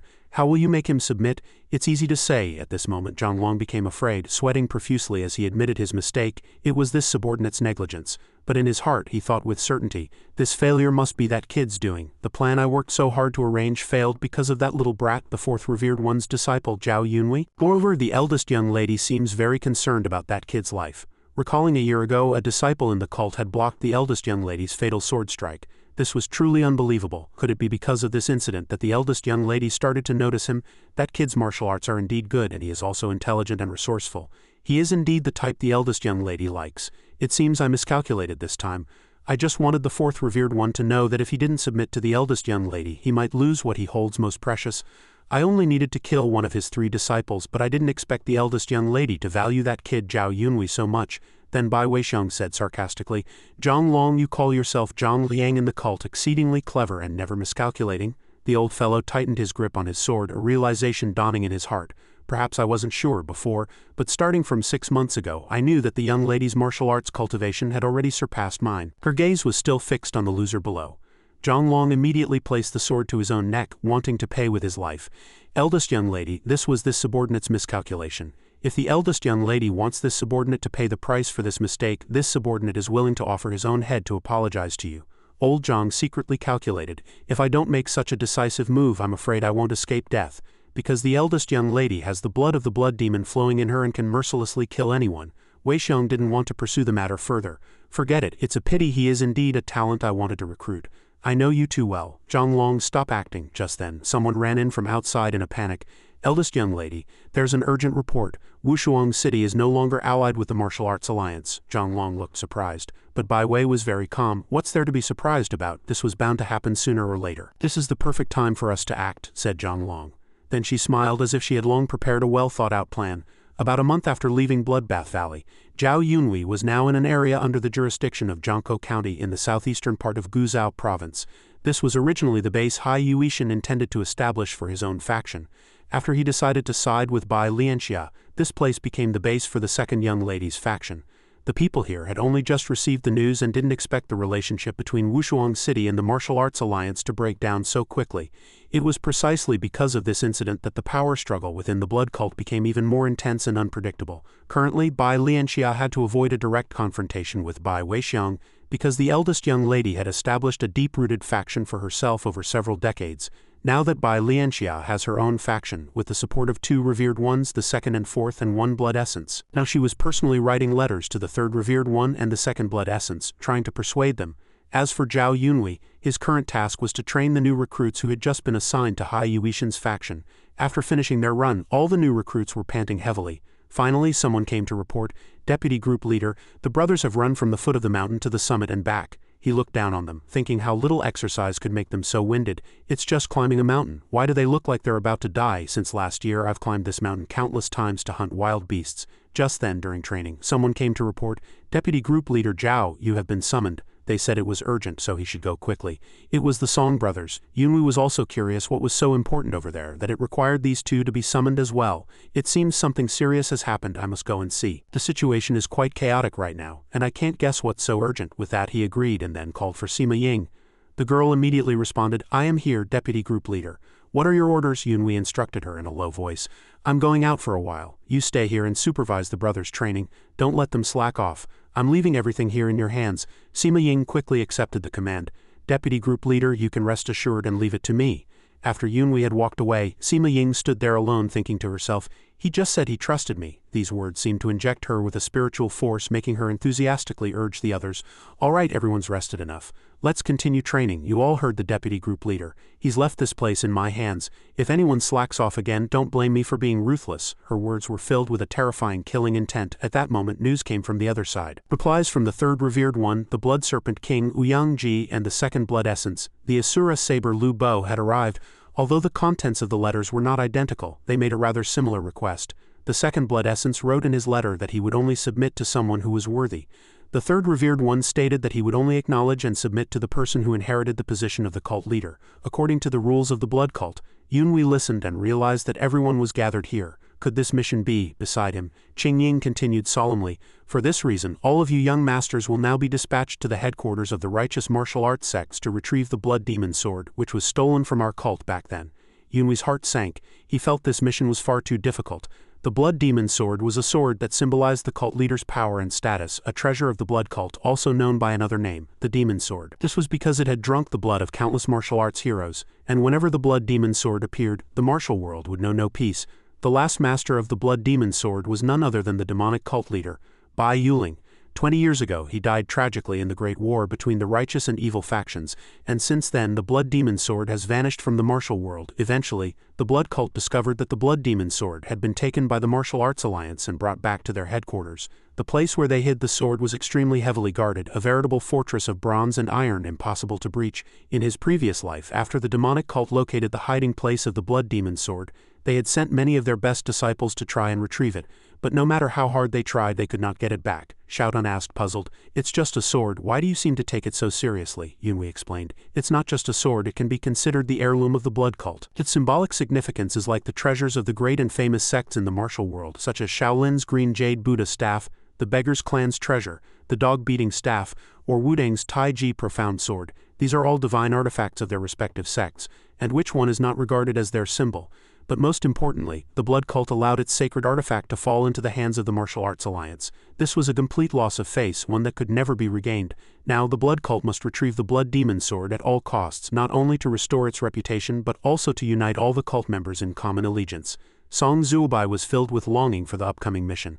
So, are we going to launch an all-out attack on the Martial Arts Alliance to snatch back the blood demon sword? Yunwei felt sorry for his enthusiasm, thinking to himself, Zuobai, you must be eager to die, you don't have the strength, yet you want to attack the Martial Arts Alliance. Hai Yuishan warned, what nonsense are you talking, you fool? Do you think attacking the Martial Arts Alliance is so simple? If it were that simple, would we still not have retrieved that sword after all this time? Ying also explained helplessly, young master, we do need to retrieve the blood demon sword, but this time we must use a different method. Hai Yuishan reminded his disciples, think again, why would the third revered one and the second blood essence make almost the same request? At this, everyone turned to Yunwei, which left him a bit confused. Why are they all looking at me? After a moment, Yunwei spoke, Master, this disciple has not yet fully grasped the intentions of the two revered ones, however, from their requests I can deduce a few things. Song Zuobai was puzzled. There are several meanings, Yunwei explained. First, they didn't directly refuse the second young lady's recruitment letter, but they gave us a nearly impossible task. Qingying also nodded in agreement. Bai Lianxia asked curiously, then what is the second meaning, young master? The second meaning is that they also want to give the second young lady a chance, one that seems to exist but could also be said not to. Zuobai nodded, seemingly understanding. That's right, what they might be trying to say is, Yunwei continued, that chance, to have it is the same as not having it. This greatly surprised him, finding it hard to comprehend. Yunwei explained in detail. The third revered one initially said he would follow whatever the second revered one decided. But now that the second young lady has written to him, he has changed his mind, Bai Lianxia agreed. What the young master says is very true. Then what are their intentions? Yunwei stated with certainty. This is also a trap for us to walk right into. Because those two revered ones likely pledged allegiance to the eldest young lady, Bai Weixiong's faction, even before the second young lady wrote to them. If I were a subordinate who had already pledged allegiance to the eldest young lady, I would use this opportunity to set a trap. The strategy is very simple.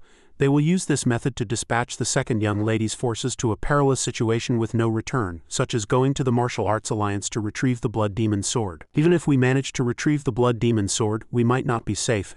At that point, the eldest young lady could easily devise a plan to snatch it from us. And if we fail to retrieve the Blood Demon Sword, they would benefit even more, sitting on the mountain to watch the tigers fight, watching their enemy's strength be consumed for nothing.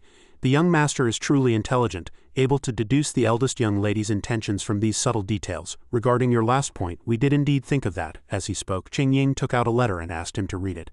This is a letter the third revered one Hu Yangji wrote to the second revered one, Sikong Ma. It says, Brother, if you have not yet decided which faction to join, I will remain neutral until the Mid-Autumn Festival. But if the eldest young lady obtains the Blood Demon Sword, then I can no longer remain neutral, Yunwei realized.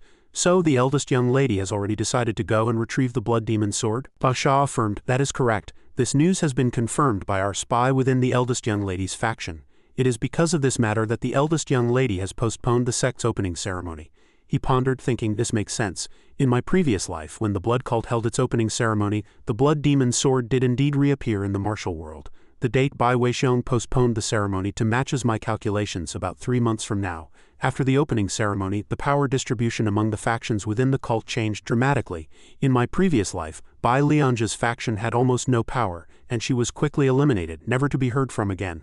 I guess that in my previous life, after eliminating Bai Liange's faction, the eldest young lady easily absorbed all the forces and then held the opening ceremony. But now Bai Lianxia has established a powerful faction for herself. Not to mention the 6th blood essence, she now has the support of the 4th and 2nd revered ones. Her faction is now fully capable of contending with the eldest young lady for the position of cult leader. However, in terms of breadth and depth, Bai Lianxia is still far behind the eldest young lady, whose influence spreads across almost the entire Central Plains. Now that the relationship between Wushuang City and the Martial Arts Alliance has broken down, both sides see their opportunity and believe they must act immediately. Thus, they have temporarily set aside their mutual hostility. The two major factions are avoiding direct confrontation and hope to unify the blood cult by uniting the cult members. But to do this, they must follow the rules of the blood cult. Whoever possesses the blood demon sword is the sole heir to the cult leader and can command all the cult members. Qingying reached out and picked up another scroll from the table. The young master has fully grasped the current situation, however. Please read this as well. This is an announcement from the Martial Arts Alliance about a martial arts tournament they are holding for martial artists. The winner of this competition will be honored as the head of the young heroes, and will be appointed as the Green Dragon Hall Master. The most important reward is that the winner will have the right to choose any weapon from the Martial Arts Alliance's treasury. This is the goal of our trip, therefore young masters, please participate in this tournament, strive to win and earn the chance to retrieve the blood demon sword. No matter what method you use to win, this is our opportunity. Yunwei secretly understood the intention. The unease I've been feeling since just now, this is what it was about. Only now do I understand why they summoned me and those two fools here. 8 days later at the Jiao family estate in Yiyang Hunan outside the Meridian Gate. The weather was scorching, making the guards at the gate complain endlessly. This damn weather, such a big gate, how come there's not a single shady spot to stand in? Another guard endured. Complain less. Is it almost time for the shift change? The other replied, not yet, probably another half an hour. The two guards looked ahead and saw several people walking towards the Meridian Gate, so they stepped forward to block them. Please stop, everyone. This is the Jiao family estate in Yiyang. If you have important business, please state your identity so we can go in and report. One look was enough to tell it was Jiao Yunwei. He, with his face covered, asked, do I still need to tell you my identity? The guard named Shang Fu replied calmly, of course. If you don't state your identity, how would we know who you are? Hearing this direct answer, he said, I am a member of the Jiao family of Yiyang. He then removed the conical hat that had been concealing his face and confidently told them, I am the son of the family head. My name is Jiao Yunwei. As soon as he finished speaking, expressions of shock immediately appeared on the faces of the two gate guards. What? It's the third young master, Jiao Yunwei? His sudden appearance left them dumbfounded. Back when they were discussing the plan, Qingying had said, we are very fortunate to have 3 young masters who are loyal followers of our cult, and the identities of the 3 young masters are unknown in the martial world. Even your own families do not know that you have joined the blood cult, therefore please return to your families for now. Young masters, you must strive to win within your families and then be recommended to participate in this Martial Arts Alliance's tournament. This is the greatest purpose of your return to your families this time. Yunwei walked in, feeling the situation was extremely bizarre. I once swore to myself that if I ever returned to my family I would personally put an end to this Jiao family of Yiyang. Inside a room, the Jiao family's second young master, Jiao Changyun, was angrily smashing things. He was born a year before me, and we had never once crossed hands, yet father chose him as the rising star to represent the family at the martial arts tournament. A person opposite him chimed in, second brother Jiao, this is indeed unfair to you. In what way are you inferior to eldest brother? But forget it. Just let this matter go for the sake of the family's peace, otherwise there will be chaos, he dead drunk said resentfully. Seriously, even my father's daughter born from his concubine was chosen as the family's rising star. You tell me, what face do I have left? A woman next to him showed displeasure on her face. She was the daughter of the Song family named Song Yinghua, she thought to herself. When all is said and done, the half-siblings are still of the Jiao family's bloodline. If it weren't for the marriage contract between our two families, I would have dumped this guy long ago. But he must have valued the Jiao family's background, which is why father had to marry me to him to establish a good relationship with the Jiao family. Forget it, what's done is done. At least my fate is better than that of my 2 foolish brothers who ran away from home. At the same time, this Song Yinghua was also the older sister of the 2 brothers, Zhuobai and Yuxuan. Outside, a servant hurried in. Changyun asked him what the matter was, and the man immediately reported, third young master Yunwei has returned to the family. Du Jingyu and Zhao Yi, who were beside him, immediately showed expressions of contempt. That good-for-nothing still has the nerve to come back, second brother. I heard he was already kicked out of the family. Jiao Chongyun, as if about to watch a good show, said, what good luck. After these few frustrating days something has finally come along to cheer me up.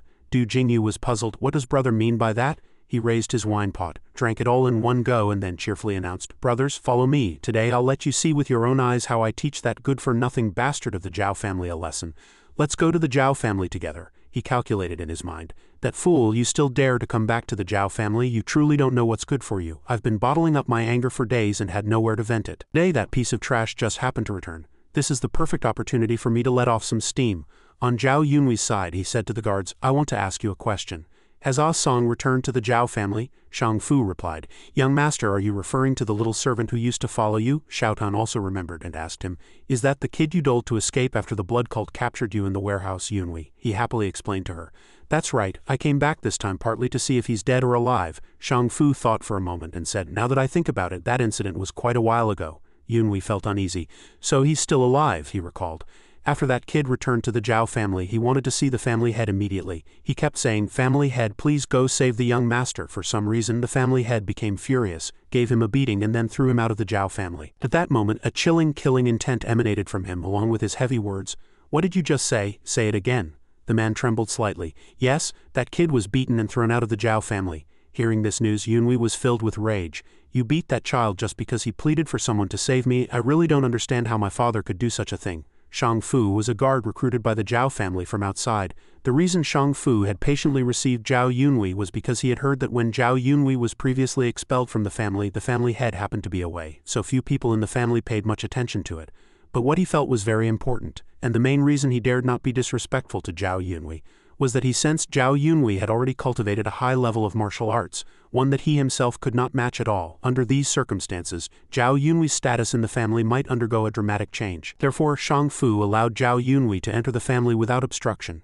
It was also for this reason that under the current circumstances he tried to appease Zhao Yunwei's dissatisfaction, lest his anger cause trouble later. However, Shang Fu did not know the close relationship between Zhao Yunwei and Ah Song, so almost everything he said fell on deaf ears. He asked bluntly, all right, and explain to me why Ah Song came to the family head to ask for help to save me, only to be beaten and thrown out of the family? Or are you trying your best to explain now so that I'll let this matter go? You must have beaten that child quite badly, right? Do you think I don't know what you're capable of? At that moment he was grabbed by the collar, scared out of his wits. Third young master, at that time we servants couldn't make the decisions. It was all the family head's order. Sima Ying had already used her internal energy in Yunwei's stead, lifting him by the collar. You shut up. Beside them another guard saw this and shouted in protest. Hey, how can you treat Shang Fu like that? What do you think you're doing? Sima Ying retorted belligerently. You're asking a stupid question. I'm doing to him what you did to Ah Song. I'm going to beat him up and throw him in the latrine to teach him some manners. It seemed she had already thrown the man a great distance, making both Yunwei and Xiao Tan wince in pain for him from the sidelines. The other guard shouted worriedly, Shang Fu, are you all right? Sima Ying, indignant on Yunwei's behalf, picked up her wooden staff and cursed relentlessly. You bunch of damn servants, if you don't get a good beating you won't know your place, will you? Let me beat some sense into you. Are you going to take your beating and apologize now, or should I do it and kill you in the process? Her anger burned fiercely. Cao Chengyuan transmitted his voice to remind Yunwei. This is truly satisfying. But Deputy Group Leader, if we just let her go on like this, will something unexpected happen? He replied that she was just trying to scare them, and it would be bad if she really attacked.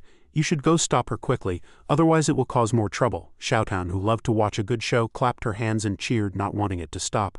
Why stop her, Yunwei? Just let her give them a lesson they'll never forget. She's the daughter of one of the four great evils after all. You have to let her show off a bit. He immediately refused. Forget it, Xiaotan. I've just returned to the family, haven't even seen the family head, and I'm already causing a scene here. What kind of behavior is that? Although this isn't a big deal, it will hinder my plan to get a spot in the martial arts tournament. No matter what, I still need some strategy. I can't just do whatever I want.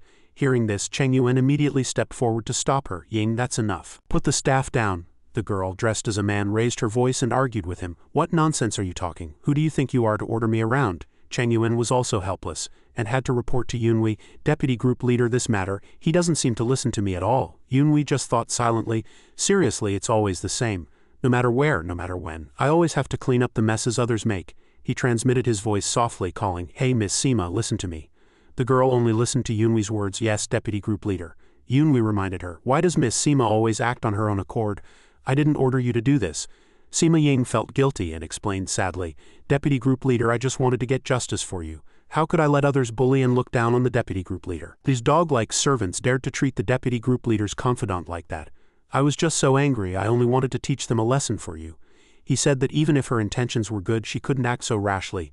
Xiaotan couldn't bear to see a woman wronged and started to lecture him. Hey Yunwei, what's wrong with you? Why are you blaming her? You should be praising her. Look how she's protecting you. How can you blame her? Yunwei explained softly. Xiaotan, I understand her actions, but one should never handle matters with personal emotions. That can be very dangerous. In any mission, even a simple one, if subordinates act on their own whims and don't listen to their superiors' orders, then that mission is bound to fail completely. Sima Ying argued defensively. In that matter, I was just trying to scare them. I didn't intend to kill them. Yunwei breathed a sigh of relief. Thankfully, she was just scaring them and didn't really intend to attack. Her temperament still needs a lot of tempering. He carefully instructed the girl. Even so, if the situation gets out of control, it will lead to serious, uncontrollable consequences. Do you understand, Miss Sima? You must remember everything I've said. From now on, you must always remember that we returned to the Jiao family to carry out an important mission for our cult. This is not a personal task or a private matter, so before taking any action, you need to consult with me via voice transmission first, the girl promised. This humble girl apologizes. From now on, I will consult the deputy group leader before doing anything. I will only act after receiving your permission. I know I was wrong. So will the deputy group leader forgive me? He nodded to indicate the matter was over, which made Sima Ying happy again. All right, no matter what, you've also helped me vent some anger, so I won't hold it against you. Just remember to learn from this lesson and don't act so impulsively again. Deep down, seeing Yunwei so gentle, she felt very happy. Cao Chengyuan witnessed all of this and couldn't help but find it strange. I thought deputy group leader Jiao would scold her, but I didn't expect the matter to be resolved so simply. Then Yunwei spoke up to smooth things over. I apologize to you all. It's because this junior brother of mine couldn't stand the injustice that he acted this way. Now that you've done it, I'd also like to ask, after that child was driven out of the family, do you know where he went? The guards answered truthfully. This subordinate does not know, third young master. Since that incident we haven't seen that boy in this county again, he said with a headache. This is killing me. You didn't listen to the child but instead beat, scolded and drove him away. Now where am I supposed to find him, since it has come to this? Let me ask you again, where is the courtyard where my mother and I used to live? What happened to it? From the other side a man answered meddlesomely as he approached. That house. Since you bastard, weren't living in it anymore, of course it was torn down. Do I need to explain that to you? Yunwei's gaze was fixed on the arrogant man who was walking over. It's been a long time, second brother and his bunch of bastard friends.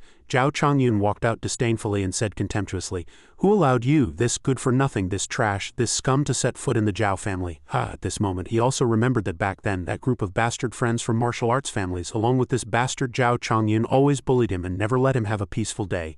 He took a step closer and continued to taunt. Didn't you hear me, or did you come back from wandering the martial world thinking my words no longer carry any weight? Yunwei did not get angry but simply bowed and said, Second brother, it has been a long time. Du Jingyu, standing opposite, chimed in. Quite impressive. A piece of trash expelled from the Jiao family actually survived in the martial world and has now returned alive. But so what if he's alive? He's already been kicked out of the family. From now on he'll be no different from a dog in this household. Sima Ying's ears stung and an expression of displeasure immediately crossed her face. Deputy group leader, this young lady wishes to make a move, but Yunwei stopped her. For the sake of the important matter ahead it was better to endure for now, although I told Sima Ying to endure for the mission when I heard those words. I really wanted to punch those guys in the face. I know I could take care of these bastards with just one punch and one kick each. But the first thing I must do now is, thinking of this, Yunwei stepped forward and said to Chongyun, Second brother, may I ask where's my mother's ancestral tablet that was originally in that courtyard? He grinned and replied, Asking about that wooden tablet, you want to pay respects to that bitch, don't you? But I casually threw it away a long time ago. Even if you ask me now, I don't know where I tossed it. Maybe some servant used it for firewood. Yunwei silently pondered. After wandering the martial world and meeting many people, my perception of him is different now. Looking at this bastard now is no different from looking at a piece of meat I can beat or kill whatever I want, he continued. But I'll give you a suggestion. You can ask your sister at the Mount Heng sect. Maybe she knows. Yunwei immediately poked at his sore spot. Just like my second brother, always the same. I used to be so jealous of you, always able to eat, drink and make merry with your good brothers all night long without a care for the family. These words also struck a nerve with Jiao Chongyun's friends. That bastard, what is he mocking us for? He threatened angrily. You've got a sharp tongue now, do you? I haven't even started on you. I don't know how you scraped by in the martial world, but now you've brought back two shady, ragged-looking characters. What do you think the Jiao family is, a place you can just waltz in and out of? He calmly retorted. Second brother, it seems you've had too much to drink. I won't talk to you now. Let's talk when you're sober. This made him furious. You little brat, you've really changed, haven't you? In the past I just had to raise my voice a little and you'd piss your pants in fear. Now you're talking back to me with such backbone. Looks like I need to teach you a lesson to sober you up. With that, Jiao Chongyun made a move to teach Yunhui a lesson, but he was even more surprised when he saw Yunhui block his strike. Be careful, I don't want to make you lose face in front of your good brothers. My dear second brother, don't push your luck just because I'm holding back. Chongyun, infuriated, attacked again, cursing, you piece of trash, who gave you permission to call me brother? Who do you think you're calling second brother? I've never considered you my brother, you understand? But all his moves were dodged, which frustrated him greatly. What on earth is going on? How is this possible? How can a person with a destroyed dantian so easily dodge my punch? Du Jingyu, standing by, chimed in. Big brother, you don't need to go easy on that bastard. Although you two are related by blood, you are completely different from that piece of trash. Jiao Yi added fuel to the fire. He probably thinks it's no fun if he goes all out, and people would say he's bullying the weak. Against a frail kid like that, I could knock him down with one punch. Just now at the tavern you said you'd show us a good show when we got back to the Jiao family. Now we haven't seen any good show. Hurry up and teach him a lesson he'll never forget. Hearing this, Yunhui gave a cold smile. That's exactly what I want. Jiao Chongyun's group of bastard brothers will fan the flames from the outside, making him angry and escalating the situation, which gives me an excuse to teach this guy a lesson. All I need to do now is play dumb and provoke him a little more. He then provoked him as planned. You keep calling me trash. Your words are nothing but vulgar filth. Do you always keep something so disgusting in your mouth to be able to spew such foul language? As expected, he flew into a rage. What did you say, you bastard? Say that again. Just as you said, you always say you don't have a younger brother. That's a matter of course. I was born a full 3 months before you, how could I be your younger brother? Instead of calling me younger brother, you should be calling me elder brother, you understand, you bastard. At this point his anger boiled over, and Chongyun reached for the sword at his waist. Bastard, who are you telling to call you elder brother? You must be tired of living. Let's see if you dare to speak like that after I beat you to a pulp. Song Yinghua immediately stepped forward to dissuade him. Young Master Jiao, please calm down, stop. Don't do this. Didn't you say the family head will be back soon? If anything happens, I'm afraid. But Chongyun showed her no respect, shoving her away and causing her to fall to the ground. Get lost. What does a woman like you know, daring to meddle in my affairs? No one stops me today. This is the moment I teach this bastard who has tarnished the Jiao family's name a lesson. Even if you die here, no one will shed a single tear for you. He intended to kill Yunhui with a single strike, but he had already quickly cast an illusion on Chongyun. You've made enough of a scene, Jiao Chongyun. After falling for the trick, Jiao Chongyun immediately stopped his attack and began to admit his mistake. Heavens, I apologize for my inappropriate words just now and for the thought of taking your life. Yunhui played along. Forget it, it's in the past. Since you already know you were wrong, I accept your apology. This left Song Yinghua both angry and confused. What the hell? That guy was just aggressively pushing me down a moment ago and now he's apologizing? The two guards also breathed a sigh of relief. Luckily, young Master Jiao Chongyun has regained his composure, or things would have gotten out of hand. That was terrifying. When the second young master drew his sword, his killing intent was so strong I thought one strike and the third young master would be dead. On this side, Yunhui gave himself a 10 out of 10 for his acting. Second brother, I was also at fault for upsetting you. So let's make up brother to brother. He was hypnotized and couldn't control himself, stammering incessantly. Then Yunhui released the hypnosis and he became enraged again. You bastard, what trick did you play on me? Now I'm going to chop you to pieces. If I can't kill you here today, my surname isn't Jiao. Die, you piece of trash. This time Yunhui didn't even need to make a move. Sima Ying seized the opportunity, rushed forward and blocked Jiao Chongyun. She looked at him, seemingly seeking permission. Now may this young lady make a move, deputy group leader? Yunhui nodded, giving her permission. All right, it's time to teach him a lesson. With his backing, Sima Ying smiled faintly and asked him, you said just now that even if you killed brother Jiao Yunhui, no one would be sad for him, right? In the next second, Sima Ying mercilessly bent Jiao Chongyun's arm. Well, you're wrong. If you did that, I would be very sad. The scene shifts to the entrance of a village north of Yulong County, where a group of people on horseback are nearby. Leading them is Jiao Qingyun of the Mount Heng sect, known as the Single Sword of Hengshan, he said with some difficulty. Family head Jiao, you don't have to go to such lengths. Beside him was Jiao Yixuan, the head of the Jiao family of Yiyang, who replied, if my Jiao family does not treat our guests properly, how will I, Jiao, face my peers in the martial world in the future? Taoist priest, please don't be so courteous. To Qingyun's right was Jiao Rui, the heroine of Hengshan, who also spoke respectfully. Family head Jiao, I am truly grateful, but my senior brother has always been accustomed to a simple life, so he is a bit overwhelmed by such warm hospitality. I hope you can understand, Yixuan said calmly. Heroine Jiao is truly a woman of great character. As a father who has sent his own daughter to the Mount Heng sect, I am very grateful for the heroine's guidance of my daughter. If the heroine could serve as a role model for my daughter to learn from, I, Jiao, would be eternally grateful. Behind him stood Jiao Yingying with a look of displeasure on her face, thinking to herself, honestly, father is such a smooth talker, the same wherever he goes, acting like a loving father in front of others. But in reality it's different. I won't be able to stay at the Mount Heng sect for much longer. In another 2 years I'll have to return to the Jiao family. Then I'll probably have to get married to the fiancé chosen by the family head. What a political marriage. Jiao Yixuan had once instructed her. you're grown up now, you should understand that this is the duty of a daughter born into a martial arts family. She also thought with a mindset that always wanted to control everyone to her will. This kind of marriage is something father has emphasized since I was a child.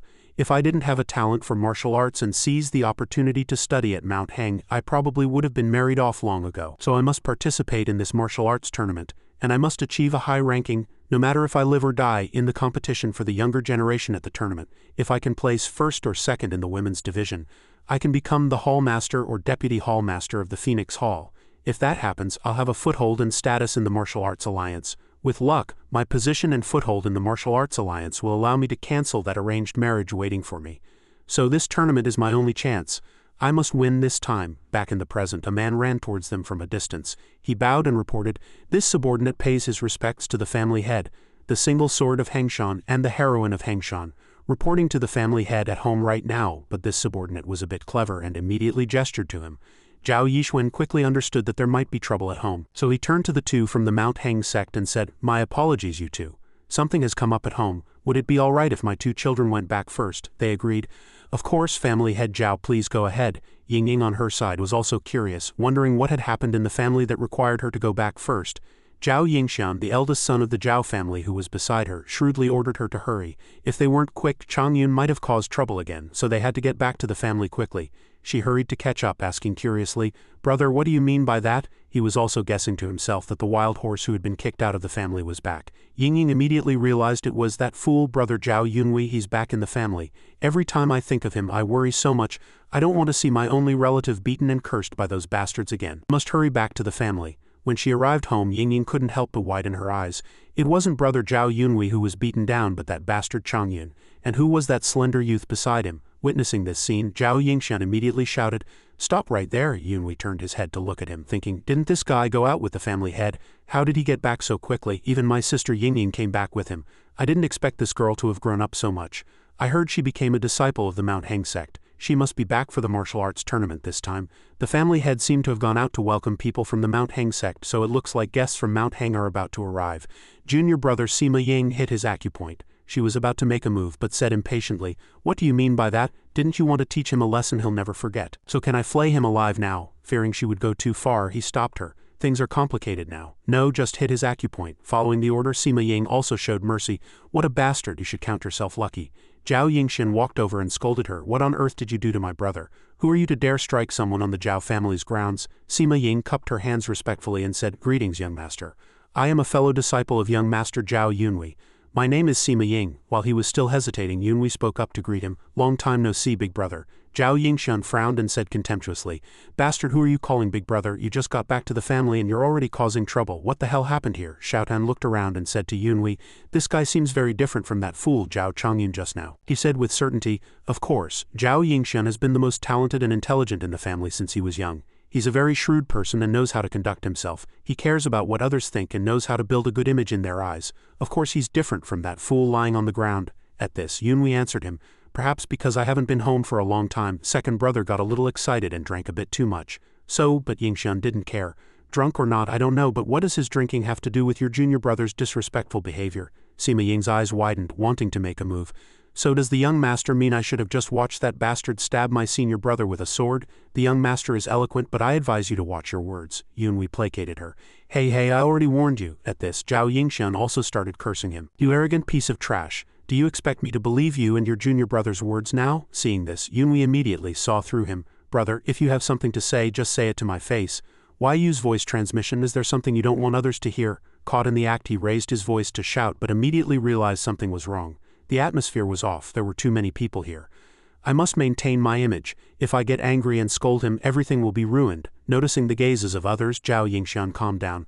"I don't mean anything else, but junior brother, wasn't what you said a bit too much? Even if Changyun was drunk and fooling around, it didn't warrant breaking his arm, did it?" He pretended to be innocent and replied, "That problem, because the situation was a bit urgent. My junior brother was in a hurry to stop him and seems to have made a mistake." Hearing this, his heart rejoiced. "You fell for it. Now I have an excuse to deal with this piece of trash." So he followed that line of thought and immediately found fault. "What you said is wrong, Yunwei. This is the Jiao family manner. It's not as simple as making a mistake. Who are you to dare to casually break the arm of a Jiao family member on the grounds of the Jiao family of Yiyang, just like that?" He thought that with such reasoning the situation was already in his favor. "Come on everyone, back him up." but in such a crowd not a single word of support came for Jiao Yingxian, and his face instantly filled with embarrassment. What the hell is going on? What's with this atmosphere? Because Jiao Yingxian hadn't expected that the others had already witnessed the foolish things Jiao Chongyun had done earlier. I really don't understand how I could have been afraid of such a fool before I returned. At that moment Ying stepped forward. Big brother, wait, I heard from Sister Yinghua what happened here. Second brother came back from the tavern in a rage, drunk and fooling around, and even wanted to kill third brother. He didn't care about any of that, and directly seized on her mistake. Third brother, who are you calling third brother? What are you thinking, calling someone who was kicked out of the family third brother? Or is it because you and that piece of trash were born from the same mother, so you want to protect him? Ying had already raised her hand to strike Jiao Yingxian but was blocked. What a bunch of bastards, truly flowing with the same filthy blood. Her eyes filled with aggrieved tears. You are insulting my mother. I can let other things slide, but insulting my mother, are you going to let go of my hand or not? But Jiao Yingxian remained stubborn. Did I say anything wrong? You two trash siblings deserve to be treated this way. Yunwei, standing by, stood up for his sister. Get your bastard hand off my sister. Ying also wanted to protect him but was stubborn. Don't interfere, this is my business. But Yunwei knew in his heart that this scene was all too familiar. I used to think this sister of mine always hated me, but it turns out she didn't. I thought she didn't want to see me, so she deliberately stepped in to interfere. It turns out she was just calmly resolving the problem in the best way possible to avoid me getting hurt. Something warm seemed to well up in my chest. What is this strange feeling different from anger? He called out softly. Ying, let me protect you now. Yunwei's words were firm and reliable, but Ying still didn't want him to interfere. You fool, what are you talking about? Stay out of my business. While that guy was still entangled with her, Yunwei simultaneously channeled his energy and kicked Jiao Yingxian head over heels. That kick also left Ying stunned. What's with brother's internal energy? Lying at Yunwei's feet, he asked in confusion. What just happened? He commanded. Jiao Yingxian, listen to me carefully. I, Jiao Yunwei, am no longer that foolish boy from Yulong County, so don't touch my sister, do you understand? Shocked by this scene, he stood up injured. Could it be you've recovered your dantian? Yunwei said coldly. I'm not sure about what you said, he thought to himself. I didn't hit him too hard just now. He should be able to withstand that light move, but I don't plan on ending this so easily either. He made Ying shed too many aggrieved tears, so he should pay the same price. Xiaotan warned Yunwei. He's not as foolish as that Chongyun. He seems to be testing your strength. As expected of the eldest son of the Jiao family, his strength is indeed greater than his younger brother Jiao Chongyun's. On this side, Jiao Yingxian calculated. Should I circulate my qi and lure him in? Just let him see that my internal energy has reached the first or second-rate level. So, Jiao Yingxian drew his sword, preparing to teach him a lesson. Seeing this, Xiaotan's eyes crinkled into a smile. Looks like it worked, he took the bait. Yunwei was also a little expectant. It seems he's already certain he's stronger than me. Good, just come at me like that. Ying from the side said worriedly via voice transmission, be careful, brother. Even if he has recovered his dantian, he is not an easy person to deal with. Hearing this, his heart felt a little more at ease. I just circulated my qi to show my strength, and even Ying has misunderstood my abilities, but being worried about by my only relative feels pretty good. Then he comforted her. It's all right, trust your brother. Jiao Yingxian rushed over quickly. Yunwei agilely swung his sword to block the opponent's attack, suddenly sending him flying. Jiao Yingxian couldn't help but be astonished. What's going on? How could his sword technique carry such powerful internal energy? Yunwei struck with an empty palm, hitting him so hard he vomited blood and saw stars. This is your punishment for daring to slap my sister's face. Unwilling to give up, Jiao Yingxian immediately used one of the three great sword techniques the Jiao family of Yiyang was proud of. Jiao Zun sword technique. Yunwei had known it all along. Trying to use the Jiao Zun sword technique against me? How naive, overestimating yourself. You'd be better off using a sword technique I don't know, not to mention the huge disparity in our strength. I already know this sword technique like the back of my hand. This way it won't be hard for me to find the flaws in this sword technique to punish you. After that useless sword dance, he too fell. Yunwei gently knocked down his opponent. This is the price for insulting the junior brother who saved your life. Sima Ying watched from the side, her eyes filled with admiration.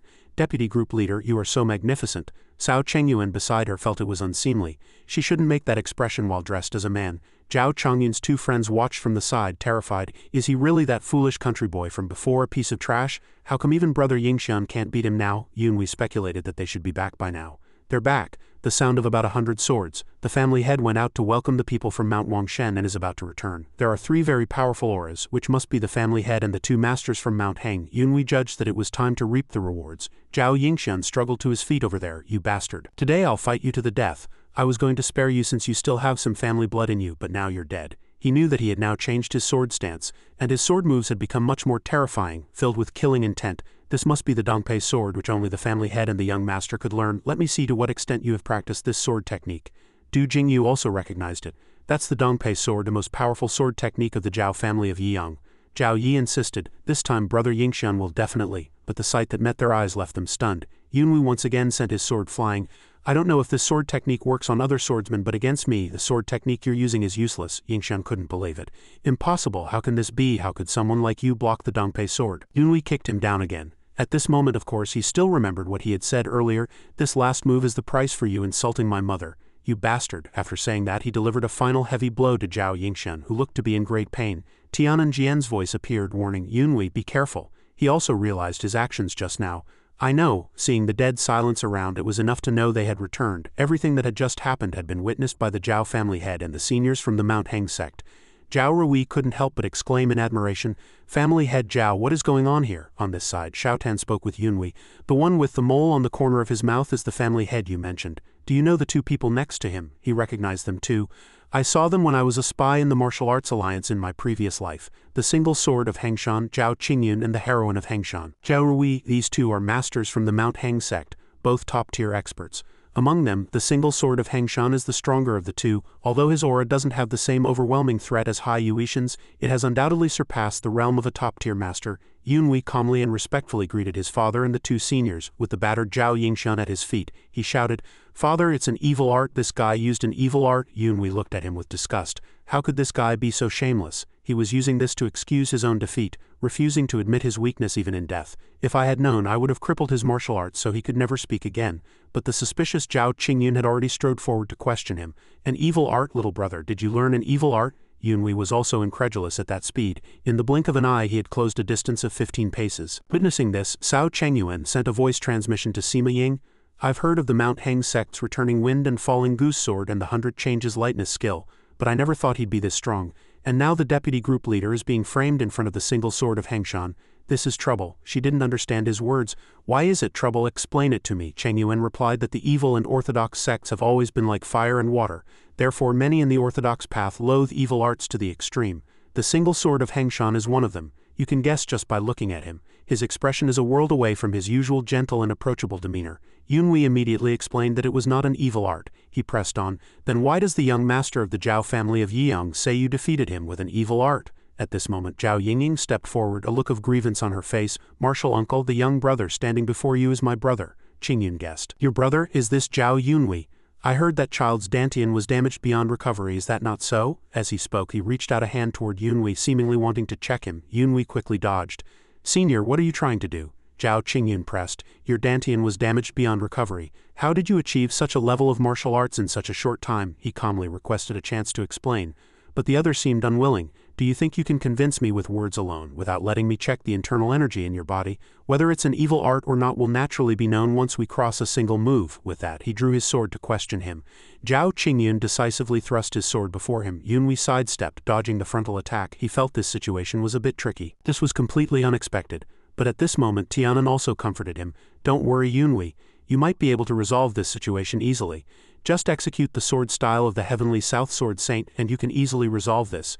Hearing this suggestion, Yunwei wholeheartedly followed his advice. Immediately, a move from the Autumn Shadow Sword was unleashed from Yunwei's hand. He felt some strain. His opponent's sword moves were completely different from those of the two fools. Every time their swords met, my palm felt like it was about to split. Even if I were to open my middle dantian to enhance my internal energy now, I might not be able to defeat him. To escape this predicament, I need to change my moves and execute another set of sword techniques. To do that, I need to create some distance. Why did he voluntarily retreat and not press closer? Outside, Jiao Rui recognized the move just now and exclaimed, Heavens, that sword technique is clearly. It was no surprise that Jiao Qingyun also recognized it. Although there were slight differences, it was clearly the Autumn Shadow Sword. What is your relationship with the great hero Hao Zhang? Tianan was delighted, as everything was going according to his plan. Yunwei asked curiously, Does the Heavenly South Sword Saint know the single sword of Hengshan? He admitted it was a fateful encounter from long ago. Fortunately, the matter was resolved perfectly, wasn't it? Afterwards, Yunwei gave a slight smile and got into character. Senior, do you recognize my master's sword technique? I truly didn't expect you two to know each other. He didn't know what expression the other would have, but the faces of the Jiao father and son had already turned to terror. Du Jingyu and Song Yinghua were also in disbelief. Did he say the sword technique he used was from the Heavenly South Sword Saint? Upon hearing this, Yingying's face immediately showed pride and admiration for her brother. He then confidently introduced himself. A disciple of the Heavenly South Sword Saint, the great hero Hao Zhang. Jiao Yunwei pays his respects to Senior. The story returns to over 20 years ago when Jiao Qingyun had received a favor from the Heavenly South Sword Saint in Chiubei, Yunnan. He had unfortunately met with disaster while roaming the martial world and was luckily saved by the heavenly South Sword Saint. Although he was now known as a prodigy of Mount Hang with outstanding martial arts over 20 years ago, he was just a tender fledgling. His experience in the martial world was still shallow, so he made a mistake that nearly cost him his life. After being saved from bandits by the heavenly South Sword Saint on that occasion, he had always remembered this kindness, thinking that if he could meet him again he would definitely repay the favor. Yunwei spoke up to ease the atmosphere. "This junior has heard Master mention you many times, senior. In your youth you did many things that earned the respect of the martial world. You are a role model for this junior to learn from. It is truly an honor for this junior to be able to meet you today." A hint of joy appeared in his eyes. "Is that true? Senior Tianan mentioned me." He recounted that his master occasionally mentioned the friendship forged in Chiubei, Yunnan with the senior. "Master also said that he was fortunate to have met and befriended you back then. Master often praised you, senior, as a hero, a model who illuminates the orthodox path of the martial world, and a goal for juniors to learn from." Listening to Yunwei's words of praise, his heart filled with joy, for the savior he had always thought of also remembered him. Not only that, but he also held him up as a role model for the younger generation. Qingyun was overjoyed but remained humble. "I didn't really do much. I never thought the great hero Tianan would speak of this humble Taoist in such a way. I have truly been impolite to you, young sir. This humble Taoist has a rather strict temperament and has always seen the evil path as an enemy. The moment I hear the words evil art, I become uncontrollably agitated. I'm already in my 40s, yet I still can't change this temper. It's truly ridiculous to think about." Seeing him perform such a deep bow, Yunwei also humbly lowered his body. "Senior, you exaggerate. This junior was also at fault in this matter." But Qingyun proposed, "Young sir, there is no need to call me senior anymore. We martial brothers have always admired your master, the heavenly South Sword Saint, and have always addressed him as martial uncle, therefore you do not need to address us in this way." Jiao Rui also spoke with respect. "Since you are a disciple of the heavenly South Sword Saint, you can be considered our peer. Therefore we will take the liberty of addressing you as martial brother Jiao." Yunwei feigned composure, but inwardly he asked in confusion, "What is this situation now? The two seniors from the Mount Hang sect are actually my peers." Tianan recalled the past. "I remember Master used to be friends with a Mount Hang Taoist named Hu Xinsheng. That person was the master of these two. So at that time the young disciples of the Mount Hang sect all called my master martial uncle." We thought that makes sense. For people of the orthodox martial world, they are particularly sensitive about seniority and etiquette. So it's not strange for them to address me this way. Thinking of this, he feigned difficulty. How could this junior address the two seniors in such a way? But he replied with great goodwill, "It's all right, young sir. Haven't I already made it clear to you?" Yunwei could finally hold his head high. "Since they've given me so much face, I might as well go with the flow. In any case, the situation is very favorable for me." He then readily accepted, making Jiao Qingyun say loudly with joy, "This is truly a joyous occasion. I never thought the Jiao family would gain such an outstanding martial brother. But speaking of which, I wonder which bastard dared to slander a descendant of the heavenly South Sword Saint as an evil person cultivating a demonic art? As his martial senior, I absolutely cannot stand by and do nothing." Zhao Yingxian, sitting to the side, tried to explain. "No, junior, this is a misunderstanding, senior." "Enough!" Jiao Qingyun said furiously, his eyes filled with righteous anger for Yunwei. He looked directly at the head of the Jiao family opposite him. From the other's expression it was clear that his return this time had caused him to lose all face, and he was boiling with rage. He had never seen me as a person. The most obvious proof was that he had expelled me from the Jiao family and severed all ties with me. If he were a responsible and fair husband and father, he would have treated my mother differently. Although I don't know what his reputation is in the martial world, as the head of a family he is not qualified to be a competent father, but I'm already used to him being angry with me. If I want to achieve my goal on this trip, I must put on a facade of goodwill, humility, and politeness." And so Yunwei knelt and paid his respects to Zhao Yixuan. "Your son greets you, father." Concerned with his public image, he also went along with it for once. "It has been a long time. Fortunately you are still well. Your father is also happy about this. I have already heard about the matter between you three brothers. Regardless of right or wrong, you went a bit too far in this matter, do you understand?" His gaze made Yunwei feel troubled. "How should I handle this? Although I have a valid reason, I still need some skill," so he explained. "Your son is deeply ashamed for causing this incident. My two elder brothers were agitated for a moment and wanted to take my life, so your son could only act in self-defense. I hope father will forgive me." He felt a little displeased in his heart. Is there a more appropriate reason? They resorted to violence in a public place like this, so he can't blame me too much either. This is precisely taking advantage of his hypocritical face. He always has to care about what others think. He could only choose to back down. The guards on the side also knew that the two fools were in the wrong. Zhao Yixuan was furious but couldn't show it. "This bastard caused trouble the moment he got home, but I can't punish him. I need to be mindful of my reputation. I shouldn't suppress him in front of so many people." Hearing this, he had no choice but to drop it. I understand. If your brothers did something wrong, we will investigate it later. The important thing now is to receive our distinguished guests, the 2 seniors from the Mount Hang sect. We shouldn't air our dirty laundry in public. We'll talk about this later. Yunhui asked an unexpected question. Father, aren't you going to ask why your son has returned to the family? It seemed he wanted to avoid it again, not wanting to face his questions. Jiao Yixuan paused for a moment and indicated he would like to hear. Seeing that he had to concede, he knew he couldn't let the opportunity slip away. Father, your son has returned to the family this time to implore you to grant me the position as the representative of the family's younger generation, to give me the qualification to participate in the martial arts tournament. These words made Jiao Yixuan frown, not expecting him to make such a request. Over an hour later, in the guest hall of the Yiyang Jiao family, a person was gnawing on meat with great relish. It was none other than Cao Chengyuan. Sima Ying found it unseemly and reminded him, even if you haven't been taught any manners, please don't smack your lips while you eat and drop food all over the table, he just said calmly.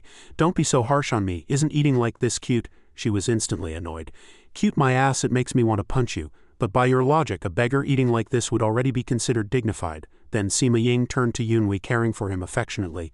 Senior brother, you must be starving, we traveled such a long way to get back here. So senior brother, eat more. Seeing her act cute, Cao Chengyuan also joined in. Oh, senior brother, eat more, so scary. Of course, what followed was the scene of Sima Ying grabbing his hair and giving him a lesson. Over here, Xiao Tan asked Yunhui, what will happen with that matter? He replied that he wasn't sure what would happen next. The family head, Jiao Yixuan, had avoided the question in front of everyone. He probably needed time to weigh the pros and cons, but he would have no choice but to hand over the position of the younger generation's representative to Yunhui.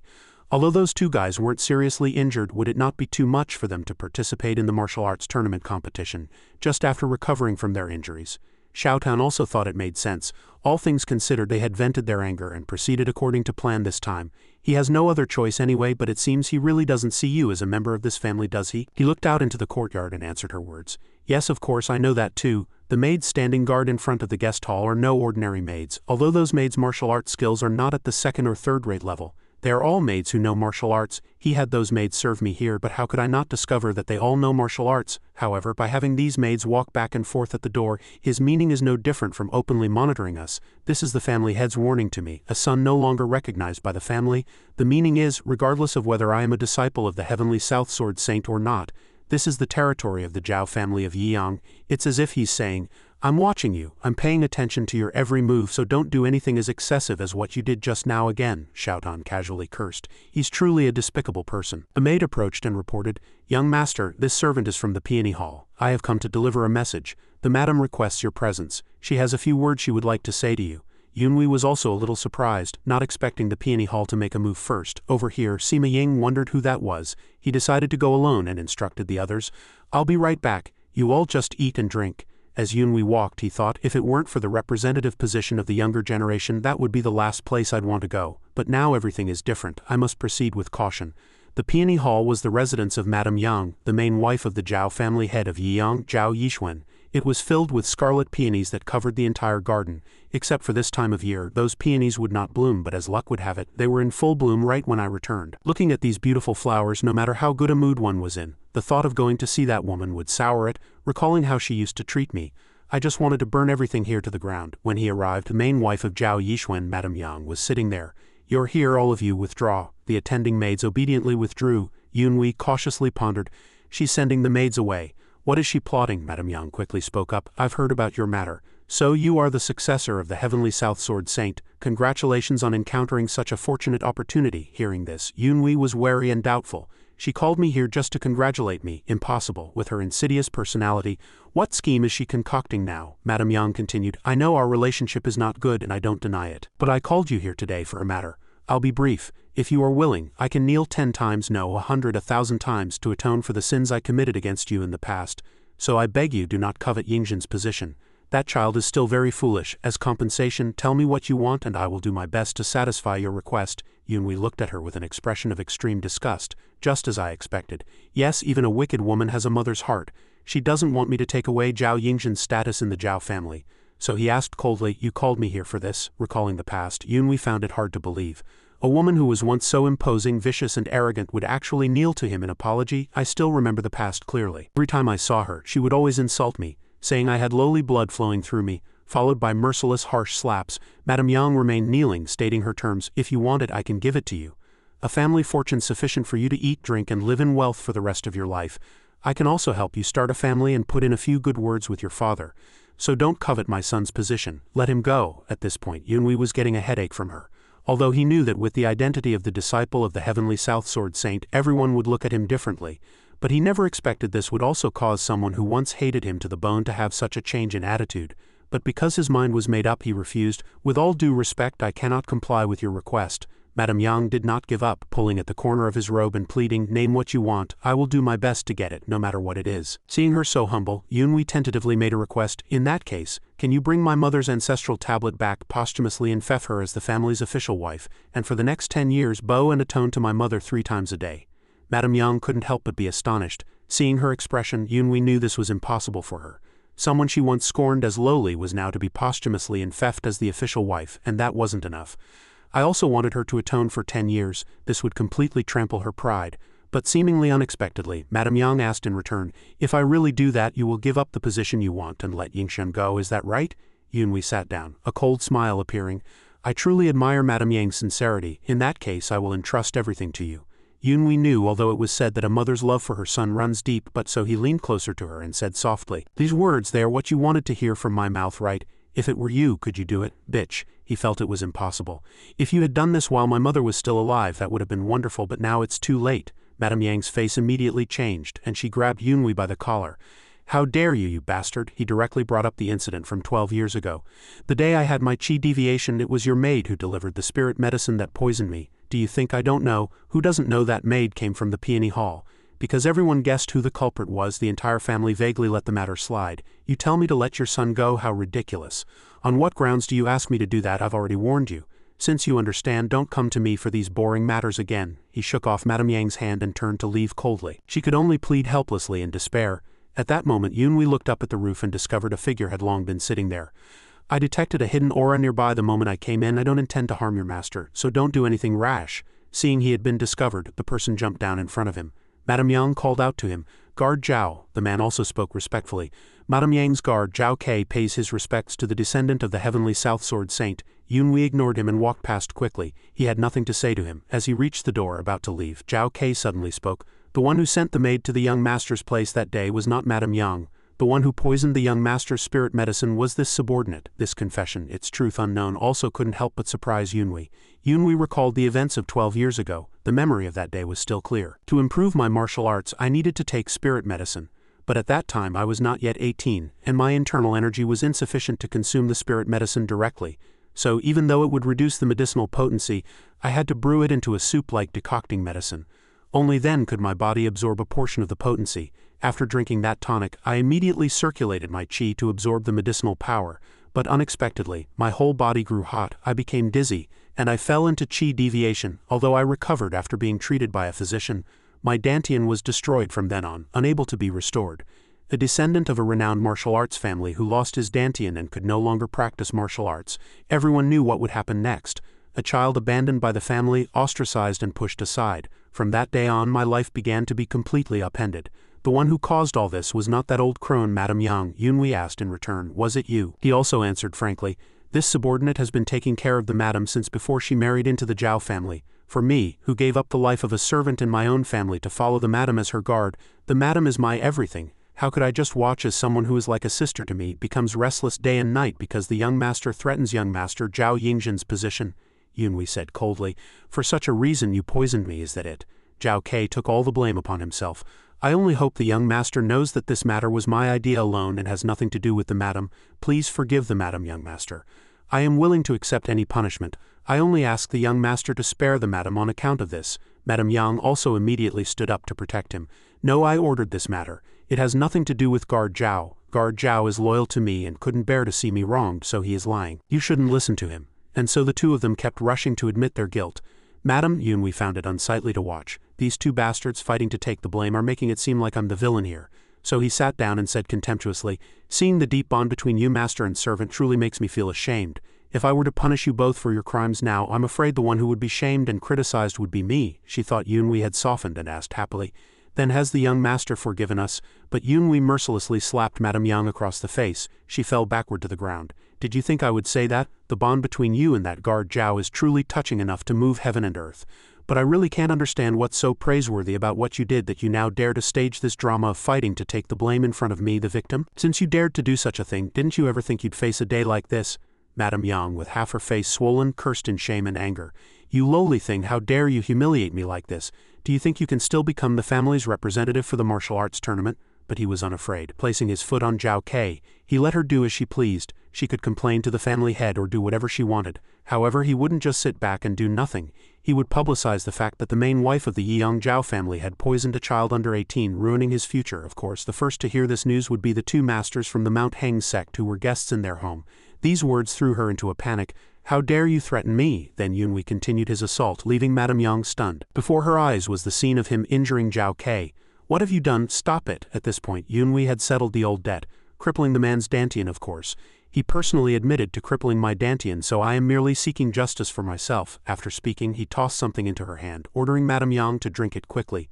Before her was a poison pill which sent her into a panic. You're insane. Do you think I would take this poison? He grabbed the unconscious Jiao Ke's head, threatening her, while forcing an identical pill into his mouth.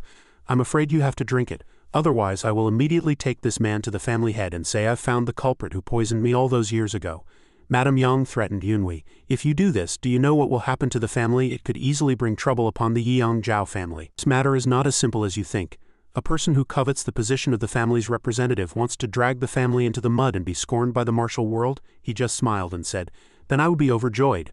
I'd love to see how the Yiyang Jiao family and its head will endure all the gossip. This retort was like a slap in the face, leaving her speechless on the spot. The matter ended with 2 scrolls in Yunhui's hands. He had finally obtained what he wanted. The confessions of Madame Yang and guard Jiao. Xiaotan examined them closely. Madame Yang's seal was on them. Only at times like this did one realize how sentimental people could be. Yunhui was very clever, having taken precautions by securing such written evidence. In the future, she would have no way to go back on her word. She then asked, and Jiao Yunhui, you also said you won't give them the antidote. If one of them does something foolish, what do you plan to do? He explained. I just want to make them suffer more. Xiaotan grew excited as well. It's never boring with you. You can come up with any kind of scheme. Now we just have to wait for the opinions of the various hallmasters at the family banquet, right? At this moment, Xiaotan asked Yunhui what he planned to do next. He carefully considered it.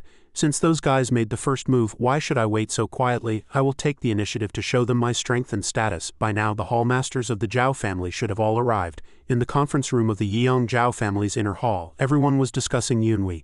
That good-for-nothing was expelled from the family, and he actually became a disciple of the Heavenly South Sword Saint, and now he's back wanting to claim the position of the Jiao family's rising star representative. Old Yang Yunji was half in doubt. Even if he is a disciple of the Heavenly South Sword Saint, who knows if it's true or if he's just lying? Chen Qiang beside him also said he wasn't sure, but the single sword of Hengshan and the heroine of Hengshan had already come forward to confirm it. As they were discussing, a group of people suddenly walked in from outside. It was none other than Yunhui who spoke first to greet them. Hallmasters, it's been a long time. I am quite familiar with everyone present, but today it seems no one plans to respond to my greeting. It seems I've been away from the family for too long and have lost all credibility in your eyes. The group of people all felt guilty and uneasy. Just then, a man who called himself Mu Shanying of the 4th Hall stood up and paid his respects to him. Then the 5th Hallmaster, Gan Yuan, also showed his reverence. Glancing around, he scrutinized everyone. The 5 Hallmasters of the lower seats had quickly shown their stance. The 3 in the upper seats couldn't even be bothered to stand up and greet me. They've already written me off, someone spoke up, scolding him. There must be a few guards outside stopping the young master as a meeting is in progress. How could you just barge in like this? Yunhui retorted. You make it sound like I can't come in. I am the 3rd young master. The one who had just questioned him was the 1st Hallmaster, Sha Changjun. Only the family head, the young family head, and the Hallmasters can attend the Hallmasters meeting. You should know this. What right does someone who was expelled from the family have to be here? With this opening, old Yang Yunji also chimed in. The 1st Hallmaster is right. Even if you are a young master, this is too impolite. If you have something to say, please arrange a time after the meeting and speak with the family head then. If we have time, we will consider whether to listen to you. Yunhui sarcastically replied to old Hallmaster Yang Wenji, you're suddenly being so polite, I'm not quite used to it. Didn't you used to just scold me and kick me out? What did you say to me back then? Oh right. As he spoke, he recalled the unpleasant memory of being berated by the old man as a child. What is this place that a good-for-nothing without a dantian like you dares to enter? Stop skulking around here. If I see you again, I'll beat you to death. Yunhui asked in return. That's what you said, right? But the old man played dumb, scratching his head with an innocent look. 3rd young master, did I say something like that in the past? I don't know if it's because the family went through a difficult period and with so many worries I've gotten old and can't remember old things very well. If I really did say such a thing back then and upset the young master, I Yang apologize to you here. Yunwei turned and continued, so vague, but are you really alright now? When I was expelled from the main Jiao family, it was you who led the family's guards and said something similar. Don't come near the main family again, you good for nothing. You can't even remember what happened just over a year ago. It seems your memory is too poor to continue serving as a family hallmaster, don't you think? Shouldn't you retire to your hometown? Every word from Yunwei made Yang Yunji lose face in front of everyone, cursing him as a bastard in his heart. Qiang interjected with displeasure. What on earth are you trying to do? Are you using the name of the Heavenly South Sword Saint's disciple to dig up the past for personal revenge and slander others? Sima Yang beside him cut in. Since when did pointing out a subordinate's rudeness become personal revenge? The hierarchy in the Yiyang Jiao family is truly chaotic. These words made the old man flush with shame and anger. What right does an outsider like you have to comment on our family's affairs? How could you bring such a rude person to a place where important family matters are discussed? But just then he immediately felt a sense of foreboding. Just that alone was enough to make Sima Ying radiate killing intent. But she restrained her anger and asked Yunwei for permission. Deputy Group Leader, can I kill him? Please say yes. But Yunwei advised her to calm down. Qiang asked in terror, is this person also a disciple of the Heavenly South Sword Saint? A moment later, Yang Yunji, who was beside him, immediately changed his expression, stood up and said respectfully, it's fine to bring the third young master's Marshal Jr. It was I who was unaware of our distinguished guest's arrival. I hope the young hero will be magnanimous and forgive me. Yunwei realized they were quite wary of the Heavenly South Sword Saint's reputation, and he could use this to get what he wanted. At this moment Sha Changjun spoke. It seems today's meeting can only proceed after the family head arrives. The hallmasters can go back for now and wait for the family head's order to reconvene. Yunwei didn't want them to leave so easily, so he ordered the doors to be closed. Cao Qingyuan and Sima Ying quickly shut the doors and stood guard as Yunwei instructed. Yang Yunji spoke uneasily. Third young master, what kind of trick are you playing now? What on earth are you doing? Are you not letting us out? Yunwei answered grimly. If I don't do this, I don't think I'll be able to have a proper conversation with all of you, including the first hallmaster. Sha Changjun did not back down, wanting to make a move. Third young master, I see you have other intentions. Yunwei just wanted to have a simple talk with him. Rest assured I won't do anything to you. I have a proposal for you. If it was just for the position of the Rising Stars representative, why would I bother coming to you? For that matter, I only need to convince the family head, right? I am here to give you all a chance to change the side you currently support. What do you all think about supporting my future in this family? This put them in a difficult position. His words seemed to have exceeded their expectations. The Yiyang Jiao family had a rule. If more than half of the hallmasters objected, a decision regarding the position of the young family head could be reconsidered and changed. They secretly sensed Yunwei's intention and asked in return, are you referring to the position of the young family head? A smile appeared on his face, his silence serving as a tacit agreement. This was precisely what Yunwei wanted to say. Looking at his profound expression, he thought, you're probably very surprised, aren't you? Just over a year ago, you called me a good-for-nothing, drunk all day, with no ambition, always bringing shame to the family, unable to accomplish anything. But you don't know that I have lived as a spy for over 8 years, so when talking to old foxes like you, I will definitely not be at a disadvantage. Sha Changjun hesitated for a moment before speaking. As the head of the Jiao family's hallmasters, I am also very pleased to learn that the third young master has become a disciple of the Heavenly South Sword Saint. But that being said, the family has its rules. It is not right for the young master to disrupt this meeting, and I cannot personally mediate this. Noticing Yunwei's absent-minded gaze, he asked curiously, young master, are you not listening to me? Where are you looking? Yunwei smiled and explained, I am very sorry for my rude behavior just now, and I hope the hallmasters will forgive me. I came here today and my intentions are surely clear to all of you. After all, as a junior, it is not good for me to go too far. My purpose for coming here has been achieved, so I will take my leave now. Please forgive me for any discourtesy. I am currently staying in the guest hall of the Jiao family. I'm sure you all know where that is. If any hallmaster wishes to visit me for any purpose, I will always be available. I'll take my leave now. Please feel free to continue. Brother, let's go. And so Yunwei and his companions left the meeting. The door was slammed shut, leaving everyone inside. Fragrant evil. The hallmasters found it very strange and couldn't understand. He came here so aggressively, said a few inexplicable words, and then left. He achieved his purpose, even if only a small part of it. What did he mean by that? As they were wondering about the reason, the sound of a table being slapped suddenly rang out. Sha Changjun, sensing something was amiss, said angrily, this fellow is really something. All right, in this meeting today I am very disappointed in all of you present.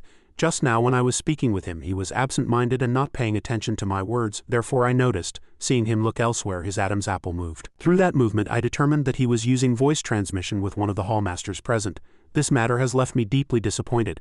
The position of the young family head is very important in the family, and it is currently held by young master Jiao Yingxian. You cannot easily change your decision because of a few words or some benefits from him.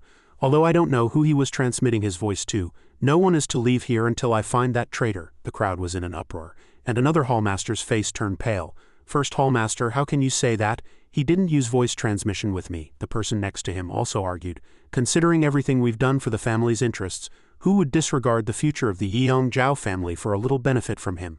But the old man still insisted. "Are you saying what I saw was a hallucination?" Beside him, Yang Yunji spoke with a dark face. "Perhaps the first hallmaster is right. But first hallmaster, why do you only think that we are the ones colluding with that fellow? The one who spoke to him directly was you, so why can't you be the suspect? You could be colluding with him and then framing us. If you insist on pinning this on us like this, that's not acceptable."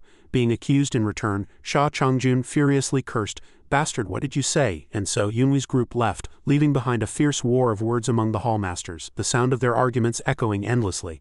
Cao Chengyuan had a high opinion of Yunwi. The reputation of the heavenly South Sword Saint is indeed a powerful deterrent to them. Just with the fame of being his disciple, the deputy group leader was able to unsettle them. Who did the deputy hallmaster use voice transmission with just now? He said he hadn't used voice transmission with anyone, which made it hard to believe. Seeing this, Yunwi added, "I was just pretending to use voice transmission with one of those old foxes. You can guess the intention without me saying it." Chengyuan vaguely understood the purpose, Yunwi admitted. "My goal is simple, to sow discord among those old foxes and make them suspect and fight among themselves." He had already planned this in his mind. "This is a basic sowing discord tactic I often used in my past life as a spy. Once conflict and suspicion arise in their minds, it won't be so easy to eliminate. Then I will have more opportunities to achieve my schemes." Returning to the room, Sima Ying's voice came through. "Senior brother, when is dinner time?" Yunwi was annoyed that all she thought about was eating. "You just ate not long ago, you're such a glutton." Sima Ying noticed something and said, "Senior brother, look over there, isn't that your martial sister Jiao Yingying?" Looking to another corner, he saw Jiao Yingying talking to someone. "Over here," she was saying impatiently. "I've already said it, I don't want to talk about this matter anymore. I will absolutely not be young Master Jiao's concubine, so young master, don't trouble yourself. I have already spoken to my father about this marriage." "Isn't this marriage already over?" "My father also." Before she could finish, he interrupted. "Sister, what are you saying? Didn't your father say to give us more time to get to know each other? What do you mean by avoiding me like this now?" Yingying calmly responded. "Don't harbor any illusions because of that sentence. That was just to save you some face. How can you not understand such a polite remark? I have something to do now, I'll be leaving first. Don't bring this up again in the future." The person opposite her was Jiao Shengnan. He stepped forward to block her. "What did you say? How can our matter just end like this?" He then made a lewd gesture, pulling at the young woman, which made Yingying show her displeasure. "The more you react like this, the more beautiful I find you." But Yingying only found this fellow disgusting and quickly shook off his hand. Over here, Xiaotan showed a playful expression. Yunwi thought to himself, "What do you feel seeing your sister about to get married?" He only felt it was troublesome. "If I were a woman facing this guy, I could only kick him away at this moment." Sima Ying stepped forward to intervene. "Hey, you there. She already said she doesn't want to talk to you. Why are you still pestering her?" He calmly questioned her. "I am Jiao Shengnan of the Yifeng Jiao family. May I ask what your relationship is with her, that you meddle in our affairs?" Over here, Yunwi just watched, wondering, when did she run over there? "He's Jiao Shengnan of the Yifeng Jiao family. I heard before that he met Yingying at the 80th birthday banquet of the Jiao family's grand patriarch. I didn't expect that after just one meeting he would bring up her marriage." At this point, Yingying's hair stood on end with anger, and she retorted, "What relationship do we have? I have no intimate relationship with you, young master." But he stubbornly refused to let go. "Yingying, what are you saying? Haven't our two families already discussed our marriage? I'm not happy with you saying this. Little brother, I don't know who you are, but please don't interfere in our business, okay?" But Sima Ying seized the opportunity, grabbing Yingying's hand in a manly fashion, and then said loudly to Jiao Shengnan, "What do you mean no relationship? Look at this gesture and then tell me if we have a relationship or not." Jiao Yingying, not knowing Sima Ying was a girl, blushed furiously. Jiao Shengnan, seeing that he had been beaten to it, said angrily, "So it's because of this fellow that you refuse to be my Jiao Shengnan's concubine? Even though you're not born of the main wife, I don't care. It was Madame Yang who begged me to accept you as a concubine, and that's why I agreed. But today I didn't expect that just for this fellow." Before he could finish, he was slapped by Sima Ying. Shengnan clutched his face and yelled, "You dare hit me?" She just said frankly, "Why shouldn't I? You dared to flirt with my beloved in front of me. That slap was letting you off easy." "What a bastard!" Burning with rage, Jiao Shengnan wanted to draw his sword and fight. "If I don't kill you today, my surname isn't Jiao." But just as he was about to make a move, a voice stopped them. "Young Master Jiao, stop." It turned out Jiao Yixuan had seen it and walked over. This made Jiao Shengnan feel a little guilty. He also continued sternly, "Young Master Jiao, let's end this here. There's a banquet tonight. Young master, please go back and rest for now. I will talk to this girl." Jiao Shengnan became cautious and immediately obeyed. Yes, this junior understands. At that moment, Yunwi and his group were all surprised. The family head actually intervened in this matter. Jiao Shengnan, looking terrified, quickly left. The cold glint in Sima Ying's eyes did not diminish her disgust in the slightest, and Jiao Yixuan said to Yunhui, "You've only been back in the Jiao family for a few days and so much trouble has occurred. How long do you plan on causing trouble for me? Things have already come to this point, come with me, we need to talk." He glanced at him silently, calculating in his mind. "Fine, we have to talk anyway, it's better to avoid causing a scene at tonight's banquet. The moment I've been waiting for has come sooner than I thought." They went to the family head's training room for a private conversation. He glanced around the room. This was his private training room, and no one was allowed to enter without permission. He wondered what his intention was in bringing him here to talk. At this moment, Jiao Yixuan also spoke. "I've been tolerating you since the first day you came home, but it seems you've pushed your luck. How dare you ignore my warning and cause trouble in the Jiao family? I've let you off once, but I can't keep tolerating it. Isn't the position of the family's rising star representative for the martial arts tournament enough for you? Now you even covet the position of the Jiao family's young head. Did you think I don't know your intentions for returning to the family? From now on, if you dare to tell a single lie, this sword will not spare you." Yunhui's face was calm, but he was displeased inside. "He dragged me here and is threatening me with a sword? This is truly disappointing." Then he added, "It seems father's dislike for me hasn't changed a bit even after all this time." He looked at him with disgust. "A good-for-nothing who was kicked out of the family for over a year, now returns and causes so much trouble in just a few days, disrupting the Jiao family. Do you think I would believe you and change my attitude towards you? Although as a father I may not have done much for you, I've watched you grow up, so I know a little about you. Ever since your mother passed away, when have you ever cultivated your character? You were obsessed with wine and women all day, like a good-for-nothing, doing all sorts of worthless things. And then you were expelled from the family. How could the heavenly South Sword Saint possibly take someone like you with no willpower and a crippled dantian as his disciple? On top of that, for some reason, you were able to recover your dantian, and your internal energy and martial arts progressed by leaps and bounds within a year, reaching the level of a first-rate master. Do you think I would easily believe you could achieve that?" Yunhui refuted his reasoning. "No matter what father says, I am already standing here. This is proof that I have done it." But Jiao Yixuan was stubborn in his own thinking. "A leopard can't change its spots. How can a person change so much in just 1 year? I'll be blunt. Have you become a lackey of the blood cult now?" Hearing this conclusion, a look of clear surprise appeared on Yunhui's face. How would he know about this? "He drew his sword on me here today. It seems he has already investigated and suspected I might be a member of the blood cult. The situation is complicated. I'll have to play it by ear." Thinking this, Yunhui also feigned ignorance. "I didn't expect father to think of me as a lackey of the blood cult. Even if you don't like me, you shouldn't do this." Jiao Yixuan pointed the tip of his sword directly at his son and said bluntly, "Stop spouting nonsense and beating around the bush. A person who was once captured by the blood cult now returns and causes a major uproar in the Jiao family. Do you think I wouldn't be suspicious?" This statement forced Yunhui to think. How did he know I was captured by the blood cult? What stupid thing did those two fools from the Song family do to let them find out? And it hasn't been that long. It's impossible for the news to have reached the Song family so quickly from here. As for Bai Weixiong, since I fell off the cliff and rendezvoused with the Four Eminences, and then returned directly to the Jiao family for my mission, it's a question whether she even knows I'm still alive, let alone spreading the news here. Yunhui still pretended to be innocent, trying to bluff his way through. "I don't understand what father is talking about. How could you say I was captured by the blood cult?" Jiao Yixuan replied curtly. "It was Ah Song." Yunhui was slightly stunned and surprised to hear this. Hadn't his father already sent someone to drive that child out of the family? He recalled the past events. At that time, Ah Song had indeed returned to ask for help. Though he didn't know where he was now, he was still alive. Then Jiao Yixuan calmly told Yunhui that Ah Song was his man. This news struck like a thunderbolt, and the image of the lively young boy appeared clearly in Yunhui's mind. Memories of them caring for each other flooded his thoughts, the times they laughed like true friends, and Yunhui's unparalleled protection and trust in him. Yunhui couldn't believe that Ah Song was Jiao Yixuan's man. How could it be? Ah Song had faithfully served his mother and him for so long. He had even followed him when he was kicked out of the Jiao family. But now, he said, did Ah Song do those things just because the family had ordered him to? Nonsense, impossible. But he seemed to be testing me. Though his mind was in turmoil, Yunhui remained calm and asked, "Where is Ah Song?" Jiao Yixuan only wanted to know his identity. "You answer my question first. Isn't the evidence that you're a lackey of the blood cult already obvious? You suddenly appeared before the martial arts tournament and now want to become the representative of the rising stars. Do you know why the martial arts tournament is being held? Do you think it's just because the alliance with the peerless city fell through?" Yunhui listened intently with curiosity. "What do you mean?" his father answered gravely. "The blood cult is making its move. They have been lying low for a long time to build their power. Do you think their forces appeared out of thin air? The secret to how they built their power isn't hard to guess. They just kidnap children like you and then raise them. If I were them, this martial arts tournament would indeed be the perfect opportunity. Hearing this reasoning, Yunwei couldn't help but admire it inwardly. From a certain perspective, he was just an ordinary head of a martial arts family, yet he possessed such insight. Although a bit surprised, it was indeed the truth. It seemed that the victory of the orthodox martial world in the last great war between good and evil wasn't entirely due to luck. Could he have guessed my plan to steal the blood demon Calamity? Jiao Yixuan continued his deduction.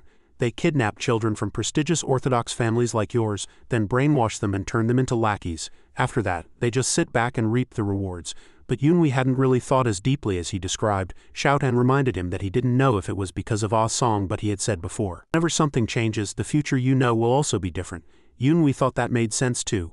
Ah Song was originally thought to be doomed, but he knew I was kidnapped by the blood cult, so his life was spared. Before returning, when I came back, I was nearly kicked out of the family. I really didn't expect the situation to be affected to this extent. He probed Jiao Yixuan's thoughts again. So father's meaning is that I am participating in the martial arts tournament to act as a spy for the blood cult, which is why I want to be the representative of the rising stars. Is that what you mean? Or are you trying to push things in that direction now? When my master finds out, he will surely be very disappointed in the Yang Jiao family. He still hadn't lowered his sword, only demanding, if you want to prove your innocence, return everything you've stirred up since you came back and give up the position of the family's rising star representative. Yunwei realized that even bringing up the heavenly South Sword Saint to emphasize his point seemed to have little effect in this situation. Then he smiled contemptuously. Give up everything and sit idly by to prove my innocence? How ridiculous. What if I can't do that? Then father won't give me the position of the rising star representative. I am more capable of bringing glory to our master's name than my two older brothers. Jiao Yixuan expressed his disgust for him. I'm telling you right here, even if you say you won't give up, I will not give you that position. Seeing him so heartless, Yunwei asked, if one is not born of the main wife, even if he is one's own child, he is not treated as one's own flesh and blood. Is that right, father? Jiao Yixuan said contemptuously. Don't get me wrong, you are not qualified at all. The family's rising star representative, yet you gain fame with the sword techniques of the heavenly South Sword Saint. Do you think that's appropriate? How can I accept such a thing? At this point, he also guessed his meaning. Only now did he see what was in his heart. He must be planning to use this reason to refuse me as the rising star representative at the banquet tonight. Jiao Yixuan swung his sword at Yunwei again. I'm warning you one last time. If you have even a shred of the righteousness of the orthodox martial world and the pride of being of the Yang Jiao family's bloodline, then stop here and surrender. Yunwei looked down on those things.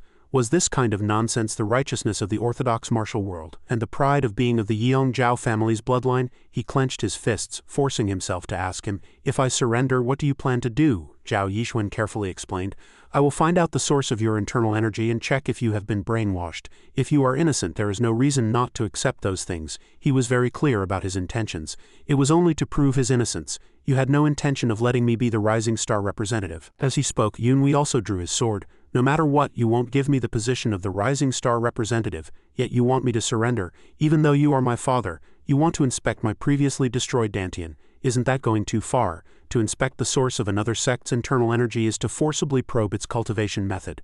This is a major taboo in the martial world, so to protect my master's honor, I can only defend myself. On the other side, Jiao Yixuan immediately circulated his internal energy. His aura surging, even cracking the floor, he threatened with killing intent. Whether you've used evil arts or not, with just this, do you think you can win against me? The entire room was affected by that internal force. Jiao Yixuan's internal art, the Yiyang sword illusion, had indeed reached the peak of the supreme level. This set of sword techniques required circulating qi, pouring all one's power into the lower dantian, and then using it with full force. Jiao Dong's sword was a heavy sword, so its techniques leaned towards power. But when this move was executed by a master like Jiao Yixuan, it also possessed speed. Yunwei struggled to defend, realizing the gap in power was too great. When he had just reached the supreme level, Jiao Yixuan was already at the peak of the supreme level. The difference in their strength was indeed vast. He slashed down with his sword, forcing Yunwei to retreat while defending. He spun in the air, then grabbed the wall to dodge the sword move. Afterward, Yunwei also used the momentum to thrust straight at Jiao Yixuan. Seeing the move, he merely said useless. With just one strike, Jiao Yixuan greatly startled Yunwei as it had already reached him. Yunwei reacted quickly, immediately curling up to dodge. The power of his sword move was immense, even overturning the floor. He was highly vigilant. Is this the strongest move in the heavy sword technique, Dongbu sword? It felt like a sword weighing 1,000 caddies was pressing down on him. Before he could do anything, another of his strikes was already upon him. Yunwei blocked it, but was knocked back a great distance. Jiao Yixuan just lifted his foot, and Yunwei was already exhausted from dealing with it. He casually added, "Your sword is better than it looks. Without that sword, you would have been lying on the ground long ago. The difference in our strength is huge. You should admit defeat and surrender." He stood up and said, as expected of the Yiyang profound sword. Seeing his state, he asked, "Are you going to surrender?" Yunhui gently patted the dust off his clothes and said to Yixuan, "Father, after exchanging blows, I've discovered that your strength is indeed the greatest." This made his gaze turn cold. Then Yunhui circulated his internal energy and a massive force surged like a storm. Seeing this, Jiao Yixuan couldn't help but be stunned. What on earth is this power? Yunhui wasn't surprised by his reaction. Of course he would be astonished. I am releasing my internal energy from my middle dantian. Compared to before, the power is on a completely different level. As Yunhui spoke, he charged at him amidst his astonishment. My master's astute sword techniques, what the world knows, are just the unfinished, unimproved sword moves.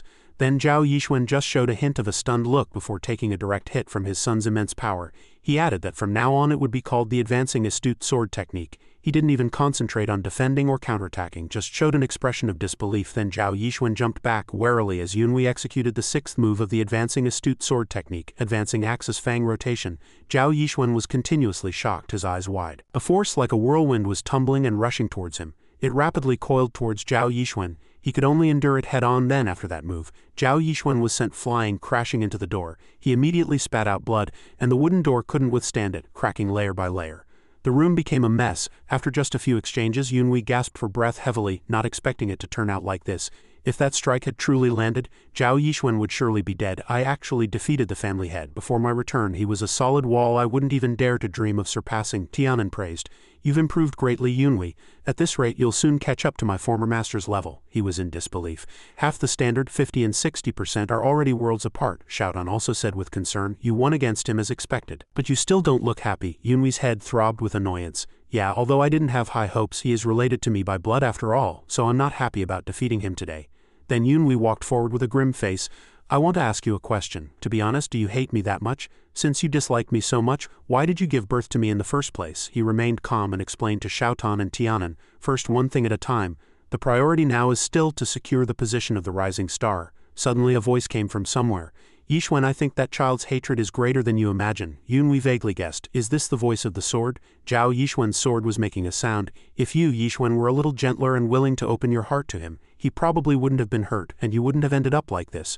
Wouldn't it be better to let him know the truth? The fact that you are not his father. This made him feel shocked, his expression clearly showing on his face. Yunhui curiously grabbed Jiao Yixuan's sword.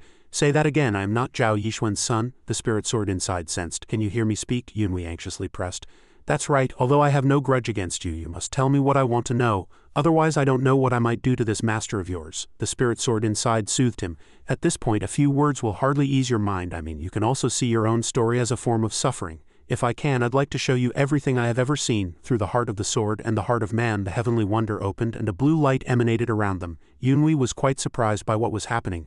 A scene from the past emerged with Jiao Yixuan pleading with a beautiful woman. Please stay in my home. I don't ask for your love. I only hope you can think of the child. Yunhui felt dizzy and fell to his knees. Xiaotan appeared with concern. Yunhui, what's wrong? He was shocked by the vision he had just seen. Impossible. That woman just now was clearly my mother. Jiao Yixuan's spirit sword admitted, I cannot know the full story. What you saw is exactly as it is in my memory. Although I don't know the full story, perhaps I can show you my memories. Yunhui's eyes widened. So this is the power of the heavenly wonder, the third acupoint on the back of the hand. After obtaining the heavenly spring, the second acupoint, I could hear the voice of a sword even from the ends of the earth. Now I can surely see the sword's memories. There is one thing I must confirm from this sword's memory, it then asked. What memory? What do you want to confirm? Yunhui said, it's the face of the family head when I was born. The memory replayed again. At that time, Jiao Yixuan said, I will treat him as my own son, so madam, please take care of your body and recover soon. Yunhui's mother gratefully agreed. At the time, Yunhui also realized that it felt like his mother relied on him more emotionally, rather than seeing him as a benefactor who saved her and her son's lives. The sword spirit continued. As you can see, Yixuan's sincerity made your mother open her heart. He was so surprised he could hardly believe it. What? My mother opened her heart, it said. Otherwise, how would your sister Yingying have been born? At that time she asked, it's a girl, do you like this child so much? Jiao Yixuan held her in his arms. Madam, and I have a child, single quote quote. How could I not be happy? Yunhui saw it clearly. Did he only learn the truth now? So that means I am the only one in this family who has no blood relation to this family. Jiao Yixuan's sword affirmed, yes, when you were born, Yixuan tried to be good to you, but it didn't seem to be an easy thing to do. Moreover, enduring Madame Yang's anger was also difficult. She had always disliked the presence of you and your mother in this family. If he showed even a slight sign of being good to you, her anger would erupt even more, and you would suffer more, which is why Yixuan couldn't treat you as gently as he treated your two brothers. Even so, Yixuan still wanted to take responsibility for you to the very end. The memory resurfaced with Ah Song pleading bitterly. This lowly one failed to escort the young master properly. The young master was captured. Please save him. I beg you, family head. Yixuan calmly asked, "Was Yunhui really captured by the people of the blood cult?" He replied, "Yes." This lowly one heard it clearly. This lowly one was there at the time, family head. He asked Ah Song if he had the token he had given him. He replied, "Of course you gave it to this lowly one so that it could be used if something happened to the young master." Yunhui re-examined the issue. The Haishuan token. Jiao Yixuan had secretly prepared a life-saving token for me. Then he ordered Ah Song, "Go to the Valley of 10,000 now and find the Black Zon Dan of the G Tower. If you see an old man, talk to the old man with the black sword on the second floor. At that time, say you are from the Yeong Jiao family. Show the Cheng silver plate and tell him everything you told me." Yunhui also knew this was the way to commission one of the 3 major intelligence organizations of the lower 5 gates. Jiao Yixuan actually knew this method, and he even commissioned them, a dark organization that operated quite secretly in the martial world. The spirit sword continued. Yixuan had intended to secretly send people to track your whereabouts after you were captured by the blood cult, but Ah Song's words were too vague to judge. Therefore he acted personally, but the other party refused because if it involved the blood cult the matter would be too complicated. That person asked him, "Do you have to go this far?" The man known as the Yeong Sword profound. "You have a reputation in the orthodox martial world, yet you come to commission us of the dark path for information. If the world knew about this, it probably wouldn't be a good thing. I heard he's a child you abandoned, whom you never treated well. Anyway, even if you lose him, it's just a little sad. Don't you have 2 other sons? But since I've taken the money, I'll give you a piece of advice. If things are as you say and happened in that place, and it's related to the blood cult, then you don't need to meddle any further. They secretly kidnap boys and girls to increase their followers and serve their conspiracies. They won't kill those children. But whether those children can survive the harsh training, no one knows. So just consider your son gone. It will be easier that way." He found out, and it was hard to believe. Just because of this he considered me a lackey of the blood cult. The spirit sword inside explained on his behalf. Jiao Yixuan is straightforward by nature, so his emotions never show, and because of the secret of your birth he couldn't fulfill his duties as a father, but at least he still tried not to evade his responsibilities and always thought of you when you were captured by the blood cult, didn't he? Yunhui coldly rebuked. "What responsibility? Expelling me from the family and trying to marry off sister Yingying in a political marriage. Does such a person have a sense of responsibility?" It said that was also to protect you. After your mother passed away, your dantian was destroyed, you became a drunkard and lived like a waste. Your bad reputation spread everywhere, which was not a good thing. Even silently cleaning up your mess was not a long-term solution. You would only be forever immersed in that kind of disappointment. Therefore Yixuan thought that if you stayed in the family you would be oppressed and tormented to death by Madame Yang, and at the same time your 2 brothers would not let you go. What would your future be? Your sister is the same. She was sent to the Mount Heng sect from a young age to avoid being harmed by Madame Yang. It doesn't matter whether Yingying has talent or not. The hasty engagement was also because he didn't know if she returned to the Mount Heng sect and had to face Madame Yang and those 2 brothers again, would she be treated as she was before? Seeing it defend Jiao Yixuan so much, Yunhui coldly interjected. Enough, but it still insisted. "I can understand that you hate Yixuan, but I hope you can also understand Yixuan's feelings to some extent." Yunhui retorted, "Because of my sense of responsibility. How come I don't feel that it's a sense of responsibility and obligation to my late mother? If he was truly responsible for me, he should have stayed by my side to protect me and Yingying. He should have been a shield that Madame Yang wouldn't dare to harm us siblings. In short, everything that man Jiao Yixuan did was just to ease his own conscience. Otherwise he shouldn't have promised my mother in the first place that he would treat me like his own son. Since he said he couldn't do it, he shouldn't have made that promise."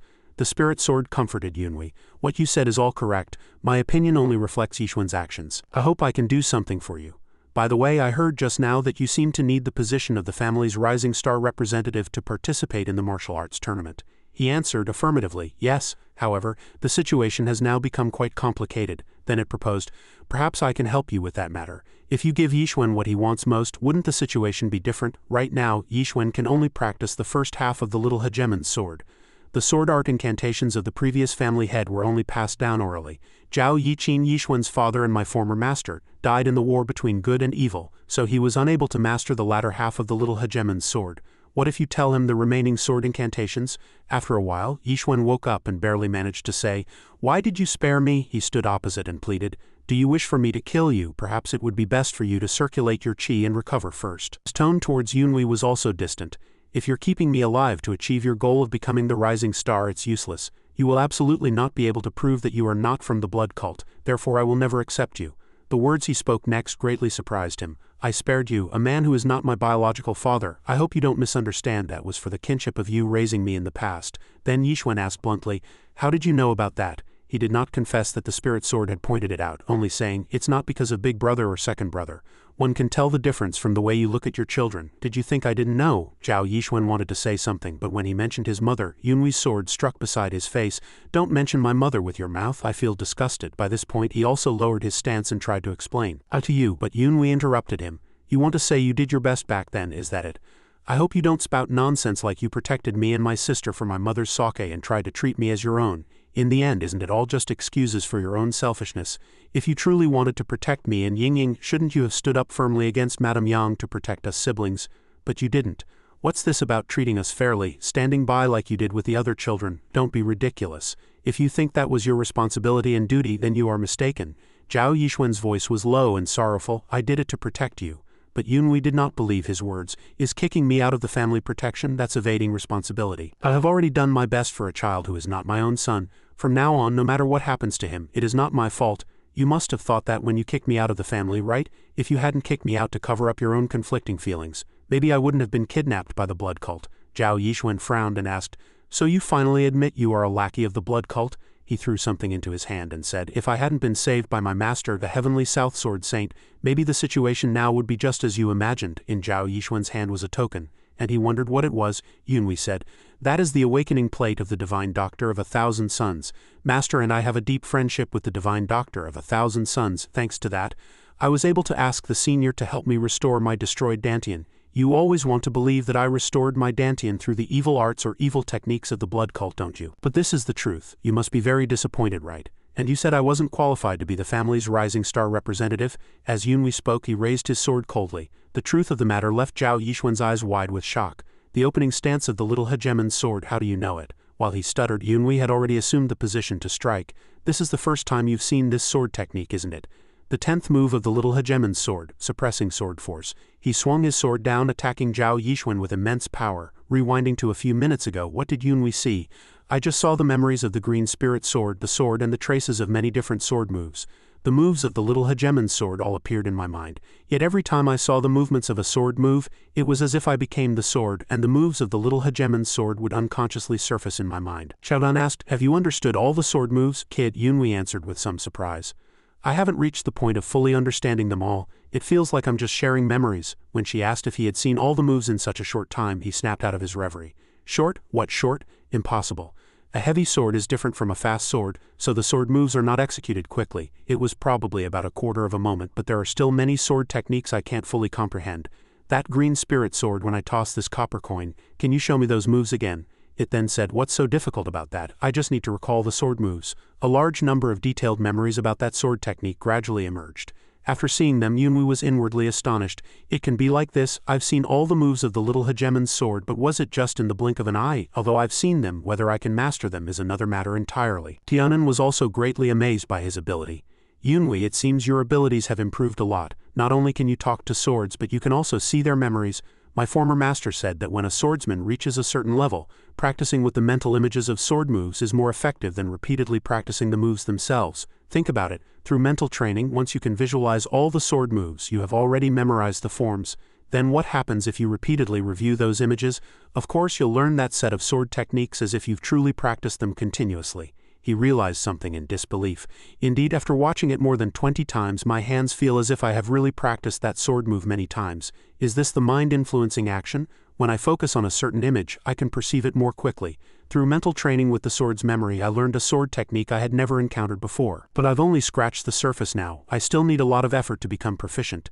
This is the new special ability of the heavenly wonder I have grasped." Then, when Jiao Yixuan woke up from his previous unconsciousness, Xiaotan also reminded Yunwei.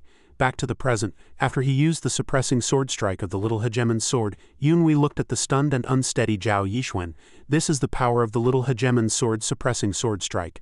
I don't know if it's because I used innate true qi, but I can feel that the power has increased significantly." Then he walked over and said, "After all this, father, do you still think I am not qualified?" He asked doubtfully. "How do you know that sword move?" Yunwei didn't hide it.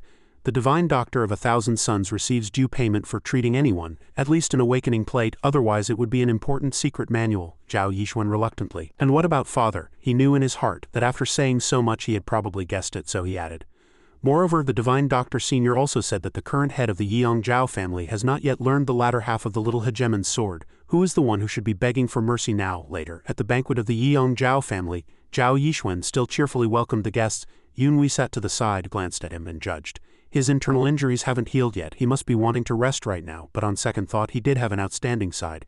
He always acts like a fairly good family head on the outside, never offending anyone. A voice came from behind. Junior brother, you're here? Behind him, Ching Yun and Rui from the Mount Heng sect came to greet them. They expressed their desire to sit at the same table as Yunhui. He glanced at his father's stiff face and then replied, I don't mind, but the family head will probably be in a difficult position, senior brother. So Jiao Rui also urged him to leave. Senior brother, the seating at the banquet is pre-arranged. We can change it later, but for now, let's just sit according to the instructions. Yunhui also interjected. Senior brother, listen to senior sister. We'll have plenty of opportunities to meet, won't we? Long Yunhui didn't want any more trouble in his heart. Just the toasts and receiving wine were tiring enough, so he didn't want to see anyone else's unhappy face. I will never go to the head table. If it's not prepared in advance, it's better to avoid places like this. Many things will be uncontrollable once inside, but I have things to do now. Thinking this, he coldly said through sound transmission, I've been watching you all along. Family head father, it seems it's time for you to make the announcement, isn't it? Yunhui's words were transmitted to Jiao Yixuan. Then for some reason, he also spoke to all the guests. I, Jiao, would like to thank all the martial heroes for gracing our family with your presence. I would also like to take this opportunity to inform you all of a matter. I hope you can give me, Jiao, a little of your attention.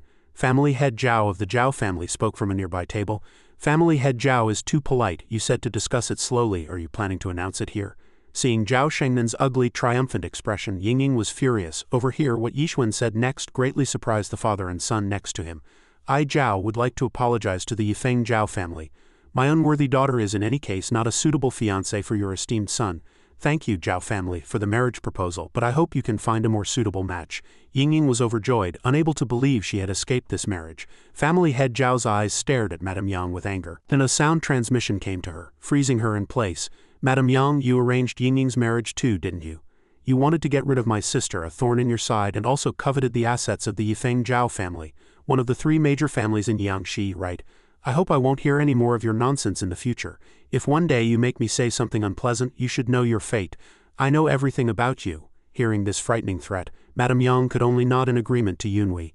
Jiao Yixuan was still talking about the matter he wanted to announce to everyone, and also about the representative of the rising stars who would represent the Jiao family in the martial arts tournament. The person representing the Jiao family will be my third son Yunhui.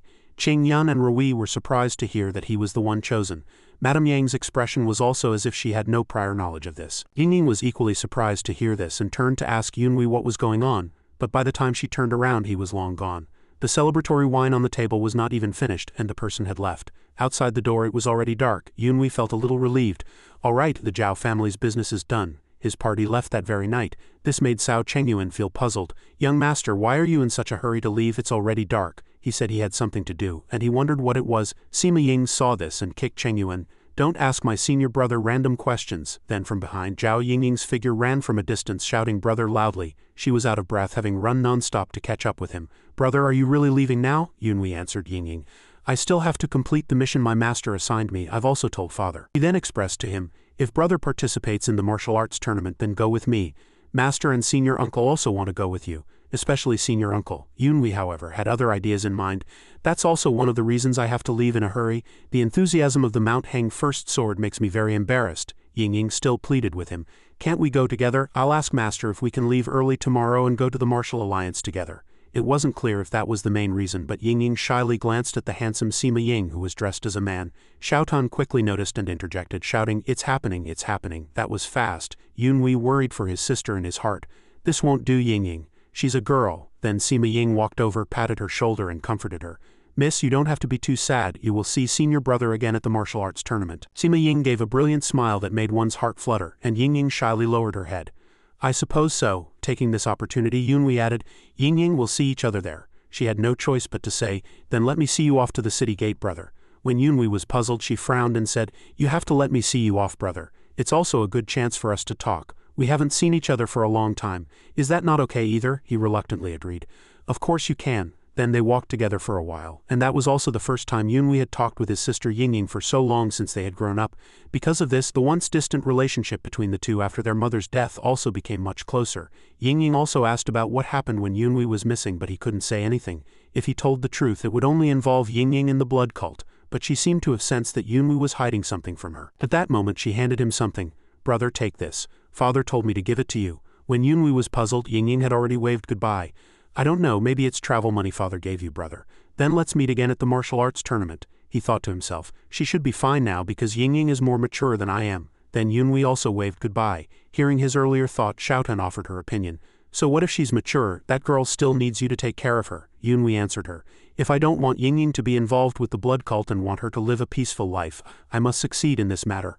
I must have power and influence so that no one can bully us," Tianan reminded him. "Even so, don't forget your principles, Yunhui. Power and influence are just incidental things that can change a person. If you get caught up in them, it will be hard to control yourself. If you're not careful, those things will be your ruin." At this moment Cheng Yuan, who was behind them, spoke up and asked, "Senior brother, no, deputy leader, you should tell us now, right? What is it that's making you so anxious? According to the plan, we were to meet the Song Zuobai and Song Wuxuan brothers at Shimanzan, and then go to Hubei City together for the martial arts tournament.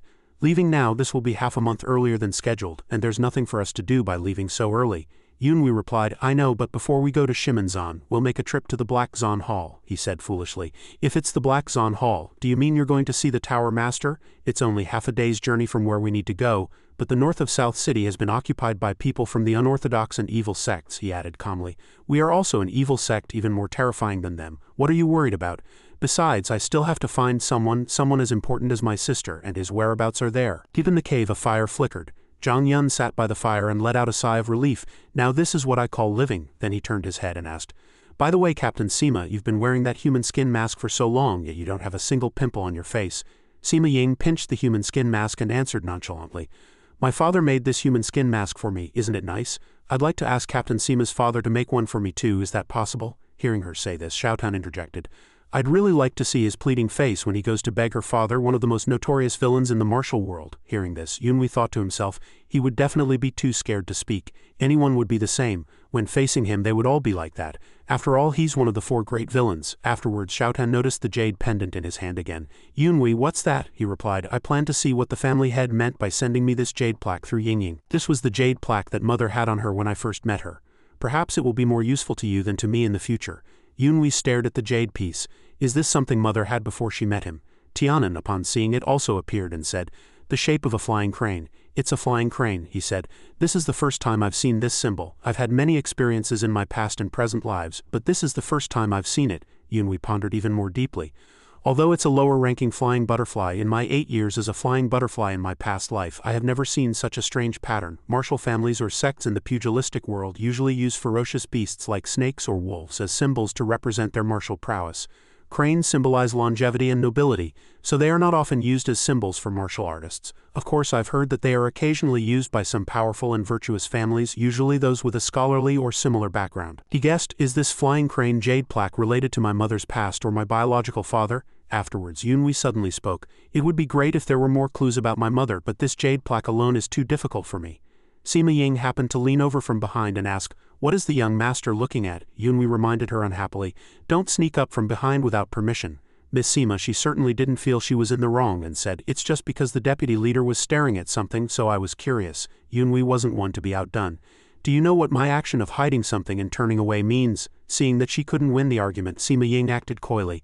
"Doesn't it just mean don't look? I didn't see anything. Young master, don't be angry with me." Yunhui also surrendered. "Don't rest your chin on my shoulder." Just then their eyes met. Wei admired the beautiful woman's features, thinking, "She's so beautiful. Even the shadow of the bonfire on her face makes her look more mysterious." Under the red firelight, their lips slowly drew closer. Suddenly, Zhang Yun complained again, breaking the atmosphere. "What's wrong? I haven't slept in a bed for so long, and now I'm back to sleeping in a cave. My whole body aches." Sima Ying's good moment was ruined, and she glared at him, her eyes almost popping out. Yunhui also coughed awkwardly. "The road is long tomorrow. You should rest early, miss." Zhang Yun still didn't know what he had just done and said nonchalantly, "Deputy leader, we have travel money. We should be able to stay at an inn. Why are we sleeping in a cave? What's wrong?" "What are you doing, Sima Ying?" Then only a wail was heard. "Why did you hit me? I didn't do anything," Sima Ying said angrily. "This is a way of showing closeness, don't you understand?" The one who was hit cried out. "You've been close twice already, and you're still hitting me? Help, I was wrong," Yunhui thought to himself. Even though he knows he'll get beaten, that fellow Cao Chengyuan still always jokes with Sima Ying like this. He really deserves it. Looking at Sima Ying, who had already taught Zhang Yun a lesson, he calculated in his mind. Anyway, when it's late at night and our breaths are close, I also feel a little. For experienced people like you and me, we almost fell into a sea of suffering. After hitting the person, Sima Ying turned back into a beautiful young girl and asked with a smile, "Deputy Leader, why are you looking at me like that?" Looking at her, he fell into deep thought again. That face that always smiled so brightly, those eyes that once gazed at him with deep affection, were completely different from the viciousness she showed when she held a sword against an enemy. Yunhui replied politely, "It's nothing, Sima, you should go to sleep." He worried inwardly, not knowing which was Sima Ying's true face. Now there was a place for the two spirit swords to discuss important matters of life. Tianan spoke up, "Yunhui, my former master said that a true martial artist must always be wary of being seduced by beautiful women. The more beautiful the woman, the more dangerous she is," Xiaotan scolded angrily. "I know why your former master was single his whole life." He remained indifferent after hearing this. "What are you talking about? I don't understand at all." Xiaotan, at the Black Zon court, although on the surface it was an ordinary restaurant business, only those in the pugilistic world knew that this was one of the three major intelligence commission halls of the lower 5 gates. Xiaotan stood beside Yunhui and said softly, "It's one of the 3 major branch helms, yet it looks like a guild hall. It's really strange," he also answered inwardly. "Because the lower 5 gates is an organization without the concept of a sect master, it's almost impossible to know where the main helm and branch helms are. At least as far as I know." Following behind Yunhui was Zhang Yun, who whispered, "Deputy Leader, is it okay?" Yunhui sensed the imposing people around him and said, "There are too many masters here." "What, are you scared?" Zhang Yun answered with a guilty conscience. "Scared of what? I'm fine." He didn't say much more and motioned, "Let's go." At this point the 3 of them had already walked into the restaurant. The waiter came forward to greet them. "Welcome guests." Yunhui didn't say much, just said, "Miss, I'd like to go to the 2nd floor." The young lady asked, "The guest wants to go to the 2nd floor?" He instructed, "I heard the black dew brew is very good." From the 2nd floor a group of people looked down, observing every move below. The young lady still happily said to Yunhui, "Honored guest, you know that special wine. Only one person on the 2nd floor can drink it." He answered calmly, "I know." Then he looked at his 2 companions and said, "These 2 will stay on the 1st floor. Order them 2 bowls of noodles." Hearing this, Zhang Yun leaned close to Sima Ying's ear and said, "Captain Sima, don't eat noodles, choose some other dishes with more variety. If not now, when? The deputy leader doesn't care about that." She looked at him contemptuously. "Afraid no one knows you're a beggar?" While going up to the 2nd floor, Yunhui noticed a dark figure sitting not far away. It was that old man, a person from the Black Zon court whom I had seen in the memory of the green spirit sword. But the more I looked, the more it didn't seem right. His face was different from the old man I saw in the green spirit sword's memory. He recited a line of a poem, and Yunhui also replied with a line. "The grasshopper's wings whirring." After hearing this, he also motioned, "Brother, please sit." Yunhui sat down, looking at the wine table before him, thinking that the position of the wine cup indicated the difficulty of the commission. "I think my commission level is low grade." As he poured the wine, he also spoke, "I have 2 things to commission. I believe it shouldn't be difficult for your esteemed gate." Jiao Hu Qing Siguo Jing agreed. "Guest, please speak." He then replied, "About a year and 3 months ago a child came to commission the search for the 3rd young master of the Yiyang Jiao family." He looked at Yunhui and said, "The client's information is confidential, little brother. I'm sorry we cannot disclose this matter." He also looked at him. "I guess you understand what I'm talking about." He gently stroked his beard and said, "Can brother tell me the reason?" Yunhui answered without hiding anything, "That child named Ah Song is my servant." He laughed with great interest. What a coincidence, now he was willing to talk. "That child named Ah Song was sent by your father to find you, and you, the missing person, have appeared unharmed and are now here to trace the whereabouts of your missing servant." Hearing this, Yunhui thought to himself, as expected of one of the 3 major intelligence organizations, he immediately recognized my true identity with just a few words. "Good, that's just what I want," he secretly recalled. Just as the green spirit sword said, the head of the Jiao Yixuan family went to the Black Zon Hall to inform them that I had been kidnapped by the blood cult. So maybe they already believe I have become a lackey of the blood cult. I need these people to reveal my identity as the disciple of the Heavenly South Sword Saint to reduce unforeseen circumstances. He also seemed to see through his inner worries and replied, "This old man knows that the young master must be," Yunhui continued. "I was lucky that day. If it weren't for my master's help, I probably wouldn't have been able to come here to commission you to find someone." He also smiled and suggested, "How about we exchange information on the servant's whereabouts for news of the young master's master?" Yunhui thought, "An intelligence merchant is trying to buy my intelligence in return. He must be very eager to know who my master is, the one who saved me from the hands of the blood cult." So he replied, "In any case, I will spend a lot of money on the 2 things I want to know, so there's no need to exchange information." He still didn't give up persuading. "The young master doesn't plan to tell me, but I am very interested in news about the young master's master. No, I came here to commission 2 things. So that matter is for me," he proposed again. "I will accept 2 commissions. If the young master tells me, then now the young master can tell me your master's esteemed name, right?" Yunhui had no choice but to speak. All right, since you want to know, my master's surname is Hu and his given name is Zhangde. Upon hearing this, he was greatly shocked, and then the wine table was overturned and he immediately struck out at him with his palm. Yunhui's hands trembled, and he thought, he suddenly attacked me. Does he know the Heavenly South Sword Saint? Tianan also spoke up. I don't know. Although I stayed with my former master for a long time, this is the first time I've seen this face. Yunhui suspiciously. Then is he using a human skin mask? Then he spoke. In a place where you buy and sell information, how can you threaten your trading partner? He looked at him and replied. The Heavenly South Sword Saint has been missing for over 15 years, and you, a disciple of the long-lost Heavenly South Sword Saint, have suddenly appeared. How can I believe you? Tianan appeared and said. Strange, the lower 5 gates, whether they are unorthodox or dark sects, are neutral intelligence organizations. This is the first time I've seen such open hostility, Yunhui also agreed. I also find it strange. This is the first time I've seen such open hostility. He looked at the surrounding situation.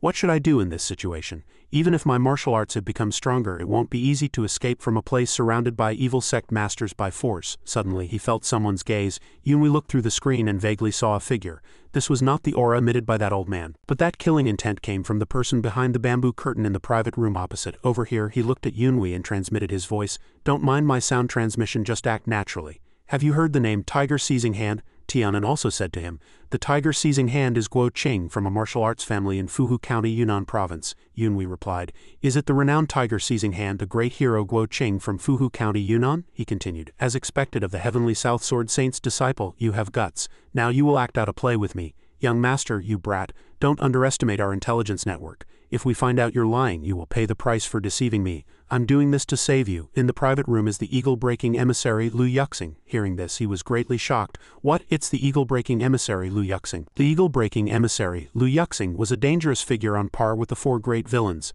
Though a martial artist, he was famous for his cruelty and cunning. Among those who had crossed him, only a handful had emerged unscathed. The Tianan sword also spoke up to warn him, Yunhui, be careful. One of the eagle-breaking emissary Lu Yuxing's eyes was blinded by my former master. Yunhui was equally worried. He never expected to run into such an enemy no matter where he went. Yunhui calculated inwardly, it seems that under these circumstances I should take the initiative and admit my lie has been seen through. Otherwise it will be very troublesome. Then he said respectfully, I truly admire the intelligence of the Black Zon Hall. I never expected that even this matter could be detected. Before being taken away, he thought, since he and I are both deceiving that villain, I don't need to overthink it. Saving my life is what matters. In the current situation, if I don't do this, I'm afraid I won't get past this foe of the Heavenly South Sword Saint. Just then, someone tried to take his sword. Yunhui turned his head and threatened coldly, don't touch my sword or I won't cooperate so easily. The man let go in fear. He thought to himself, even though I'm cooperating, if I'm stripped of all my weapons and left to their mercy, I won't be able to handle it if something goes wrong. As they left, Sima Ying and Zhang Yun saw Yunhui being led away and shouted worriedly, Senior brother. Yunhui used sound transmission to stop Sima Ying, who was about to make a move. Don't worry about me. The situation requires it. The Zon Hall and I are putting on a show for a villain. Even if they have designs on you, don't resist. As he was taken down to the dungeon, he thought, in my past life as a spy, I also came to the Black Zon Hall 2 or 3 times. Following behind him were Sima Ying, Zhang Yun, and 4 other guards, but he had never been imprisoned like this before and thus had never been to their lower levels. Through the iron bars, Yunhui smelled a rather thick scent of blood. He looked at the faintly dried bloodstains on the wall and thought, the Black Zon Hall is, after all, an intelligence selling organization of the underworld, so it's no surprise they have methods of kidnapping and torture. Looking at the instruments of torture here makes me a little uneasy. Zhang Yun asked in a low voice, Deputy Leader, what should we do now? He replied, follow them. Let's see what they do and then we'll act accordingly. Yunhui was led deep inside by a group of guards. Seeing the Tiger Seizing Hand, Guo Jing, he bowed and said, thank you for saving my life. The other party replied politely, I don't see any reason for the young master to die, so I just gave you a hand, but whether we can deceive that fellow remains to be seen. He continued, the young master should also leave this place to avoid any further complications or trouble. If you follow this tunnel to the end, you can leave the Black Zon Hall. He marveled inwardly, truly worthy of an intelligence organization. They've already thought of everything. Suddenly, there was a noise from behind. Yunhui remained vigilant and said, by the way, there is something I'd like to ask. From your actions, I know you want to help me, but I don't understand your motive for helping me, he replied calmly. I naturally have my reasons, but the young master also saw the situation just now. A slight misstep and you would have been killed on the spot, which is why I did what I did, he said mysteriously. I also told the young master during our conversation. The Heavenly South Sword Saint has been missing from the martial world for 15 years. I cannot confirm that you are his disciple. Tianan appeared and said, When we look closely, I noticed he looks a bit familiar. He seems to be a friend of my former master, named Tiger. Seizing hand Guo Jing, he was shocked. What? Tianan explained. Look at his arm. Doesn't it look like a glove? It can also be called the silver phantom hand. The main weapon of Tiger Seizing Hand Guo Jing is this glove made of black iron. It can be used both to control opponents and to defend against sharp weapons. Yunhui observed for a moment and replied, I'll take your word for it, but I have a question. Isn't Tiger Seizing Hand Guo Jing a member of the orthodox sects? Tianan added. According to my past memories, he was an old acquaintance of my master. But about 20 years ago, his family was killed by a mysterious force. He then vanished and was never seen in the martial world again. Hearing this, Yunhui thought worriedly. So, it might be because his family was murdered that he joined a force like the Black Zon Hall to investigate his enemies. If you look closely, he seems to be wearing a human skin mask. Although it provides some cover, it can't be completely hidden after all. Seeing him in deep thought, he spoke up. I might as well tell you, young master, I have been with the Black Zon Hall for 20 years. During this time, several people have come here claiming to know the Heavenly South Sword Saint, he exposed. But they were all just lying for their own schemes, their main purpose being to find the whereabouts of the Heavenly South Sword Saint, Yunhui replied calmly. So you think I am one of those people? He looked at him and said.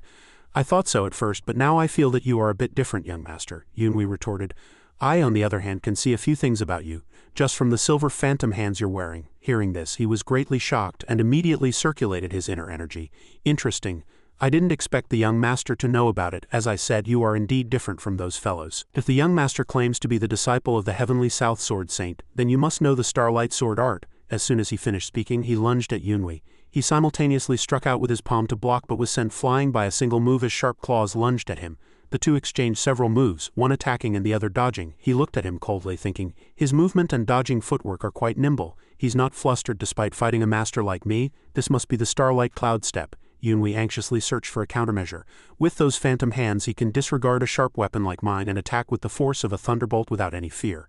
I always find it quite difficult to deal with such a highly skilled and experienced opponent. At this moment Yunhui finally drew his sword to counterattack, using the first move of the Starlight Sword art Fierce Fang Phantom Sword. He watched Yunhui's move inwardly pleased. That's right, this is the Heavenly South Sword Saint Starlight Sword art. It's been too long. It's been 20 years since I last saw this sword technique. It was as if he saw a shadow of the past in him. When I used to practice swords with the Heavenly South Sword Saint, I had seen this move too many times to forget, even after so many years. Suddenly his recollection was cut short by a slash of sword chi. He was hit and froze for a moment, then quickly retreated. It is indeed the Starlight Sword art, but the moves seem to have changed a lot. It's no longer like when the Heavenly South Sword Saint performed it. He looked at Yunhui, thinking that this kid seemed to have improved the Starlight Sword art to a new level, and said, It seems the young master was holding back. Yunhui scratched his head and smiled. I was just sparring. It's not a life or death duel. Since Senior has seen me perform the Starlight Sword art, you should believe I'm the disciple of the Heavenly South Sword Saint now, right? Only then did he happily announce his name.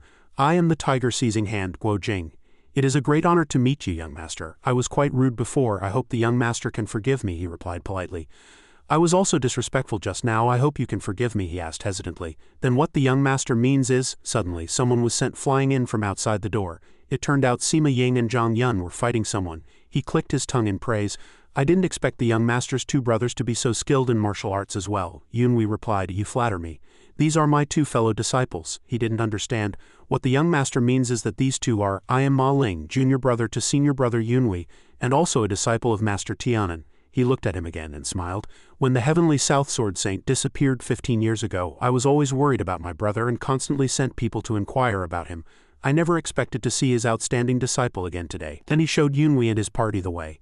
But it seems our time to talk is short. I need to go back and you all need to leave immediately. Otherwise, if that villain upstairs gets suspicious, it will be quite troublesome. Before he left, he added, Rest assured, young master, I have accepted your commission. I will send people to look for Ah Song. I'll notify you as soon as I have news. And what was the other commission? He then took out the jade pendant and said, Please look at this jade pendant. It has a crane pattern on it, which is very peculiar. I've never seen it before. The crane pattern is exquisitely crafted and there are lines of a bright moon. Could this be from a Confucian family? He was surprised when he saw the jade pendant. The pattern of a crane and a moon. Perhaps the young hero's experience is still limited, so you don't know. This jade pendant may be related to the Flying Moon sect. This sect was once powerful, arguably comparable to the four major sects of the martial world, but it later declined and was forgotten. Hearing these words, Yunhui was greatly shocked and pressed. Then what does this crane on the jade pendant mean? But he was stopped. I can't be sure about this matter, so I need to investigate it in more detail, he reminded him. However, this commission is quite difficult. It's not a low-grade commission but a high-grade one. Yunhui was not short of money, so he replied, Then how much do I need to pay? But he was also urged to leave. All right, we'll talk about this later. I will continue to investigate. As for the price, we can discuss it later. Young master, you must go quickly. Afterwards I walked in this tunnel for a long time. Why haven't I seen the exit yet? There's light. Deputy leader, climb up. It's a well opening. As Yunhui climbed up, he said, how fortunate, we're far away from the Black Zon Hall and that demon now. Suddenly he was startled. Not good, I sense presences nearby. He quietly sensed his surroundings. It seems there are enemies ahead based on their auras. I can imagine there are about 20 of them lying in ambush. Since they haven't drawn their weapons yet, I haven't sensed the sound of their swords. It was only when they got close that I could feel them. It seems these are assassins with exceptional stealth skills. They are very familiar with this kind of thing. Now I must be careful. I didn't expect the situation to be so dangerous right after getting out of the secret passage. Sima Ying sensed it too. She asked softly, Deputy leader, should we strike first? Yunhui stopped her. No, wait, we need to observe the situation a bit more. Acting rashly will spoil things. Suddenly a person behind them spoke. That old fellow had you come through the secret passage of the lower 5 gates. You must be related to the Heavenly South Sword Saint, right? The eagle-breaking emissary, Lu Yuxing, interrogated him. Where is that fellow, the Heavenly South Sword Saint, now? He looked at Lu Yuxing, contemplated for a moment, and finally bowed in salute, because he had to prioritize benefits and try to negotiate first. Just as the Tianan Iron Sword said, since the eagle-breaking emissary Lu Yuxing has a grudge with the Heavenly South Sword Saint, I must find a way to resolve it. Perhaps this grudge can be settled without bloodshed. Junior Jiao Yunhui pays his respects to Senior Eagle-breaking emissary. Senior, it seems you have some misunderstanding. Suddenly, a tremendous force struck towards him, giving Yunhui no time to react. He trembled as he blocked the attack. His inner strength is too profound. My arm feels like it's about to be severed. Lu Yuxing, holding a long whip, sneered. I have no junior like you, as expected of that disciple of Hu Zhangde, truly unpredictable. Like master, like disciple, both equally detestable. Seeing him knocked down, the other two hurried over with concern. Deputy leader, are you all right? He waved his hand, signaling them to move back. Don't come over, be careful. He subtly pointed at Lu Yuxing's men and hinted, from now on, our victory depends on how fast you can deal with those guys. As for their leader, he is my opponent. Seeing this, Lu Yuxing laughed mockingly. In this situation, it's questionable if the 3 of you together could block a few of my moves. Yet you dare to face me alone? He raised an eyebrow smugly. Although you will die by my hand today, I see you do have courage. Without another word, he swung his sword at him, shaking the heavens and earth, but he dodged it with ease. He used a contemptuous tone to provoke him. Do you think you can deal with me just by racking your brains? That's impossible. Understand? The me of today is far beyond my past self. Even if your master came, before he could finish, he observed a strange power emanating from him. At this moment his whole body radiated an inviolable light. He was curious about Yunhui's ability. Strange, what kind of power does this kid have? Sima Ying called Cheng Yuan to deal with the minions together. Quick, let's go, take them down. She analyzed Yunhui's words in her heart, admiring him greatly. The deputy leader is right. It would be foolish to fight that old fellow together now. That old fellow's strength is naturally the greatest. Even if the 3 of us exhausted ourselves to finish off Lu Yuxing, we would probably be spent by the end. If his minions rushed us then, we would be dead for sure. We are facing an entire sect. Her calculation was that they must win quickly. I need to finish things here as soon as possible. Their skills aren't high, so I can finish them off quickly and then go support the deputy leader against Lu Yuxing. She raised her saber defiantly. One of them contemptuously rushed forward to finish her. You ignorant brat, do you know who I am? How dare you rush to your death? She paid him no mind, easily dodged a strike and cleaved him in 2, then said faintly, do I need to know who you are? Tell me after you're dead at my sword's edge. He only had time for a single scream before he fell. Seeing their senior brother killed, all the disciples panicked. How could this happen to senior brother Mingjung, the head disciple of the eagle-breaking emissary, Lu Yuxing, killed by a nameless nobody? Seeing her power, Cheng Yuan was both impressed and afraid. Nice, although I knew she was focused when fighting, every move was designed to kill in the fastest way possible. Her moves are extremely vicious, but I didn't expect her to be this strong, come to think of it. She was holding back when she bullied me. Only now do I realize that her poking my eyes was just her being casual. What are you still doing? At this moment, Sima Ying shouted sharply, if you don't hurry up and eliminate the enemy, the deputy leader will be in danger. Pulled back from his memories, he also rushed up to fight alongside her. I know, coming right away. I need to hurry up and help her. On Yunhui's side, dazzling lights shone like stars as he easily dodged Lu Yuxing's powerful attacks. The combination of the 5 elements starlight divine art and the true blood golden body caused my power to erupt in an instant. At this critical moment the corner of his mouth lifted and he let out a sigh of relief, reassuring himself. I was half believing, half doubting before. My skill was inferior to his, and I was afraid I couldn't fight him, but now I can at least fight this old fellow on even terms. Tianan still urged anxiously. Hurry Yunhui, the true blood golden body will leave the body with immense side effects. I know. The old fellow Lu Yuxing pushed forward, trying to land a fatal whip strike on him, but it was naturally blocked by his sword. Lu Yuxing looked at the youth before him in surprise. Damn old fellow, take this sword move of mine. He finally stopped defending and took the initiative to attack, the second move of the starlight sword art. pincer assault sword. Dust flew as he also brandished his whip. As a result, the sword in his hand was tightly entangled and he couldn't make a move. He was greatly shocked. When did he wrap my arm with his whip? It was too fast. I couldn't guard against it at all. I must escape this predicament quickly. He flew into the air, using force to make the old fellow's whip lose its grip. The old fellow reached out to grab him. "You're caught, kid." He was disdainful, wanting to use force to give him a taste of his own medicine. "You're the one who's caught, old fellow. Over here I can attack with my left hand and repel him with the 8 Purities short sword art." Seeing this, the old fellow underestimated him. The soft whip tightly wound around Yunwi's sword made him careless, thinking, as expected of a greenhorn with only this much combat experience. Unexpectedly, a sword flew from nowhere, shocking him. "Who the hell are you? How is that possible? To change moves so quickly, from short sword techniques to flying dagger techniques." He was also surprised at the youth's skill. In such a short time he was able to see through my hidden soft threads, aiming for the vital point on his neck and attack as a diversion. He pressed his advantage, wanting to beat him so he couldn't fight back, thinking, "The surprise isn't over yet, old fellow.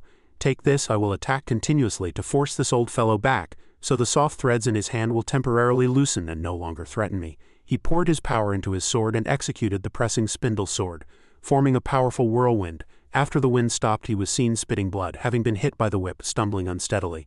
The old fellow before him was not only unharmed but had become even more furious, his power enhanced. He's completely different from the enemies I've faced before. Even under my fierce attacks, he can still find an opening to counterattack. He saw the oversight in his own move. When I was preparing to use the pressing spindle sword to repel him, he had already swung the soft threads through my sword move and hit me in the chest. If it weren't for the divine art protecting my body, I would have been dead long ago.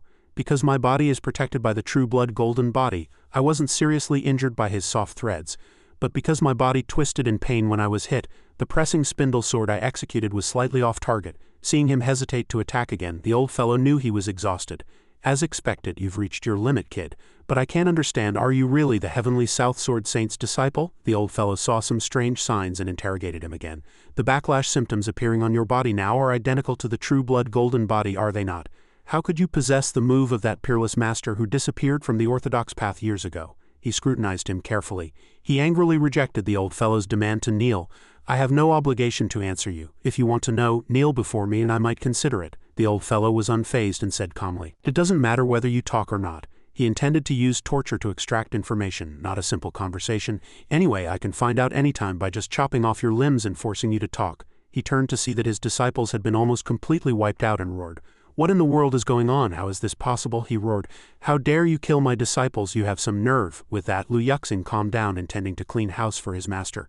"Today, right here, I will use this secret technique to deal with you, kid. Consider it a preliminary bout with your damned master through you." He squinted and observed, surprised to find he couldn't see any openings. All the moves were connected in a closed circle.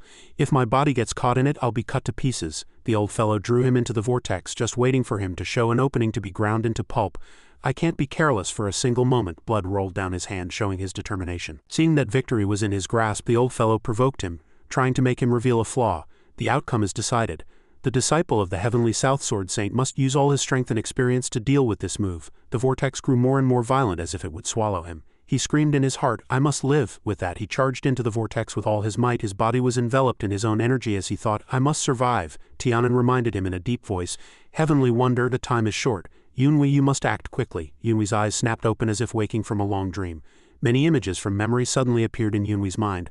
A youth with platinum blonde hair was fighting with a long sword, while another person with ice-cold eyes brandished countless whip shadows. Although he fought back hard, he was still repelled. Despite this, Hu Zhangde remained calm and then with one sword strike sent his opponent back to his maker. Yunwi couldn't help but be confused by this strange memory.